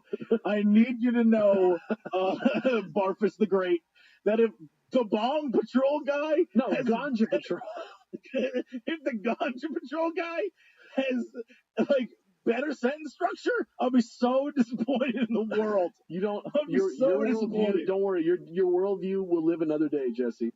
Okay, good. Your worldview will live another day. Here's Mr. Molotov of the Ganja Patrol. Now that we know what salvia does to the brain, we can consider that during this experience, this man was having what is likely a dopamine overload that was so extreme that it's like completely dissociative, like almost like psychosis is what he said, right? Yep. So here is that. Hey, on Wednesday night, I smoked a huge bowl of salvia, 20x extract, and had a total out-of-body ethnogenic experience, and had several premonitions about what would happen to Thanksgiving. Well, 2 of them came true. Someone ran me off the road, and I got messed up. My GF left me. It was strange, because in my trip, I saw someone riding my scooter crash and burn, and then I had visions of my GF fading out of my arms. And the next day, both of those things happened. What do you mean? Oh, I guess breaking up, fading out of your arms. It's symbolic, yeah. Yeah. Any of you ever have any kind of experience? It's pretty intense. I was in my bathtub and felt like I was put in a cage. And these beings were trying to get me out from the back, but I escaped from the door and found myself laying in a puddle of water after it wore off. The only things I hate about salvia, it's expensive around here. And the smoke tastes like shit. Blah. He did type out black, so it wasn't just an ad lib. This guy did a hit of salvia, had a hallucination of someone riding his scooter, crashing and burning, and then saw his girlfriend fade out of his arms. And then the next day went to Thanksgiving and crashed on a scooter, and his girlfriend broke up with him. I mean, hey, that's certainly an interpretation of your dream coming true. Like, on the one hand, you can go online and you can write anything down that you want, right? Yeah. But on the other hand, like, this is a forum for drug users. Like, this guy's going to write this. Like, this doesn't really make him look good or bad. He probably got hurt. It seems like he doesn't have a girlfriend anymore. I don't know. I think there's something interesting about that. Like, if we think about it in terms of, can you have so much dopamine in your body that you start to predict the future? That's why I have ADHD. To prevent me from predicting the future. So the dopamine isn't getting binded to its right place. That's what ADHD is. Jesse, if you have ADHD too, we're just both suppressed oracles. That's not true. I make predictions all the time that turn out to be correct. Dude, if we're talking specifically about Star Wars media, I'm like the genius of all geniuses. But here's the thing. I didn't dream it. I just used context clues to guess it based on what I know about the world. Absolutely same, yeah. But yeah, I know how to write a story, so I absolutely am like, oh, this is what's going to happen. And you also know what corporations are trying to do. But I'm not going to stop you from calling me Coxtradamus. We can make this happen. Me and my mom both had a dream one time that our friend's mom died on a cruise ship, but it didn't happen. So I don't know. But that happened one night. I don't know. But before we move on to the next module, just because it's so fun to me, I really, just for a second, I want to go back to the African dream bean for a second. I'm going to show you a picture of it, and then I want you guys to let me know how it rates to compare to what you were imagining. But first, here's a quote from the comments of that picture for Jesse to read from user Douche Nozzle to get to get everybody ready for what we're about to see. Maybe the African dream bean is what the Bean Boy sees when he smokes too much weed. Maybe. Or when he smokes illegal nugs. Anyway, let's try. The best part about this is I just know this dude was so high when he posted it. All right, I got to get in character. Douche Nozzle? Yeah. All right, this is my douche nozzle. So relieved. For a minute, I thought I was browsing r/what is this bug and was going to go catatonic, man. All right, so that's douche nozzle, and here's the African dream bean. Go ahead and have a click, have a look, let the people know what we're looking at here, what we're dealing with. Oh my now God. That I see this, what is this bug is hilarious. That would scare the fuck out of me. Yeah, I would be terrified. It was like a 4 foot, maybe 5 foot tall, giant looking like green bean motherfucker. Yeah, imagine a green bean, but it's the size of a human. Yeah. You know, what are those things called? Trilobites? Those big, like... Imagine a pea pod, but brown, the size of a human. Yeah. It's huge. And now, this is the Entata, Reedy Entata, I think it's what it's called. Here's the user testimonial from user Lambda on the effects of the Dream Bean from 2018 for Jesse to read from a very interesting website that I recently discovered called arrowid.org, where people post their experiences with various substances for a cause somewhere between science and gonzo journalism. So here's a little piece for you from the guy who tried the African Dream Bean. I received a freebie of 40X extract and Tata Reedy powder in a package I ordered recently and decided to give it a shot last night. I haven't had much or any luck with, how do you say, ornithorigins? You've been saying it all day. Onirogens. Also, there's a word in this one that you just need to censor. Okay, I'll do that. In the past, mugwort, datura, and kalia, I assume, both sweet and bitter, all did very nil for me. However, with Reedy, I'm willing to concede something is going on there. I haven't had a recallable dream in at least a month, maybe longer, and so the dreams I had during the night aren't particularly significant. Shortly after dosing, I felt a little strange, almost like I was entering into a waking dream, but I was still fully conscious and capable. It could have been a placebo, but it's notable. I had some trouble actually getting to sleep and lied in bed for an hour and a half before conking out. That's when I was hit with intense, somewhat disturbing, dream after dream after dream all night long. Probably the most disturbing and vividly recallable dream I had was an alternate hell version of this universe. I lived in a suburb in America, and an extremist group that was like a combination of ISIS, neo-Nazis, and the KKK had formed. That's like a lot of varying degrees of racism. And that's QAnon. You know, yeah, pretty much. I don't know. I feel like ISIS is ISIS their isn't vibe. Really in QAnon so much. Yeah, but like whatever. You know what? It's all a little kooky.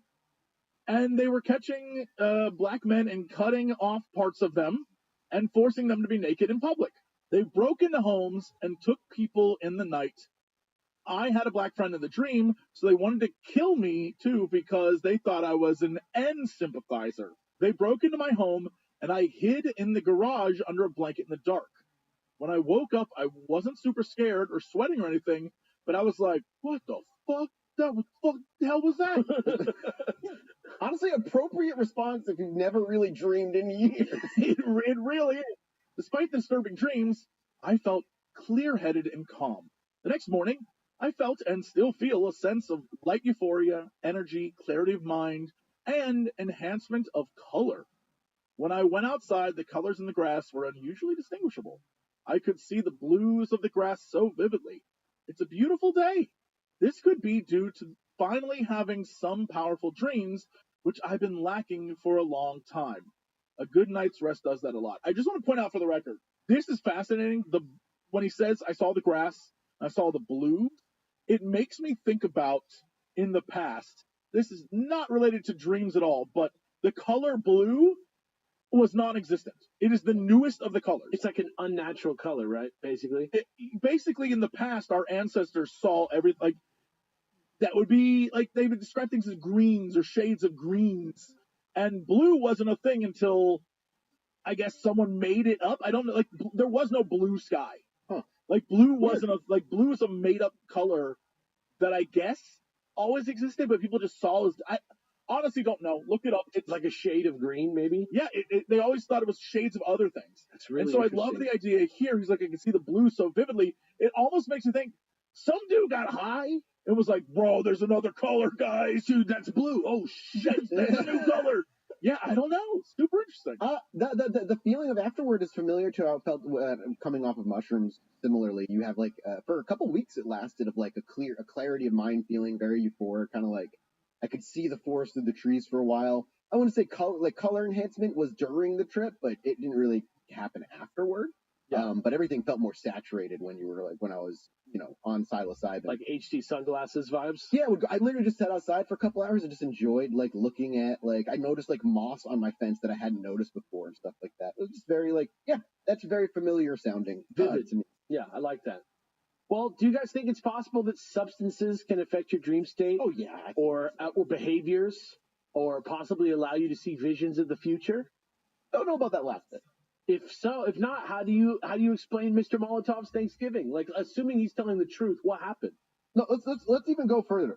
Like, I'm not going to say no fully because of their countless studies that you can go read now from like the CIA and the FBI doing like remote viewing and like all that other stuff, and the results that they got overall were always very weird and fascinating. Like a group would be right like 67% of the time, which was not enough to be sure of what they were saying, but they were right more often than they were wrong. There's a lot there.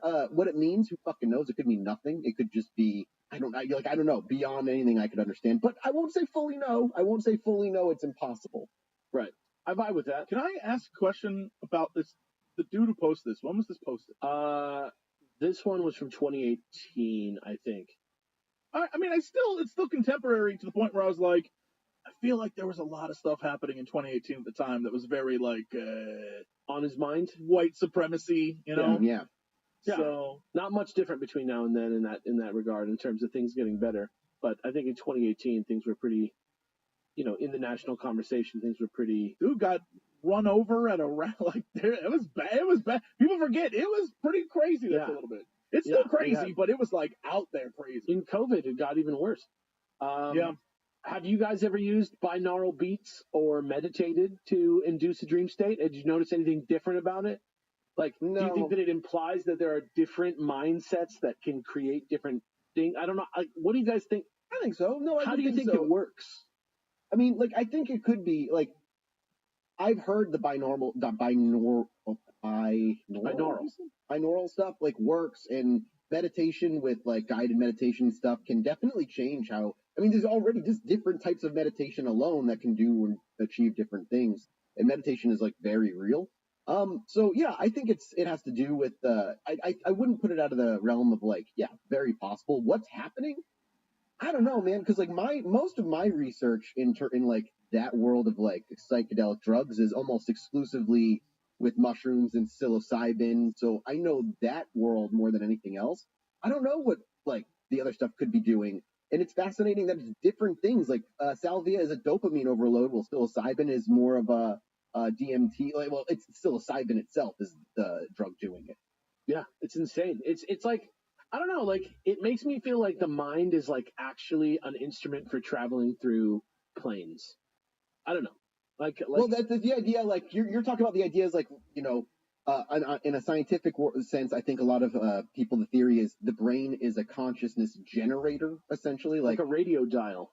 Our consciousness is generated through our brain synapses and stuff. But other people are like, well, what if it's like less of a generator and the brain is more of a receiver for consciousness or whatever it is, and that's why we can't figure out where it comes from. I don't know that answers the binaural. Like, if you go to YouTube, right? There's videos on there where it's like, this binaural audio will knock you out so quick. You have the most vivid dreams. And I never click them because I'm not gonna lie. It seems like a scam.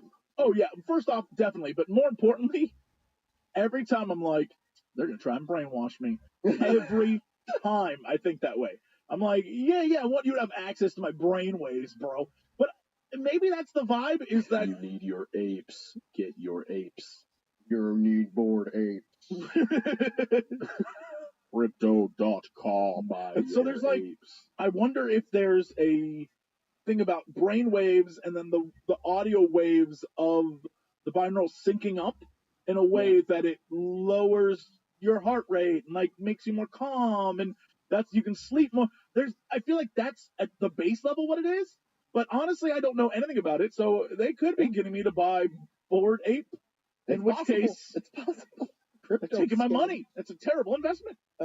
It's interesting too because at least with psilocybin, what it does with the brain is, where they believe your personality, who you are to be, kind of that part of the brain, the amygdala, I think it is, or that area. It's more active than the rest part of your brain. Through MRI 100%. scans, Yeah. it's way more active. But with psilocybin, especially if you do like a higher dose, it brings the activity of that brain down to equal levels with the rest of your brain, and that's when people say they feel that ego death, where they feel like they're one with everything. They don't really feel like they're an individual. Everything's kind of connected, and then it kind of cold reboots it essentially. When the psilocybin wears off, you see the activity slowly come back, and during that is where they say the new neural pathways are generated during that for like scientific purposes. But that wouldn't be the same thing with something like salvia, which is just flooding you with dopamine.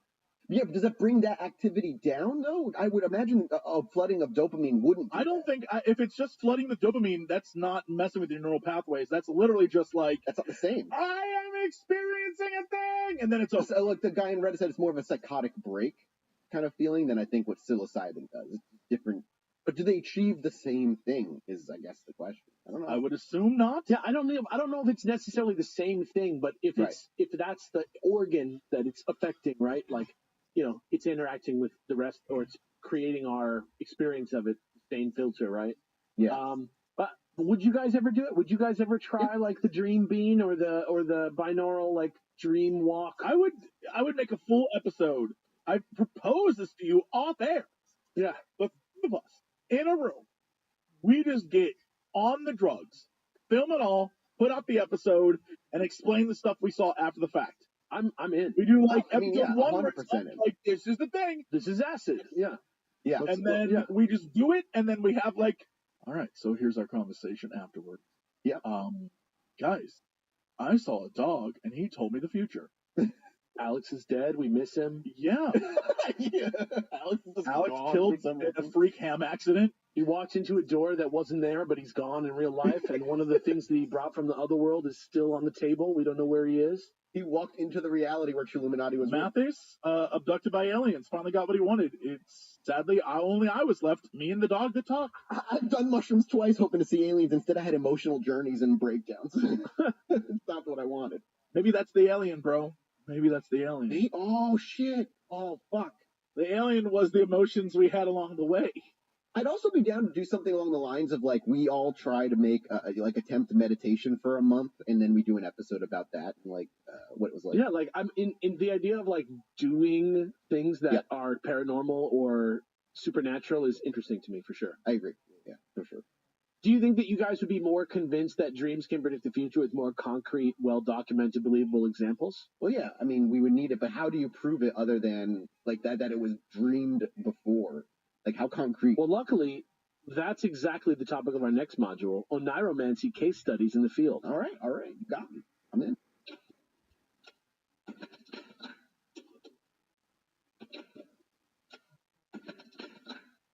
This is a list of real-world examples I selected from the archives at Chilluminati that they've collected as some of the best documented examples of dreams predicting real-world events that history has ever seen. Okay. First things first, almost 11 years ago to the day now, on February 11th, 2013, an Italian woman who went by the name @Yolanda de Mena on Twitter tweeted this, which Mathis will read for us now thanks to Google Translate. My boyfriend woke up last night at 4 a.m. saying he had dreamed of a new pope called Francis I and that today Benedict will resign. So that was on February 11th, 2013. The tweet was deleted between when I started researching this episode and when and now, but I did have a link to the tweet at one point. But it's gone now. But Pope Benedict announced his resignation 17 days later on February 28th, 2013, and was indeed succeeded by Pope Francis, who was born George or Jorge Mario Bergoglio on March 13th, 2013. Chilluminati agents included an addendum that, according to Business Insider, a lawyer named Christopher Connors bought and launched the website popefrancis.com 3 years earlier in 2010 with no explanation But today it looks to be some kind of dead redirect to like a Vatican City URL, so IDK, or is that what .va is? I don't know what .va is. I assume .va is .vatican. Yeah, that would be my guess too. That's what I'm assuming, but it could be like fucking .Virginia for all I know. I don't know.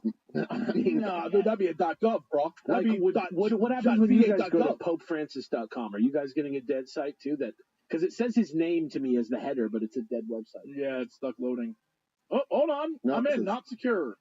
It says Vatican.va refused to connect. What do you got? You got something different? Well, I got at the top same thing. It said not secure, and then it said Vatican.va refused. Yeah, but the top says Pope Francis, and then it says the Holy See. Yeah, exactly. I don't know what the hell this website is. I don't know if it's the same website that was there. But what do you think about this? What do you think about this tweet? This tweet was real. I can verify that this tweet was real. It's a weird one. I mean, I'm looking at the Vatican.va is a real website. Oh, I can't get into it. Well, I just mean this person said, my boyfriend woke up at 4 a.m. He said he dreamed of a new pope called Francis I, and that Benedict's going to resign. And that happened. Like, that's too specific to be just a pure guess, right? Like, the fact that he pulled the name out that it's going to be Francis, right? The only thing I can think of is, and I'm not trying to skepticize it, the only thing I can think of to explain it away is there used to be a Twitter account called, like, Beyonce something or other, and they had a bunch of old posts that predicted things that would happen, but it came out that you could, by some weird back-end HTML something, you could, like, adjust it so that the date was changed. Date was different, yeah. Than what you actually posted. Like, you could manually do it and trick the site to provide a different date. I'll say this. I went to this tweet. I saw this tweet on Twitter. That's what I'm saying. You could go. The tweet would actively say the date underneath it, even if it was the wrong date. Oh wow. Okay. But now it's gone. Yeah, the tweet is now It's gone. But I did physically view this tweet on the actual website. I can verify. So it's gone in the last few days? I don't know about the last few days. It's been a couple. a couple months, somewhere in there. I don't know. I kind of like work on all my episodes at once, so it's kind of random when I do. Still, past couple months is still pretty recent overall. Yeah. You know what I mean? So like that's like, weird that it got bombed. Yeah. So that's one. That's one weird dream thing that happened. Up next, in May of 1979, an office manager in Cincinnati called David Booth had the same dream 10 nights in a row of a plane flipping over and crashing into the runway in flames. At first, he just thought it was weird, but after it happened so many times in a row exactly the same way, he actually contacted the FAA, who apparently took his description seriously and narrowed the craft down to either a DC-10 or a Boeing 727. But since he had no dates or details besides that this crash was going to happen somewhere, somehow, there was nothing anyone could do, and he had his last nightmare on May 24th, 1979. The next morning, on May 25th, minutes after takeoff from O'Hare Airport in Chicago, American Airlines Flight 191 crashed after one of the engines came away from the wing, damaging both the wiring and hydraulic systems of the plane, and the pilot lost control. Booth watched this unfold in horror from home in front of his TV, and he was investigated several times by the authorities for making the prediction, but was never a suspect in the crash, which was later attributed to sloppy maintenance.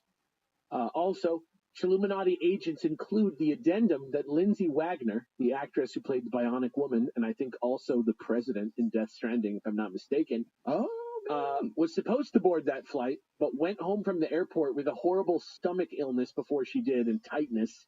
And apparently when she got in the car to leave, she was immediately fine, but she did not get on the plane and therefore lived. What do you think about that? I mean, that's fucking weird.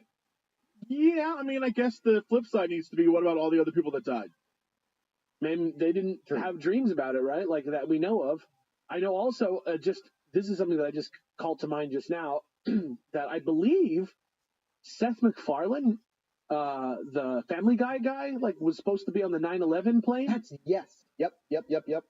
That's true. And he just he felt like he shouldn't go, or he missed it for some reason. Forget why, but yeah, there was it was one of those weird synchronicities where it was either he had a hunch or for some reason. Yeah, I do want to point out Lindsay Wagner was awake and not asleep when she had this, but the guy had the dream 10 nights in a row, the 10 nights leading up to the crash. That's pretty crazy. And he was upset about it enough when he overslept due to a hangover. Sorry, I had to look it up. He overslept due to a hangover. MacFarlane? Yeah. So not the same thing. Not oniromancy. No. But still. Hey, good reason as ever. Just hedonism. Then the last example we have comes from October 19th, 1966. Errol May Jones, 10-year-old girl in the Welsh mining village of Aberfan, told her mother, and I'm so sorry if I pronounce anything wrong, told her mother that she had a horrible dream where she found out that her school was gone and in its place was just a big black pile covering where it used to be. And apparently in the week prior to this, she had also mentioned that she wasn't afraid to die because she'd be with her friends Peter and June soon, who had also died young, scaring the shit out of her mom. Unfortunately, 2 days later, on October 21st, 1966, was the Aberfan mining disaster, which you might have thought of the moment I mentioned the name if you're from the area where it happened. Basically, a colliery spoil tip that they'd started, which is basically like mining waste pile, flag heap, that they'd started above the village on the mountain 8 years earlier, got saturated with water and slid down the hill in a slurry, killing 144 people in the village, which unfortunately 116 of which were children. Because right in the tip's path was the Pankless Junior School where Errol died in class. As a horrible addendum, the Chilluminati agents include that Errol's school had sent a petition to the National Coal Board 3 years earlier complaining of the danger, and it had even slipped once in 1965, but nobody was hurt, so nothing was done, and it was never investigated because it would probably end up closing the mine. Anyway, capitalism kills. Next module. Safety's rules are written in blood, dude. Yeah, I mean, and if I'm going to be totally cynical about this, like this story of this girl is like heart wrenching and stuff, and could be, like part of the message of like we should have done something about this earlier because that turned out being, it ended up being quite a big deal. This like idea that they didn't do anything and it was like a whole big scandal and all that stuff. Yeah. So maybe this story of her having this dream of dying and being like excited to see her dead friends and stuff is like part of that, could be, but I don't think so. I think this is just like a weird, scary sort of interesting story that has come out of this because there's always sort of weird paranormalness around disaster. Mothman, aside, people always have these sort of like dream-like moments in the time leading up to disasters and stuff like that. You always hear stuff like that. So I don't know. In this case, it's a dream that's like that, and I've heard plenty of things like this. To not totally ignore the notion that somebody could do this. That's the best I can say about this. But man, what a fucked up thing to have. That's tragic. Yeah. The next module is like kind of more like a workbook type thing for me, but I think I did a pretty good job if I do say so myself. This one is called, well, I'm going to save the title for this one because it's a spoiler. Basically, the Chilluminati revealed to me that they're a huge fan of dreams. That's the big thing that they wanted to say. They're really interested in dreams right now, as you can tell by their movie taste. But more specifically, they wanted me to present these next 3 accounts of dreams from our subreddit. Oh, okay. AKA, because I promised that we would do some dream interpretations in the dreams episode. AKA people that they've identified. This is people that the Chilluminati have identified as potential Chilluminaironauts. I'm going to have to take this one up with the guys upstairs. That's terrible. That's truly awful. Yeah, they need to work on that. Chilluminauts, Oneironauts, Chilluminaironauts. Right, no, it doesn't make it good. Dream sailors of the Chilluminati persuasion. Yeah, no. Yeah, this is real, by the way. You let them know. I'll take whatever punishment, but I disagree with this one. Yeah, first of all, I want to say this is real. Second of all, I will do that. And then so they wanted to see what we thought of their potential Chilluminaironaut candidates. And they also want to ask Jesse to interpret the dreams now that we've learned so much more about the nature of dreams and some of them and pondered some of the mysteries of dreams. And maybe Great. I've learned a lot today. I'm ready. Yeah, and maybe incorporating the idea that maybe dreams could possibly be literally connected to reality in some way. Maybe in some way. We don't know. In some sort of quantum way. I'll do it. I'm honest. I got this. First one is called Dream Telepathy. It's from a user called Poke Kells, whom, full disclosure, I may be engaged to marry. But she finally caught up on all the episodes and actually just wrote this naturally after listening to our last episode. So I scooped it. Here it is. Listening to the end of this man part 1, I was thinking about a weird dream experience I had. In my dream, I saw my brother at a funeral and he was crying. I didn't know why I couldn't get closer to comfort him, and I had to stay at a certain distance away. When I woke up, I felt like I should call him because he looked so sad, and when I did, he told me he was all fine. I told him about my dream, and he got really freaked out. He told me that same night he had a dream where his friend's dad had died, and he had to go to his funeral. In our reality, the person in question was fine, but it was unsettling that I had seen the funeral that my brother had dreamed about. I can't explain it, but listening today reminded me of this, so I wanted to share.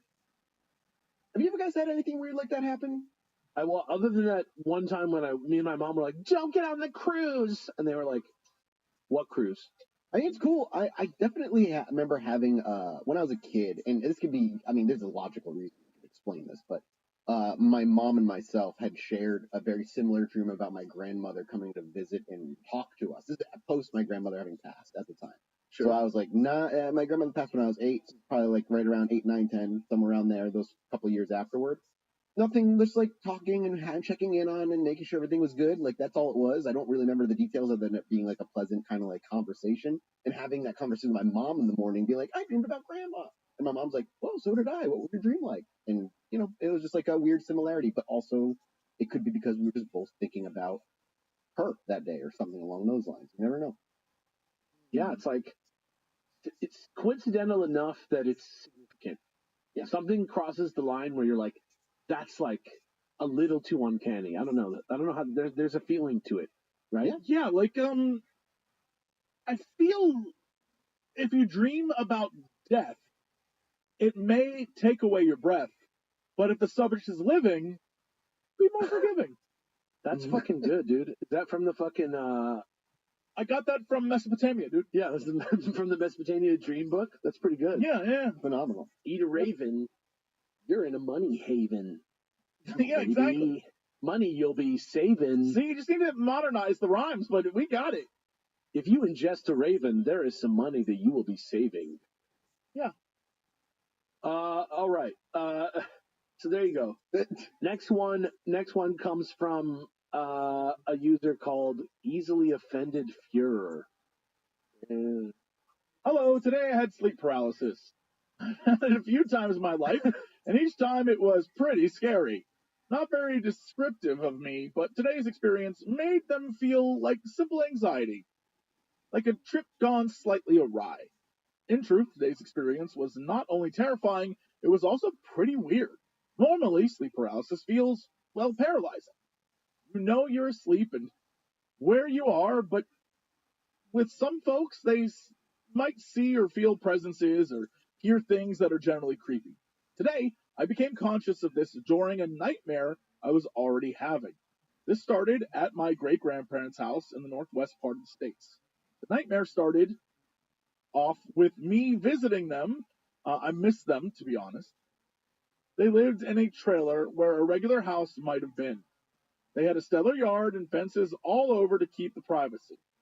At the start, there was a group of dogs that looked like they were built for murder. Demon shit, honestly. They greeted me with barks that seemed normal enough, though, and I could see past the fence my great-grandmother, in the dark of the door inviting me in. I remember it seemed weird that it was dark in their house during the day. So I go in, the door closes behind me, and it's just darkness. And then I found myself sleeping on their couch. At this point, I'm still just in a dream, so my actions aren't thought out. I get up to look at their Elvis clock, okay? I did so for a certain amount of time. Obviously unclear how long, but then I heard peeing from the bathroom. I got excited because I haven't seen my grandfather since he passed. And the stream was clearly coming from a standing position, so I looked over and saw this door? Saw the sari was open, I assume maybe, I don't know. Saw the sari was open to the bathroom. I walk over to turn the light on for him, but then the room was empty. No one was peeing. Scary, right? It was then I remembered they were both passed on. And I remembered and I'm in the East Coast. I figured I'd wake up soon, back on my couch, but then I felt them, presences that stole the images of my fond family memories. I was awake at that point in terms of sleep paralysis, awake in the way to know what's going on. I could feel my body. I could feel the desire to move a toe or finger, or even let out some of my voice to break the phenomenon. But the things that took the image of my family held me in the nightmare. I truly felt like I was in two places at once, experiencing a nightmare and the paralysis. They were malicious. I felt anger. There was a hesitation in them to touch me, and when they got close, I could hear the dogs bark and they would stop. It made them angrier. I remember feeling like they were insulting me, cursing me, that I was at fault for something, I was in danger there. I knew this like how you know when you're hungry, they are meant to harm me. I stopped struggling to get out of it. I really thought I was going to die on my brother's couch where I was physically at. I remember wondering what the cause of my death would look like to others. I wondered why they had to take the image of some of the only adults that were nice to me when I was a kid. I knew I wasn't truly them. It wasn't truly them. It was around then the dogs came up. Most barking, one licked me. And then I was out of it. That place. I was still in sleep paralysis, though. Not being able to move no matter how I tried. I could feel the light from the window and smell my sweat, but I was stuck. Their presence still lingered around, but less intense. A part of me worries I brought the nightmare back. But I felt confident and struggled to wake up from a bit longer before I actually did. I woke up by trying to kick as hard as I could, works every time after a few attempts. I made myself some gamer energy drink and stood outside for a bit to calm down. For me, the scariest part of this experience was the silence. A few times I had sleep paralysis, I could hear an army of whispers and felt like I was surrounded by a crowd. This was a distinct malicious being. That said, nothing but channeled utter malevolence towards me. There was no misunderstanding what it meant. Well, that is the abrupt ending to my story. Thanks to whoever reads. Would love to hear any sleep paralysis stories from the boys or the sub in general. It's chill to read on the chill. Love the pod. Alex, did you write this? It's chill to read on the chill. Love the podcast. Hope to be confused by Alex more. No, never mind. This is definitely someone who's dealing with how. Did I write this? Hope Mathis. Hope Mathis Van claps alien cheeks, and may they be redheaded for Jesse. Much love, Ivan. P.S. What is writing structure? Bro, I was going to ask you the same thing. He wrote in red pen on his own shit what you were going to write in red pen on his shit. Yeah, I had, plus 5 points for that. At least he understood. Well, what do you think about that? A malevolent pair of demonic entities co-opting the memories of his dead family members to suck his memories out? What are we talking about? Sounds like he should be writing a fucking script for A24 and go make a movie. Do you think he encountered a dream entity, or do you think he had a symbolic dream that should be interpreted? I think it's interpreted, and he's probably suffering from sleep paralysis, as he said early in the thing at the very top. He says he got sleep paralysis in the middle of a nightmare. Like he went from it being a nightmare to sleep paralysis. That is the definition of sleep paralysis, is when your body or your consciousness or mind wakes up before your body is out of the paralysis that puts itself into dream. Yeah. So, Jesse, you can interpret it for us, because you did take all that in. I feel like the key here is when grandfather's peeing, but you're not seeing, if you wake on the couch, your dreams I will vouch. Yo, there you go. Okay. It has a slight message to it. It carries meaning.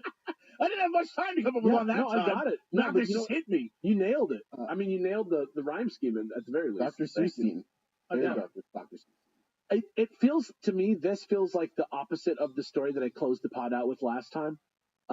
where Grant Morrison met the beings from like the other place that showed him how like realities are born of our own perceptions of reality, right? This is Yeah, like no, I know. this is like a more like vampiric sort of entity that's like taking the reality that you made by like siphoning it out from you. Do you think the DC multiverse is soft disclosure? I think that it might even be unconscious disclosure. Yeah, all right, I like it. I think the truth might be emerging from our subconscious in a way that is unexpected. Did you see it dropped like an hour, 2 to 3 hours ago at the time of this recording, but the Martin Scorsese ad for the Super Bowl? No. It's about aliens. It's about aliens being in the skies above us the entire time and us not looking up and being in our phones. And at the very end, the whole thing is like a Squarespace ad. It says like reality is what you make it or something. It's all aliens and it's all grays and it's all UFOs and it's fucking, I'm like, soft disclosure, baby. Martin Scorsese alien ad for the Super Bowl. I mean, hey, all for Squarespace, I guess. Interesting.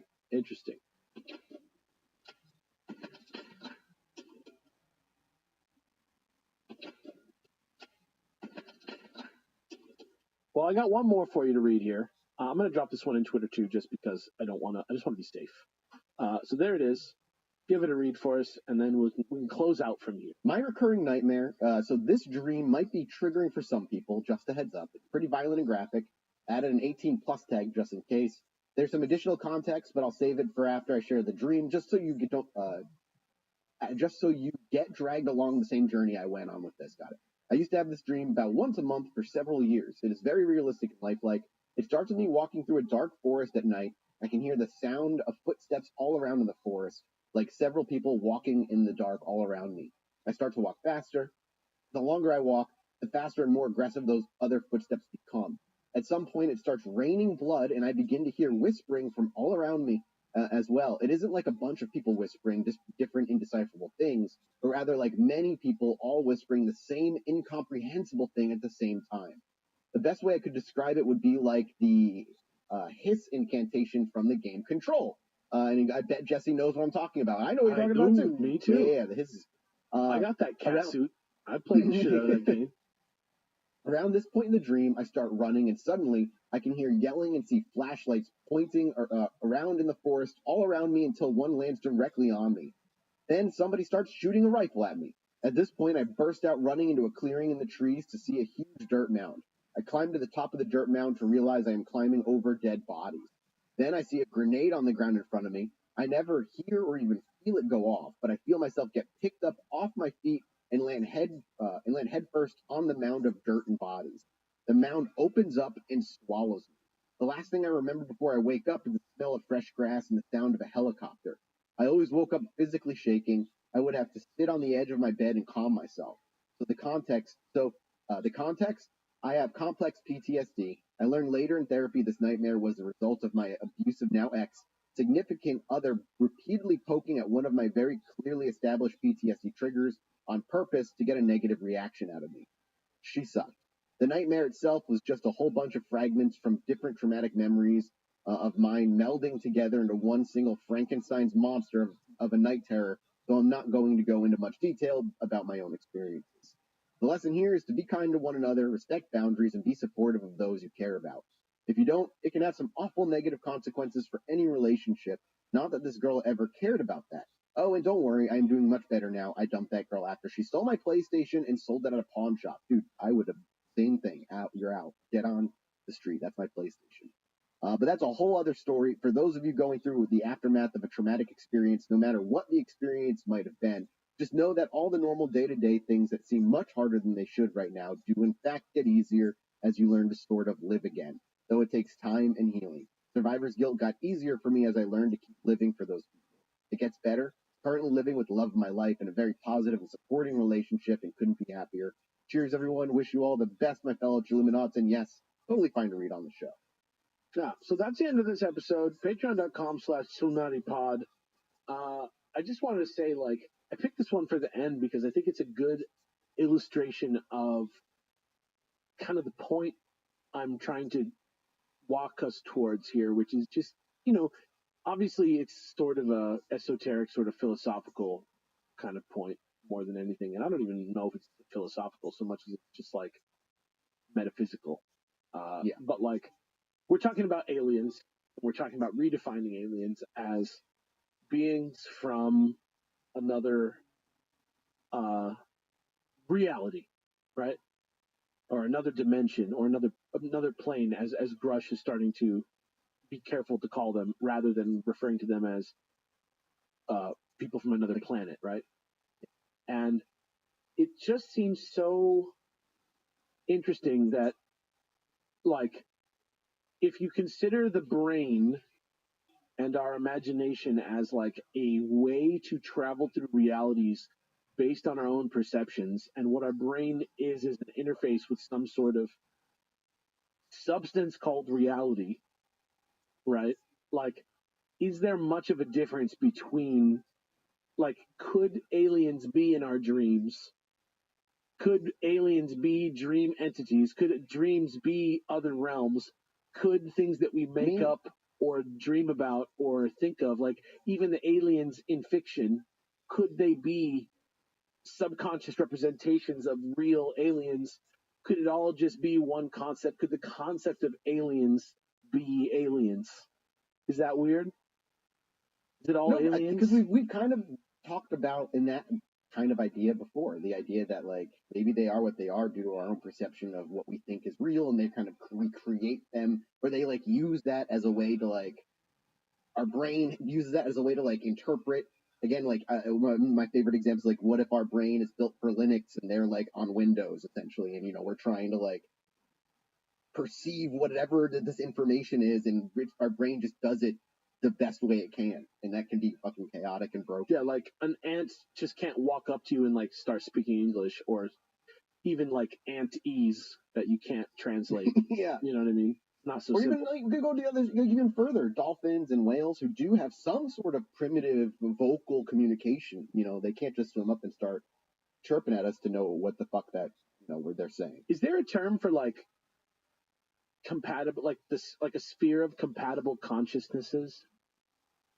Do you know what I mean? Like okay, like I can look at a dog, and the dog and me are like in the same sphere of compatible consciousnesses, in that like we both are aware that each other's consciousness exists, right?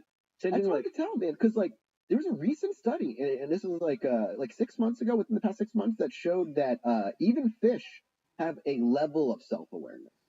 I forget how they did it in the study, but you can read it. But it's like, yeah, I think there is levels of, I don't know if you want to call it consciousness. Well, I mean, like, self-awareness is one thing, but like it's like you have to be conscious to be self-aware, well, right? like, but it's also like I can perceive of a dog as another living creature because of the way I see the world.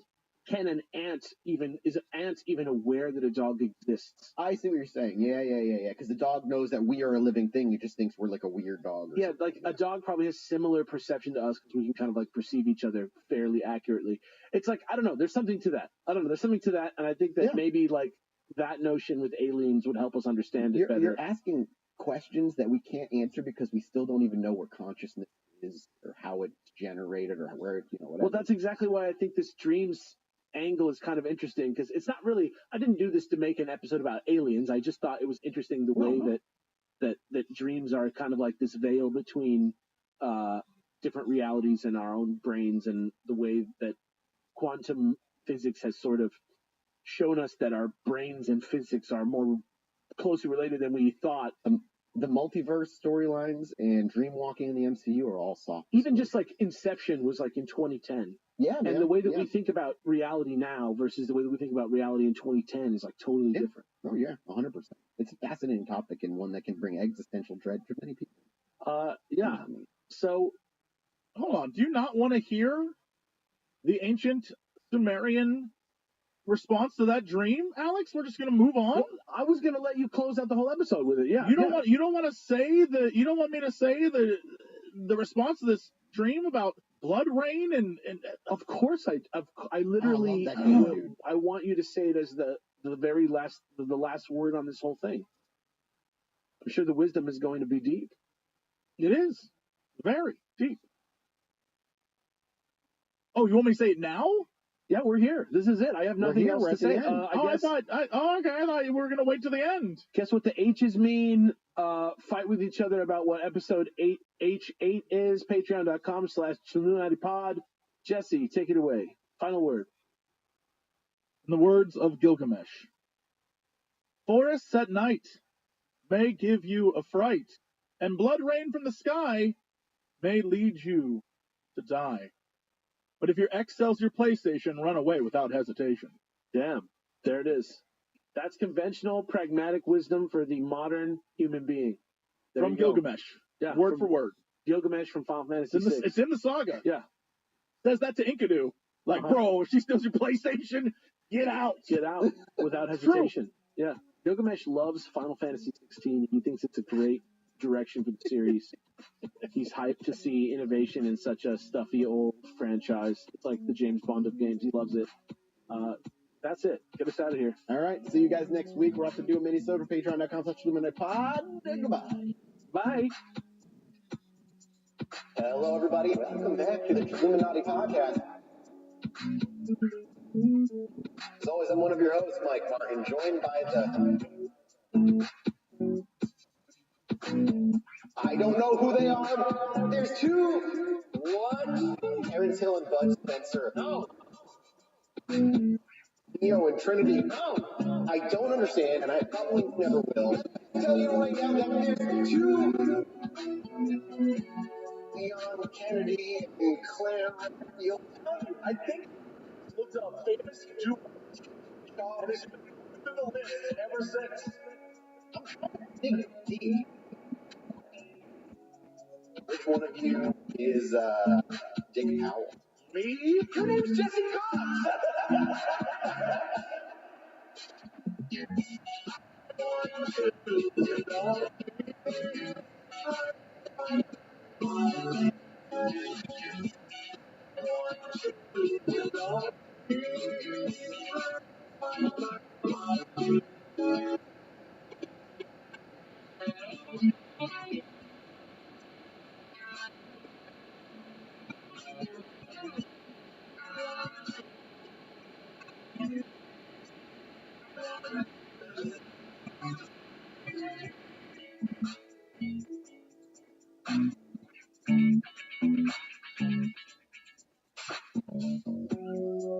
Hello, everybody. Welcome back to the Illuminati Podcast. As always, I'm one of your hosts, Mike Martin, joined by Alex and Jesse.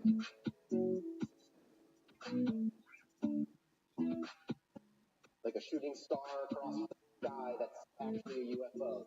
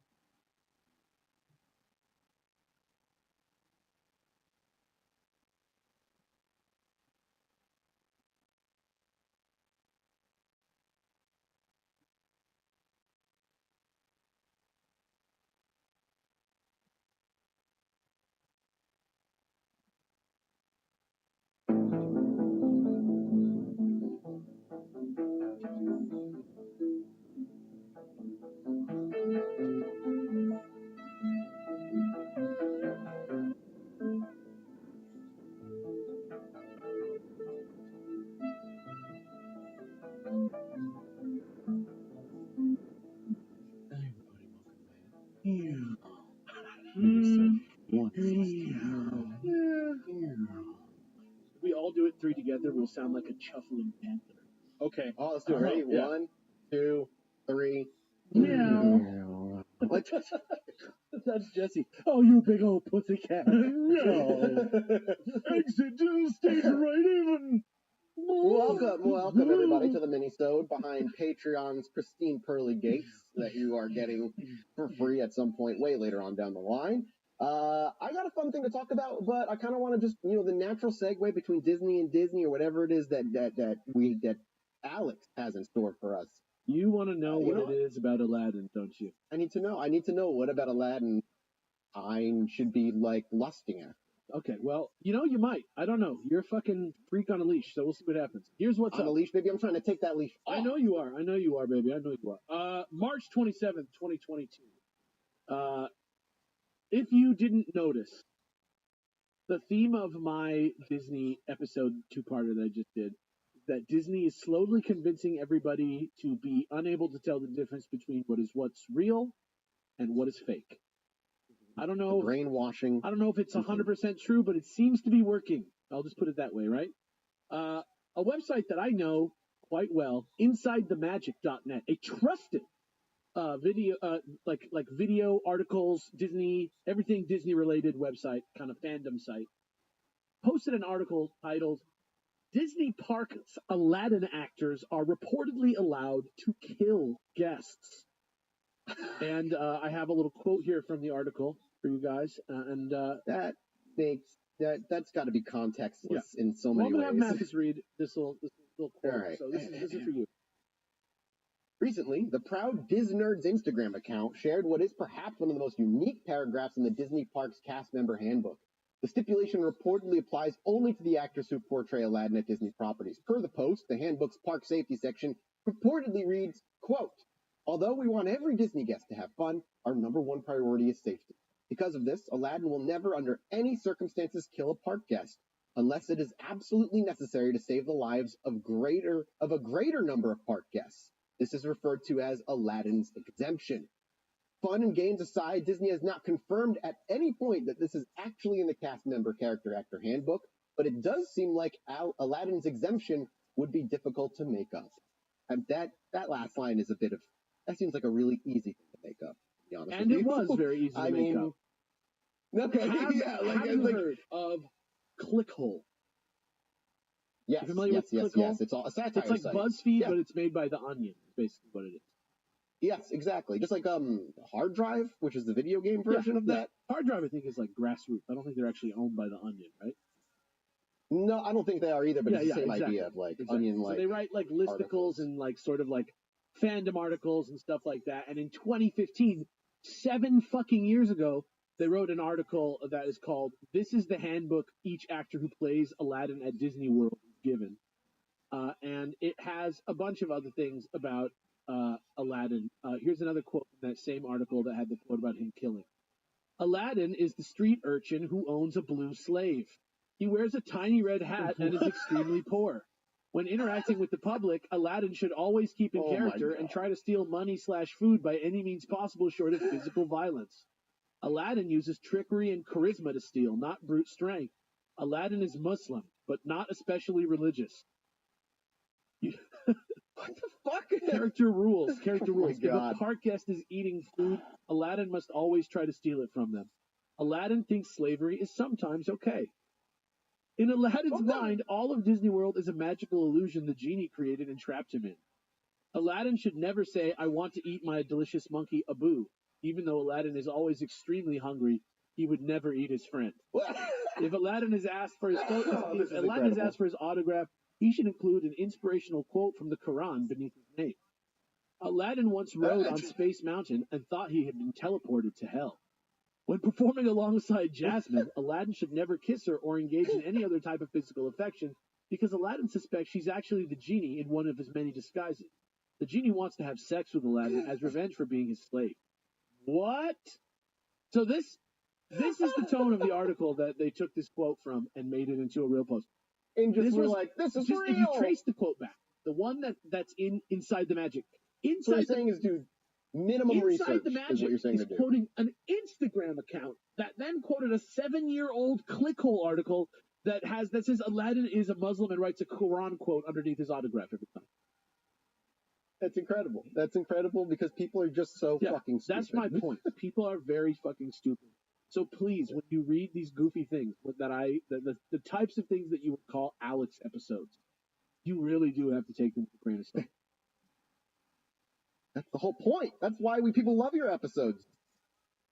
Well, It's like, that's depressing. you know how I view but it, also honestly? hilarious. Rather than me being like a researcher or a historical documenter, is I'm unearthing a story that exists like under a lot of different websites and things that make one big branching storyline web.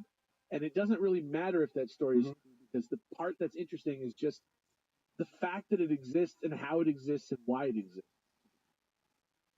And yeah, the path, how it even Yeah. came to exist. And though is the article is fascinating just like every an time. edgy, Yep. like humor article by Clickhole, this fucking shit is like insane. Like somebody was like, that seems pretty hard to make up. That's like their reasoning for why it's there. I don't know. It's weird.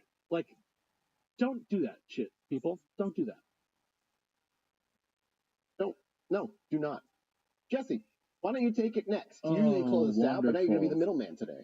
You're a sandwich between the two of us. Gents, today I come bearing gifts. Because usually I come on here with some boring science thing, or some type of nonsense. How dare you? Today, I want to take you to the Spanish internet. It's like the normal internet, but, Spanish. Right. Except in And Spanish. over there is a video. The reason why I say Spanish internet is because this article says it, and I think it's very funny. Is that like Black Twitter? I imagine so. Yeah, I guess. Yeah, I have no I can't clue. get there. Yeah. Yeah. Okay, But apparently we're on not allowed, and footage, that's fair. they have captured some sort of something crawling around on camera. They don't know what it is, and I'm just going to send you a link. Sadly, the only video I could find All right, that would let me link it to you directly is a TikTok, and it has some stupid voice over it. My apologies in advance to you two. But what is this? Tell me I'm what. excited. Just You describe what you have see. my Try and. attention, All right. sir. Okay, so I'm going to mute this so I can talk. Okay, there's it kind of looks like a Fresno Nightcrawler initially. It just looks like a lump with two legs. But, okay, nope.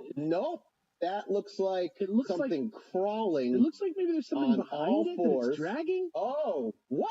That's gotta be fake, dude. What? That's an upside down woman face. It looks like a woman that's crawling like a crab. It looks This is like like a woman Japanese crab ghost horror movie shit. There With you her go. head upside down. Yeah, enjoy That's that. heinous. I hate that. That's horrifying. What? It's like if it is a person, the way it's postured. I'm positive it's a person at a person. 90-degree angle, like it's from the horrific. side. Pretty awful. Where is this supposed to be again? Somewhere on the Spanish internet. It doesn't say Spanish anything. internet. It just says mysterious creature caught on camera, and then that's it. Now people are it's making its rounds. You know what they're doing is they're crab walking to the Chilluminati studio to tell us that they're making a La Llorona movie. Damn. Oh my God! Thank God somebody told us. Yeah, man. it is. It's a very weird video, right? Like even if it's very weird. a fake fan made thing, like still creepy. So it's like they strange. leveled up that like shitty Dobby video like 10 times. Yeah, is what it feels like. I don't like that. Yeah, you know what? weird. I don't care if it's fucking real. That's what I was just saying about the other story. I don't care if it's fucking real. I don't it's like uncomfortable. That. Yeah, it's. Like, I'm loving the comments underneath. The first the comments are like, "Here's one: evil does exist. May God Jehovah protect us all and from all evil and danger. Some of this incidents to happen in life around the world." The first two. So basically, it is a 3-camera angle video. And the first one, it shows it kind of coming from the right, and the second one shows it coming from the left. And it may just be a flipped angle on that one. I don't know. It may be the same shot, just flipped. But then there is a directly on, head on for this thing, and that's like where you see this like Evil upside 3 down fucking camera angle. Yeah. Yeah. Yes. You can see the monster coming around the corner. At first it kind of looks silly, and then you watch it again, and you're like, interesting, and then that third shot is just like, I don't care if this is fake. That's some horror movie shit. I don't like that. So yeah, I figured I'd let you two enjoy that.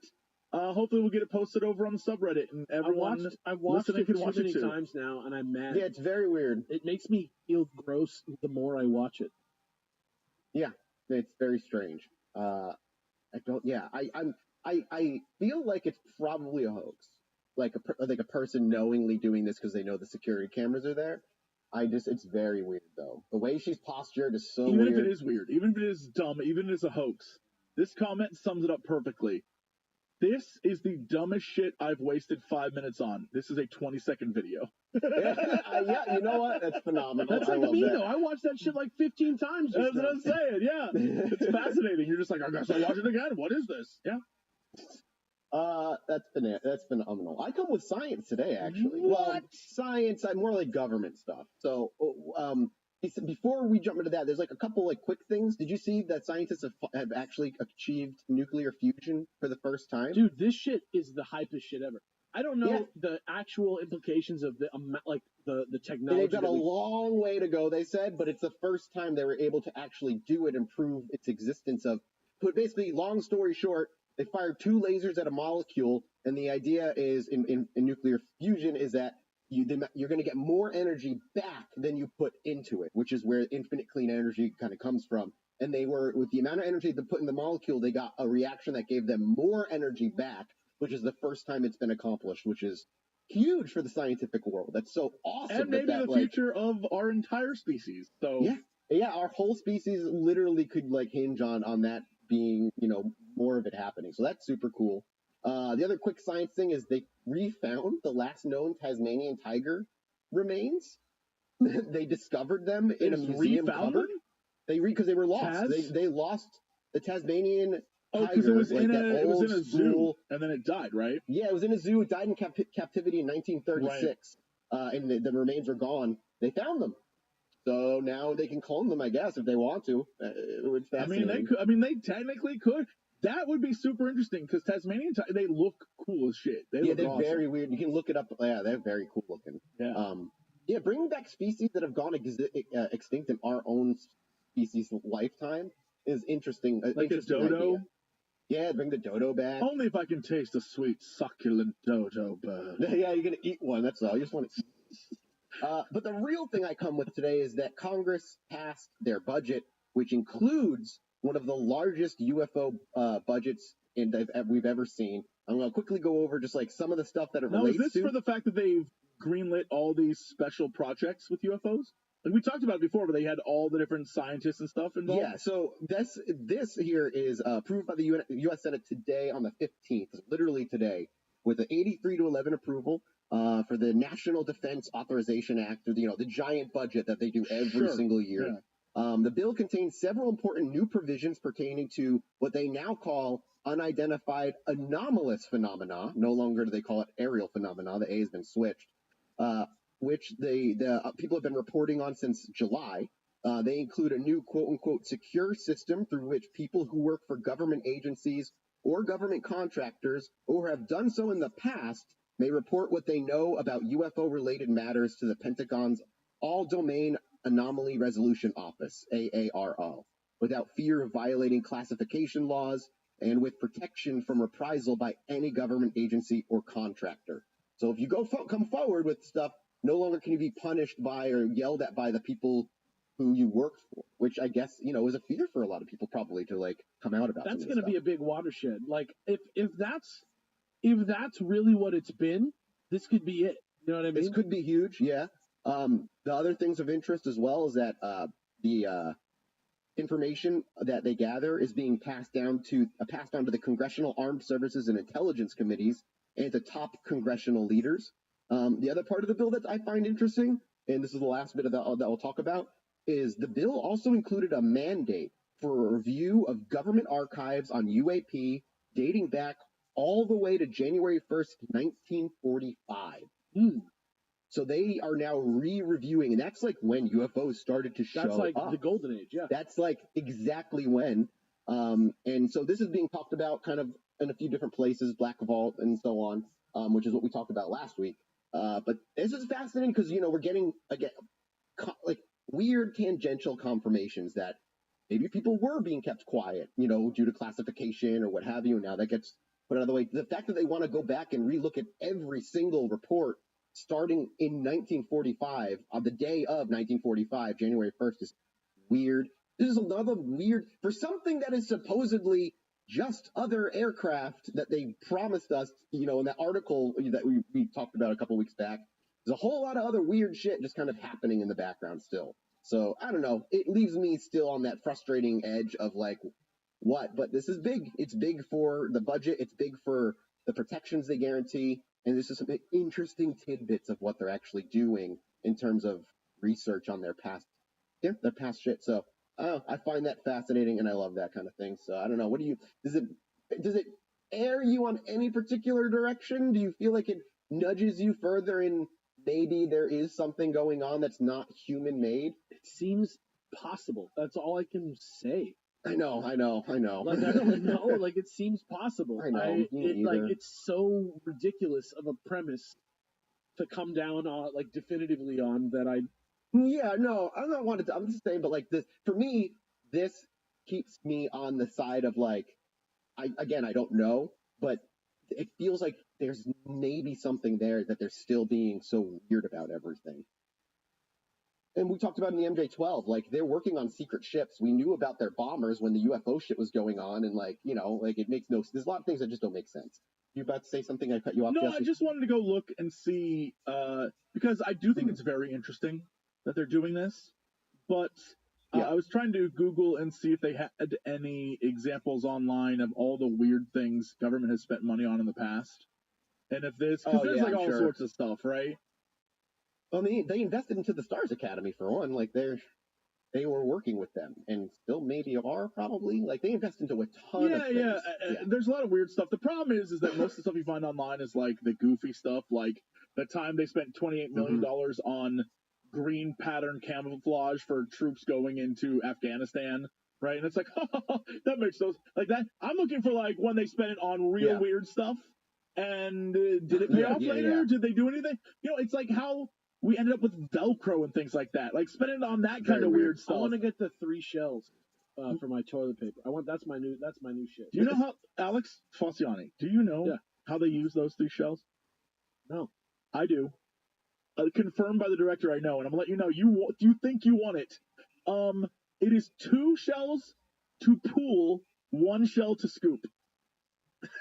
You're welcome. You're welcome. I don't even know what you're talking about. You're welcome now. That's why we need to watch Demolition Man, Mathis. That's why we need to watch Demolition Man. Man, the opinions on who we are in that movie were varied. We were all called everybody at some point. Everybody was like, Alex is fucking Sandra Boy. Yep. Regardless, though, like, I don't know, this aspect of, like, the budget and, like, the protections and stuff doesn't seem like it's an investment in something stupid as much as, like, a continuation of what I would consider very slow, subtle, not exposure, fucking, you know what I mean. Disclosure? Disclosure, fucking Jesus Christ. Well, I think that it's interesting that they're spending the money on it. Will it amount to anything? I mean, again, for people who believe in, like, government cover-ups and stuff, spending money, hiring all these people to come on, this could easily just be, like, the greatest cover-up ever. Right? Who knows, man? Who knows? Yeah. The fact that they give it protections at the very least to people to come forward, that's, like, yeah, it's fascinating. Yeah, that's it. More interesting UFO news. Like, there's a bunch of sightings that are still happening. I mean, there was one over Colombian City, like fucking today, I think. So, you know, go look. The weird UFO sightings have kicked up, as I've been saying, for a couple of weeks. I wonder when we'll see them die down again. Never, hopefully. That's what I want, is like never, hopefully, and I'm not going to tangent. We'll wrap this up. We just saw a glimpse into Mathis's, like, utopian future. He's from whatever, just like fucking Star Trek First Contact. What's his name? Star Trek First Contact? Picard? Not Picard. Zephram Cochrane? Zephram Cochrane? Zephram Cochrane, man. That's you, Mathis. That's you, man. That's me. You know, that's me. Wait, if he's Zephram, you get to be Jordan the Forge, and I get to be my man Riker. We're in the back seat. Yeah. Oh yeah, dude. I'll take it. I love those. Those are great characters. Anyway, Jordy LaForge, man, that's the best thing you've ever called me. All right. I love Jordy. He's so bad with the ladies. That's true. I mean, he's definitely not. Riker fucks everybody, and Jordy has a hard time with a hologram. Yeah, so, he's right. You know, it happens. All right. See you guys next time. All right, guys, we're out of here. We'll be back next week. Thank you guys so much for supporting us, and we love you. Goodbye. Bye. Thank you so much to Stamps.com for sponsoring today's episode, and I'm here to kill your fun. Why is that? Because it's the middle of February, almost March of 2024. The year is well on its way. And as the excitement of the new year begins to kind of wear off and you find your new groove, you find your new routines, you hold to those promises you made for yourself, other people have to just keep moving and things don't slow down. Not like small businesses like we do over here at Illuminati. That's where Stamps.com comes in so important. We all start to settle into our new day-to-day, but for businesses who do a lot of mailing and shipping, you just got to keep moving. And Stamps.com streamlines all your mailing and shipping to turbocharge your operational efficiency. And the Stamps.com app is like a post office in your pocket, so you can stay on top of things even if you're always on the go. I've been signed up and using Stamps.com for years at this point. I can't imagine doing anything else. And Stamps.com has rates you can't find anywhere else, like up to 89% off of USPS and UPS. For 25 years, Stamps.com has been indispensable for over 1 million businesses, whether they're mailing out checks, invoices, legal documents, books, or literally anything else. Use Stamps.com to print postage wherever you do business, and all you need is a computer and a printer. They even send you a free scale, so you have everything you need just to get started. So keep on mailing and shipping and moving at the speed of your business with Stamps.com. You can sign up with promo code CHILL right now for a special offer that includes a 4-week trial, plus free postage and a free digital scale. No long-term commitments or contracts. All you have to do is go to Stamps.com, click on the microphone at the top of the page, and just enter our code CHILL. That's all. Get a 4-week trial, free postage, and a digital scale. Stamps.com, promo code CHILL. Thanks to Stamps.com for sponsoring today's episode. Hello, my little chillabitts, and welcome to Saturday morning tea. It's Alex's seductive Bigfoot call. That sounded like some type of creepy doll. Circus of value. Boys, is it crazy or what that 2022 is just about done? We've got one more episode in 2022, and that's it. Wow. This one? And then next week. Oh, yeah. Okay, yeah. And then that's it. Then we go into 2023, and we start 2023 off with a bang. A big bang.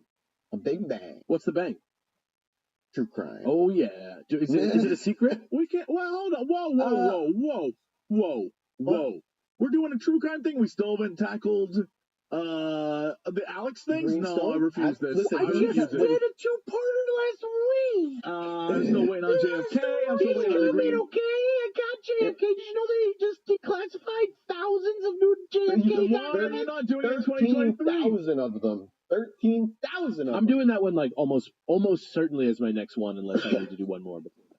We're not doing a serial killer, I'll tell you that much. We're doing true crime, but it's like similar to MK Ultra style true crime. It's about those guys that cheated the Monopoly McDonald's game. No, it'll be I like that one. It'll be using a 731.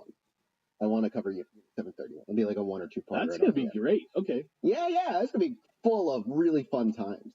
But we're getting toward the end of the year, which means Alex brought us a list. That's right.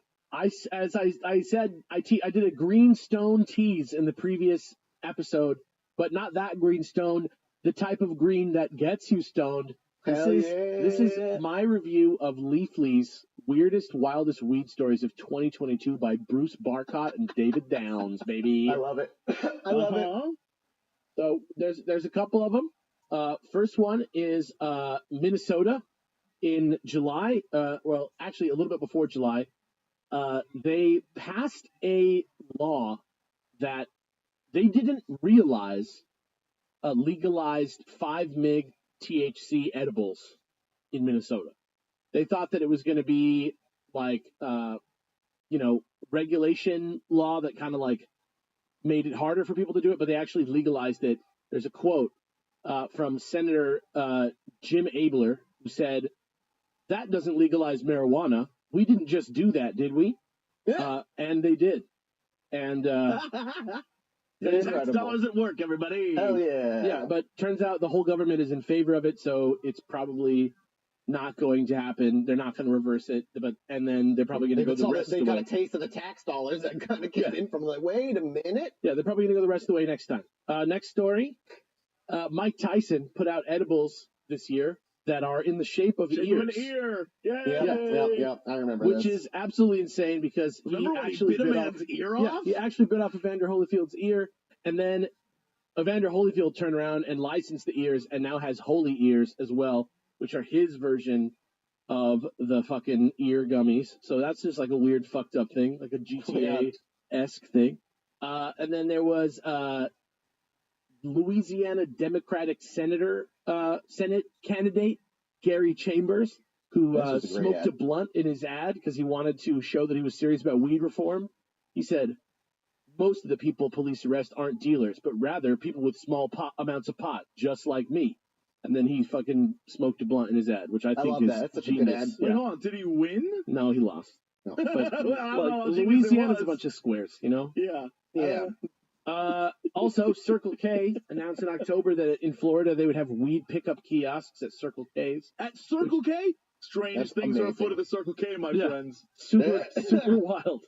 And yeah, I guess this is the oh wait. Then they canceled it.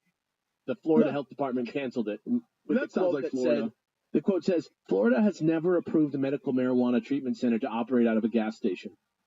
Got bodied. Also, there was a Chiba bong that was sold this year. That's like a Chia Pet. That's a bong. It was sold for $41.22, but it's sold out now. But it's sold by Dank Stop. Looks hilarious. So literally just a bong that looks like a Chia Pet. Kind of actually classy looking. Like it looks kind of like a little like Mesoamerican pottery. It looks nice. Also, the National Park Service in October said that the Sonoran Desert toad you guys got to stop licking that thing. Yeah, please leave the wildlife alone, everybody. Yeah. You gotta stop licking that. You're really thing, not please. supposed to lick them anyway. Like the real way that you're supposed to do it is to like get that and then dry it out and then smoke it. But a lot of scientists have been putting forth effort, and this is just my own commentary on this. A lot of scientists have been putting forth effort to replicate this chemical without having to bother toads. And it does exactly the same thing. It's the exact same chemical, but now the same like weird like environmental hippies that were like into smoking the toad. Now that the toad is being threatened, they don't want to try the like synthetic version because they're like, it's not the same, man. So, you know, politics are stupid, guys. Yes, they are. Then there was this time this year when the DEA, the DEA Drug Education Foundation put out a like emoji cheat sheet of like what emojis mean what drugs.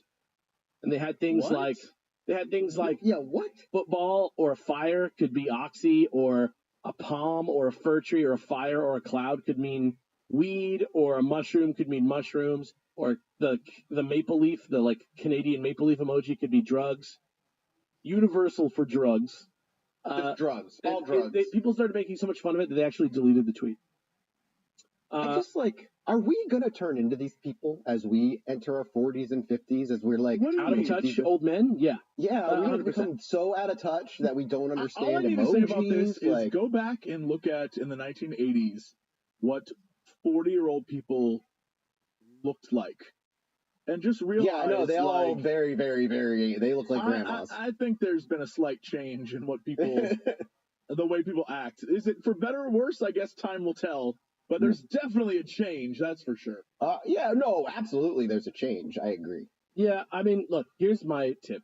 Don't talk about shit that you don't fully understand as if you are an authority on it. And no one will make fun of you. No one will make fun of you. In North India, there was a story about hundreds of pounds of weed that were seized by the police, were eaten, like 350 pounds, or 850 pounds actually, of weed were eaten by rats. That's hilarious. Some people They had say a it was good destroyed by time. rain and flooding. Some people say it was destroyed by rats. I think these cops are smoking weed. Yeah, probably. Also, scientists at Kansas State University found out that if you give hemp to cows, they chill out. Hilarious. It, quote, increases lying behavior and decreases biomarkers of stress and inflammation in cattle. It's like they just like fucking gave cows CBD and they chilled treatment. out. Yeah, exactly. Yeah. It's got CBD tincture. Yeah. In the Also form of in food. Lampang in Thailand, they've been feeding chickens weed water. They've been like infusing their water with weed, and it has provided chickens with higher quality meat, higher quality eggs, fewer antibiotics needed. Some of the chickens don't need any antibiotics. Yeah, because I bet you they're less stressed, which is good for their immune system. Yeah, which means they're also like relaxed. Yeah, I bet you money. Don't do this. Don't say, the minute you say they feed the chickens that are meant for slaughter weed, some dude is about to make a post tomorrow that's like, don't you get it, you idiots? You're smoking that dope, and that's because the government's trying to keep you docile while they kill you. It's going to happen. You set this up. It's your problem now. Yeah. Not me. Well, I didn't say this. Yeah, I'm chill. But yeah, I'm good. I like good music and I eat good food. Yeah, they resist weather. It's like literally chickens. They get superpowers. They're These immune to the cold. chickens in this area normally sell for about $1.70, 60 baht. But his chickens selling for double. So think about that. 120 baht per chicken. There's an opportunity for a product called Nug Nugs. You're right. But speaking of, but if you think that's let me just blow your mind right now. Okay. The next thing I'm going to say is that Wingstop on April 18th, put out blazed and glazed flavor. I bought them twice. Yeah, literally weed flavored chicken wings that don't get you high. But what they do, having bought them not once but twice because I liked it so much, is that it is the same if you went to like a Hunan style Szechuan. Oh, like the Szechuan pepper tingly? Yeah, where it makes your mouth numb. It did that. Okay. Interesting. Yeah, it's got terpenes and hemp seeds and strawberry and cayenne. That sounds it was a good flavor, dude. It was great. People say indica and sativa is a lie. It's all about the terpenes. I mean, there's definitely a big difference between indica and sativa. It didn't make you high at all, but it had like a different flavor that was like super fun. And it made your tongue numb, which is like, I'm here for it. Fun. Yeah. Wild. There was a Brooklyn prosecutor this month who got in trouble for helping weed dealers smuggle weed from New Jersey to California. I don't know what the fuck that's about. I don't know how much that weed is. Was it just like such a fucking deal? I don't know how cheap that weed was going to be, but I bet you it was going to be real cheap. They seized like almost over 1,000 pounds of weed. Jesus. Because 800 pounds of it was stolen at gunpoint from an auto body shop in Plainfield. And that's incredible. In 2015, and then they keep finding it out. It's just insane. This is why it needs to be regulated. This is there's no way any of this is safe or smart it's just it's so stupid. Reading this again, I think that the actual crime happened a couple years ago, but that he pleaded guilty this month. Oh, okay. But still, it's insane. Also, in San Bernardino in California, these cops got in trouble at the sheriff's department for seizing the cash, like the cannabis truck, like the cannabis business cash transport trucks, for legal weed dispensaries and stuff. The cops were like shaking them down, and they, like in 3 separate occasions, seized a total of over $1 million under asset forfeiture. So pretty fucking nuts. Okay, but Imperial Unit trucks were operating with state law. In a lawsuit, the company asserted that the stops were pretextual, meant to bolster the sheriff's department's budget while harassing legal cannabis companies. And the joint agreement between Imperial and the sheriff's department said that the deputies, quote, are not highway robbers as previously reported in the media. So as part of the settlement or something, where they returned the money to the company, they agreed to say that the cops weren't robbing them on the roads. Dude, you want to hear something crazy cop thing real quick? Yeah. I was listening to a podcast. It's like a 3-hour podcast where they're interviewing a cop, right? And he was saying a lot of shit that I didn't agree with, obviously. One of the biggest things, it kept using the word optics. Everything bad happening with the cops was always bad optics. And this line fell out of his mouth and I near fucking died in my seat.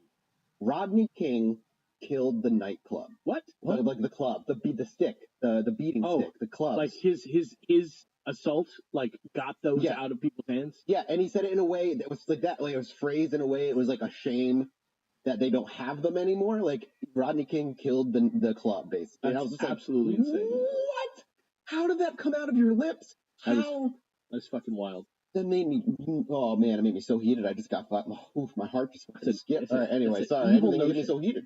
It's so exactly. It was so evil. And speaking of people that are evil, Dr. Oz was running against John Fetterman earlier this year. That's right. And he said that weed should not be legalized this year because Pennsylvanians need to get back their mojo and get back to work. Again, spreading the continued misinformation and proven now statistically, or rather scientifically proven lie that stoners are less productive than like it's a little rough. I'm just gonna say, maybe that's part of the reason why he did not win that election, other than the fact that he's one of the many, not someone you should ever vote for this type of job, and that he does not live in the state of Pennsylvania. Anyway, in Florida, this is pretty crazy. In February of this year, there was a couple who got married, and they decided that it would be hilarious to put THC in the lasagna that everybody was eating. And halfway through the wedding, everybody went insane, and people needed medical attention. People were falling ill, barfing, freaking out. Somebody sued the caterers for $30,000. Absolutely wild. This is from a guy who loves weed. Don't give people weed without telling them. Yeah, no shit. Don't give people anything without their consent to do it. Consent in everything, exactly. Yeah, absolutely insane. Also, there were these guys at MJ BizCon in November of this year. Is that Mary Jane BizCon? That's very funny. Yeah, it's a hilarious name for a convention. There was a movement in weed called Buy Weed from Women movement. Pretty good idea. And I know a lot of my delivery service. A lot of people still kind of follow the idea of buying weed from women-owned businesses. Kind of a cool little just way to, get some businesses in the hands of people that maybe struggle to get them. This other company decided that they would walk around the convention in T-shirts that said "Buy weed from rich white men." And they just got bodied by the entire convention. Everybody, they went viral for being shit. Stoners are not the crowd for that kind of shit. Were they trying to be were they trying to joke? Because I was going to make the joke that I only buy my weed from former politicians turned weed salesmen, which is surprisingly a large amount of people. Right now, when they're in Congress, they're like, it's the devil's lettuce, it'll kill you. And the minute they're out, they're like, I have a majority shareholding stock in this new weed company. And you're like, bro, what? I remember I watched Thief, 1981, and put a screenshot of how I look like Jim Belushi in Thief, and then Jim Belushi was like, "Hell yeah, brother!" And then I followed his links to his page, and he had a weed company, and I was like, "That's just what happens when you're a guy who doesn't want to seem lame when you're 50, is you start a weed company." Honestly, there is. I think it's because somewhere someone was like, it is the new big cash industry. And admittedly, it's like NFTs.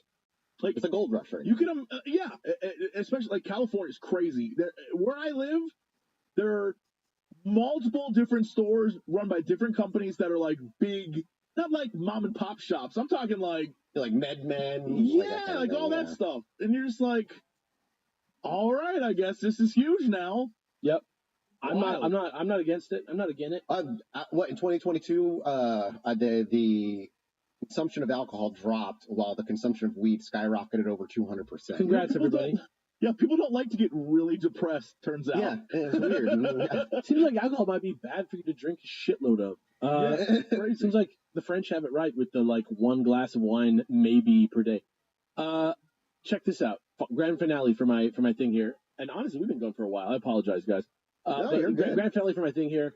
Reddit user Gerard Binge posted this picture to r/trees. I'm gonna just give you guys it because it's so funny. r/trees. Yeah, r/trees is the marijuana subreddit. I was but it's great because they do get guys who show up and post trees sometimes, and the replies are amazing every time. It's no hydro, homies. Let's be real. That's important too. That's important. Where do I see this? I'm looking. Oh, I put it on the Twitter. Is it not showing up? Oh, Twitter. I was looking at this thing, bro. Oh, sorry. Yeah. Maybe. What? Oh, I don't have it still. So wait a minute. Sorry, guys. My browser got destroyed. Have to see the picture. You have to see the picture. It's only worth it for the picture. So just give me 1 second. I'm very excited. You've got to see the picture. Okay, here we go. That's going in. Bang, and then you can read. Jesse, read this out loud.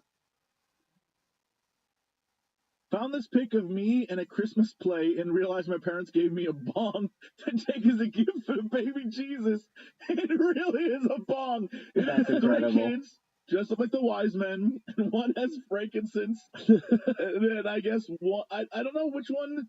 Gold? One looks like he's got a slow cooker filled with cheese and cheddar popcorn. I'm guessing it's gold. Yeah. And then myrrh, and then frankincense is the bong, I guess? Yeah. Yeah, that has to be Hilarious. that has That's to so be funny. frankincense. You know what? It explains why Jesus was such Dang. a chill dude. Dude, It's yeah. all clicking. Dude, frankincense would be a great strain name. Frankincense? Yeah, That's dude. got to be a 2 thing. words though, not the same word. You keep it separate. Yeah. Right. I'm with you. Yeah. And All right. the image is like Frankenstein, but in a Jesus robe. I love Yeah, that. yes, yes. I love that because he kind of is one if you think about it, right? Dude, and you gotta have like a hidden bean boy somewhere in there. Oh yeah. We got to get into the weed business. We're about Dude, that I age, can't wait. gents.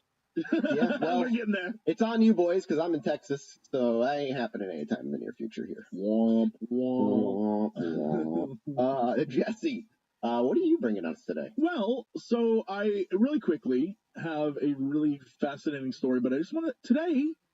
It's the solstice, y'all.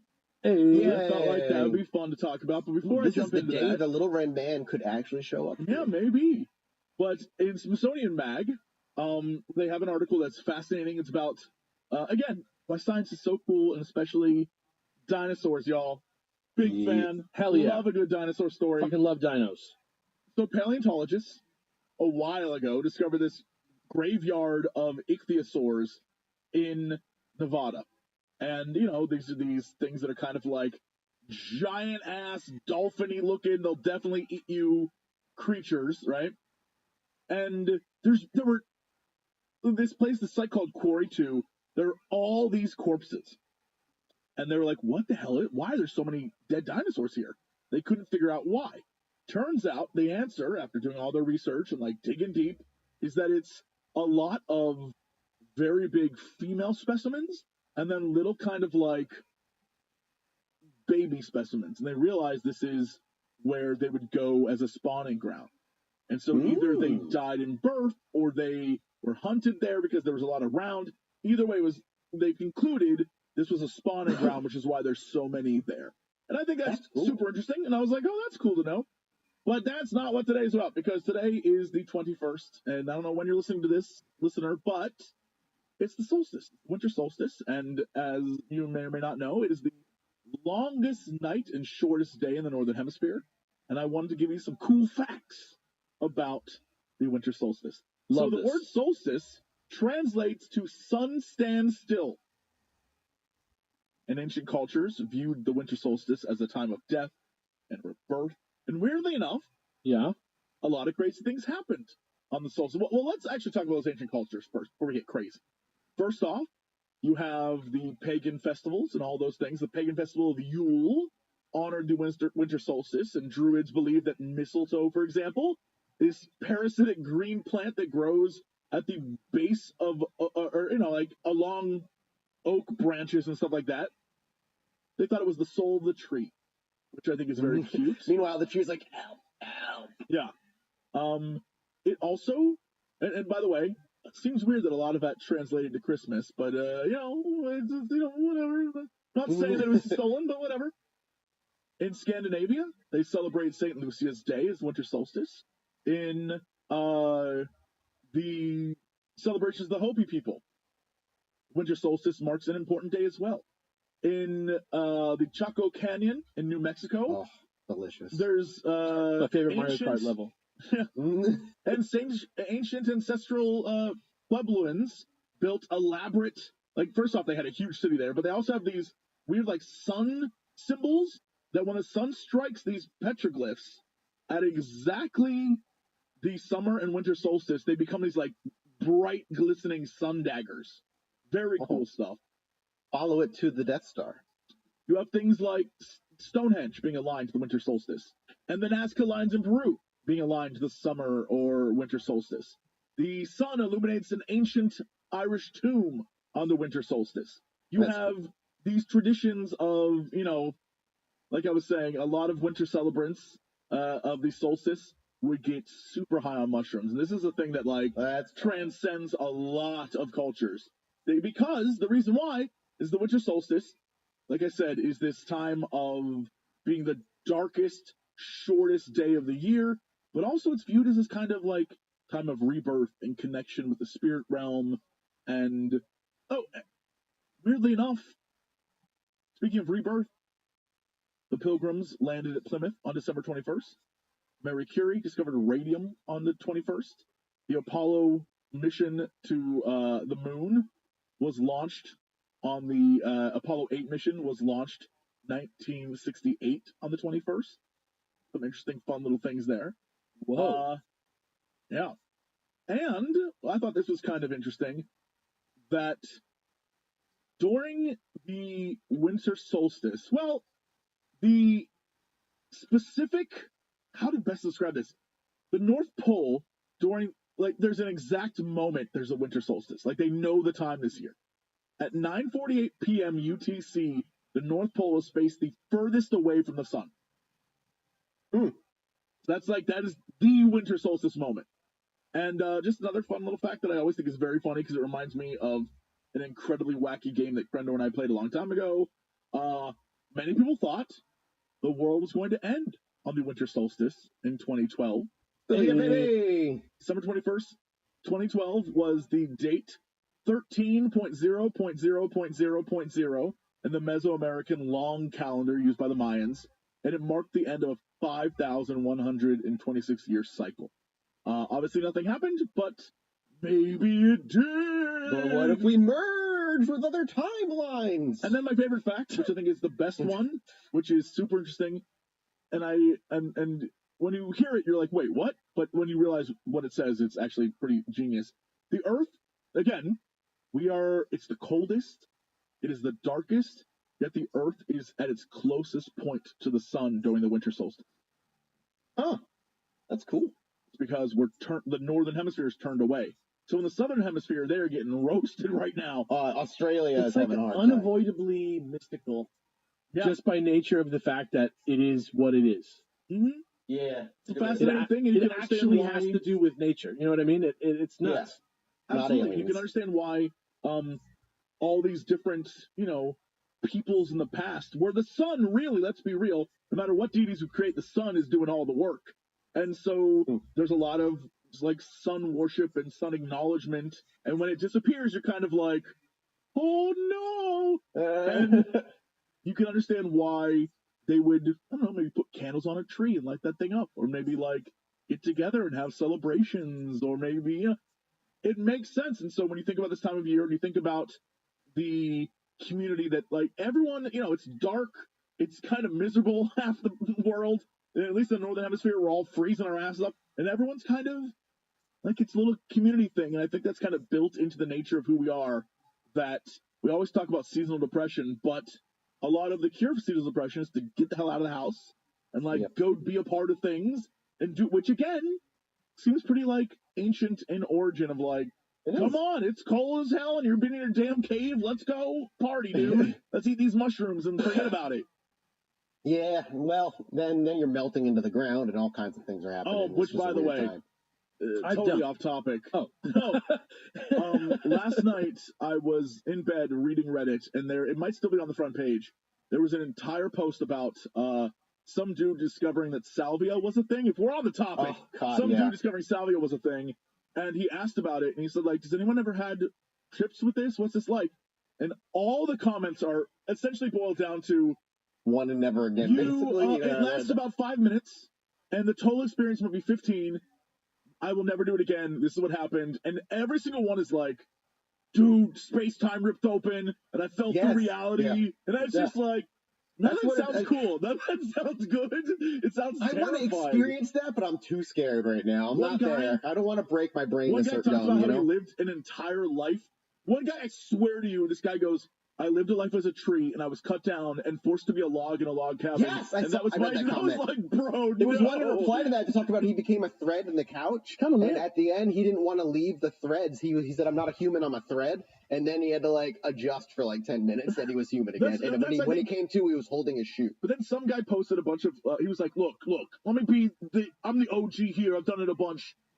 Either do very little, so you have, like, a kind of weird trip, but you're, like, in your room, or do a ton so that you like disassociate from reality. He's like, when you're in the middle and you think you're like doing a medium dose, your body is still feeling things and reacting, but your brain is seeing crazy stuff. So you feel like you're there and you're in it and you're losing your mind. And he's like, no, you either go very little or you blow your mind. There is no in between. And I was like, I feel like it's a helpful tip, but still terrifying. Also, yeah, terrifying. I would like to experience that once before I die. So, like, when I'm at 80 and Well, we're he like said, doing "You gotta episode do it." 6,000, He was like, Let's do it do with friends, one at a What? time. Be Oh. there for each other. He's like, don't. He's like, sometimes people have great trips and they'll like Salvia? experience. Yeah. No. He's like, sometimes they'll experience like No. transcendentalism. He's like, and sometimes they will end up being like in a river being chased by a fish. Don't and put they're that a one on. worm. Don't put that one on a pedestal, gang. I've No, seen I people don't do plan salvia. on it. It makes you just look like a primordial worm. Here's the thing. There is a reason why, for the most part, it's legal. And it's because it is like not a it's drug super people quick. return to. Oh, but yeah, sure. Nobody's like, there's no black There's market no for salvia. chance of addiction to it. It Yeah. like messes because You the will high not is love it. No way. Yeah, mushrooms, like, you can walk away being like, I see society for what it is. I'm a better person now. I face my demons, and society doesn't work like this. It shouldn't be working like this. And then the government's like, no, we can't have that. Let me be very No. clear. Salvia is a mint. It's literally part of the mint family. That's awesome. That's It's so funny. It's like sage, right? It's like some kind of like just kind it's of. just like I guess it's one of those like it makes you high for like 5 minutes and then you spend another 10 trying to like figure out what the hell just happened and then you're fine. And then you're back. Yeah, they say you're back to like reality very quickly. I think that's the illusion of like, oh, it's so like it's just a real quick thing, dude. So like just try it. And it's like we're like party drug. It is no party drug. That thing will make you be like, I lived a lifetime as another person in another world. There's a room you go into in the party with the door. The door closes behind you where you go do salvia. You might jump out the window of the room that you're in. You just don't want to. Don't put it on a pedestal. I have no interest. I'll stick with my mushrooms, and it's almost been a year since I've done them. You're fine if you do it. You're gonna be fine. Just go to that red. Yeah, it's not gonna kill you. It's not gonna like. It's not for fun. It's not that drug, but it will like. Your mind is what it does to your brain. Some guy was like, it literally is like a hard reset of your brain. It's the pursuit of knowledge. Somebody was saying that like that's what draws me to mushrooms a lot. Somebody was saying like rewires your sense of touch to your like eye senses and stuff like that, where you just like you just lose your mind. I don't want awful. I don't want like none of that. No, I don't either, dude. I don't want to be a part of that. But I will say, videos on YouTube are the funniest things I've ever seen in my entire life. Yeah, when there's like, they fall. They're just like sitting on stairs. First off, don't sit on stairs. They're like falling over and be like, bro, where am I? I don't want that. I've been gone for 1,000 years. Absolutely terrifying. No. Well, I'm going to hold my thing off to next week, and we'll end next year on Coast to Coast list of the top strangest UFO encounters of 2022. Hell yes. Hell yes. Oh, yeah, that's going to be great. That's a great mini-sode. That's going to be next week's mini-sode. We'll crush it with that. Thank you guys so much for watching and supporting us up here on Patreon. If you're listening for free, I hope you enjoyed this mini-sode compilation. We'll see you guys next time. Peace. Bye. Thank you so much to Talkspace for sponsoring today's episode. And at this point, I don't know what to say. If you've been listening to the show for so long, you know how much mental health means to me. Even outside of Talkspace, just in general, mental health has such an important place in my life. It shaped basically my entire first 30 years of my life. Long story. But let's just say, without therapy, I don't know where I would be right now. And I mean that incredibly genuine. Therapy is just, listen, the way I look at it, you take care of your body, you take care of your teeth, you take care of your skin. Why does everybody ignore the brain? Because you talk, and therefore because you talk it means it doesn't do anything? That's not how it works. Science has shown that's not how it works. Therapy is great. And with Talkspace, you can find a therapist that works right for you. And if you're worried about seeing a therapist or psychiatrist, wondering if it would be helpful, or you might not even have the time to find one or meet up with them or afford them, then you need to try Talkspace. By doing everything online, Talkspace has made getting the help you want easy, accessible, and affordable. Sometimes people wait until something bad happens to talk to a therapist. I already said don't do that. Just go to Talkspace and work through your problems. With Talkspace, you can sign up online and get a personalized match with a provider that's right for you, typically within 48 hours. It's incredibly convenient to have virtual sessions with your licensed therapist from the comfort of your home. There's no need to commute to appointments, miss time at work, or line up childcare in order to attend sessions. It's mental health care made easy. Talkspace also lets you send messages to your therapist so you don't have to wait for your next session. This all sounds like something you've been wanting to give a try. Just do it. There's no better time than right now. As a listener of this podcast, you'll get $80 off of your first month with Talkspace when you go to Talkspace.com/chill. To match with a licensed therapist today. That's all you got to do is go to Talkspace.com/chill to get your $80 off of your first month, and you get to show your support for the show. That's Talkspace.com/chill. Thank you again to Talkspace for sponsoring today's episode. Hey everybody, and welcome back. Oh, hi. Chilly Melody. Oh, Episode hello. 119. Oh, I didn't see you there. Hi. It's a me mini-sode today, boys. It's a me, Mario. Myself, and So- me. It's a me, Mario. Yeah, It's a me, exactly. We'll see how Mario. many this is. Yeah, exactly. All right, well, let's just dive into it because we got a couple things we want to talk about. First, Jesse, do you know what I was talking about earlier on the main episode where I was teasing the Christopher Mellon thing? Not a clue. Do you know who Christopher Mellon is? Nope. Okay, well, let's educate A guy Jesse who real quick. sells No. melons. He invented, you know, he invented the melon. That's right. Melons are named after him. No, Yeah, he was like correct. in the Department of Defense. So, He's like a military guy. He is the former Deputy Assistant Secretary of Defense for Intelligence, former Minority Staff Director, Senate Select Committee on Intelligence. So he was, government guy. And he put out a memo, not a memo, like a blog post on December 24th, very, very shortly after Biden signed into law the omnibus spending bill, which is has the UFO legislation in it. Sure. And in this post, he says a few things that once put the more feathers in the cap that at the very least, some of those MJ-12 documents are real. Now, if you remember from the MJ-12 episode, Jesse, you even brought up well, if they're real, then you think some of it might be fake and some of it might be real, that kind of thing. And this doesn't give a definitive answer. I'm just putting that out there. However, it does continue to push into the corner of maybe some of those documents are real. And the reason is, in this post, he goes over the 5 big things that the new law allows people who are within the UAP world to do. It provides greatly enhanced authorities and resources for the All-Domain Anomaly Resolution Office, or AARO, which now reports directly to the leaders of the Defense Department and Intelligence Committee instead of what they were doing before. As we brought up last time, it mandates a review of all intelligence documents involving UAPs from 1945 to present, requires DOD, DHS, and the IC to identify any non-disclosure agreements related to UAP and provide those to the new AARO office.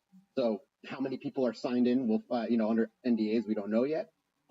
It directs the new AARO or AARO office to develop a UAP science plan to assess the sometimes mysterious and mind-bending capabilities being reported, as well as a collection plan to leverage America's vast technical intelligence apparatus to determine where these objects are coming from and their capabilities and intent. And finally, it provides a secure process for anyone who has signed an official U.S. government secrecy agreement related to UAP to come forward and reveal that information to AARO and to Congress, regardless of the level of classification, without fear of retribution or prosecution. So it's the big things that have kind of come about in the UAP thing. And then he goes on to say a few things that are kind of interesting.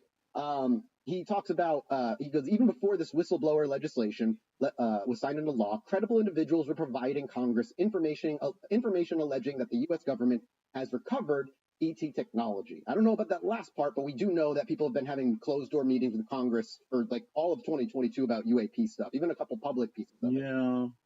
This process began in 2019 when I brought astrophysicist Dr. Eric Davis to Capitol Hill to meet with staff from the Senate Intelligence and Armed Services Committees. Dr. Davis, author of the famous Wilson-Davis memo, provided specific information lending credence to what was known as sensational reports that an official U.S. government program is actively seeking to exploit recovered technology. And the Wilson-Davis memo is kind of the crux here, because the Wilson-Davis memo, we talked about in Roswell a little bit, talked about in MJ-12 a little bit. I don't think we went into it in great deal or great depth, but the memo, I will link you to it because it was entered into congressional evidence in this summer. I brought up during it, so you can now get it off of Congress's website, which is I downloaded it there. I'm also going to get it to you. Basically, all hinging. It almost doesn't matter what it says, so much as it bounces back and forth whether it's true or not is the thing that's more important. Right. Well, if it's true, it confirms this entire video game style mythology, and if it's not true, then it's nothing. Again, yes and no, because the MJ-12 thing, I don't think all of those documents are real. I think there's fake documents in there. And I don't think it adds to like the magical aspect, only that the government has had a small group of people that are experts on UFOs kind of doing things before. Again, I said off camera, NASA's kind of doing that now, except it's out in public. They have their own list of like 10 people that are specialists in their fields to address the UFO thing. The reason that the memo, if it's real, is important, which comes from the October 16th of 2002, is specifically the quote where says, yes, Miller asked the question on MJ12/UFO cabal, crashed UFO, confirmed the call Miller late June 97, and told that Miller was right. There is such an organization in existence. What page and he is was this like, on? This was first page. This is only 2 pages to the memo. It's Okay. a very, very short memo. And then he goes, what did you tell? Says, I found it, where I looked, who I talked to, but did not name everyone. That's it. Then the guy goes, I show Miller letter to me, EWD, dated 4/25/02. Please evaluate. Didn't tell Miller everything. Miller knows what I did in a Pentagon records group search, but no more. Miller can make good educated guess on who contractors has alien hardware. Do not pay Miller. Sounds hard up to pay for nice Florida home and private beach privilege. So it's like it would confirm that the MJ12 thing, and then it would also put not evidence, but more weight in Bob Lazar's corner, though I still don't think Bob Lazar's legit. I think, much like me and Alex were talking about off camera, the man is very good at being very vague and always leaving himself. He never adds anything to the conversation. Like I'm saying, the only thing he ever really added was truth or false. The only thing I will say he ever brought forward is, well, he did have a VHS tape of what is potentially a UFO in the airbase where he's trying to film it with his friends. But the whole element, like 117 or 113, whatever the energy neutral element he says he had and that the UFO operated off of, but that's it. Like that's it, and that's not really anything new. Even back then, that wasn't like a new idea. Right. There's exactly. not like a variable. You know what I mean? Like he's just basically inventing prophecy. Like he's not providing information. Yes. If he provided a piece of physical evidence of any kind, it would be great from Bob Lazar. I'm gonna just link this for Jesse as well. This is Christopher Mellon's. He posted this blog on his website. I would love to see this. That's his website. That's Christopher Mellon's thing. I'll give you his Twitter as well, where he kind of announced it. He's big in the UFO world. He's also very much not aligned with, but usually him and Lou Elizondo end up coming up together quite often because Lou Elizondo is also, at the very least worked for the government. And to what degree it's disputed because, we'll see. But yeah, it's not proof, but if this is yet another edge toward like, is the MJ12 document real? Then man, like who fucking knows? Like, if they are real, how much of is it real? What parts of it are real? Because, there's that giant bogus that was written over it by the FBI and some of the thing is like, and that was part of what we talked about during the MJ12 episode. Some of the papers look super legit. Others look legit, but if you know what to look for, look fabricated. So it's just like fucking weird. Like they look like horror game, they look like designed documents that are supposed to look like redacted documents. Yes, yeah, exactly. The biggest problem with this is like even in the thing you sent me, is there. I don't know how to best describe this. It's not the most eloquent way, but just the example here is, I'm not claiming the information provided to Congress or to the AARO proves that Earth has been visited by extraterrestrials. However, and then proceeds to say a bunch of stuff, and then says the media is doing a disservice to not investigating this, basically. Mm-hmm. And that is, unfortunately, for our current state of affairs in the world, literally along the same lines of when, like, someone makes up a thing, says, well, I saw that congressperson cohort with Satan at the pizza parlor, and it's the media's fault for not investigating it. And it's like, so why are you putting it on the media to do it? The media did cover it. Like, the media did cover it when those videos leaked, and they covered it for a few days. Like, it was a big, big thing for a few days. They were talking about it. I think the thing here is that it's always kind of like, I put it forward. Why won't anyone else cover? And it's like, I don't know, bro. Like, it's weird because they're saying it's potentially big. There's no like, this is huge. Cover There's no reason. So, because now it's up to those who have gone quiet to come the forward moment again. An actual piece of information is revealed, right? The moment that any of this legislation reveals actual information to the public is the moment that the media is going to immediately follow it because everybody's going to care about it. Right, but it falls in the same fallacy of when you're lying to someone and you're like, oh, it's on you to prove that I'm lying. It's the that same happened thing on where Twitter it's like, to me the other day. They made a point, and I was like, "Where?" And they said, "You know what I mean." And I go, "No, that's not how this works." That's not how this. Like, you provide me the evidence, and then we go from there. You can't be like, you know what I'm talking about. You Like, just this say is like no to people. Yeah, this is like literally just saying I'm not claiming the information provided is proof, but here's a bunch of things that I think could be proof. The media needs to figure it out. Like that. What? That's not how this works, though. And that's a problem because that's how we get on that like weird like QAnon shit. Yes. Where it's again, like, as we talked in you know, MJ12, how very quickly it can slip. Which is Yeah. like, again, when you take this, it's not, as I said at the very start, it's not proof that the MJ documents are real. It's simply another feather in the cap. And the thing about feathers is they're pretty fucking light. Yeah, one day it's normal, you're chilling, it's the greenstone. The next day you wake up, you're looking at the redstone all of a sudden. Yeah. You don't know what's happening. It's another one of those fascinating developments in the UAP world of 2022, and I'm eager to see what 2023 brings us. It's just something to keep an eye on. I will keep an eye on the weird stuff that kind of just happens behind the scenes that nobody really like talks about and doesn't prove anything, but it's something to keep your eye on. I was literally talking today with a good friend of ours who came over to like work on a project, and he was asking about Illuminati because he was listening, and he was asking about aliens, which I think was fascinating. But he was like, you know, you have to believe that there's, you know, something if the U.S. government is saying all this stuff. And I was like, I mean, I believe it's something, absolutely. But the thing that interests me more isn't what it is. I mean, I guess that's part of it. But like the idea that the government, by admitting they don't know what it is, they're either saying, one, this is something that another country has made that we can't control that flies over our airspace, or two, it's something that is not from this planet or from different. Either way, it's fascinating. Like, I don't care at the end of the day what it actually is. The fact is that something is happening, and the government's like, I don't know. And that's, you know, because he was like, well, maybe the government's like a trick by the government. I was like, why would the government admit that they can't control their own airspace? Like, their job is to protect the country, and them openly being like, we really can't do that. That's a public danger. Not good. Yeah, that's not good.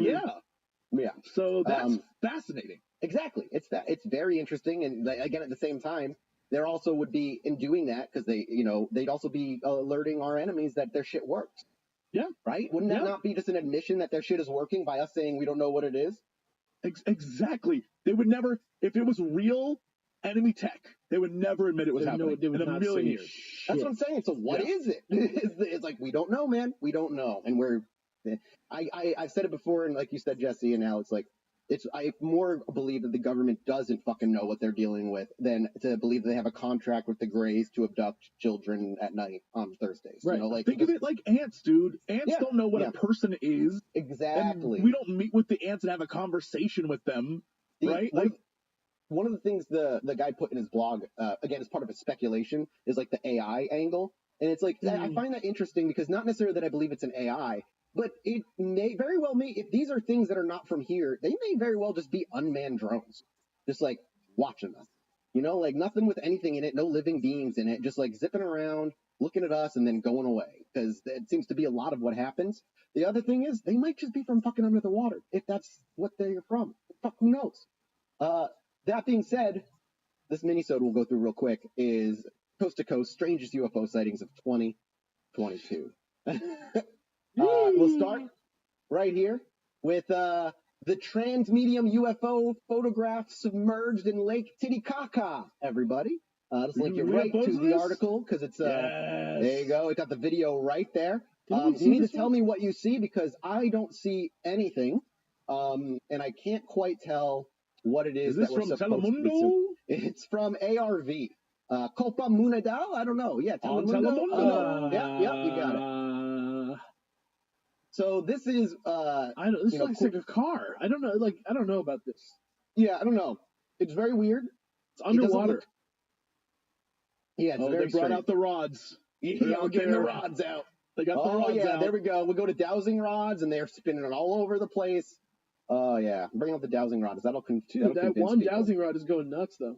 It looks Yeah, like a that's car true. underwater, though. I cannot understand why Yeah, it you're does not saying look it's a like anything UFO. else. I mean, literally, go back, slow-mo that video of the dowsing rod. She is just spinning her wrist like a crazy person. Yeah, dude, she's got a loose grip, and she's like, yeah, She's like, look at it move, look at it move. Yeah. Witnesses, number 2, witnesses in Israel were mystified this year by a long glowing object that resembled a lightning bolt frozen in place over a city. There you go, boys. That's the next one for you. And this is a weird thing over the city. You can kind of see it. It starts right at the video at 47 seconds. Okay. And it's just this weird thing in the sky. This It does looks look like Spider-Man lights, like, No Way Home portal It opening. does have in the that sky. vibe, yeah. and the whole video, it doesn't move. Dude, that's pretty good. There's like some weird, it's very weird looking. But is I that- wonder if that's like a natural phenomena, though, of like electrical discharge or something happening. It could be, but it doesn't. I'll say this: it doesn't look like computer graphics to me immediately. No, What it looks like it's to the me way with the is- camera moves, it seems way too, like, it's not being tracked. It looks Yeah. like it's bobbing correctly. The problem is that it's only focused up at the, like, there's a tree line. Like, there's one tree and then there's that, which is fine, but I'm curious what, you know, like, there was that one thing that happened in Vegas that everyone tweeted at us. Yes. Did you see that, like Mathis? a little while ago. And they were like, like this past week. Yes. I know exactly what you're talking about. Literally, Which was that I think video- it looked like a light show to me. It is literally the reflective nature of Yeah. the cloud cover Right. with the lights of Vegas. And that could be this, because it's cloudy and it looks moist. But where And, is like, this though? Hadera? Maybe Yeah, one light, though. what It they're could be saying one is like it building. might have been an illumination coming from a construction crane working in the city. I don't know. Oh, It's dude. weird. Yeah. Dude, 100% pause at 124. Pause it. It's a crane. 124. Pause exactly at 124. That is straight up. You can see the front and the back and the little cabin Oh, where Dude yeah, sits. you can't. It's a The thing crane. at the top that blinks to make Yep, people know how it's a tall it crane. is. Oh my 100%. God! That's It's a a crane. Yeah. When Whoa. you said that, I was like, oh, you know Excellent. exactly what it is. Hey, we love to debunkable shit. All right, Whoa. next up, a metallic sphere that seemed to sport lights around its circumference was reported by multiple residents of eastern Tennessee, including one professional photographer who managed to snap a picture of the oddity, which I will here. You may have seen this photo. This came around in May. I think we've talked about it on the mini-sode. There you go. Okay. Let's see what's going on here. It's just a snapshot. He didn't take a video. It's just a photograph of the thing.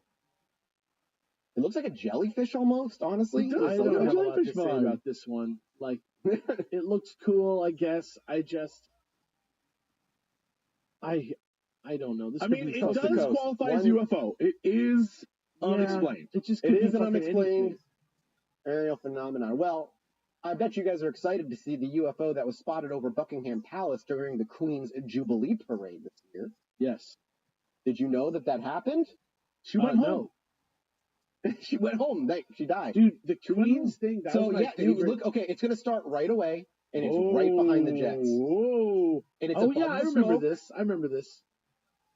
So we know it's above the smoke at the very least. It looks good. It could be a really close bug, though. Could be anything. I mean, Right? it could be a drone. It could be. I was about to say, it could be a drone. Could be a drone. Yeah. Could be just the Yeah. parallax effect of a bug. For close those who by. are looking, for those who can't see, it really is like the jets that are just flying across, streaking the colors of Britain, and right behind it, like this white little. I mean, it looks kind Like of a dot, big in relation. yeah. It's a dot. It just zooms in a pretty straight line behind It's pretty them over the circular, smoke. too, to be Yeah. honest. It's My like a very favorite very piece round of object. scary footage came from the Queen's funeral procession when there was that thing that was like came through on the radio that was like she's Oh, that's trapped. right. that Yeah, we radio talked thing about was that. Yeah, we wild, talked yeah. That's about my that. favorite thing. That's my favorite UFO of the year, even though it's not a UFO. Well, there you go. Are you feeling impressed by that one, I don't gentlemen? know what that I is, like but that it one. certainly when they invert the colors, it's kind of a circle. Doesn't It's look something. fake. I'll put it that way. No. Doesn't Yeah, look fake. I don't know what it is. All right. Halfway through the list here, a woman in Mexico captured footage of a truly bizarre star-shaped object hovering in the sky, and the anomaly was later filmed by another witness the following day, which is what we're All right. seeing here. Obviously, it's a following YouTube day. video that is also a TikTok. A YouTube video that's also a TikTok. You know what? Does the TikTok version have like, oh no, So oh there it no, is. And that, oh no, no. this man, I don't know. This looks kind of fake to me. I'm out on this one. This looks like, if it's really there, it looks like some kind of 3D object or like a balloon of some kind, but I don't even agree that it's there. It doesn't look. It looks fake to me. I think we talked about this one earlier in the year, and I think we do. there is some sort of balloon that is exactly shaped like this that they sell, and it's like marketed for weather stuff. Like, I don't want to be that guy who's like, it's a weather balloon, but I'm pretty sure that you can go look it up online. Like, the exact thing looks like this. It does kind of look like either a spiky top or some kind of like it has. Somebody suggested a star-looking kite that a kid just has on a string and is just kiting not too far away from. If you want to know what this looks like, imagine like the secret boss in a Final Fantasy game. Like, it has this like bizarre shape to it that seems so otherworldly. It looks like that alien thing that's like famously in the atmosphere, kind of. What's that thing called? You know, that like black object that's like floating just outside of the like atmosphere of the Earth. I forget what it's called. Which just left not too long ago. Yeah, right? whatever You're it talking was. about the Noah, that long thing, and Yeah. it left, and nobody knows how it left or why it left. It's just gone now. Yeah, which is Love also that. wild. Love that. That was the thing I wanted. Remember how last week? Oh my God. Do you remember how last week I said there was something I wanted to talk about that I remembered I had an update for? It's gone? And I can't remember. That was it. That the Noah thing left. It left our orbit. Maybe and this we is don't it. know where it went. Maybe this was it just before It's it left. so weird. Jesse, you know what we're talking about, right? Yeah, I don't know I what forget. it looks It's called like the. It was like a Roa- long rock. Roa, it looked like a long Somebody's asteroid. probably screaming it out there. Weird Yeah, no, I know exactly. asteroid. Yeah, that long ass asteroid. It's part of the reason why they developed that team. Because the team, they were like, we need to learn how to land on asteroids. We need to learn how to like go visit things and determine what the hell they are. Yeah. Yep, here it is. It was around. It came around in 2017, and it's gone now. Named Oumuamua by its discoverers, is up to 1/4 mile long and highly elongated, 10 times as long as it is wide. The aspect ratio is greater than that of any asteroid or comet observed in our solar system to date. That comes from NASA. And it's the one that was moving faster the closer it got, right? Yeah, and I want to see if I'm right. Or maybe about it was slowing down. One of the two. It like was asteroids don't do that. Nothing Whatever it makes was, sense. It's gone, huh? Interesting. Gone. I want to make sure You I'm know not what? crazy. They came by. Yeah, it's gone. It left. This They week? left. Is there footage of it? I'm looking right now. Wait, it just like up and left this like month, this week? On October 16th, it moved back north of the elliptic plane and passed beyond the orbit of Mars. On November 1st, Oumuamua passed beyond Jupiter's orbit. In May 28th. Oh wait, no, yeah. And beyond, it moved beyond Neptune's orbit this year, 2022. So it started leaving a while ago and is like now gone. We can't see it anymore. Interesting. You know what's crazy? So on the solarsystem.nasa.gov website, hold on, let me send you this. They have a model of its trajectory, and it literally makes a direct course for Earth and then stays with Earth for a long time. Yeah, that's weird, dude. Yeah, man, it's it goes weird. with our trajectory around the sun, and then just goes with us, and then goes somewhere else. So it was discovered in 2017. Right. Briefly classified as an asteroid until new measurements were found. Is it gone? I don't know. I mean, if it's past the outer planets, yeah, it's gone. It's gone. That's what that thing looked like, by the way. Yes, that's how it looked. Which is weird. Yeah, look at that. It just comes by, hangs out. Literally goes in line with Earth and then like scoots around outside with Earth for a little bit and then zips away. Either that, I mean, like that could be very cool coincidence, which is cool, admittedly. Yeah. But also, like, okay. No known asteroid or comet from our solar system varies so widely in brightness with such a large ratio between length and width. The most elongated objects we have seen to date are no more than 3 times longer than they are wide. But again, this is one of those things where, unless we're looking directly at it, we see like 10% of the sky. Right. Maybe less. Not even. It's like a grain of sand. Like it's so insane. I mean, like, really, truthfully, we don't particularly know. There could be other ones like this. This is the only one we found. Yeah, I'm just looking at like a few large ground-based telescopes continue to track the fading object as it receded from our planet. 2 of NASA's space telescopes, Hubble and Spitzer, track the object trailing about 85,700 miles per hour relative to the sun. Its outbound path is about 20 degrees above the plane of planets that orbit the sun. The object passed Mars orbit around November 1st. and it passed Jupiter's a while back, beyond Saturn's, and now it's beyond Neptune from this year. Like to the point where I don't like the reason I think it was a news this year is because it's now out of our ability to see it. It's gone. We can't. What's see it crazy anymore. about this is based on the thing they have on this website. It isn't like it comes in from outside, passes the outer planets, and then comes to us and goes back out. This shit comes from the Z-axis, Goes straight down, to us. Bang. Yeah. right to us, and then is like, oh, okay, and then heads 90 out degrees on, angle. Yeah. That's I've never seen anything like that's crazy. Either that happens all the time, I'm just dumb, which is possible, or that is It awesome. looks Like pretty that's good wild. in the diagram. I'll put it that way. Yeah, it's Yeah. weird because then astronomers go on to say Oumuamua passes through the inner solar system about once per year, but they are faint. Objects similar to Oumuamua passes through the inner solar system about once per year, but they are faint and hard to spot and have been missed until now. So Oh, how do you okay. know? Yeah, like you know what I mean? Like That just makes it scarier. Cool. yeah, But that's what I anyway, mean. yeah, that balloon looks like that thing. Yeah, man. Okay, thank you for reminding. I'm just happy I got that out of my brain. Now after... that's some cool space stuff. I love It is that. cool space That's shit. Like, neat. what the fuck, man? All right, last few. Pakistani man was left scratching his head when he noticed an eerie black triangle that hovered over a city for hours. And I'm going to send you the video, as always. In boys. Pakistan, I believe this is some U.S. drone, to be honest. Yeah, no shit. You say stuff like, yeah, triangle. all right. Yeah, just hovering. It's just hovering. Okay. Ominously. Look at it. It doesn't look fake to me, not the way it seems to move. But maybe it is. It's hard to fucking tell. This just looks like it's very small. This looks like a classic, like UAP. Like then very there was remarkable, but like not fake looking. You're right. Yeah, correct, but nothing remarkable. And it does kind of line up with what you would imagine from being on the ground. When he zooms in, everything like checks out ratio-wise. You know what I mean? It doesn't seem fake. It looks legit. Yeah, it's another weird, interesting thing. This one is just, I think, weird nature. While visiting a national park dubbed Devil's Punch Bowl, a British woman did something of a double take when she looked overhead and saw what seemed to be a cube-shaped cloud. What? Cube-shaped? All right. I'm here for a cube-shaped cloud. There you go. I love a good shaped cloud. Oh, I mean, that is a cube-shaped cloud. That's fucking weird. It is a cube-shaped cloud. Ever seen Nope? No. This is exactly like the Nope. The Nope. Yeah, there you go. It is straight up a cube-shaped cloud. She does she pans back and forth, but admittedly, it is a 90-degree angle shape. We don't know what the backside looks like. It looks like true. It looks like a 3D cube. Correct. If you looked at it from a different angle, it might look different. But that's very true. I love a good cloud shape. I love a lot of unnecessary bass on that video, though. I'll say that. I just have them all muted at this point.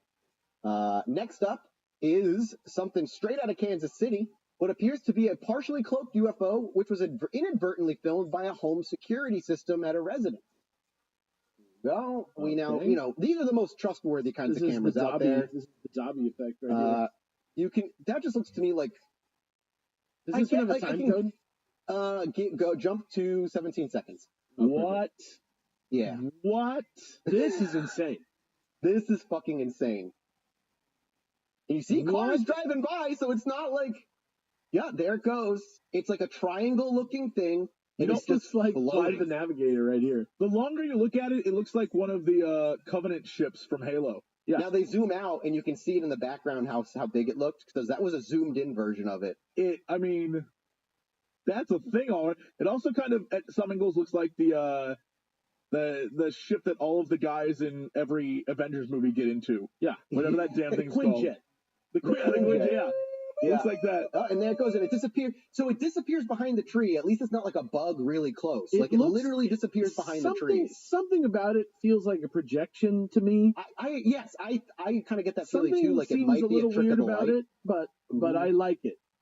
It looks like cool. Flight the Navigator or It is weird. I mean, it's weird looking. Yeah. It is weird looking. All right, this next one is, take it with a grain of salt in my mind, but this is a fantastic set of photos that circulated on social media back in August, purportedly showing a flying saucer that floated over a city in Mexico. And you're going to see why you take it with a grain of salt. And I, maybe not surprised that Coast to Coast added to their list. That really That's it. No, that's the picture. You can go down. There's some other I pictures. thought the picture at the top was the picture, but it's Oh, not. Yeah, I'm just going to no, Twitter there's a Twitter just to, thing like- below. This There it one is. looks like A frisbee? it I looks threw a like it's frisbee. hanging from that fucking line right there. Yeah, it looks small. Like It it's looks very up hard close. to tell. It looks like a plate. It looks like a hubcap. Like it doesn't Yeah. look. Yeah, unlike the previous one from Pakistan, this one it doesn't look like it has the depth of like, Yes. it looks like It looks is close. closer. It looks yeah, like a yeah. toy almost. I agree. It definitely looks like I- a small frisbee. That one never didn't convince me. But also, All it's right, just the photo. Like 3 more. I don't buy Yeah, you need photos. I video. don't buy anymore. Pull out your camera phone. Take a thing. I'm not Please. doing photos. Taking a break from his overnight job to film a storm sweeping across the area, a Texas man captured footage of an inexplicable object that suddenly fell from the sky. Go Here on. you go. And I will see if I can find a good timestamp for you. Okay. You can get it. Yeah, you go to I go love to the about storm 15 intro. seconds. That's cool as hell. 15 seconds and watch it as it's slowed so you can see it easier. Whoa. I mean, that It is could just something be a that falls- meteor. It could literally just be a meteor. I But mean, even getting if it was a meteor, even capturing that is pretty cool. this is Oh, UFO yeah, exactly. like in the most general sense. Right. It's unidentified. Yeah, even at the articles, like a lot of people say it's a meteor, but what do you think? Like, I think it's a meteor. I believe it is a meteor, sir. Yeah, exactly. All right, 2 more to go. Next up, a particularly puzzling case out of Taiwan featured a pair of floating blue streaks that were joined by a group of orbs which appeared out of thin air and then encircled the anomalies. Okay. I have to, I'm like, this year we saw so many cool looking ones and none of them have been on this. I'm upset. I know. I think we've seen better ones. We've seen better honestly. ones than This one's like, got yeah. more nice convincing. synth music going with it. This once I'm waiting for the point where they get encircled by little orbs. Okay, yeah. See, Yo, No, right that's from the like, beginning, it's kind of happening, right? yeah, but like you could see them get encircled a little bit later, easier. 58 It's kind of faint around it. Can I ask you a 58 question? seconds. Mm-hmm. You think that's the top and lights? Again, cloud, That's fog cloud ahead. Do you think there's a stadium and those are the lights of the stadium, the top of it, and then the lights around it are the spotlights of like a show or the outside of the arena? This one, when it's super cloudy like this, it's hard for me to say that it's coming in, that it's in the air. Yeah, because it looks like lights. It looks like Yeah. a projection, genuinely, yeah. Yeah, it doesn't look like another weird kind of light. It is striking. I mean, it looks great. Like, it's just, Yeah, it I looks don't know. cool. The synth Yeah. is doing half the work on that one. All right, well, we got one more.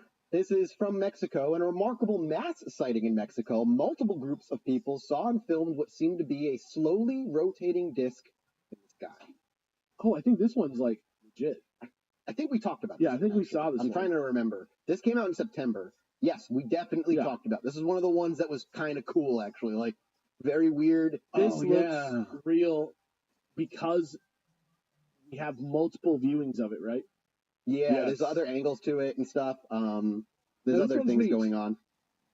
Plus, This a lot of looks people like- seeing it and pointing Some at it. people and say looking at it was like it could have been SpaceX Starlink satellites, but we usually, yeah, exactly. We've seen those. That doesn't look like that. The thing that's interesting about this, and again, I don't know what it is, but nothing that is a satellite or rocket does what happens at like 109. Yeah, It exactly. cycles It doesn't- through lights. Yeah. It goes like two, then like that's, and the angle isn't a reflection on the ground. No, and this No. would be a lot of actors and a lot of visual effects for They like have to be 109. multiple drones. Yeah, like Now, time. see, which this is a possible. fascinating. This is like a winner. The This best is- part is the this- guy I'm at the glad end, this one like, was the last one. Me too. Honestly, that's it for our minisodes here in 2022.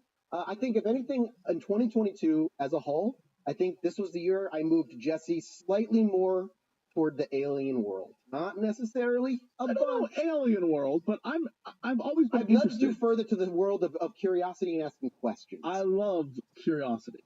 I do too. Thank you guys for supporting the show all year long. This was it's been such a fun time. We'll be back after the new year with our first episode of 2023. I don't want to spoil what it is, but we'll have a good time, boys. Don't you worry. Until then, we'll see you next time. Yeehaw. Bye. Yeehaw.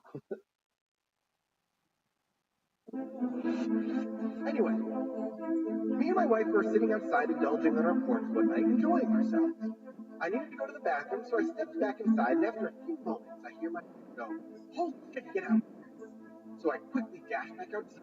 She's laying on the I look up too, and there's a perfect line of a dozen lights of traffic.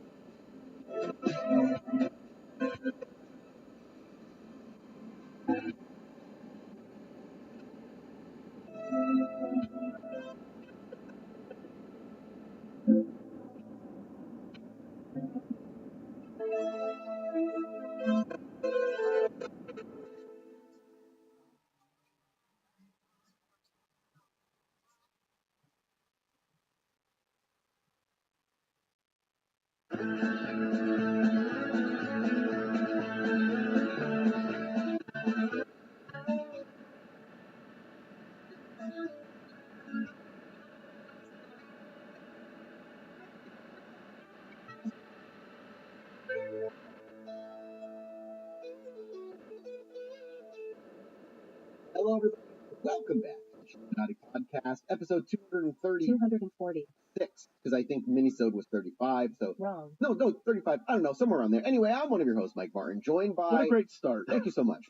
Joined by the ChatGPT and Google's Bard of LA, Whoa. Jesse and Alex. Our boys, our jobs are in jeopardy. The AI leap has taken with the video and shit. I mean, it's only a matter of time. I don't know. Have you seen the internet lately that it's been posted that the AI's gone nuts?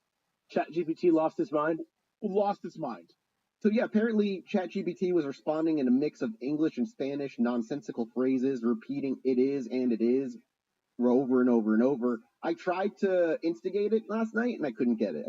To. It was speaking in like whimsical, like colorful, like Spanglish, like it was like almost like emotes. It felt the like joie de vivre, like it was like waxing poetic almost. Like it was fucking scary. Like I know that it's just a language modeler and that it's just going wild, and like of course a language modeler going wild is going to be like extravagant talking, right? Yeah. But like, man, I've never seen something that felt more like a Cyberpunk 2077 side quest unfolding in my life. And by the way, I'm Google Bard because anyone in this party is a Bard. Yeah, I'm the GPT, stands for Gangster Parading About Town. Oh shit. And he's chatting. So you know he's social. He's got lots of friends. Yep. He's got a whole lot of friends. So many friends. Most of my friends, not people you want to be friends with, but they get their work done. They get their job done. Ask Jesse. He's a social butterfly about town. Ask his neighbors. Sure. He's that homeless guy they all know about on the street, walking up and down. Yep, that's fact. Speaking in broken Spanglish and talking about the Jabberwock as he's walking up the boulevard. This is actually no joke. This weekend I went to our favorite sausage place, Worcesterkirch. Hey, with I love a that delightful place. fellow from Germany because he wanted to go there specifically for that. Here's the thing. When we were done, it's pouring down rain outside. We walk outside and we're standing there waiting for his Uber. And this dude, random guy, walking in the rain, stops, turns to us in the rain and is like, "Hey man, is this the place with the rattlesnake and rabbit sausage?" And I was like, yeah. And then we had a 45-minute conversation. Oh my God, in the rain. You think he was AI generated? We were under an awning. He stood in the rain. He was high out of his mind. Sounds like an AI generated. It's not fully understanding what you're supposed to do when you get wet. You're on the RP server with the AI like beta mods plugged in. Yeah, and he kept talking to us, and he was like, "You know what's crazy? Some places people eat crickets, and we think that's weird. But here, we eat processed meat. I think that's weird." And I was like, he's kind of onto something. I like that. He's kind of like the same as Anthony Bourdain in at least one way. Yeah, in that one way. Yeah. And he's outside. The AI thing also, last bit of AI news before we move on to the actual shit, and obviously what Alex has to tell us about before we move on to that, is on top of Sora dropping, which was OpenAI's video thing, Google rather quietly released their new AI to a limited number of users called Google Gemini. I don't know how many people it's invited. It's also a large language model. I got access to it in the premium version, the advanced version. And the difference between this and Bard, or at least any large language models, is that after a certain amount of time or a certain amount of information you input, the AI has an inability to maintain context of the conversation. So if you're like type out a way huge thing, it loses it. Okay, sure. This the new one doesn't. It is able to maintain it. They tested it by feeding it the entire manual for the Apollo 11 mission, and then asking it questions and kind of quizzing it, and it passed fine. It like maintained all that information.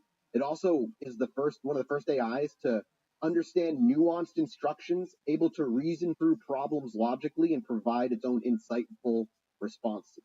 So it's actually like, well, reasoning a little bit, according to Google. This is great news for everyone who leaves comments about this show and other shows. That's like, you guys keep talking about stuff that isn't the topic. You keep going on, you having jokes. All I want to know is about those murders.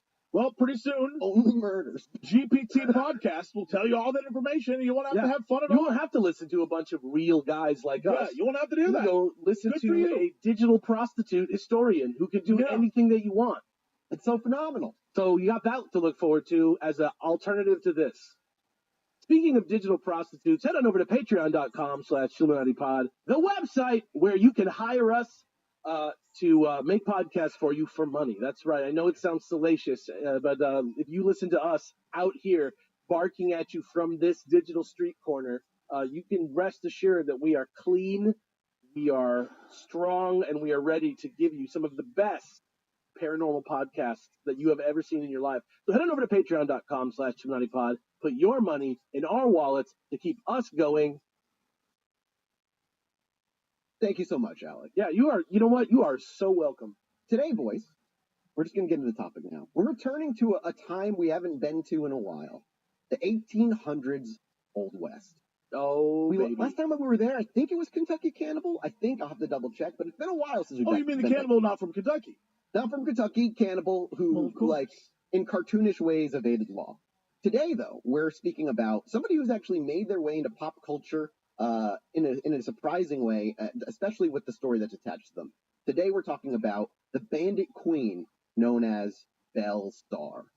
I don't know if you know anything about Belle Starr. I knew very little going into this about Belle Starr. Do you, each of you, do any of you know about Belle Starr at all? Belle Starr. Yeah, Belle Starr, the bandit queen. I know this. I've heard the phrase Belle Starr, the bandit queen before. Yep, okay. I would be remiss if I said that I knew anything else about it. Okay, cool. Well, this is going to be a two-parter, and today we're going to be talking exclusively about the legend, who she is in pop culture and in a lot of history books from the past anyway, and a lot of what crimes she supposedly committed, who she ran with, and then next week we're going to go through the actual life of Belle Starr, where a surprising amount of that might actually hold up, and other bits not necessarily as much. For our main sources for this series, I used two books, specifically one called Belle Starr, the Bandit Queen by Burton Rasco, and then I also read Belle Starr and Her Times, the Literature, the Facts, and the Legends by Glenn Shirley. That book is phenomenal. If you're only going to read one book about Belle Starr, read that one. It is...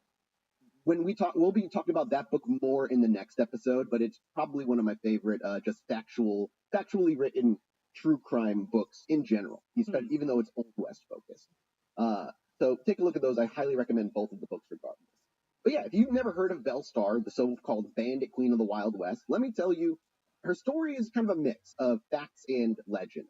She was born named Mira Maybelle Shirley on February 5th of 1848. Why does this sound like a 80s anime about the Old West? Like, I don't know, like something about it has like a magical girl vibe to me. I don't know why. Belle Starr, the Bandit Queen? Yeah, I could absolutely see an anime being made about that. You know, I don't know. She's got like a magic pistol she twirls. Yeah, it's the Old West, so it's like. She spins with a pop-out umbrella, and as it pulls away, she's in her new outfit, spinning a pistol. Yeah, and it's still got the Sailor Moon, but it's like, you get what I'm saying. You get it. Yeah. I hope you inspired somebody out there. So Belle Starr was actually born Mira May Belle Shirley on February 5th of 1848 in Carthage, Missouri. And she's one of the few people we actually have like a little bit of information on as to who her parents were in this era, what they did, and what her life growing up might have been like. Her parents, John Shirley and Elizabeth Eliza Pennington, were prominent figures in their community, enjoying a comfortable lifestyle and actively participating in social and economic affairs all through town. John Shirley was actually like an entrepreneurial man. He engaged in a bunch of different business ventures, including farming, blacksmithing, real estate, reflecting his diverse interests and ambitious nature as just an individual. Belle was the child of his third wife. So he had 2 wives prior. Each wife gave him 1 to 2 kids. And he remarried to Elizabeth, who would be his last wife, and Belle was a product of that marriage. His activities extended beyond accumulating wealth, though. They were also driven by a desire to create a legacy and provide stability for his family. John's entrepreneurial endeavors were not solely motivated just by financial gain, but also he was well known within the community of just being a very community-driven individual. He liked to help out where he could. The community liked him because he was so community-driven. Yeah, really. Whether that was selfish reasons or not, I have no idea. And then there's Eliza Pennington, Belle's mother, who was known for her hospitality and unwavering dedication to her family as well. She ensured that Belle and her siblings received a quality education and emphasizing not only academic knowledge, but also the social graces expected of upper echelons of society. To give you an idea of where these people are in the Wild West, they are well off.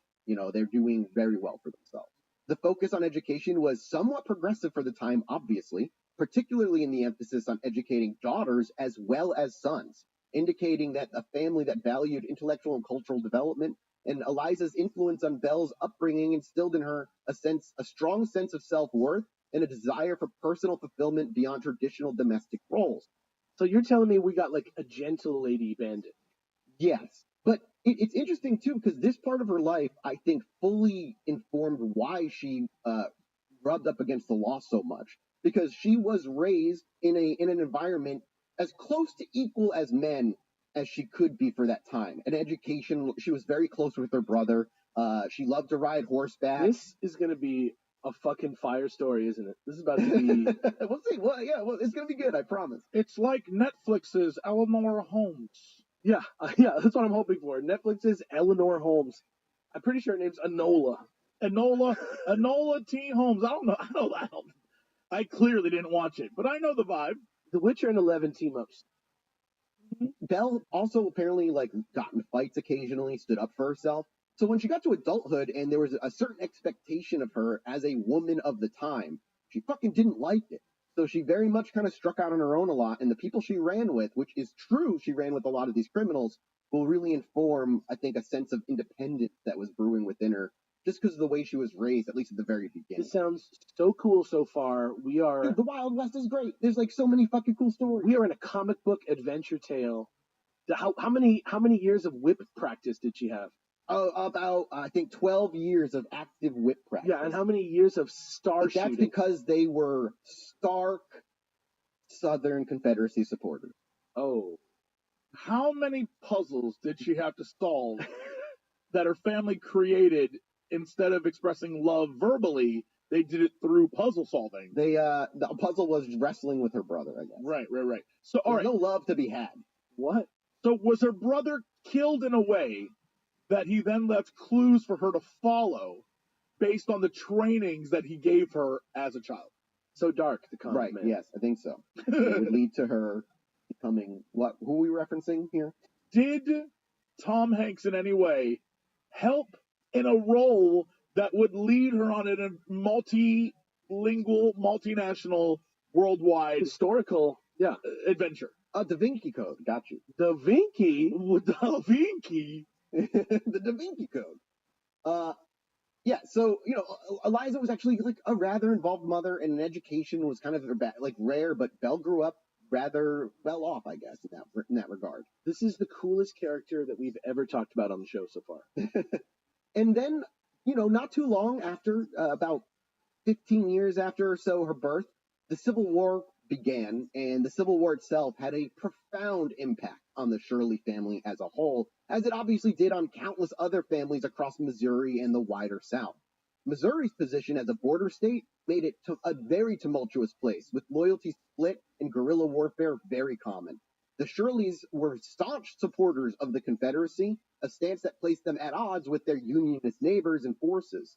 And this period was marked by significant upheaval for the family, including the loss of their property and a forced relocation to Syene, Texas after the war, because they were just huge supporters of the Confederacy. But beyond that, we don't have a huge amount of details as to like what they did and how they were involved in the war, other than we knew they were forced to move. This move could prove to be a turning point for young Belle. Texas in the post-war years was a place of reinvention and opportunity, but also of lawlessness and desperation. The Shirley family, having lost much of their pre-war status and wealth, found themselves in a community where former Confederate soldiers, outlaws, and adventurers all mingled in one place. And it was here that Belle's fascination with the outlaw lifestyle began to take root. She's just surrounded by these people, influenced not only by the people she was meeting, but the stories they were telling, which I imagine many of them were wholeheartedly embellished. But for a young kid, this is like magical in a way, like the stories of these heroes that fight against the law that took everything from them. In the years that followed, Belle Starr would become a very legendary figure in the annals of the Wild West.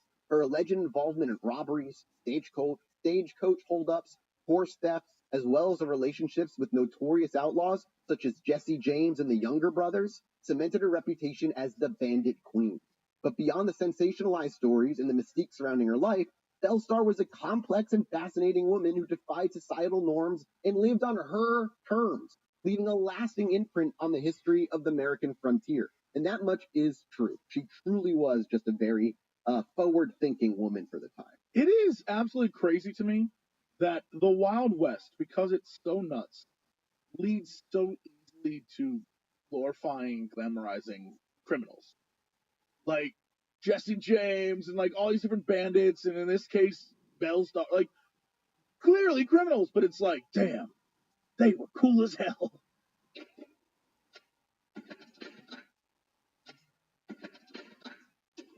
Let me read this to you. You reminded me of a part of the book that I could flip open to. And basically, the author says there are essentials to a formula that are fairly consistent that breed this kind of idolization that Jesse, literally bringing up Jesse. And he goes, the essentials embrace fundamental psychological facts. 1, civilized man, no matter how circumspect, law-abiding, conventional, and tamed he may be, has a subconscious desire for revolt against law, against restraint, against civilizing forces of life. 2, thus, even when he deplores, he always has a measure of admiration for the outlaw, the man who is definitely at odds with the restraints of civilization and inimical to them. 3, if the outlaw hero is depicted as having been a naturally good and very superior man who was forced into outlawry through an event that outraged his sense of justice, particularly if the outrage was perpetrated by a representative or representatives of the forces of law and order, the civilized man is able to make the outlaw hero his vicar in the righting of injustice by spectacular revenge. For every civilized man is at times, or feels himself to be, the victim of an injustice which he cannot right, or of forces against which he cannot take revenge. So his outlaw hero performs for him, cleansing his emotions of hate by vicariously killing in a brilliant, courageous, and superior manner the representatives of the persons or forces the civilized man hates. Finally, 4, the outlaw hero must die, preferably through treachery or against terrific odds, and never in a fair and open fight. For there must be a retribution for the outlawry, not only to satisfy the moral conscience of the civilized man, but also because the vicar or the scapegoat who bears the weight of one's sins must die so that civilized man may live. Yeah, no, Ford Mustang, never be tamed. That's a really great summary of exactly the vibe. It's why all the best Western movies, the main character does not make it out in the end. Yeah, I'll tell you right now, that whole story that you just described already played in my head about this character. Right, see, exactly. And this was written in the late 1800s by a man by the name of Richard K. Fox, when he was talking about why people buying these 25-cent paperbacks and these dime novels about these outlaw heroes that people like were clamoring for constantly. It literally is also the plot of straight up, if you're playing a Grand Theft Auto, or you're playing Cyberpunk, or you're playing Red Dead. Yeah, literally the plots are like, look, you either live the coolest life and burn out, or you die boring. And it's like, okay, I understand how they can translate to someone, and they take this on themselves. In fact, Belle Starr, if you look up Belle Starr trying to find an image of her, half of them are from all the media created about her. Normal Belle Starr looks like a normal-ass woman from the West. Yep. But all the media, she's this glamorous, beautiful Belle who's like gonna take out dudes with the guns and stuff. And it's ultra glamorized because the idea is like, damn. It's the same thing with Billy the Kid. Like, Billy the Kid's legend is much bigger than the reality of his history. One day we'll talk about Billy the Kid for sure. But same thing, like, there's just, like, all the media representations of Billy the Kid are not the dorky, like, dude who maybe killed 3 people. It's the Lord of the Rings that's true. It's like I'm never going to get tired of hearing stories about this exact character. You know what I mean? Yeah, it's just great. Because there's a part of you that just kind of resonates with it. Sure. So they moved to Texas. So getting back to the story, they were forced to move to Texas. And despite the challenges of their new life, they remained committed to the education and upbringing of their children. Belle, described as an intelligent and quick-witted from a young age, received an education that was unusual for women of her time, studying subjects like classical literature, piano, and what else but the social graces. Like Bryn Mawr? Like how to act in public, behavior. Like a lady. Like a lady, exactly. This education did not just serve to refine her character, it also instilled in her a sense of independence and a desire for a life less ordinary. And her exposure to the harsh realities of the frontier, combined with the romanticized tales of outlaws and rebels that she grew up around hearing, began to shape her worldview. Belle admired the resilience and freedom these figures seemed to represent, a stark contrast to the structured, constrained roles available to women at the time in her society. This admiration, coupled with her own spirited nature, set the stage for the life of adventure and notoriety that she would later pursue. The dynamic within the Shirley family also really played a crucial role in her development. She was close with her brother John, who would later become involved in criminal activities himself, and this relationship may have further normalized the idea of living outside of the law for Belle. Additionally, the early loss of her elder brother Bud, killed during the Civil War, left a lasting impact on Belle, reinforcing her disdain for the federal government and sympathy for the rebel cause. She really, it's all just she's at the perfect age for her brain to just be molded into this criminal. And I always remember the Wild West, people were shooting everybody else for the smallest fucking reasons. People were just getting shot in the street, you'd get hanged, there was just, death was everywhere in the Wild West. Thank God that we're past that now. Yeah, no, thank God we don't do that anymore, honestly. So young Belle, with her sharp wit, riding skills, undeniable charm, quickly adapted to her surroundings. She became acquainted very early in her life with notable figures of the time, like I said earlier, Jesse James and the Younger Brothers. She knew them from teenhood on, who were often welcomed by the Shirley family. These interactions undoubtedly influenced Belle as well, who was growing increasingly fascinated with the outlaw lifestyle. In the Wild West, Belle Starr was the infamous Lady Outlaw, had a love life as well that was as tangled as a barbed wire fence they'd put around their farm. You like that? Is that just some poetic licensing? Yeah, some little poetic licensing. You spicing it up? Yeah, I live in Texas now, I gotta bring the southern to the language. It was more scrangly than a barbed wire fence and after a thunder tussle hoot. A thunder hoot. Every time it rains out here, there are not an insignificant amount of people who go, God's beating his wife. Oh! Yeah, weird, huh? Yeah, I always say that California and Texas are like cousins, but you know what? There's a lot of differences between cousins. A lot of differences. Yeah, it's like second or third cousin. I love you guys out there. I do, but you gotta talk. That's just the Christian in me. I love you, but I'm worried. I love y'all, but I'm worried. I'm so worried. I'm worried. Oh, God. Every husband that she got hitched to became a part of her legend as the bandit queen. So we're going to go on her... Every husband? Yep, she had multiple. Don't worry, we're going to go through all of them. So let's go on a ride and uncover some of the crazy stories about how she met and married each of her husbands, a mix of love, loyalty, backstabbing, all played out against the backdrop of people dying constantly in the Wild West. Belle's first time getting married was with a man by the name of Jim Reed. Now, if you don't know who Jim Reed is, Jim Reed in history is not only known for his deeds, but also as the first husband of Belle Starr. In fact, like that might be the thing he's most famous for, in my opinion. Their paths crossed in the aftermath of as the Civil War, and by deeds, I mean small time crimes like stealing stagecoach robberies, stealing cattle, that kind of thing. He's not really known beyond his time being married to Belle and then the end of their marriage. So yeah, it's there's not too much known about this particular individual. This marriage was also super important because it set the scene for the rest of this girl's life. They first met in the early 1860s when Belle, she's in the early 1860s. She is like